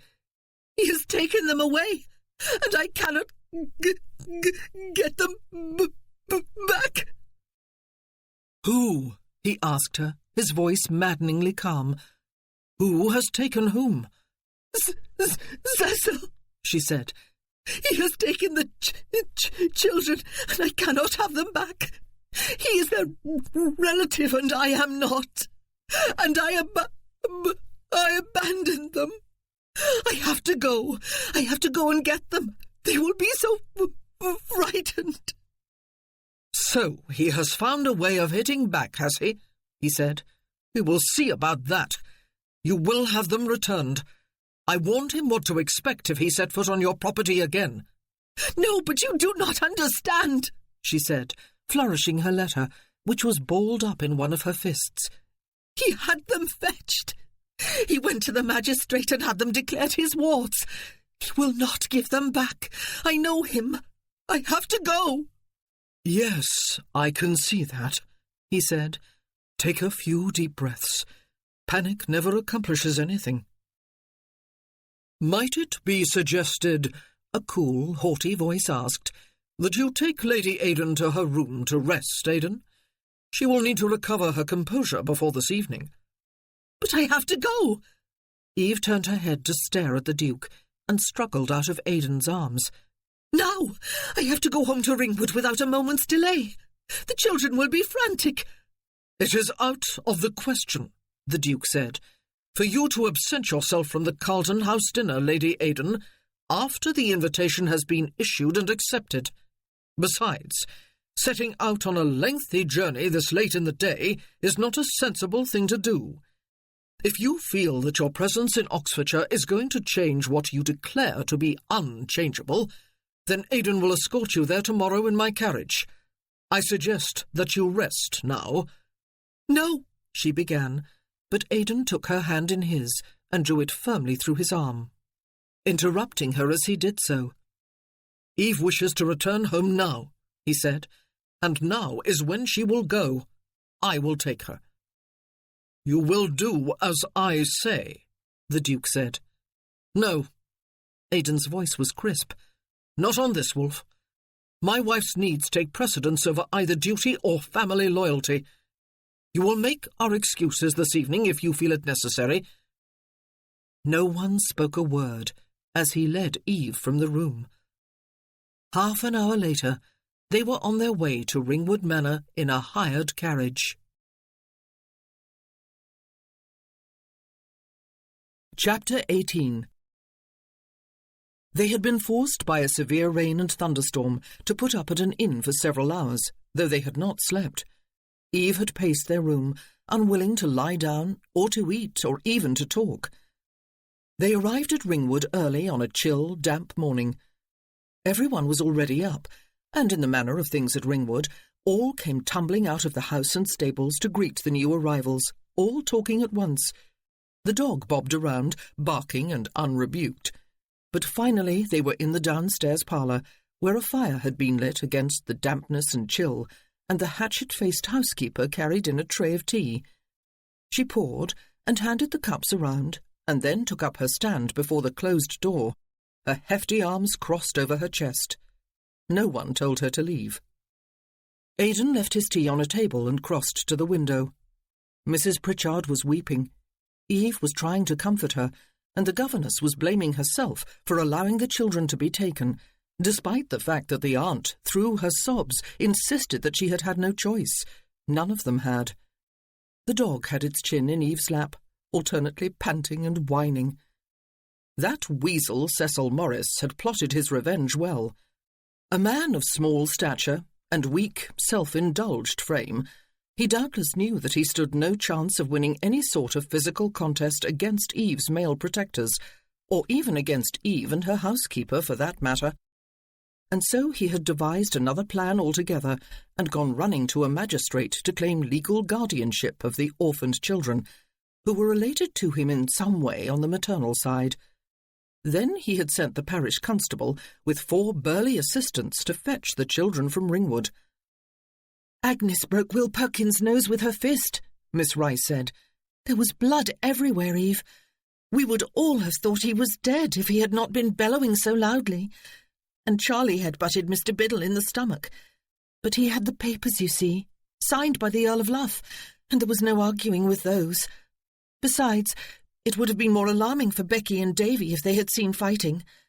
Mrs. Pritchard persuaded us all to quiet down before they were sent for. Mr. Biddle sent Will Perkins home." "I mopped up the blood myself before the children were brought down," the housekeeper said, not waiting to be addressed before speaking up. "But I would as soon have broke all their noses, my lamb, and their heads too. The cowardly curs! 5 burly men to take away 2 little babies." "You would have been arrested, Agnes," Mrs. Pritchard said, having blown her nose in her handkerchief and brought herself under control. "They would have dragged you off to jail." "Well, that wouldn't have been anything new, Mum," the housekeeper said, unabashed.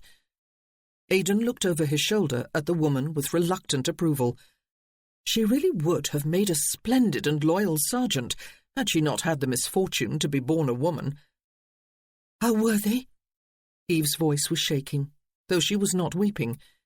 She had not wept at all. After her near hysteria in Wolfe's drawing-room, she had been withdrawn, tense and uncommunicative.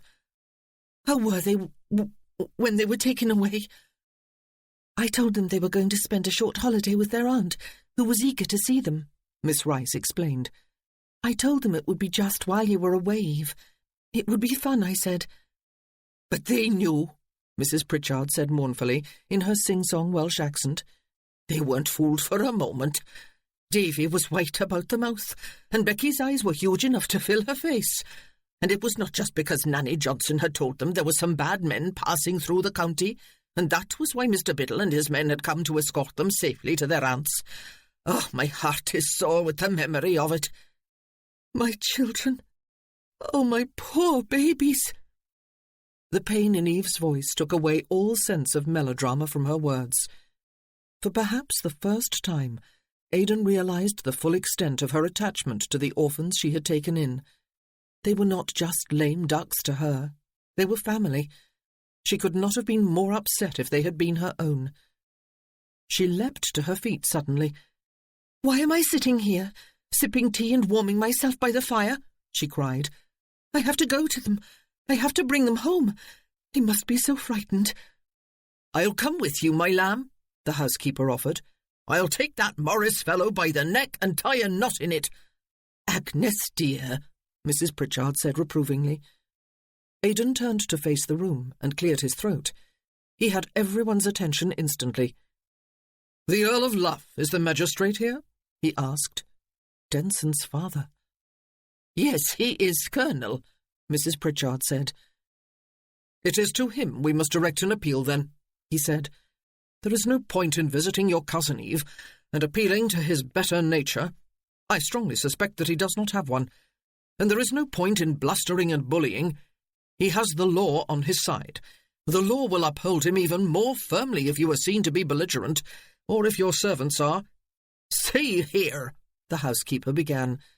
Aidan bent his coldest, haughtiest stare on her. "The ladies have finished with the tea-tray," he said.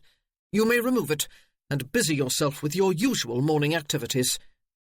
She glared back at him, and for an interested moment he thought she was going to prove stronger than any man he had ever had under his command.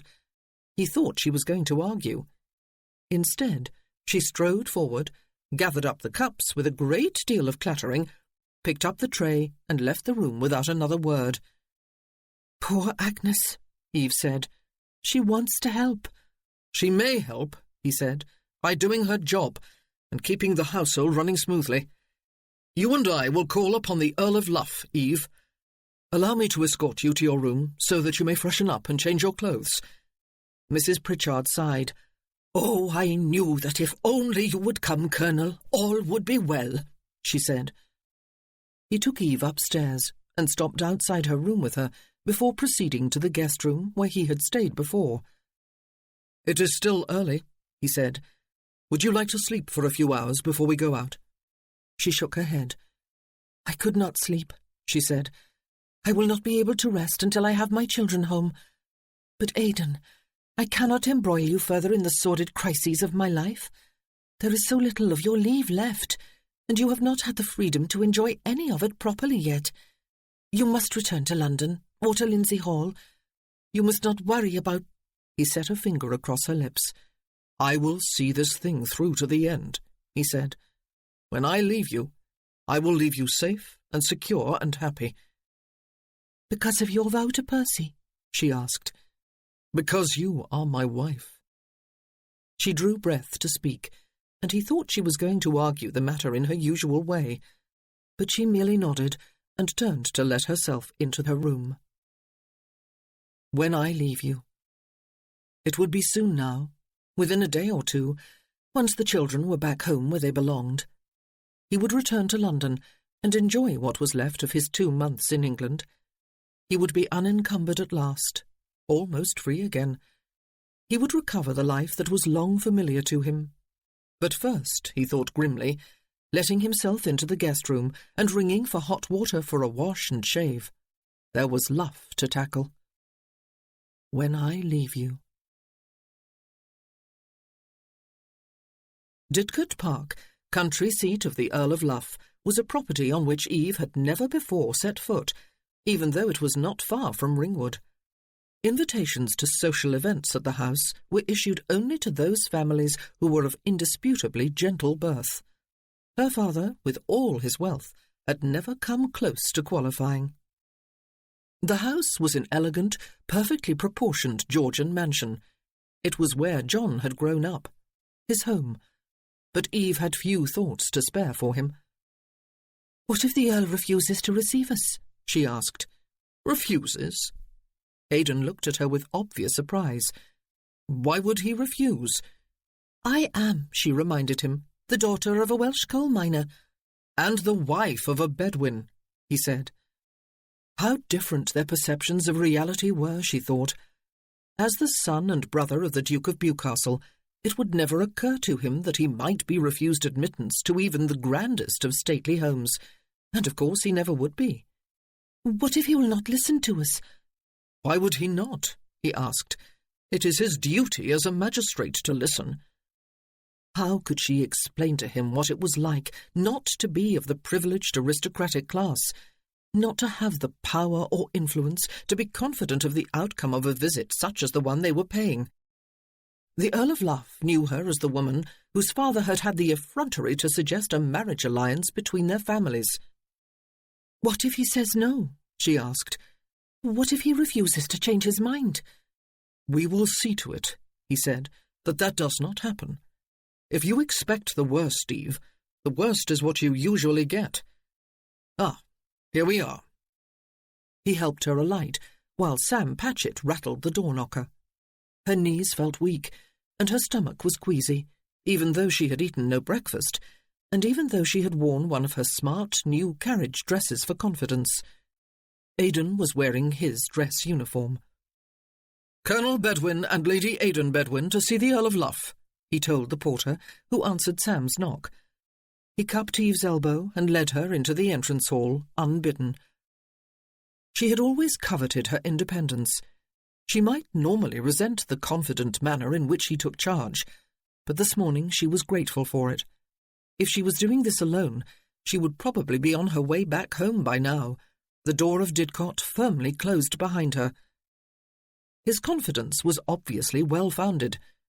After a mere 2 or 3 minutes of waiting in the hall, they were escorted to a downstairs room that turned out to be a library, and were bowed inside.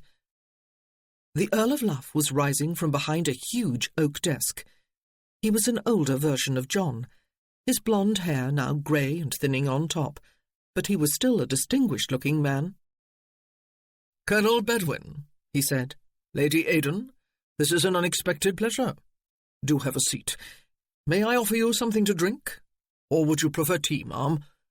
His eyes had swept over her with bland courtesy. "Neither, thank you, my lord," Eve said. "Ah," he said. "What about you, Bedwin? Brandy? Claret? Something else?" "Nothing." Aidan held up his hand. He indicated a seat to Eve, and they both sat. She felt almost dizzy with anxiety and exhaustion. "Well, then." The Earl seated himself in a leather armchair and crossed one leg over the other. "To what do I owe the pleasure?" Surely he must know. They could have only one reason for being here. "I want my children back," Eve said, hearing in dismay that her voice was thin and shaking. "You let Cecil Morris take them from me, but they are mine. They belong at Ringwood. They are happy there. I want them back." He lifted his eyebrows in apparent surprise. "Are you referring to Morris's young cousins?" he asked. "The children your household would not allow to return home to him, ma'am, because you were not there to give your permission. It was a simple matter of dealing with your absence." "Home," she said. "They were home. They live with me, and my household was not consulted until Mr. Biddle and 4 other men came to take the children forcibly away. They belong at Ringwood." "Pardon me, ma'am," he said, "but what is your relationship to the children in question?" She felt the knife thrust of a deeper fear. "None," she admitted, "except that I am Cecil's cousin on his father's side. But it is with me that they live." "It is my understanding that they are orphans," the Earl said, "and that they were sent to live with their relative, Mr. Cecil Morris. He explained to me that you kindly opened your home to them during an indisposition of Mrs. Morris, his mother, and that during that time you left them alone while you went to town to enjoy the pleasures of the season with your new husband." "I did not leave them alone," she exclaimed. Perhaps, sir," Aidan said, "since there is some dispute over who has a claim to the charge of these orphans, you would reopen the case and listen to the arguments of both sides." "But it would appear," the Earl said, "that all the rights are on the side of Mr. Morris." "They are not," Eve cried. "He does not even want the children." "Then he has a strange way of showing it, ma'am," he said, frowning. "Will you at least listen to my wife's side of the story?" Aidan asked, sounding infuriatingly calm, almost bored. "These children are important to her. She has cared for them for the better part of a year, and thinks of them as her own." "A year?" The Earl's brows snapped together. "Mrs. Morris was indisposed that long?" "She has not been ill at all," Eve said. "I am asking you to grant us a hearing," Aidan said, "with both Morris and his mother present, if they wish." "Oh, no!" He held up a staying hand. "And any witnesses he may care to call, and any witnesses my wife chooses to call." Eve could feel tension knot in her stomach. She wanted to plead with the Earl now. She wanted to get him to see sense now. She wanted to go straight from Didcot Park to Cecil's to take her children home with her. She did not want a hearing at which Cecil could tell his lies again and force Aunt Jemima to tell lies for him. The Earl of Luff sighed. "Oh, it seemed a perfectly straightforward matter," he said. "It still seems straightforward. I am not going to all the faradiddle of calling a formal hearing, Bedwin, with clever counsel arguing the case around and around in ever more dizzying circles. But I will allow an informal hearing if I must. It will have to be today, though. I have plans for the rest of the week. 2:00 in the Assembly Rooms at Heybridge. Take it or leave it. I'll have Morris informed." Aidan got to his feet. "Thank you, sir," he said. "We will be there." "But," Eve protested, "I wanted this matter settled this morning. I cannot wait until this afternoon." "Then, ma'am," the Earl said curtly, "you must be happy with having it remain settled in Morris's favour. I will certainly be happy." She got to her feet. "This afternoon it will be, then," she said. A few minutes later they were back in the carriage and moving down the driveway away from the house. It was all very well to tell her not to expect the worst, Eve thought wearily, but how could she not do so? The law would seem to be clearly on Cecil's side. Love was going to be no argument. "Eve," Aidan said, "we are going straight home, and you are going to bed. You are going to sleep." "I cannot sleep," she protested. "But you will anyway." His voice was stern, his expression hard. "If you want those children back, you must sleep and make your mind more alert. I strongly advise that you allow me to do most of the talking, and that when you do talk, you not rely upon emotion alone." "How can I not be emotional?" she cried. "He will win if you are," he told her. "Take my word on it." She stared into his cold, harsh face and felt suddenly so all alone that she could bear it no longer. She turned sharply away, buried her face in her hands, and wept. She rarely gave in to tears, but she could not control them now, try as she would. She had forgotten how physically painful it was to cry. Her throat ached. Her chest felt as if it had been pierced by a dozen knives. Her heart felt as if it would break. For perhaps a minute she was alone indeed. Then a hand settled between her shoulder blades and rubbed lightly back and forth. When her sobs had finally been reduced to hiccups and convulsive heaves, a large handkerchief appeared in her hand. She dried her face with it and blew her nose. She had never, she thought, been more tired in her life. It was as if he had read her thoughts. He leaned over her, one arm coming about her shoulders, the other beneath her knees, and he lifted her bodily onto his lap. Before her mind could quite register the shock, he had braced his booted feet against the seat opposite and settled her against him in such a way that her head nestled comfortably on one of his shoulders. She did not know when her bonnet had been removed, or who had removed it, but it was gone anyway. "It will get better, love," he murmured against her ear. "Will it?" But it was a measure of her weariness that she did not need to hear his answer. At that moment she trusted him utterly. How wonderful it was sometimes to have the burdens of life lifted from one's shoulders. "I promise it will," he said. The next thing she was aware of was waking up outside Ringwood when the carriage rocked to a halt. Cecil Morris was looking smug, his mother nervous. Eve was pale and drawn, despite the fact that she had slept both in the carriage and in her bed after they returned home from Didcot Park. Mrs. Pritchard was visibly anxious, Miss Rice tense. The Reverend Puddle was seated between them and showing deep concern for both ladies. The parish constable and his 4 assistants, one of them sporting a swollen beacon of a nose and 2 purple eyes, stood about importantly as if they expected a brawl to break out at any moment. A rather large number of other interested persons were in attendance, though how they knew about the hearing Aidan had no idea. The Earl of Luff was late, and when he did arrive, he appeared to be in a bad humour. "Let us get this business settled without further ado," he said, seating himself behind a table that had been set up along one end of the largest of the assembly rooms, and glaring about him as if he were the one who had been kept waiting.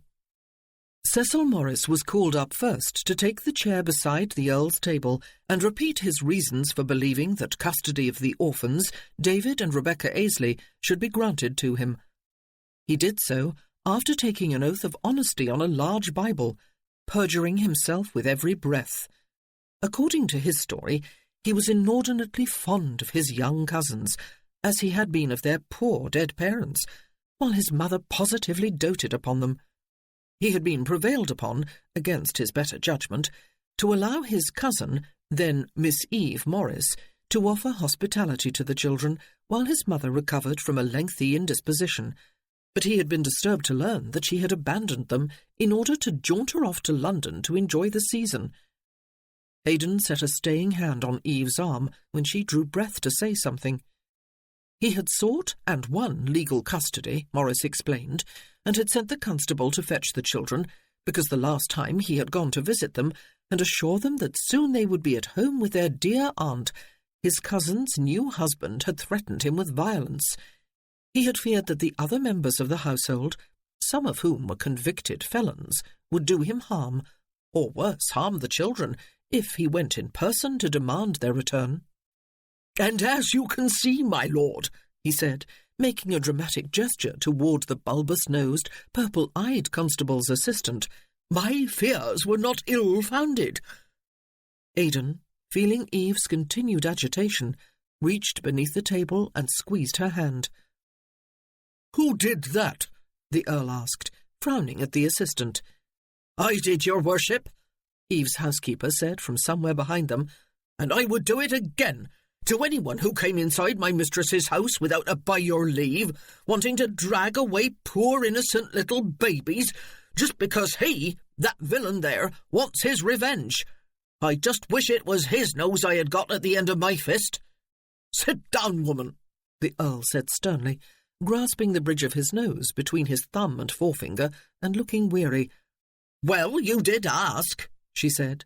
"I did," he agreed. "Now sit down. Lady Aidan, do you have any questions you wish to ask Mr. Morris?" Aidan squeezed her hand again, but she ignored his silent plea to speak for her and got to her feet. "Yes," she said. "Becky and Davy were brought by stagecoach to Heybridge on September the 5th of last year. It will be very easy to verify that date with stage records. Will you tell the Earl, please, Cecil, how long they were at your house before my aunt's alleged illness forced you to allow me to take them?" "How am I to remember that?" he asked her. "A month? 2 months? Maybe longer?"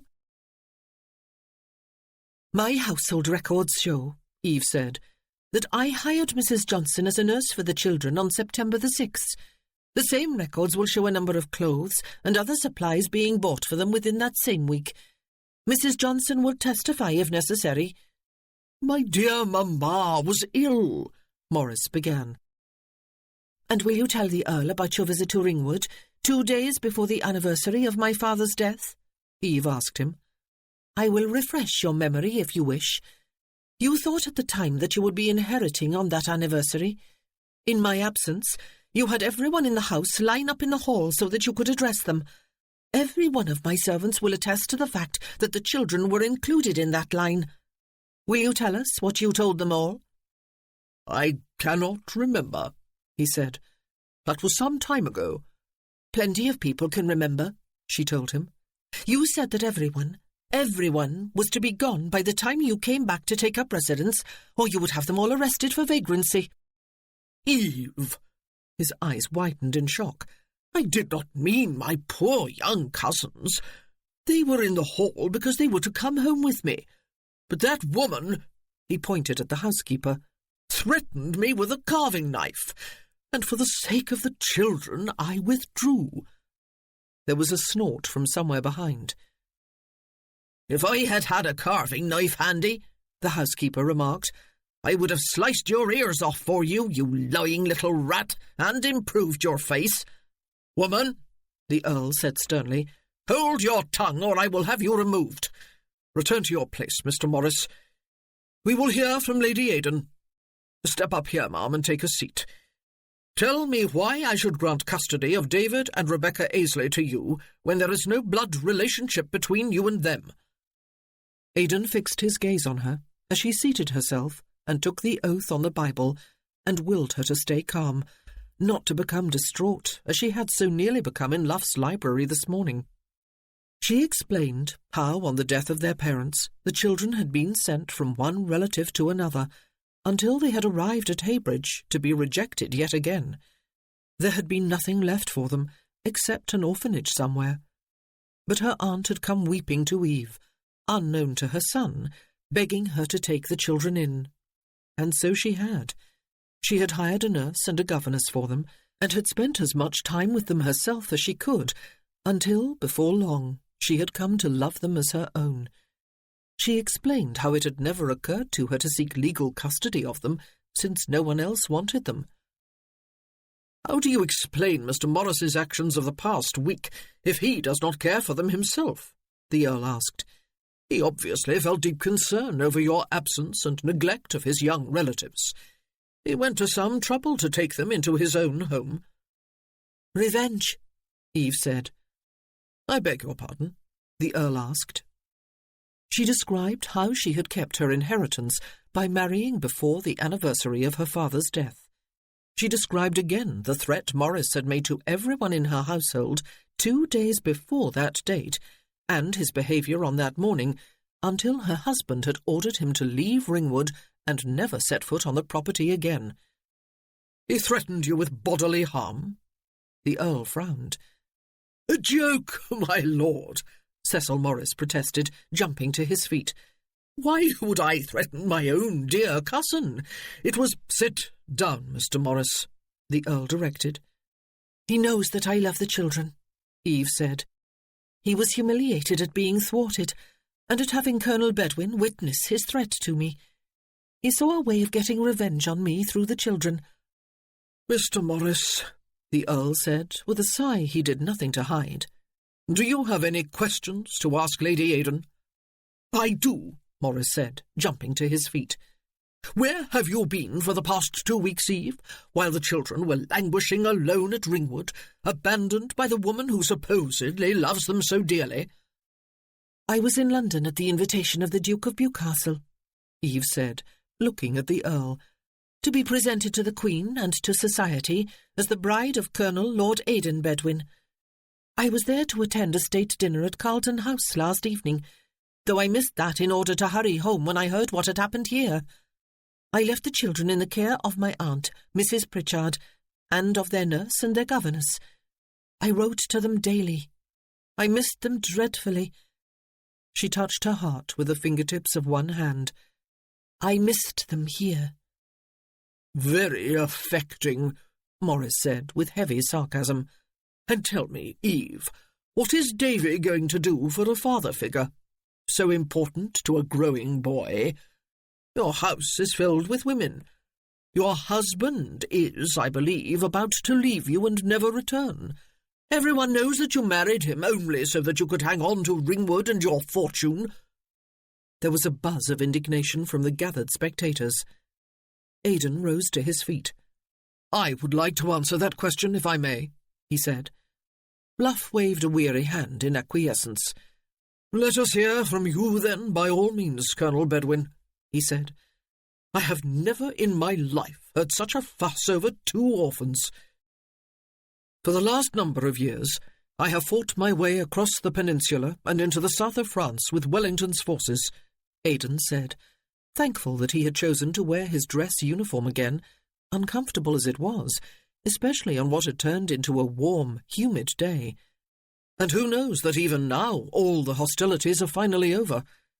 Europe must be put together piece by piece again after years of warfare and pillage. My duty lies with the army. My home is Ringwood Manor. It is where my wife lives. It is where my heart will stay when I leave. It is where I will settle as soon as I am able. My wife's relatives and friends are mine, her servants mine, and her foster children my own. As far as I am able, even if only by letter for the next few years, I will be a father to young Davy and to Becky." Eve watched him, pale and wide-eyed. And the devil of it was, Aidan thought, he did not feel as if he were lying. He sat down. So did Morris. "And you, ma'am," the Earl said, addressing Mrs. Morris, "what do you have to say in this matter? Do you want these children? Do you care for them? Do you love them?" "Yes, my lord," she said in a voice that was little more than a whisper. "I love them dearly, but—" They all waited politely for her to finish, except her son, who turned to glare at her. "And so," the Earl of Luff said, when it became clear that she had no more to say, "I have to weigh the claims of a man and his mother, who have custody of the children and are related to them and claim to love them, against those of a man who is presumably about to return to his battalion for an indefinite length of time, and a woman who has no tie of blood and no legal claim to the children, and who is perhaps unable to give them a balanced sense of family." They were going to lose, Aidan thought in some astonishment. "In that last matter, of course, you are quite wrong," a soft but quite distinct voice said from the back of the room. Aidan looked sharply behind him. Wolf was standing just inside the door, dressed for travel, but as immaculate as if he had just stepped out from under his valet's care, his quizzing glass halfway to his eye. "Who in thunder—" the Earl began. Then he peered more closely. "Oh, it is you, is it, Bewcastle?" Eve, still beside the Earl's table, grasped the arms of her chair. "Quite so," Bewcastle said, strolling forward, looking as haughty and bored as he had ever looked. "Lady Aidan, with no family to protect her and her foster children, while Colonel Bedwin is away serving his king and country. That is a patent absurdity, Luff.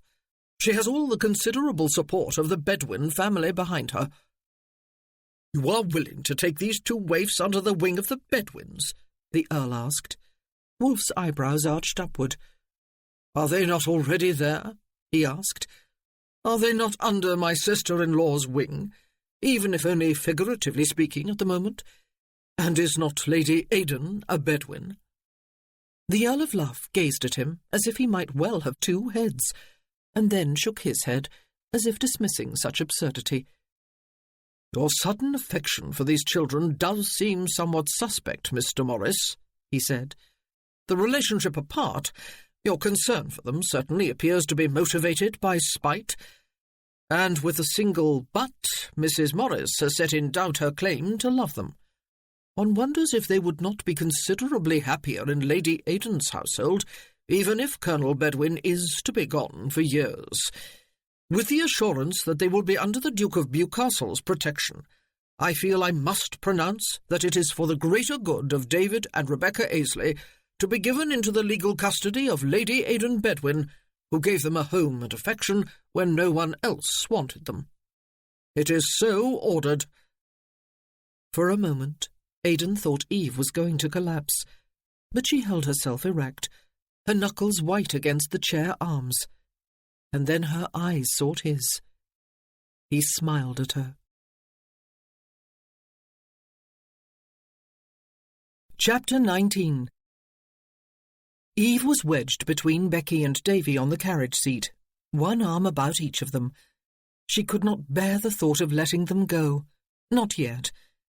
Becky was showing her a little lace handkerchief filled with treasures, a brooch with one of the paste diamonds missing, a silver earring whose partner was apparently lost, a bracelet with a broken clasp, all of which Aunt Jemima had given her.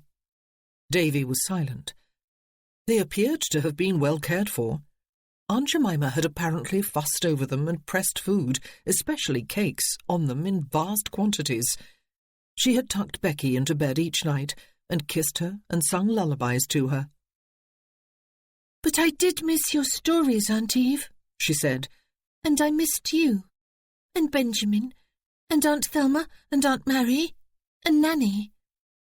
"And everyone has missed the two of you," Eve said, hugging them both tightly. "I missed you dreadfully all the time I was away. I am not going away again, not without you.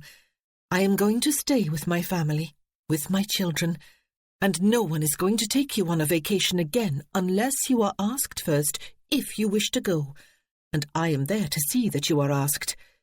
It was rather thoughtless of Cousin Cecil to send Mr. Biddle to fetch you, merely because someone imagined there were bad men in the area. He might have frightened you, but Aunt Jemima really did wish to see you." "He said we were not to be allowed to go back to Ringwood," Davy said, speaking for the first time. "He was mistaken," Eve said. "I dare say Aunt Jemima did not say that, did she? No less a person than the Earl of Luff, who is a magistrate in this part of the world, has just now stated that Ringwood is to be your permanent home, and that I am to be your mamma, or standing in place of your mamma," she added carefully. She had always encouraged the children to remember their parents and talk of them. Becky was gazing at Aidan, who was sitting on the seat opposite, his knees occasionally brushing Eve's. "Are you our new papa?" she asked. He did not answer immediately, and Eve raised her eyes unwillingly to his. He would surely be leaving tomorrow, especially now that his brother was here with a private carriage to convey him. There was no further reason for him to stay. She had been aware of it from the very moment of victory, which had brought knee-weakening relief and soaring happiness, echoed in the loud cheer with which the Earl's verdict had been greeted. But it had been a bittersweet moment. He would be leaving tomorrow. Yet he had smiled at her. It had not been just the expression with the eyes she had interpreted as a smile during the ball at Bedwin House. This had been a full-faced, radiant smile, curving his mouth, crinkling his eyes at the corners, brightening his whole face.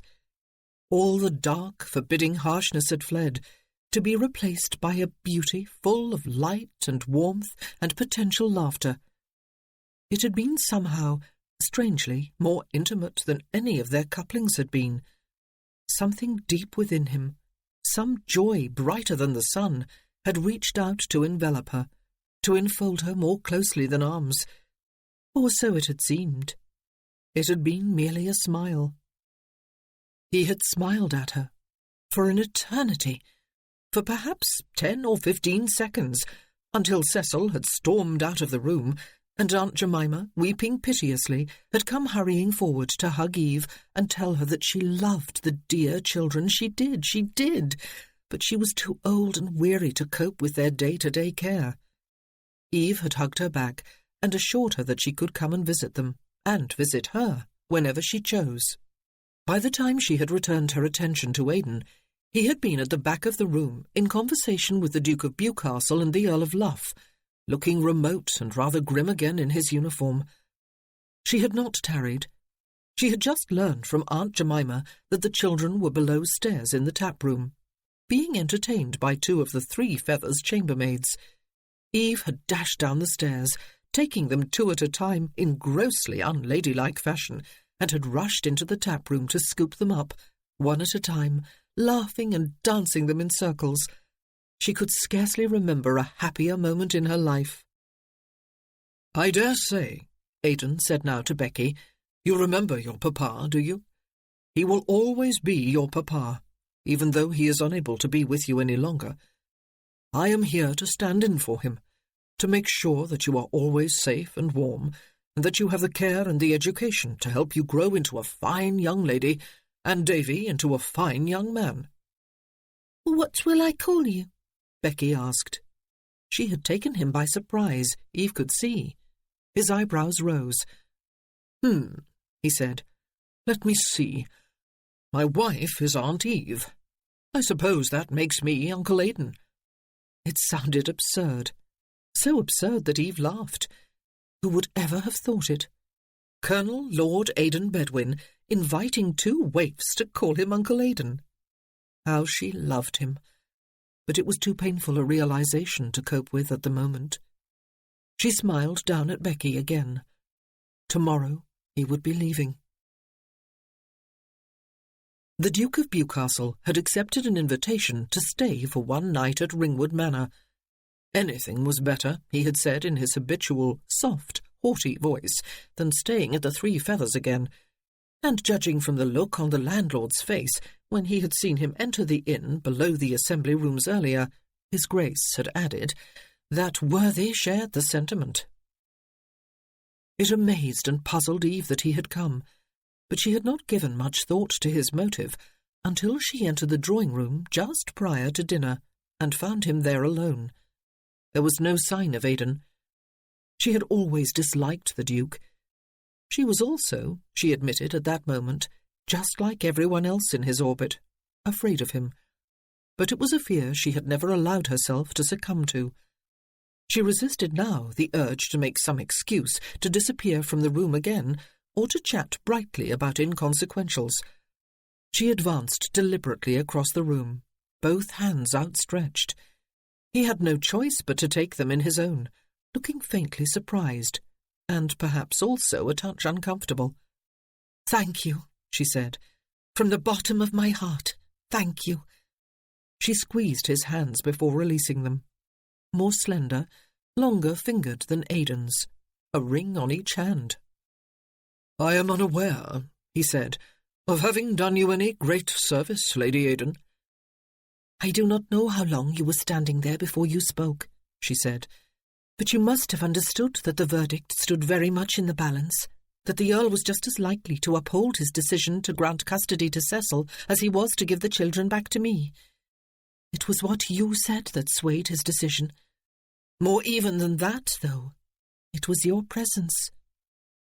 "I am glad to have been of some slight service, then," he said. "Why did you come?" She wanted to retreat, to sit down and busy herself with something. His silver eyes, with their very direct gaze, were disconcerting at the best of times, but she stood where she was, a mere couple of feet from him. "It could not have been for the children's sake. You can feel nothing but indifference for the orphans of a shopkeeper. It could not have been for my sake. You tolerate me at best, despise me at worst, I believe, and I annoyed you considerably by insisting upon missing the dinner at Carlton House. It must have been for Aidan's sake, then." "It is soothing," he said, "to discover someone who knows me so well that she can answer her own questions for me, and thus save me the effort of forming them for myself." She flushed at the haughty reproof. "Why did you come?" she asked. "I came, ma'am," he said, "because I am head of the Bedouin family, and have always considered it my duty to concern myself with its members. You are now one of their number, and will continue to be. No matter how strongly you assert your independence, no matter how firmly you send Aidan away for ever when his leave is over, it appeared that you might have need of my influence, which is, as you have witnessed, considerable. And so I came." "You came for my sake, then?" She frowned. He seemed too cold a man to have acted out of kindness. But it had not been kindness. He had just said it himself. It had been duty. Just like Aidan, he was motivated by duty more than by anything else. They were so similar, the two brothers, in many ways, yet they were not friends. The Duke slightly inclined his head. "What is between you and Aidan?" she found herself asking. "Why are you not close? You were similar in age and in temperament." That was not quite right, though. There was fire behind Aidan's reticence, ice behind the Duke's. "You both place honour and duty above all else. Why are you not close?" His eyebrows had gone up, his quizzing glass was in his hand, and his light eyes froze her.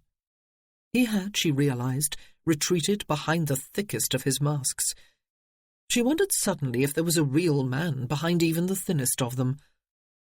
"Do brothers have to be demonstrative in the Welsh manner, then, ma'am?" he asked her, "clasped to each other's bosom, weeping sentimental tears with every parting and every quarrel and reconciliation, proclaiming the depths of their sentiment for each other in florid, impassioned language? Must there be something between them if they comport themselves with a more English restraint?" She had rattled him. He whipped her with cold words and open contempt for her compatriots. But she had rattled him. "Do you love him, then?" she asked. "You use women's words, Lady Aidan," he said. "Love? What is love but an abstract term that cannot even be defined except in terms of action? Aidan is a Bedouin. He is my brother, and, unless or until I produce a son of my own, my heir. His life is important to me, as is his happiness. I would die for him if such an extreme and dramatic gesture were called for. Is that love? You may decide for yourself." The door opened before he had finished speaking, and Aunt Mary came in, supporting herself on her cane. Thelma was with her. Eve had insisted that she dine with them, as she always did. Aunt Mary immediately began to talk with great enthusiasm about the trial, as she insisted upon calling this afternoon's hearing. The Duke's expression became pained as he listened to the thick Welsh accent. 5 more minutes passed before Aidan put in an appearance, no longer in his uniform, but clad in elegant blue and grey evening wear with crisp white linen. "Andrews arrived from London so late this afternoon that he had not got my shirt ironed," he said. "He would not hear of my wearing it unironed, despite the fact that there was not a wrinkle visible to my unpractised eye. I decided that being a little late was preferable to seeing him weep with mortification. Turning toward him, Eve felt nothing but pain. He had come all this way with her, braving his brother's wrath. He had fought for her today, and for children who meant nothing to him. He had smiled at her, and he was leaving tomorrow. "But then you always were rather careless of your appearance, Aidan," the Duke remarked. "Dinner will be ready," Eve said. "Shall we go into the dining room?" Belatedly, as Aidan offered Aunt Mary his arm, and the Duke of Bewcastle stepped forward to offer her his, Eve thought that she should have had Agnes bring drinks into the drawing-room. How gauche they would think her. Even to dash down into the country for one day, Bewcastle had brought a veritable cavalcade with him, his own crested carriage, a baggage coach to carry his belongings and his valet, 2 coachmen, 2 footmen for his own carriage, and 6 outriders, all dressed in glorious livery. Aidan, standing on the terrace next morning with Eve to see him on his way, felt a strange pang of sadness. This was what Wolfe had come to, that bright, energetic, mischievous boy of memory, now a cold, lonely aristocrat, with so much power that he could exert it with the mere lifting of one long finger or the raising of one dark brow, or with one softly spoken word. For a moment, Aidan felt an unfamiliar tightness in his chest. He was not usually affected by farewells, especially when he expected to see the other again within the next few days. Why had Wolfe come? He had puzzled over the question ever since yesterday afternoon, yet could still not quite accept the obvious answer that his brother had come merely because a Bedouin was in distress and his consequence might settle the matter. Why would Wolfe care that Eve would suffer over the loss of 2 orphans, even if she was a Bedouin? Was it possible that he had come? Was it because he knew Aidan cared for Eve, and he cared for Aidan? Cared, that was, not just out of ducal duty, but out of brotherly love? There had been no point in asking him. He would have looked back at Aidan with his silver eyes and raised eyebrows, quizzing glass in hand, looking as if he had never heard of the word. The carriages disappeared down the driveway. "I hope I am not inconveniencing you by staying an extra day," he said. "No, not at all."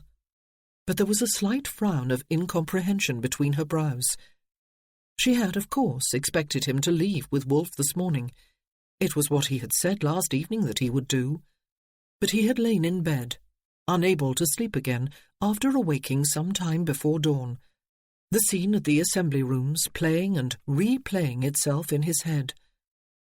My home is Ringwood Manor. It is where my wife lives. It is where my heart will stay when I leave.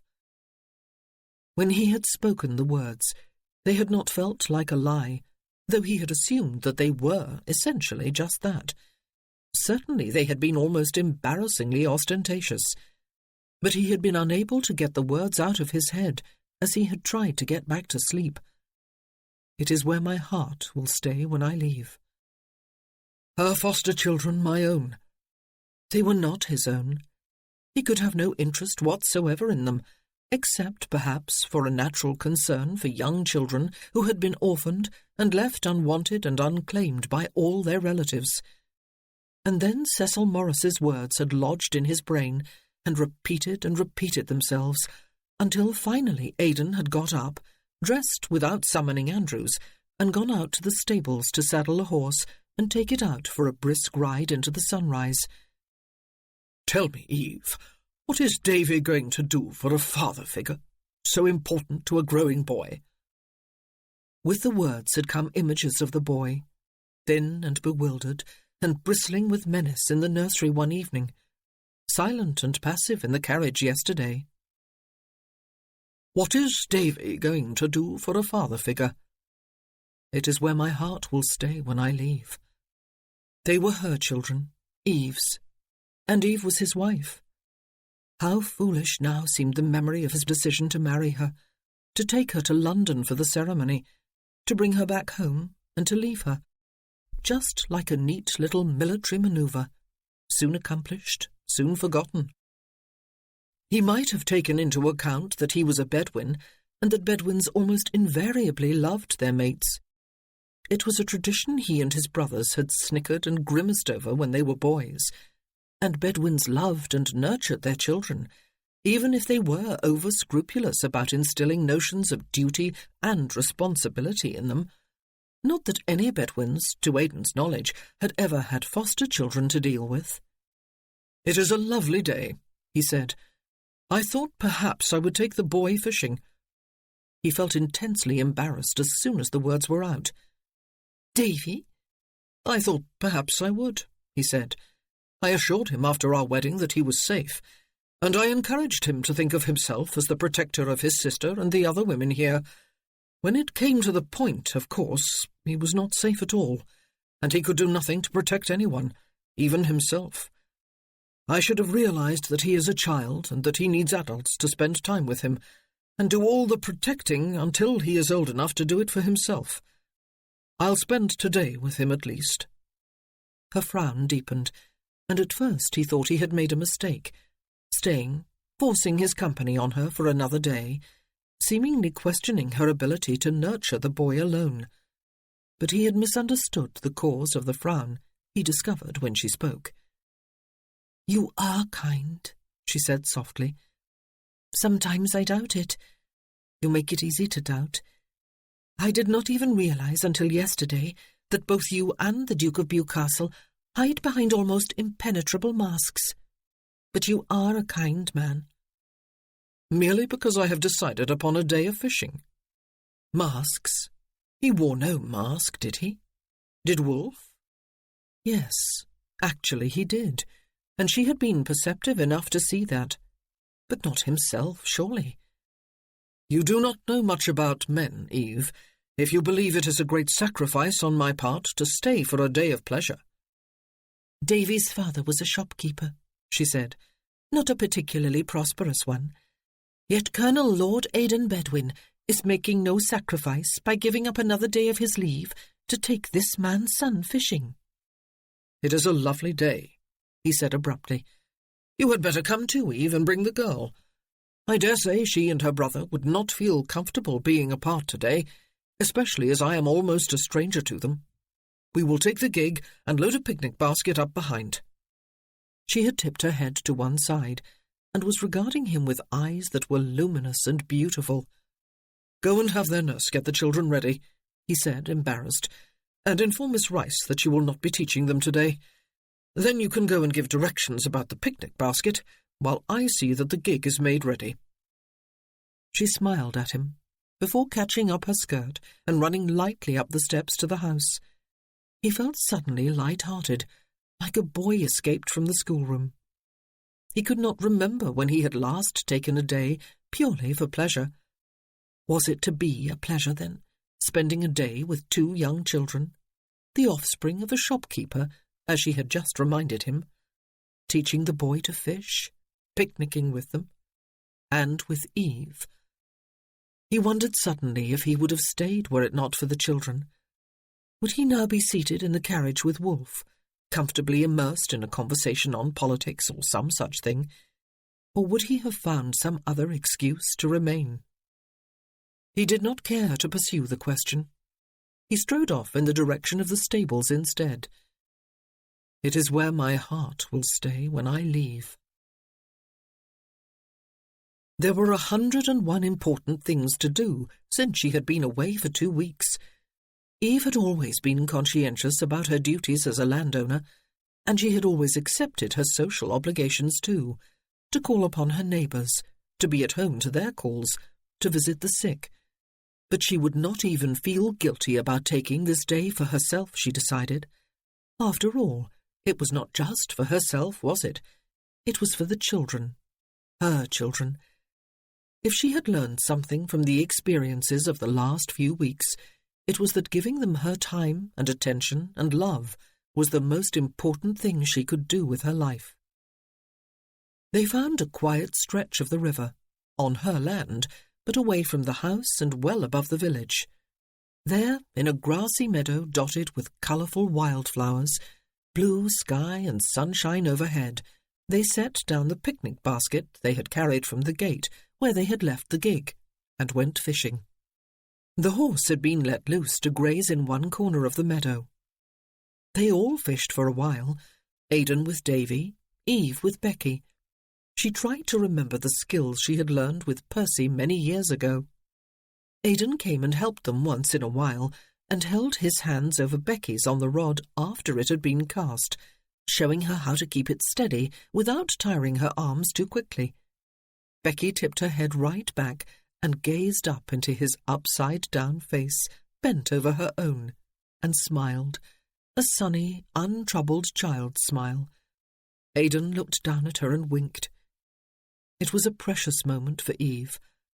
How could she ever have expected that he would be gentle with children, that dour, powerful cavalry officer who had stood in the visitors' salon telling her of Percy's death in battle?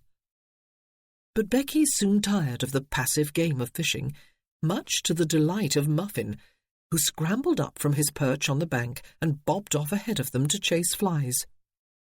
Eve waded through the meadow with Becky, identifying the various flowers, chasing butterflies, but releasing the only one they caught after gazing with some awe at its colourings, chasing each other and Muffin, though it was too hot a day to play that game for very long, and sitting down beside the basket to make daisy chains. Eve made one long one to go about Becky's neck, and a shorter one for her to wear as a coronet. The small one Becky made ended up about Eve's wrist. All the time, while they played, while the child chattered on inconsequentially and sometimes sang softly to herself, Eve was aware of Aidan and Davy on the river-bank, engaged in the serious business of catching fish. Aidan explained quietly, she noticed, and patiently supervised, while Davy did everything himself. Eventually, they were both sitting side by side on the bank, both in their shirt sleeves, silent most of the time, talking occasionally. Davy, it seemed to Eve, was talking far more than he usually did. Neither of them laughed or even smiled, but they both looked relaxed and contented, almost like father and son. Why had he stayed? She had lain awake most of the night, steeling herself for the parting facing her this morning. She had not even pretended to indifference. She did not want him to leave. It was as simple as that. She was not ready.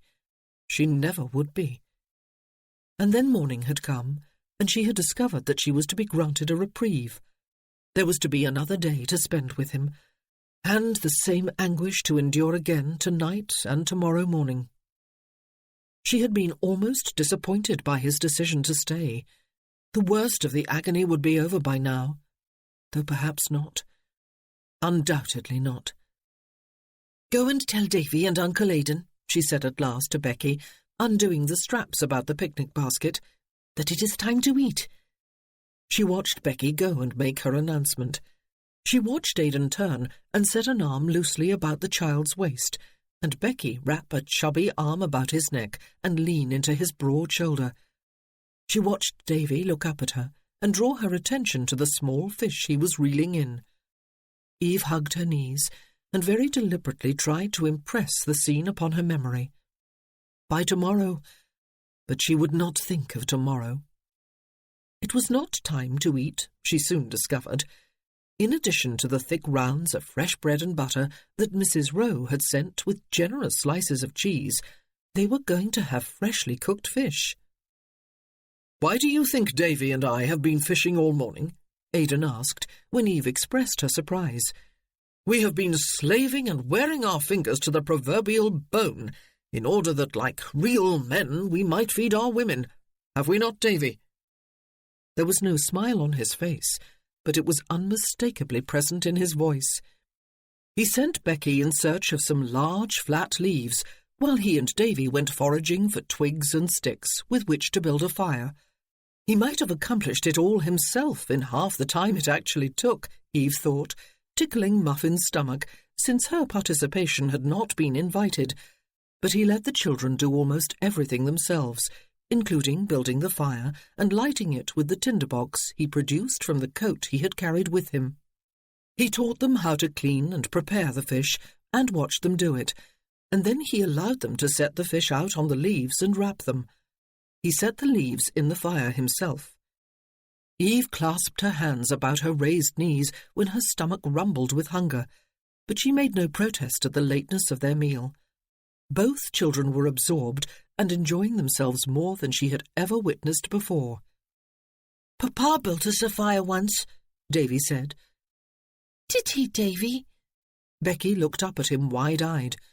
"And we roasted chestnuts," Davy said, "and Mamma scolded him for letting us burn our fingers." "Mamma let me brush her hair," Becky said. It was a brief exchange, but it brought tears to Eve's eyes and warmth to her heart. Although she had always encouraged them to remember, they had never before reminisced in her hearing. "I believe," Aidan said, "the fish is ready. I'll take it off the fire and open the leaves, and Aunt Eve will judge when we may eat it. I am not going to risk having her accuse me of letting you burn either your fingers or your tongues." They stuffed themselves with fish, which tasted slightly burned and delicious, and with bread and butter and cheese, jam tarts and currant cakes. They refreshed themselves with lemonade, and then Aidan stretched out on the blanket with a sigh, one booted foot bent at the knee, one arm, its shirt sleeve rolled up to the elbow, draped over his eyes to shield them from the sun. "This," he said, "is absolute bliss." The children went off together with Muffin to explore the meadow. Eve packed the remains of their picnic back into the basket. Aidan slept, his breathing deep and even. Eve gazed at him, storing more memories.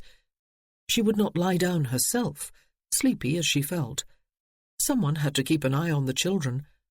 Besides, she did not want to miss a single moment of this day. This is absolute bliss. Yes, indeed it was.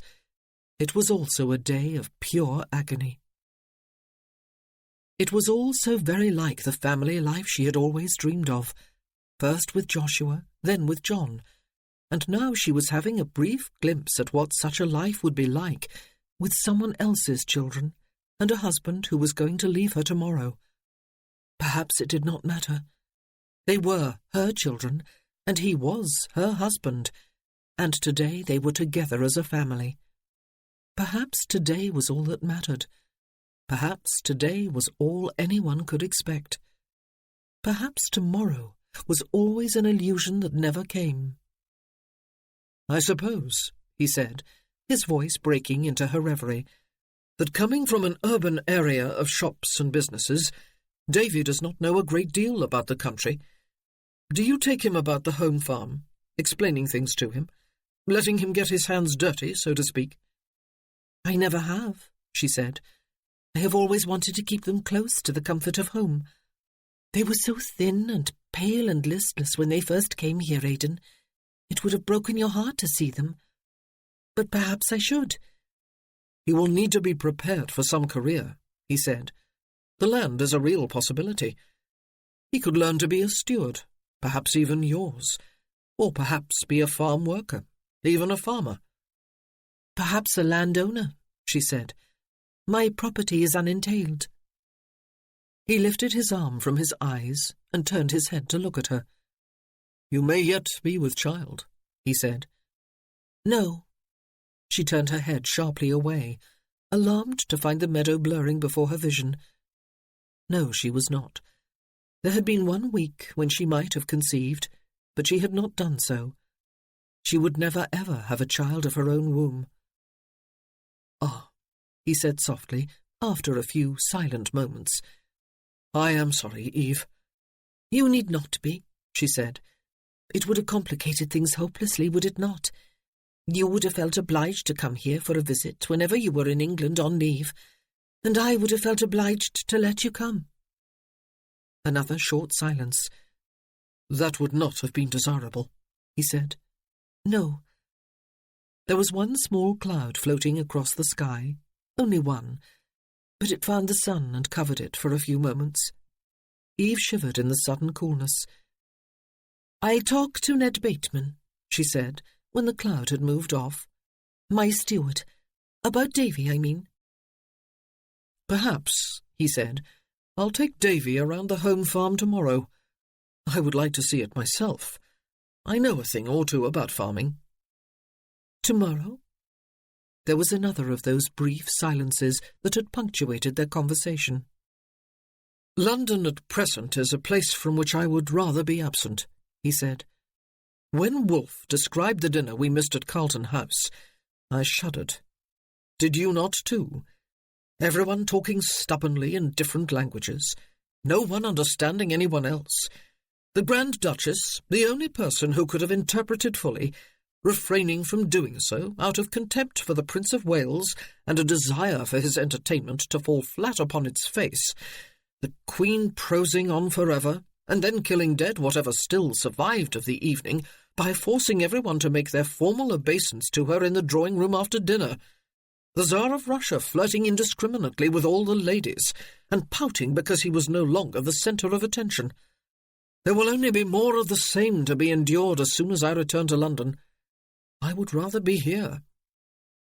Just for tomorrow? For a few more days? For the rest of his leave? "Will you mind?" he asked. No. She was not at all sure whether she spoke the truth or lied. No, not at all. The children had come back. They had been squatting on the river-bank for some time. Muffin cuddled down beside Eve and nudged at her hand with his wet nose, while Becky went to stand beside Aidan. "Uncle Aidan," she said, "I brought you something." He sat up, and she set a smooth pebble in his hand, still wet from the riverbed. "For me," he said, examining it closely before looking up at her. "I do believe it is the most precious gift I have ever been given. Thank you, sweetheart." Eve was startled by the endearment, but Becky had skipped around the blanket to her side. "And one for you, Aunt Eve," she said. It was a gift, Eve realized, as she hugged the child, that would live among her most precious treasures for the rest of her life, as a reminder of today, one of the happiest of her life. "I suppose," Aidan said, "we had better get that horse back to the stable before it bursts from consuming so much grass." Becky yawned hugely, and he stooped to scoop her up in one arm while hoisting up the picnic basket with the other hand. "You can bring the rods and everything else, lad," he said to Davy. "We'll let Aunt Eve play lady." Becky nestled her head on his shoulder and promptly fell asleep. Chapter 20. Aidan had no idea how long he intended to stay. He deliberately did not ask himself the question. He only knew that he did not wish to spend the rest of his leave in London, where life would be as hectic and as much focused upon military matters as it was when he was with his battalion. And Lindsay Hall had lost some of its appeal. It would seem empty and bleak without most of his brothers and sisters there. Even Ralph had gone to London, according to Wolfe. And without Eve.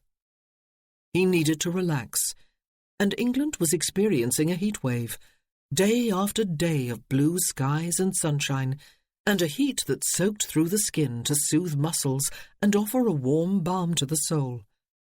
It was difficult to understand his attachment to the children, who at first were his excuse for staying, but who soon became a large part of his reason. Perhaps it was because he knew they were the only children that either he or Eve would ever have. He could never come back once he left. She had made that very clear down at the river. If she had borne a child of theirs, she would have allowed him to visit during leaves, but she had not conceived during the week they had slept together. The moment was all then. These few days, as many as his conscience would allow him to steal, were all he would ever have with his wife and his children. Yes, strange thought indeed. His children. Theirs. Eve declared a holiday from the schoolroom. Aidan took Davy about with him a few times, and soon the boy became his shadow wherever he went, even if it was just a visit to the stables or a stroll into the village. They inspected the home farm, with Eve Stewart the first time, alone together the next time, and Aidan pointed out to the boy all the different crops that were growing, taking him right into the fields, stooping on his haunches with him so that they could both touch the plants and see and feel the differences among them. They watched the animals grazing, cows in one field, sheep in another. They wandered about the barnyard, helping feed the pigs and chickens, looking inside the barn itself, still partly filled with last year's hay, one of the cows chewing contentedly there, its sickly calf beside it in the hay. He taught Davy how to milk the cow when it was explained to them that the calf was unable to feed without some help. They both tasted a mouthful of the warm, sweet liquid. They watched the smith at work. All the while Aidan breathed in the familiar smells of a working farm and felt the familiar pull of rural life. The next time Eve and Becky went with them, the dog bobbing along with them on its 3 good legs, using the 4th as an occasional prop. They did not stay together the whole while. Eve and Becky stepped inside some of the cottages to visit the labourers' wives, and Aidan spotted Becky, a short while later, playing outside with a few other children. In the barnyard later, she lost interest in the larger animals and sat in the grass and dust, playing with the most placid of the barnyard cats, while the dog, which appeared to fear cats, pressed close to Eve's skirts. Both children had grown sun-bronzed, Aidan noticed. So had Eve, despite the floppy, shapeless straw hat she wore almost everywhere. The same hat she had worn on that very first day, if he remembered correctly, though now it was trimmed with pink ribbons instead of grey. She was wearing a pale pink muslin dress, which was neither new nor fashionable. She fit her country surroundings to perfection. Aunt Rochester would be horrified if she could see her now. She was purely pretty. By the time they turned their footsteps homeward, they had walked instead of bringing the gig. They were all looking dusty and somewhat dishevelled, especially the children. The day was particularly hot. Becky was up on Aidan's shoulders, clinging to his hair. He had not worn a hat. Another day was winding to its close, he thought regretfully. He could not delay his leaving much longer. The river came into view to their right. "Now that," he said, pointing, "used to be the answer to a hot day when I was a lad. We used to go swimming." "Oh, did you?" Eve looked at him with bright eyes. "So did we, Percy and I. It was forbidden. Our father had a fear of water. We used to go over there, where we were hidden by the trees from the eyes of anyone who might have reported us." She pointed a little farther along the river. "I used to have to sneak up to my room when we went home, in order to hide my wet hair, and then pretend to have washed it." Aidan looked down at Davy. "Do you swim, lad?" "No, sir." The boy shook his head. "What?" Aidan frowned at him. "You cannot swim? Intolerable! We must set that matter right, and there is no time like the present." He turned in the direction of the river. "Aidan!" Eve was laughing. "You cannot teach Davy to swim now. We have no towels." "Why would we need towels in this weather?" he asked. "Becky, do we need towels?" She grasped his hair a little more tightly. "No, Uncle Aidan." "But I cannot, sir," Davy protested. "I would sink. I would drown." "I'll teach you not to sink," Aidan told him. "I'll teach you not to drown." Eve came along too, as well as the dog, which bounded along ahead of them to drink. She would not swim herself, Eve protested when they drew close. How could she when she had no suitable clothing with her? But she did take off her shoes and stockings and pulled off Becky's dress so that the child could splash about in the water in her shift. Aidan pulled off his boots, stockings, and shirt, but reluctantly left his pantaloons on. Davy stripped off to his drawers under Aidan's directions. He appeared not at all excited at the idea of learning to swim. The water was deliciously cool, Aidan discovered, when he stepped into it. It reached to his knees, though the river was wide at this point, and he guessed that it was quite a bit deeper farther toward the centre. He reached up a hand for Eve. "Your dress is going to get wet," he said. noting appreciatively the trimness of her ankles as she drew the fabric up above them. "You might as well take it off. I have seen you in less than your shift, after all." She gave him a speaking glance as she tested the water gingerly with one toe, and then lowered first one leg in and then the other. Her dress was bunched above her knees, but she must have realized the impossibility of keeping it dry and let go her hold on it. It floated about her on the water as he lifted Becky in and handed the child to her. Becky shrieked with the shock of the coldness. Davy did not, even though he shuddered and looked thin and white-bodied and miserable. Eve played with a visibly and audibly happy Becky, while Aidan set about the task of teaching the boy how to breathe, how not to fear the water, even when his face was fully submerged. Eve was holding Becky while she floated on her back. Aidan did the same with Davy, though the boy was extremely reluctant to lift his feet from the riverbed. "It is a matter of trust, lad," Aidan said at last. "You have to trust me to hold you and not let you sink. Will you do that?" "Yes, sir," the boy said solemnly. After that, he floated, Aidan's hands firmly beneath him, feeling the boy gradually relax, gradually trust the water itself to hold him up. Aidan released his hold with one hand and merely kept the other splayed beneath the small of Davy's back for confidence. He looked back at Eve, who was spinning Becky in a slow circle, her dress totally wet and clinging to her slender curves. Even her hair was damp. And then Davy gasped in horror and scrambled to his feet. "My drawers, sir," he said. "They have come off." And sure enough, the truant drawers were floating off with the current, already out of the boy's reach when he tried to grab them.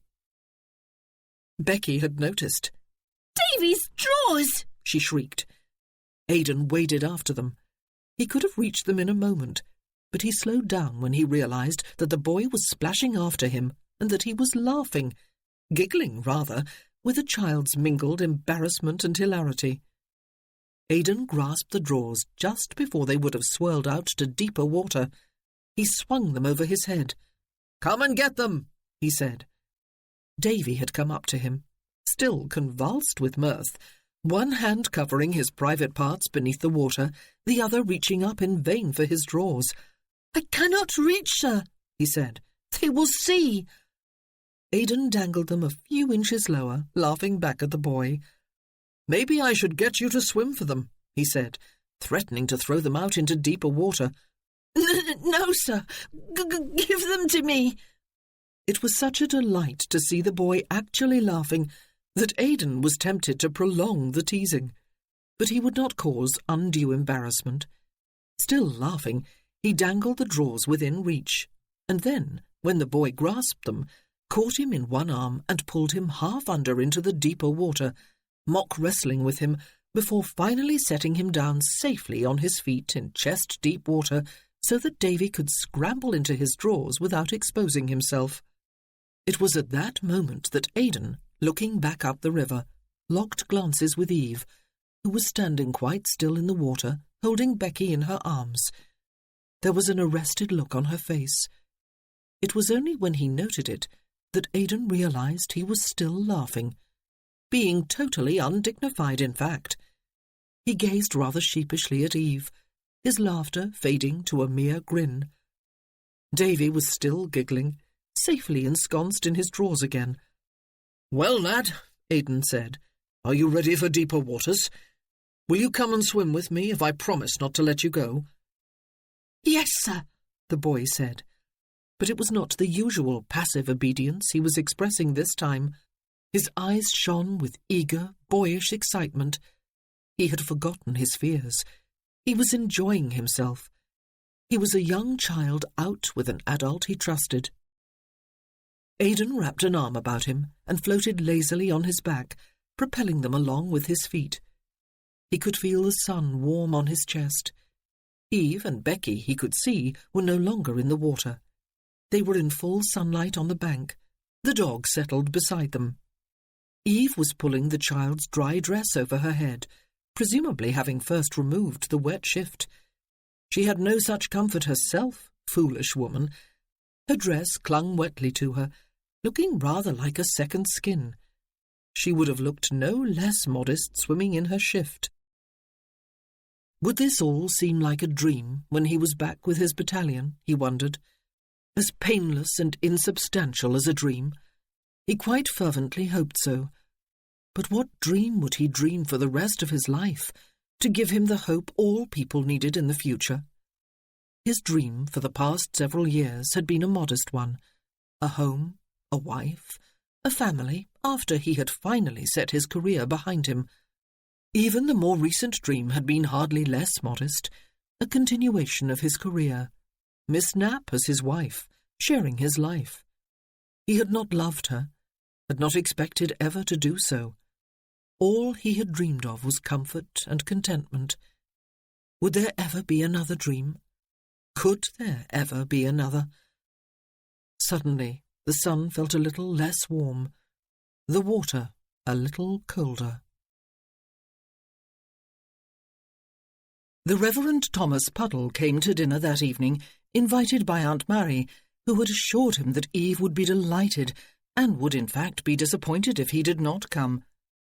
Eve was indeed delighted. While she had been spending more time with Becky and Davy and Aidan, the vicar had been spending more with Thelma and Benjamin, and that very afternoon he had come to the point and offered Thelma marriage. I begged him to think again, Thelma told Eve, to consider what it would mean to his position, his family, his parishioners, but he would take no for only one reason, he told me, and that was if I truly did not love him and wished to marry him. I could not lie to him, Eve. I adore him with all my heart. So does Benjamin. Eve's only response was to hug her. But I have given him only a conditional acceptance. Thelma moved out of Eve's embrace, looking troubled. You took me in, Eve, when everyone else treated me like some sort of leper. You gave me employment and a home. Becky and Davy still need my services. I would not— But Eve silenced her with one raised hand. There are other governesses, she said. I will find one, and if I lose her to a good man, I will find another. It will be a treat to visit the vicarage and not be forced to walk in the churchyard for the duration of my visit, no matter what the weather. They both laughed.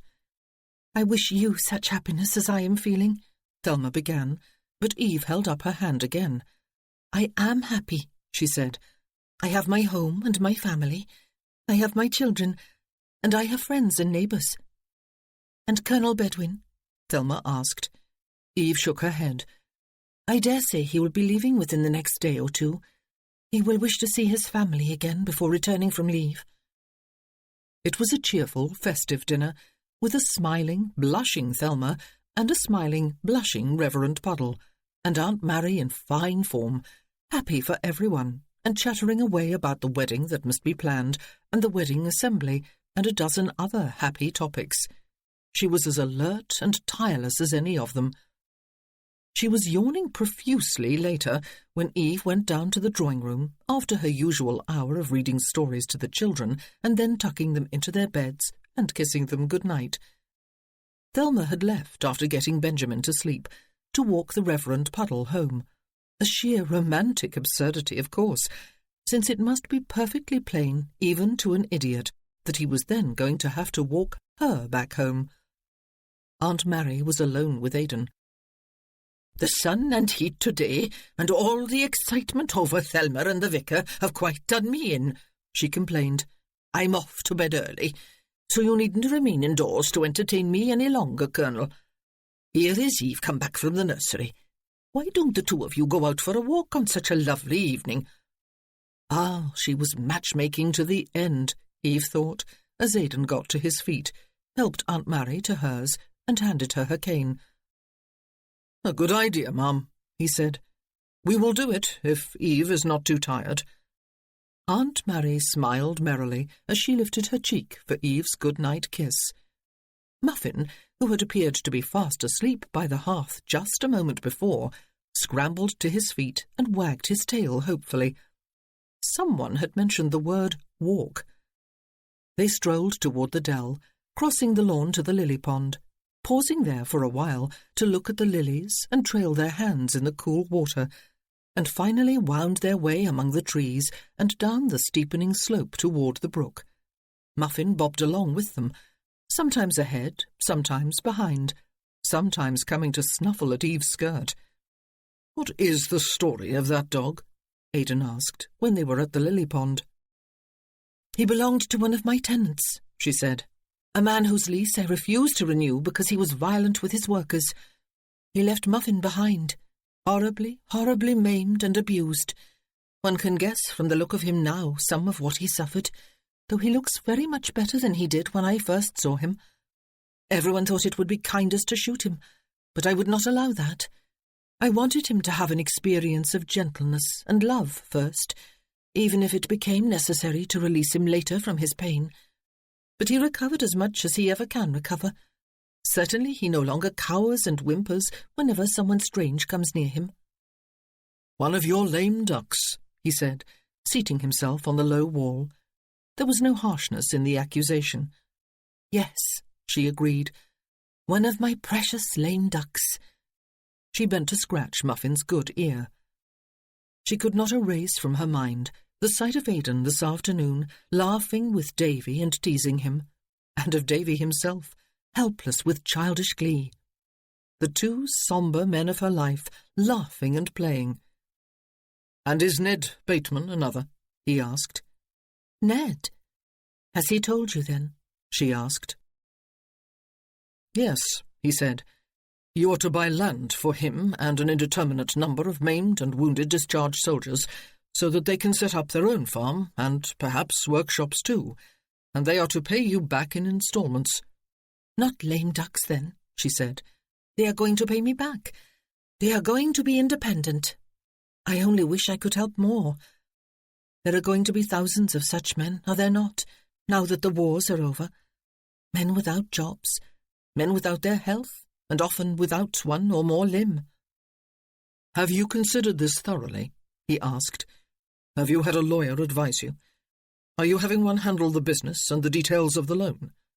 "I trust Ned," she told him. "I am sure you do," he said, "and it is certain he trusts you. But it would be better, and all concerned would be far happier, if this thing were done properly and legally. Let me find a good lawyer for you." "No," she frowned. "Let me get Wolfe to find you one," he said. "Believe me, Eve, the men who will be part of this project will feel far more secure if there are papers, if they know exactly what is what." "Will they?" she asked doubtfully. "Believe me," he said. "Let me ask Wolfe." She nodded. She knew so little about good business practices.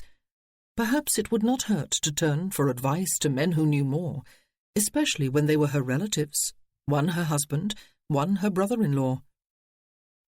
"Eve," he said, "I have sometimes spoken with irritation and even contempt of your lame ducks. I am sorry about that. I honour your generosity and your love for all creatures, no matter their looks or their station in life or their history. Knowing you has been a humbling experience. I thank you for it." She did not know what to say, though she stood and stared at him for some time. When had he become so very dear to her? Was there a single moment? But she did not think so. It had crept up on her unawares, this love, this pain. She turned without a word and led the way to the dell. "This is where I was that morning," she said, when they were part way down the slope, when Charlie came down from the house to tell me that I had a visitor, a military gentleman, and I thought it must be Percy. I was gathering bluebells with Thelma and the children, while Aunt Mary guarded the picnic basket. The bluebells were all long gone. So were the azaleas. But the dell was beautiful at any time of the day or year. It was lovely now, all deep green in the early twilight, the sky a deepening blue above the tree branches, the brook golden with the rays of the setting sun. "And you came," he said, "not knowing what awaited you." "No." She sat down almost on the spot where they had picnicked that day and wrapped her arms about her knees. He sat beside her, and Muffin bobbed down to the brook and snuffled about among the stones. "You are wonderful with the children," she said. "I have never heard Davy laugh until today. I think you must have had a happy childhood, Aidan. Did you?" "Oh, yes, indeed," he said. "Our parents worshipped each other and loved us all unconditionally. We played and fought together with energy and abandon. We were hellions." She still knew so very little about him. She was hungry for knowledge, now before it was too late. "The Duke too?" she asked.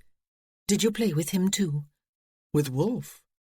He draped one arm over his knee and gazed down the slope at the brook. "Yes, the two of us were very close as boys. Almost inseparable, in fact. I adored him. He was bold and daring and mischievous. I followed him happily into every conceivable scrape." It was something she could not even imagine.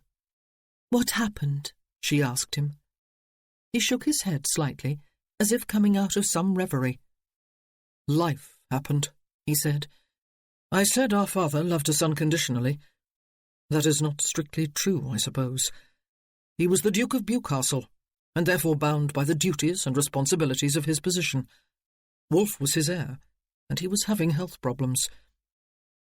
Wolf had to be trained from the age of 12 to take over those duties and responsibilities after his death, and so he was separated from the rest of us to all intents and purposes and put very much under the strict control of 2 tutors and our father himself. Poor Wolf." He had gone into his reverie again. Poor Wolf. "Why so?" she asked softly. "He hated being heir," he said. "He hated the land and the thought of being bound to it and to the family as its head. He hated the idea of having no choices at all in his life. He wanted adventure and freedom. He wanted a military career. He pleaded and pleaded with our father until he accepted reality." This was the man she now knew as the Duke of Bewcastle. Could it possibly be true? But it must be. "You both wanted military careers?" she asked. "No." He was silent for a while. Eve could hear birds singing an evening chorus from their hidden perches among the trees. "No, that was the irony of our lives. I was the one born for the military, the second son, but I fought against my fate all through my childhood and boyhood. I abhorred violence. I loved the land. I loved Lindsay Hall. We used to plot together, Wolf and I, when we were very young lads, to dress up in each other's clothes, to exchange identities, to exchange lives. We looked enough alike, we thought, to fool everyone. We must have been very young at the time." Eve suddenly remembered a moment from the morning, when they had approached a fallow field, and Aidan had explained to Davy how and why it had been left uncultivated. He had stooped down and taken up a handful of freshly turned earth and shown it to Davy. "This is life, lad," he had said. "This is the stuff from which all life comes." And he had closed his hand about the earth, squeezed it hard, and closed his eyes tightly for a moment. "I loved the land." "Did your father insist that you have a military career, then?" she asked, "even though it was against your wishes?" "I believe I was his favourite," he said. "I used to follow him around like a puppy, much as Davy has been doing with me. He was very involved with the workings of his farms. I learned from him and with him. I drank it all in. I wanted to spend my life doing what he did. I believe he was coming to realise that his choice of career for me was not in my best interests after all. But he died." "Then what happened?" She frowned. "I was 15 when he died," he said. "Wolf was 17. I was still at school for a few years, but when I left and went home, I carried on where I had left off before our father died. I busied myself about farm business. I considered Wolf's steward unimaginative, even incompetent. I offered—" He stopped abruptly, and Eve thought he would not continue. Foolish boy that I was, I thought that if I explained everything to Wolf, everything that was wrong with the running of the farms, and offered to take the steward's place, he would be grateful. 1 week later he called me into his library and informed me that he had purchased a commission for me. as our father had always intended. "Oh," Eve cried, "what unspeakable cruelty!" "Cruelty?" he said. "I think not. It was Wolf's way of telling me what I needed to know, that there was not room for both of us at Lindsay Hall. Had I stayed, we would have been at daggers drawn for the rest of our lives. He was quite right, you see. There is room for only one master on any estate." "But you did not want the commission," she said. "Why did you not refuse it?" "I might have," he said. "But what was the alternative? I had to leave Lindsay Hall. That was clear. And I was a Bedouin, you see. I had been brought up with a strong sense of duty. One of my duties at the age of 18 was to be obedient to the will of the head of the family. Wolf was not just Wolf, you see. He was the Duke of Bewcastle." "And so you went?" "And so I went." All was suddenly very clear to her. Two brothers, very close as children, had been driven asunder by circumstances, leaving one with power over the other. Each of them had wanted the other's life, but circumstances had made it impossible for them to make the exchange, and so life, the realities of life, had driven an irrevocable wedge between them, destroying, or at least submerging, the love they had once felt for each other, and making one of them cold and dutiful, the other harsh and dutiful. If she had ever thought of the privileged life of the aristocracy as easy, and she probably had, she changed her mind at that moment. Aristocrats were perhaps less free than anyone else in England. It was a strange realization. "But you became reconciled to your life?" she asked him. He turned his head to look directly at her. The twilight was deepening, but she could still see the harsh angles of his face quite clearly. "Oh, yes, of course," he said briskly. "It has been a good career. It still is, and will be for years to come. I will end up a general, I dare say." "Are you looking forward to going back?" she asked. "Yes, of course," he said again. "It is always pleasant to take leave. I look forward to it, to the relaxation, to seeing England and my family. But I am always more than ready to go back. There is a restlessness that comes from being idle too long. Yes, it will be good to go back." She felt deeply, horribly wounded. He was ready to go back. He was restless. It would be good to leave her and get his life back to normal. What had she expected? What had she expected? She got to her feet and walked down to the brook, now more silver than gold. Muffin rushed around her for a few moments before going off on his own explorations again. Aidan came to stand beside her. "This is a beautiful part of the park," he said. "Yes." It seemed dark in the dell, but looking up, she could see that the sky was still blue. "What happens now, Eve?" he asked her. "After I leave, I mean. Will your life here satisfy you?" She stooped to pat Muffin's head, though he had not demanded the attention. "Oh, yes," she said. "I will be wonderfully happy. I have my children, and now they are officially mine. Ringwood and my fortune are indisputably mine. I have my aunt and my friends and neighbours, and you have made all this possible, Aidan. I will always remember you with deep gratitude." She could no longer see his face as he looked back at her, tall and broad, with very upright military bearing. "With gratitude," he said softly. "Well, then, I am amply rewarded." His voice sounded very much as it had that first day and the days following it.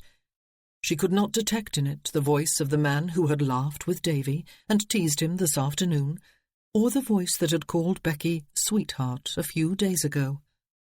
She swallowed. Her throat and chest suddenly sore with unshed tears. What if she were to blurt out the truth, she wondered. "I love you. Don't leave me. Come back to me. Have children with me. Live happily ever after with me." She bit her lip, lest she give in to the horrifying temptation. "You have been more than kind," she said after drawing a steadying breath. It felt final, like a farewell.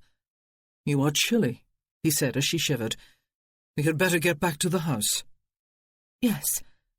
But a few moments passed before he offered her his arm, as if there were more to say, when, of course, there was not. Chapter 21. The following morning brought with it a special delivery in the form of an invitation to Colonel Bedwin and Lady Aidan Bedwin from the Countess of Luff to attend a garden party at Didcot Park 2 days hence. "I have no wish to go," Eve said, after reading it aloud to her aunt and Aidan at the breakfast table. "Oh, but you must," her aunt said, clasping her hands to her bosom. "It is the first time you have been invited. Serena will be delighted. You know she has been vowing not to go herself unless you will be there too, my love." Aidan looked at Eve and raised his eyebrows. "It is an annual event," she explained. "Very exclusive. Only the best families get invited. The Morrises have never been among their number. Of course, now I am a Bedwin and eminently respectable." "And you have been presented to the Queen," her aunt added. "Yes, that too." Eve's eyes were twinkling with amusement. "Last year I was not good enough, but this year I am. I will not go." "I beg your pardon," Aidan said. "Does the invitation not include me, too? What if I wish to attend?" She grimaced. "You could not possibly. Could you?" "The thing is, Eve," he said, "that you will be living at Ringwood for the rest of your life. All your neighbours appear to be also your friends, with the exception of Luff and his countess until now. Why not be on good terms with them too, if it is possible?" "The invitation has arrived almost indecently late," she said.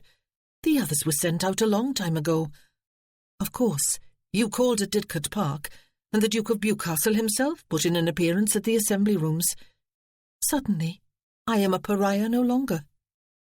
"Are you bitter?" he asked. "No, of course not." She laughed at him. "Then prove it," he told her. "Accept the invitation, for both of us." Mrs. Pritchard still had her hands clasped to her bosom. "That's it, Colonel," she said. "You make her see sense. I want to hear all about it down to the smallest little detail when you come home. And a garden party is such a romantic thing, with all sorts of groves and arbours and grottos for people to disappear into. In couples, of course." "Why would we want to do that?" Eve asked, though Aidan was interested to notice that she blushed. "When it is a social event we would be attending." "Will be attending," Aidan corrected. He had promised Davy that they would take his cricket set outside this morning if the weather was still fine, and it was. They would set up the wickets on the lawn, he had said, and he would teach the boy enough of the rudiments of the game that they could play and enjoy themselves. Later he was going to give Davy a riding lesson in the paddock behind the stables, having discovered that he had not yet learned to ride. He excused himself from the breakfast table. He had had a night of disturbed sleep. He had stayed too long. Oh, not in one way, perhaps. He had helped relax the children after the disturbing experience of being hauled away from their new home by the village constable. He had helped provide them with some pleasant summer experiences, some sense of family and stability. He had redeemed himself in Eve's eyes, he hoped, after his often high-handed behaviour in London, so that she would perhaps have kinder memories of him than she would otherwise have had. But he had stayed too long.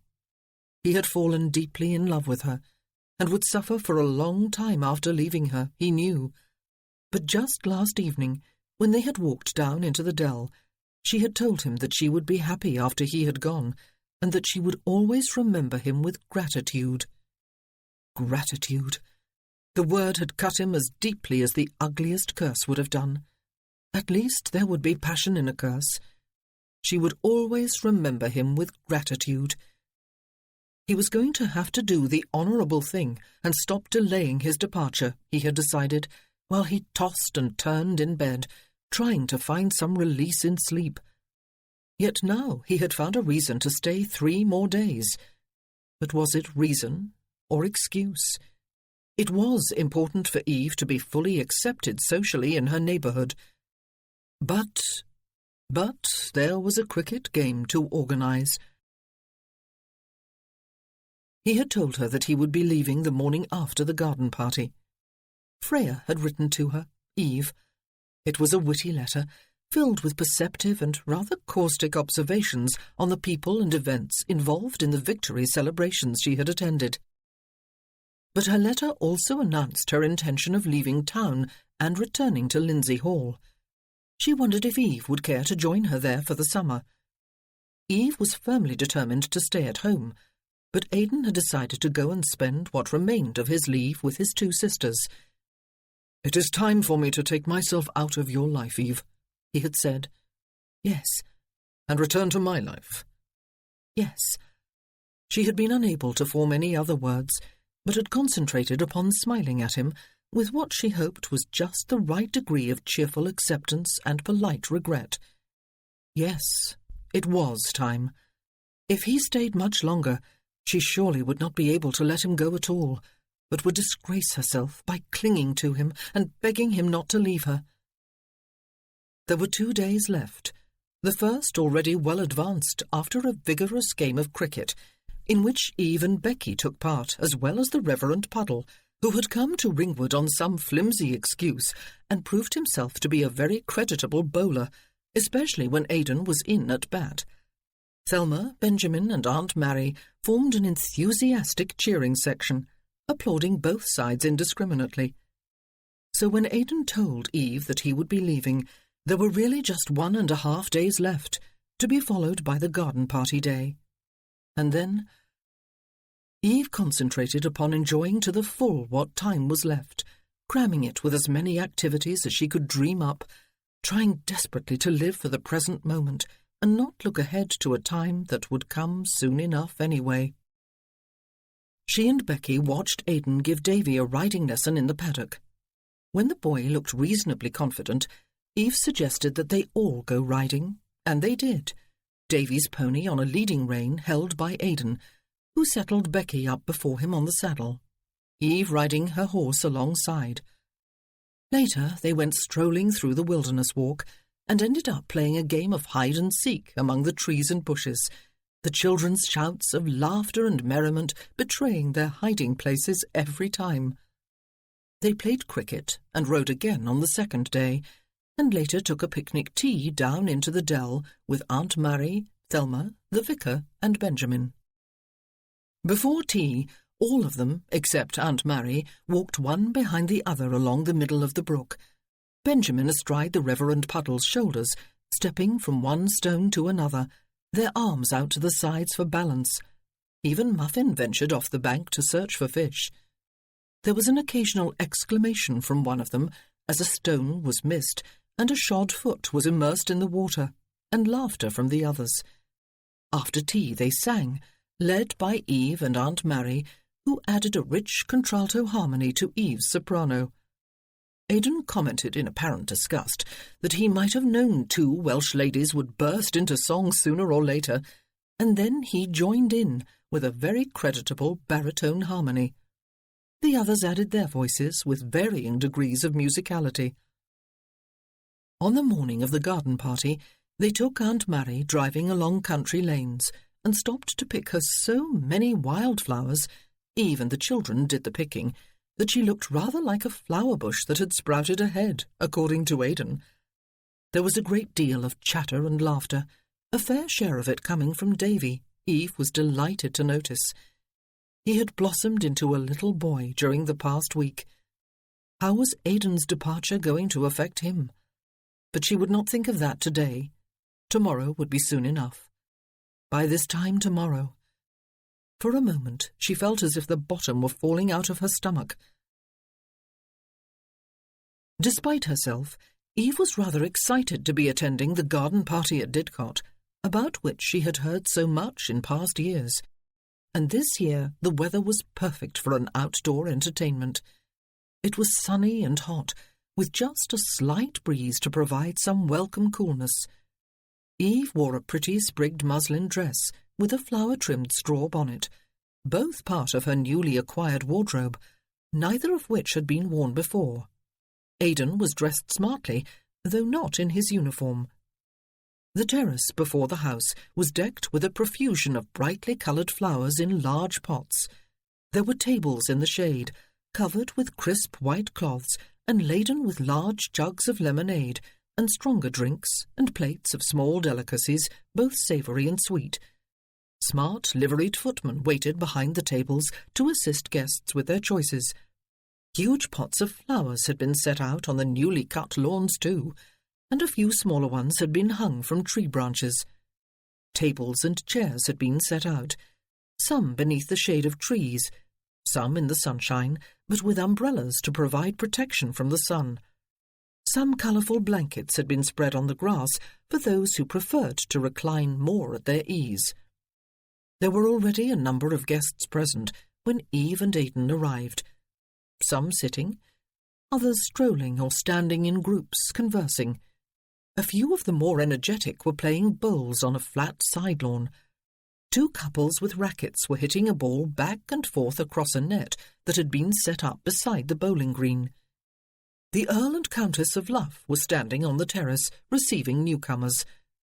So was John. "Oh, no," Eve said involuntarily, as she spotted him from the carriage window. Aidan followed the line of her vision.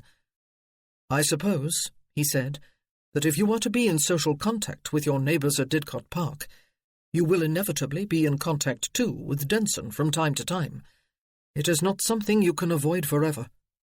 "It was your idea," she reminded him, "that I come here, Aidan. I would have preferred to stay at home." "One cannot always run and hide from life," he said. "It is best never even to try, but simply to face what must be faced." There was no time to say more. The carriage drew to a halt. Sam Patchett jumped down from his place on the box to open the door and set down the steps, and the next moment Eve was smiling and curtsying and being presented by the Earl of Luff to the Countess and his son. "I am to congratulate you on your marriage, Lady Aidan," the Countess said graciously, "and your connection with Bewcastle and the Bedwins. You are on an extended leave from your military duties, Colonel Bedwin?" "A leave of 2 months, ma'am," he said. "Rapidly coming to an end, I am afraid." "I had the honour of attending Lady Aidan's presentation ball at Bedwin House, mother," John said, his smile directed fully at Eve. "One would have to say that during her short stay in town, she became all the rage." Serena Robson, having spotted Eve across the lawn, came hurrying up at that moment, both hands extended. "You have arrived," she said, kissing Eve's cheek. "Do come and join James and me beneath that beech tree. You too, Colonel. I have hardly set eyes on either of you since your return from London. I want to hear all about it, every juicy morsel." They sat beneath the tree for half an hour, sipping cool drinks, while Eve gave an account of her presentation to the Queen, and Aidan added, with dry humour, the details of the black gown and his family's reaction to it. After that, the men wandered away to watch the bowling, and Serena looked after them, sighing. "He is not handsome, Eve, is he?" she said. "But he is undeniably distinguished-looking, and, oh, yes, indeed he is. He is a quite extraordinarily attractive man. James and I have been delighted that you have spent time together after all, both in town and here. He came back here to help you rescue those poor children, and rumour has it that he has been taking them about with him, and even playing with them in the days since. Is there any hope?" "He is leaving tomorrow," Eve said quickly. "He has so little time left in England. He needs to spend what remains with his sisters at Lindsay Hall." Serena leaned across the table to set a hand over hers, but they were interrupted by a new arrival. "May I join you, ladies?" John asked. "But of course," Serena said, indicating one of the empty chairs. "Please do." "There is no place to compare with England in beauty, you know," he said, "especially the English countryside on a warm summer day. Sometimes it takes a year away in a foreign land, though, to make one fully appreciate that fact." "You have been in Russia," Serena said. "You must tell us some of your experiences with polite society there. Is it elegant, refined, sophisticated? Eve listened to him as he talked, to his light, pleasant voice, and she looked at his handsome face, with its perfect features and white teeth and the beginnings of laugh lines at the corners of his eyes. She watched his hands, slim, expressive, well manicured. He knew how to please and how to charm. She noticed how other ladies were aware of him and kept glancing at him, his blonde hair bright and gleaming even beneath the shade of the tree. Was it any wonder that, lonely and inexperienced as she had been, she had fallen in love with him? How much substance, though, had there been to her love? There could not have been much, surely, if she could so easily have fallen out of love with him and into love with Aidan. But perhaps that was unfair to herself. Love needed to be fed and nurtured if it was to flourish and grow. John had not been here for longer than a year to feed her love. Neither would Aidan be here after tomorrow. Would she fall out of love with him too, then? Mrs. Rutledge had joined them and was talking to Serena about some matter related to the church. John stood up. "Lady Aidan," he said, "would you care for a stroll?" Aidan, she saw at a glance, was in his shirt-sleeves, wielding one of the rackets. "Thank you," she said, getting to her feet, but she ignored his offered arm and clasped her hands behind her back. "Eve," he said as they set off across the lawn. "Eve, my dear, how is it that you look even more beautiful than ever?" How did one answer such a question? She did not even try. "I did not expect to see you here today," she said. "I thought you were busy with the victory celebrations." He shrugged. "They grow stale," he said. "I wanted to see you. I thought Bedwin might be gone by now, but he is leaving tomorrow. I overheard you say so to Mrs. Robson." "Yes," she said. "Poor Eve," he said softly, steering the way toward a long tree-lined avenue, at the end of which was an octagonal summer-house. "Forced to make a marriage of convenience with a Bedouin. They are a dour, humorless, emotionless lot, are they not? But no matter. He will be gone soon. I will be here for the rest of the summer to comfort you." "There is no comfort you can offer me, John," she said. "Oh, Eve," he said, looking down at her. "We were always friends, were we not?" "Yes, we were," she agreed.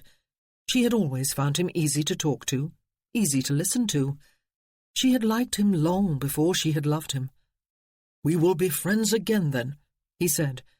"We will meet again as we have always met when I have been at home. We will be companions and friends through the summer." "I think not, John," she said. "Even if we had not become more than friends, I would think it impossible for us to continue such a friendship, clandestine as it was, and clandestine as it would have to remain. But we did become more than friends." They both smiled and nodded at a couple who passed them on their way back from the summer house to the main lawn. John exchanged a few pleasantries with them. "You are a little upset now," he said when they resumed their walk, "because you were forced into your marriage and believe that therefore all is at an end between us. Nothing could be farther from the truth. We will be friends again. Indeed, we have never stopped being friends, have we? And we will be lovers again, Eve." She looked sharply at him. He was smiling warmly back at her. "Tell me," she said. "I have wondered, though I believe I know the answer. Did you ever have any intention of marrying me?" "Yes," he said without hesitation. "In my dreams I did, Eve. I love you dearly. Please believe that. Please never doubt it. My thoughts turn to you more often than is good for me. I believe I will always love you. Always. Even after I am married myself and have produced heirs satisfactory to my father. But no, in the realm of reality, there could have been no marriage between us. You knew that as well as I did, even though you are the love of my life." Had she known? Had her love for him made her suppress the truth, even from herself? No, she had not. How incredibly trusting and naive she had been. But the thing was, she realised, that John had not meant to deceive her. Not really. He had been playing a game of dreams and had assumed she knew the rules and played along with him. He was no villain. He was just not the man she had thought him, the man she had thought she loved. But then, she was not the woman he had thought her either. It had been an illusion, all of it. "A shallow love," she said. "You had been 2 months back in England before I knew of it, and then I discovered it quite by accident. You did not know who Aidan's bride was when you came to the ball at Bedwin House." "I paced the streets of London all that night after I did know," he told her. "I thought I would lose my mind, Eve." "But why?" she asked him. "You had no intention of marrying me anyway." "I hate the thought of someone else touching you," he said. "Has he touched you, Eve? He is your husband, but it is a marriage of convenience. Please tell me." "John." Eve had stopped walking, though they had not yet come up to the summer house. "My marriage is none of your concern, none whatsoever. Neither is my life. We were friends. We were lovers. Past tense. Even the friendship is past tense. There can be nothing between us ever again. Not ever." "He is going away, Eve," he said, standing and gazing at her, a frown marring his perfect features. "He will forget you within a few days. You will probably never see him again. You will change your mind. "I will not change my mind," she told him. "I am married to him, John, for better, for worse, until death parts us. I choose to be loyal and faithful in every way." "You will change your mind after a while," he said. "Eve, my dear, remember what has been between us for years now. Remember the last time we were together before I went to Russia. It was very, very good." It had not been. Not physically. But that had nothing to do with anything at this moment. "I am going back to the terrace for a drink," she said. "I would rather go alone. Goodbye, John. I wish you happy." "I will be," he assured her, smiling again. "With you, Eve. I'll give you a week or 2. Fortunately, he did not accompany her back up the long avenue. She did not go to the terrace for a drink after all. Aidan had finished his game, she could see, and was pulling his coat back on. She went to join him. "Did you win?" she asked. "I always win," he said, looking keenly at her. "We will get something to eat and sit down somewhere." They sat side by side on a wrought iron bench beside a little fish pond rather than join a group. "I went walking with Viscount Denson," she told him. "I know." She took a bite out of a lobster patty and then did not know quite how she was to turn it over in her mouth. He said no more. "Do you not want to know," she asked him, "what we talked about?" "It would seem," he said, "that you wish to tell me. But shall I make it easier for you? He wishes to continue the acquaintance. He wishes to resume your affair. He wants you to be his mistress. He has always loved you and always will." It was all so uncannily accurate that she merely stared at him. "I said no," she told him. "No to everything." "That, too, I could have predicted," he said. "You are an honourable woman, Eve. You will not see me after tomorrow, but you will live a celibate life rather than be unfaithful to me, will you not?" She wondered suddenly if there were any truth in that old romantic notion that a heart could break. "Would you care," she asked him, "if I did not?" He turned his head to look at her. His eyes were almost black and totally unfathomable. "I will not be here to care either way, Eve," he said. "You must live your life as you see fit. I will not be your conscience for you." She set down her plate on the bench between them, knowing that she could eat no more. Her hands, she noticed, were not quite steady. She raised her eyes to his, and realized when she could not see him clearly that she was very close to weeping. She had not demanded his love. All she had wanted was some small indication that he cared about her fidelity. "Excuse me," she said, rising hastily and heading in the direction of one of the large pots of flowers, which she stood apparently examining, until she was sure her eyes were clear enough to allow her to mingle with her neighbours. "You will not see me after tomorrow. I will not be here to care either way." Yes, surely hearts could break. After tomorrow, surely hers would. Chapter 22. "I always win." It was what he had said to her after the game, but he had not been referring to the game. He was not even sure it was true. Did he always win? He had always won the battle with his honour, he supposed. When he had realised his mistake at Lindsay Hall, back when he was 18, and had thought he could run the estate for Bewcastle, he had been ashamed of himself and the way he must have upset Wolfe, who was new to his position, and undoubtedly knew less at that time about estate management than Aidan did.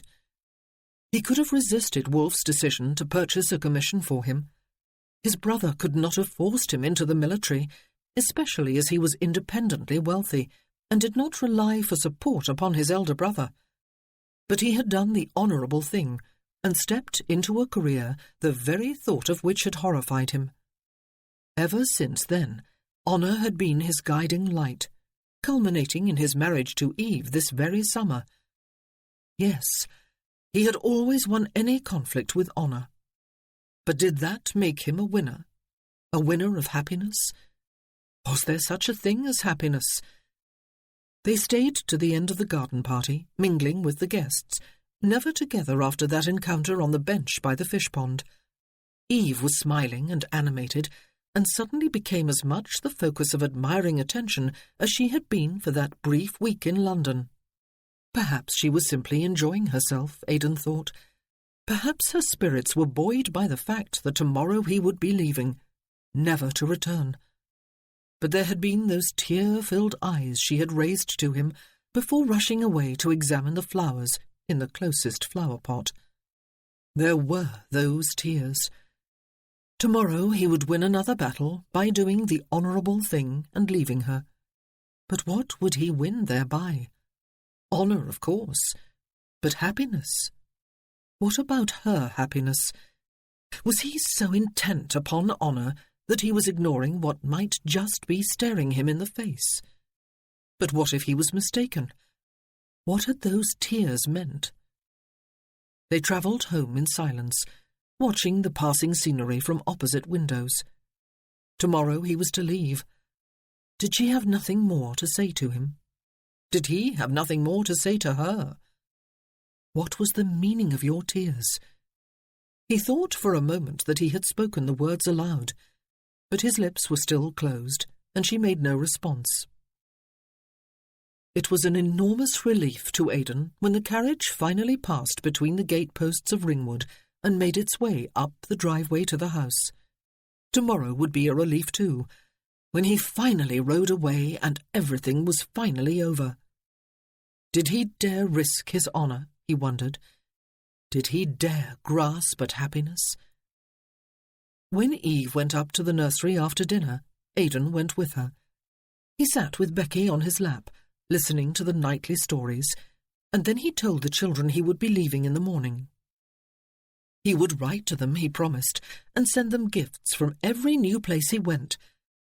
They must take care of Aunt Eve and learn their lessons well and grow up to be a fine lady and gentleman. He kissed them both. Becky clung to his neck and even shed a few tears. Davy was more his old, quiet, contained self, but he allowed Aidan to tuck him into his bed and smooth a hand over his hair. "I will not forget you, lad, just because I will not be here," he said. "I will always love you." "Nobody ever stays," the boy said softly, his voice devoid of expression. "Aunt Eve is staying," Aidan said, "and Aunt Mary, and Becky, and Nanny, and you will be staying for them. I'll write, Davy, I promise." The boy turned onto his side and covered his head with the blankets. Aidan left his room and the nursery. Eve was still busy in Becky's room. He went down to the drawing-room, still wondering if he would grasp for the moon. The housekeeper was hovering outside the room, looking her usual sour self. "I am to tell you," she said, "from Mrs. Pritchard, that she has gone to her bed because she is tired, and you are not to stay inside on her account." Aidan folded his hands at his back and gazed broodingly at the housekeeper. "Agnes," he said, making a sudden decision, "fetch me some towels, will you? And a blanket." "Why?" She eyed him suspiciously. There was not another servant of Aidan's acquaintance who would answer a direct order with a single word, "Why?" "Not your business, Agnes," he said, keeping his voice stern, though his spirits were beginning to lift with a certain excitement now that it appeared he had taken the first step. "Fetch them, preferably within the next few minutes." She crossed her large arms over her chest. "Don't you go breaking my lamb's heart any more than it is already broke," she said. "I am not afraid to take you on, I'm not, though I know I couldn't beat you even if I had a pistol in each hand and a dagger between my teeth." Aidan smiled at her. "Agnes," he said, "I could hug you, but I doubt it would be a delightful experience for either of us. Her heart is broken, is it? By me. Fetch those towels and that blanket, woman, and let us have no more insubordination. I might have to have you court-martialed." Her eyes squinted even more, and her lips pursed. Then she nodded curtly, turned on her heel, and disappeared. She reappeared in the drawing-room a mere couple of minutes later with the requested towels and 2 blankets. "Even these nights can get coolish," she said, "once it gets past midnight. And I assume it is going to get past midnight?" "I hope so, Agnes," he said, as she set the pile down on the end of a sofa. "You're not so bad-looking when you smile." She astounded him by observing, just as she was leaving the room, "But don't you waste no more of them on me. You give them to my lamb." He grinned at the closed door, and then sobered instantly. Why was he feeling so light-hearted? What if he was about to sacrifice his honour? The door opened, and Eve came inside, smiling, as pale as a ghost, looking about for her aunt. "She has gone to bed," he said. "We are going out, you and I. We are going swimming." "Swimming?" She looked blankly at him. "In the river," he said, "and you will not have the excuse of no towel this time. There are a few." He nodded at the pile on the sofa. "All those?" She frowned. "2 of them are blankets," he said. "Blankets?" "One to lie on the bank," he said. "Agnes assures me we may need the other for warmth if we are out after midnight. She may be right. We are going to swim, and then we are going to make love, unless you can assure me that it is something you definitely do not want. And then—" But he had lost his nerve. "And then we will see." "Aidan." For a moment, colour had tinged her cheekbones, but now she was pale again. She drew breath to speak, but merely shook her head and was quiet. He strode over to the sofa, scooped up the blankets and towels, tucked them under one arm, and held out his free hand for hers. "Come," he said. For several moments he thought she was going to say no. She stood staring at his hand, and then, at last, slowly raised her own to set in his. "One last night?" she said. "One last dream." He had remembered the stretch of river she had pointed out to him as the secluded place where she and Percy had sometimes swum in the summers. He led the way there unerringly in the darkness. Not that it was very dark. The moon was almost full, and it beamed down on them with 1,000,000 bright stars. They did not talk on the way. She clung to his hand, memorizing the feel of it, the warmth and strength of it. What had he meant? one more dream. Her heart had been so constricted with the pain of unshed tears when she left the nursery that she had hardly known how to put on a cheerful face as she entered the drawing-room. "Here," he said, when they were among the trees down by the river, in rather heavy darkness now, though the river gleamed in a wide silver band to their left. "This is the spot." He dropped her hand and his bundle, and then shook out one of the blankets and spread it on the ground. They were going to swim, and then they were going to make love. Would she be insane enough not to protest? "Come here," he said, reaching for her hand again and drawing her close. He reached around her for the buttons at the back of her dress and undid them one by one. He drew her dress over her shoulders and down her arms and let it fall in a pool at her feet. It was another of her new gowns, chosen carefully for this final evening, but not for abandonment on the river bank. He was drawing her shift up her body. "Lift your arms," he said. "Aidan," she protested in some shock. "You told me yourself," he said, "that no one can see you here even in daytime. Swimming is not nearly as enjoyable an activity if it is not done naked." What was it about his voice? It was unmistakably his, even though there was not quite enough light beneath the trees to verify his identity with her eyes. But there was something about it, something boyish, something one just did not associate with Colonel Lord Aidan Bedwin. Well, why not, she thought, lifting her arms. Why not? A few moments later, she was naked, and he was peeling off his own clothes and tossing them down beside the blanket in a manner to give his Batman heart palpitations if he could see. And then he caught her by the hand again and drew her in the direction of the river. He had no intention of stopping at the edge of the bank, she realized at the last moment. She drew and held a deep breath, closed her eyes, and jumped. The shock of the cold water took her breath away, so that even after she surfaced, Eve had to fight for breath as she trod water.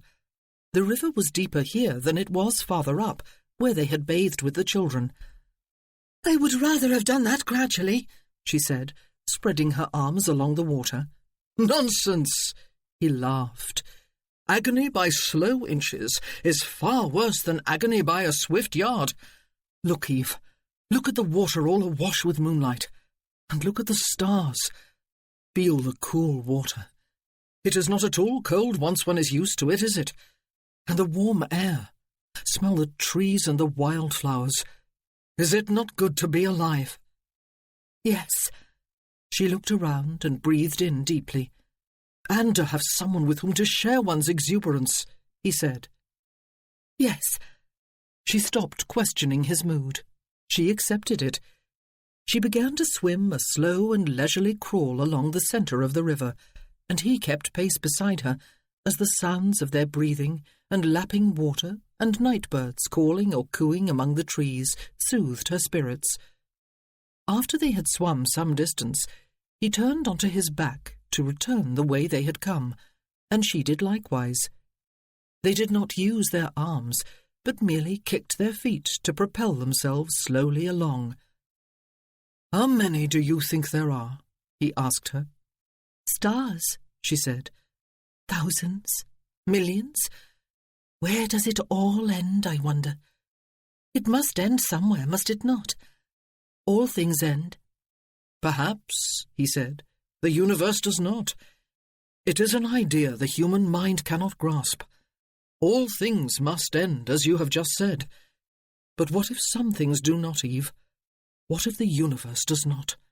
What if other things do not? We would have proved the existence of the divine, would we not?" How absurd, she thought suddenly. Here they were, two respectable adults, out swimming naked after dark, speculating about infinity and divinity, trying to stretch their human minds so that they could conceive of something that had no end. Love, perhaps. Was that what he had been about to say? One could not imagine Aidan saying such things about love, but he was in a strange mood tonight. They swam for more than an hour, sometimes with energy and speed, sometimes so lazily that they did little more than float. Once he dived unexpectedly beneath her and pulled her under so that she came up sputtering and had to get instant revenge by pounding her hands flat on the water and making it impossible for him to clear his eyes. They laughed with glee, just like carefree children. And then he caught her to him, imprisoning her arms to her sides, shook the water from his eyes, and kissed her. "It is time to dry ourselves off before the wrinkles in our skin become permanent," he said, "and then it is time to make love, unless you do not want it." The moment of truth. But of course, there had never been any doubt in her mind from the start. Only the conviction that there ought to be doubt, that she was going to increase tomorrow's pain beyond the point at which it could be borne. But she was already beyond that point anyway. "I want it," she said. "Oh." He sighed and kissed her again, and then lifted her bodily out of the water and deposited her shivering on the bank. "Brrr," she said, and ran for the towels. He came after her. He had never made love before. Not love. He had had sex numerous times, and with numerous women. He had even felt some affection for some of them. But he had never before made love. He was terrified. He had never given himself. Not himself. Not since childhood, anyway. Or perhaps not since that time when at the age of 18 he had gone to Wolfe, all eagerness and brotherly love, to outline his ideas for Lindsay Hall and all the other ducal estates, and to offer to implement them in person. Since then he had performed his duty, always, scrupulously, honourably, and impersonally. In all the 12 years since he had become an officer, he had never given himself.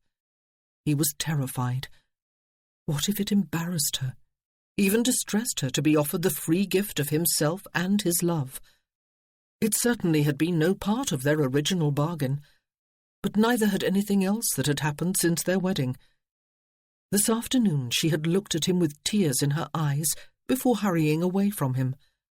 He could remember exactly what words he had spoken to her just before she left. "I will not be here to care either way." The words had upset her. He lay down beside her on the blanket, wrapped his arms about her, and drew her against him. Her body was cool from the water, as was his own.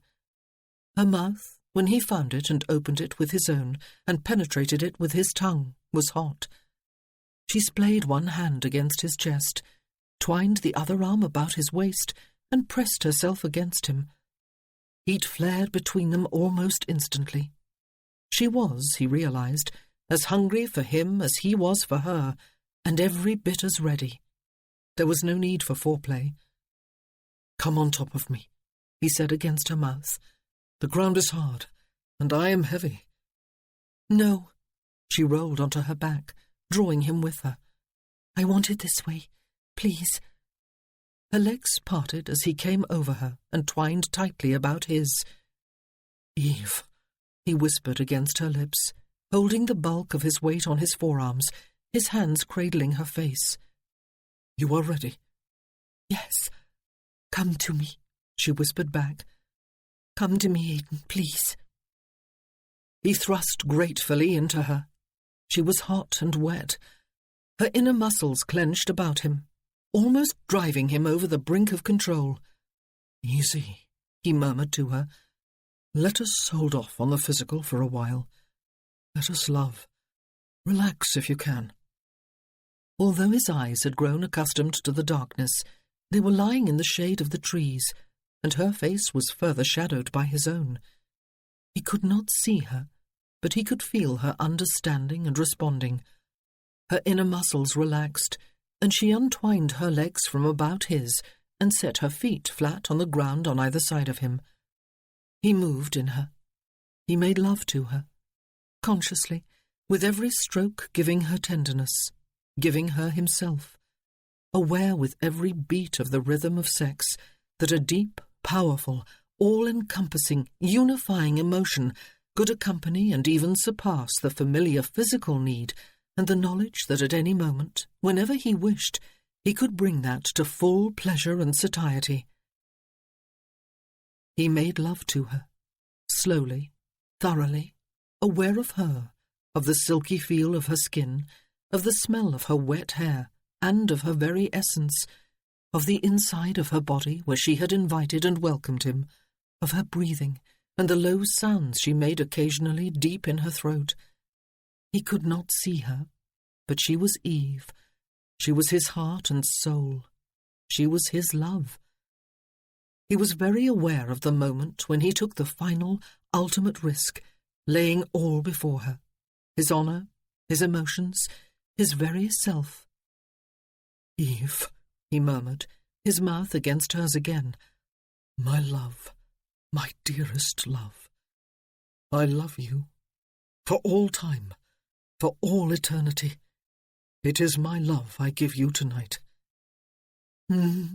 She said, deep in her throat again. But he lost his nerve. He feared that she would speak. He feared the words. He kissed her and deepened the kiss, pressing his tongue deep inside, and at the same time he quickened and deepened and hardened his rhythm. He lifted his mouth away only when all her muscles clenched, and he sensed her moving into climax. He tipped back his head, eyes closed, kept his weight on his arms, and released his seed in her. Even then he did not lose himself. Even then he was aware of her, moaning softly, shuddering with the spasms of her completion, gradually relaxing. Soft, warm, sweat slick. He slid free of her, lifted his weight off her, and moved to her side with one arm still about her, grasping the second blanket as he did so, and somehow spreading it one-handed over them both. She sighed and turned onto her side facing away from him, nestling her head against his arm and fitting her back and her bottom and her legs against him. He gave them both a few minutes to recover. He thought that she might have drifted off to sleep for a few minutes, and then she whispered to him. "Look at the stars," she said. "They are brighter than ever." He looked and stroked his fingers through her drying hair. "Eve," he said, "I am sorry about Denson. Deeply sorry, but—" "You need not be," she said. "I did love him, Aidan. Or rather, I was in love with him. But he is not the man I thought he was. Perhaps I would never have discovered his essential weakness if we had married, but I believe I would have. He is not a man I could love for a lifetime." He had not been allowed to deliver his carefully planned speech. He would have to go with the flow of conversation instead then. "What sort of man could you love for a lifetime?" he asked her. She was silent for a while. He guessed that she was considering her answer. "A kind man," she said. "When we are young and foolish, we do not realize how essential a component of love kindness is. It is perhaps the most important quality. And an honourable man, always doing the right thing no matter what." His heart sank, on both counts. "And a strong man," she said. "Strong enough to be vulnerable, to take risks, to be honest even when honesty might expose him to ridicule or rejection. And someone who would put himself at the centre of my world, even before knowing that I would be willing to do the same for him. A man foolish and brave enough to tell me that he loves me, even when I have hidden all signs that I love him in return." "Eve," he said. "He would have to be tall and broad and dark and hook-nosed," she said, "and frowning much of the time, pretending he is tough and impervious to all the finer emotions, and then smiling occasionally to light up my heart and my life." "Good God." "He would have to be you," she said. "No one else would do. Which is just as well, considering the fact that I am married to you." You need never fear that I will be untrue to you, Aidan, even if you leave me tomorrow and never return." He set his face against her shoulder, gulped and swallowed. "You meant what you said, did you not?" she asked. "It was not just the passion speaking. You meant it?" "I meant it," he said against her ear. "You are braver than I, then," she said, "my mighty, precious warrior. I dared not open myself to your scorn or your pity. But I love you with all my heart. I love you so much it hurts. Aidan, if it were not for the children, I would follow the drum with you, even if it were for all the rest of my life. But I cannot. I have to put them first. I will write to you every day, though. I will make a home for you to come back to every time you have leave. "Hush, love," he said. "I am going to sell out. It was part of the speech I started to deliver before you interrupted. I am going to sell out and live here with you." "Oh, Aidan!" She turned over all in a rush to face him, and one of her hands came up to cup his cheek. "I cannot ask that of you. You are going to be a general. There will be honours, titles." "You cannot bear to be married to a humble ex-colonel, then?" he asked her, "with only one title, which she has done nothing to earn." "Oh, Aidan!" She brushed her lips against his. "You need me here," he said. "You will need someone to manage your farms and estate after your steward has gone off to his new place on that madcap scheme the two of you have concocted. The children need me. They desperately need a father as well as a mother. Aunt Mary needs to have her hopes fulfilled, and Agnes needs someone to fight on a regular, daily basis. And Eve, oh, Eve, my love, I need you, all of you. But you most of all, my dearest love, you." He kissed her hard. "You are going to sell out?" she asked in wonder. "Now?" "Not at this precise moment," he said. "Since Agnes sent us out here with an extra blanket, it seems to me only polite to make full use of it. I am going to make love to you all night long under the stars. But tomorrow, Eve, I'll go to London and take care of it. At the same time, I'll have Wolfe recommend a lawyer to deal with that land business. And then I am going to come home to stay." "Home," she repeated softly. "If you will have me," he said. "If?" She laughed then, and for no apparent reason he joined her. They laughed and hugged and kissed and murmured nonsense to each other.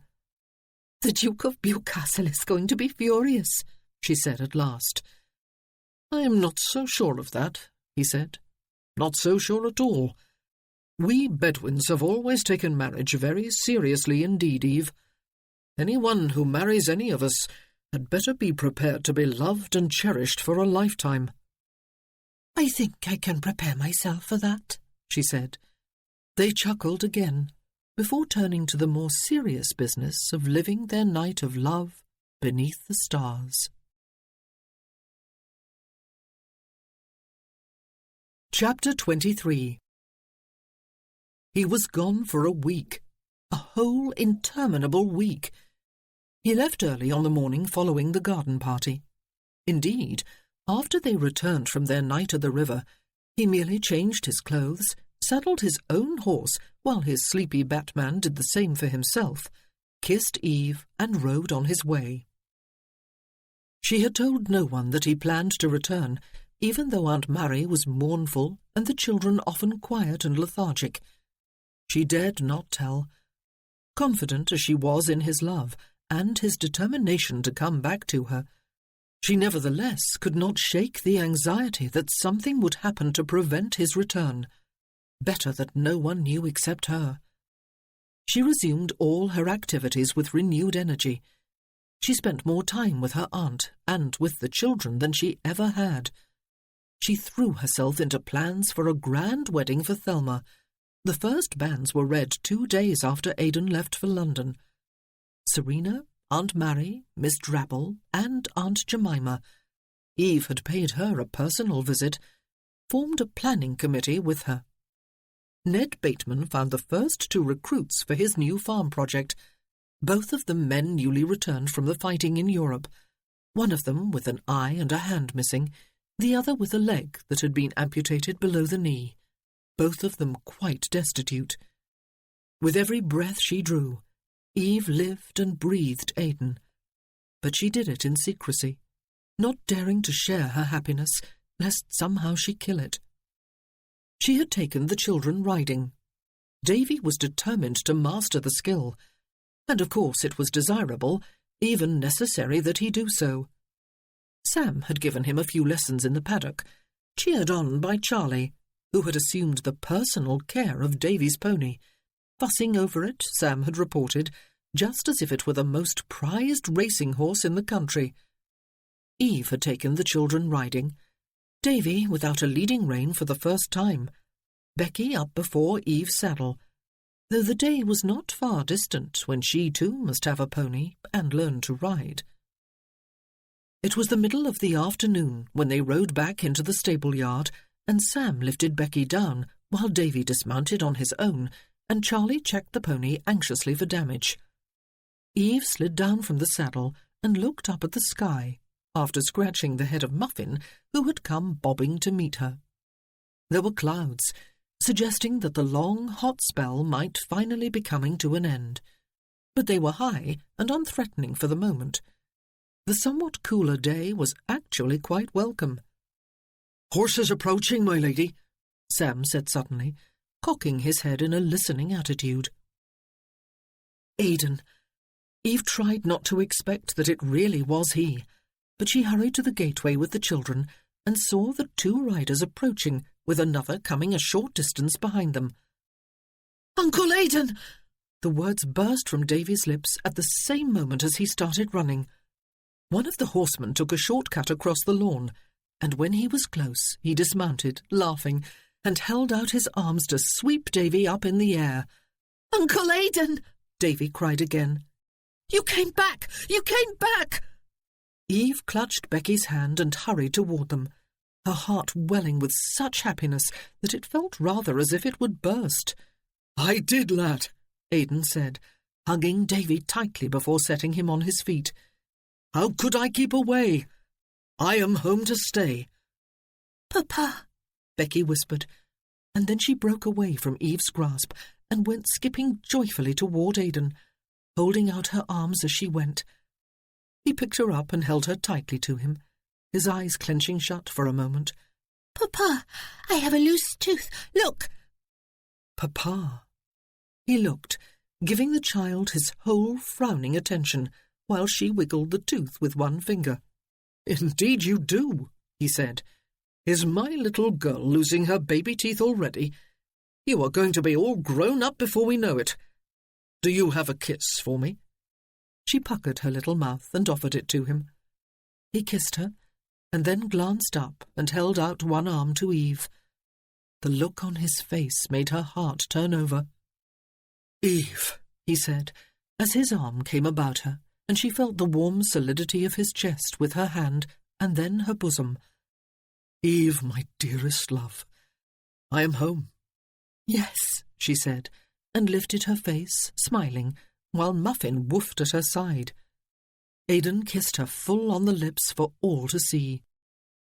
It was only at that moment that she remembered what she had seen from the gateway of the stable-yard. Aidan with his Batman behind him, and another rider. She took a step back, biting her lip and feeling herself flush, while Aidan laughed and set Becky down.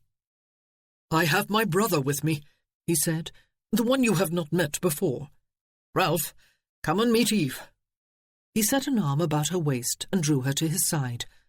Ranulph is his official name, but he is known as Ralph.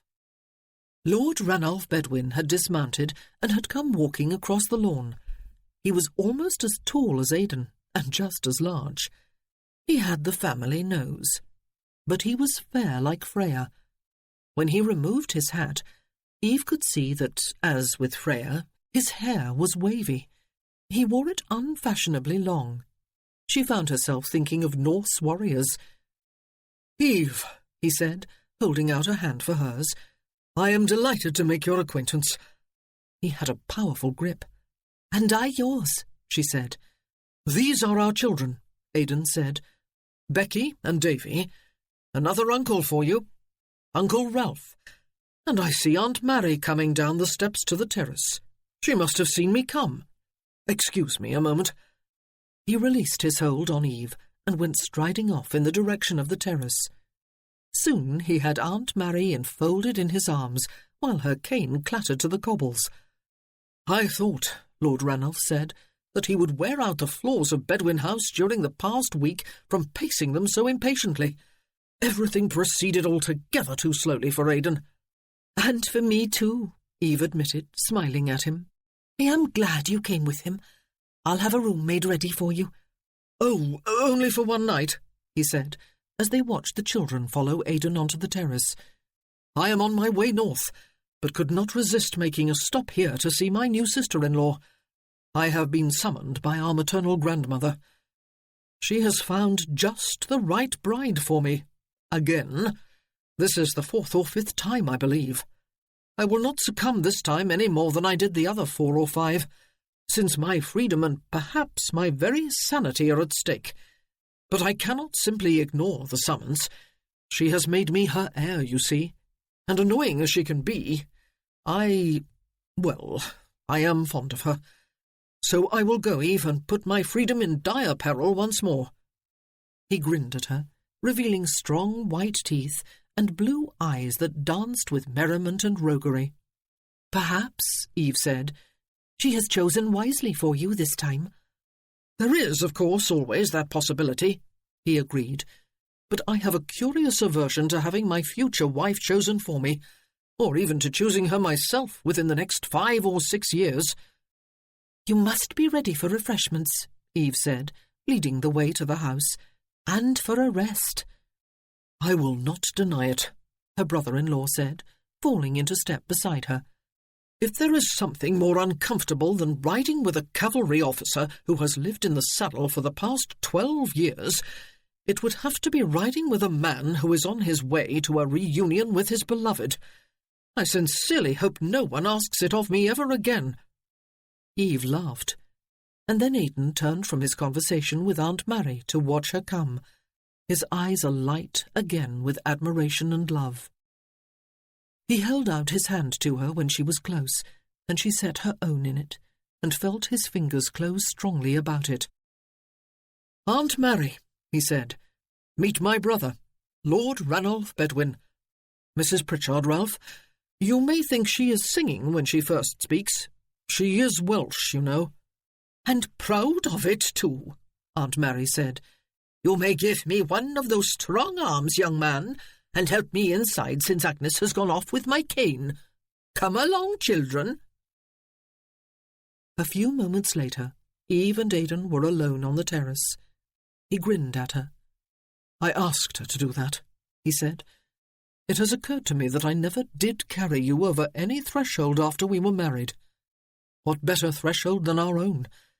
And what better time than now, the beginning of our happily ever after?"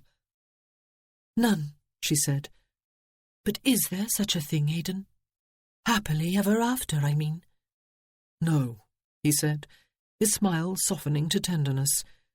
"There is something infinitely better than happily ever after. There is happiness. Happiness is a living, dynamic thing, Eve, and has to be worked on every moment for the rest of our lives. It is a far more exciting prospect than that silly, static idea of a happily ever after. Would you not agree?" "I would," she said, and then she half shrieked, half laughed, and wrapped her arms tightly about his neck as he scooped her up and twirled her once about before carrying her up the steps and into their house, into their home, into another dream. No, better than a dream. Into the dynamic, exciting, happy reality they would work on together every day for as long as they both lived. This concludes Slightly Married by Mary Balogh, narrated by Rosalind Landor.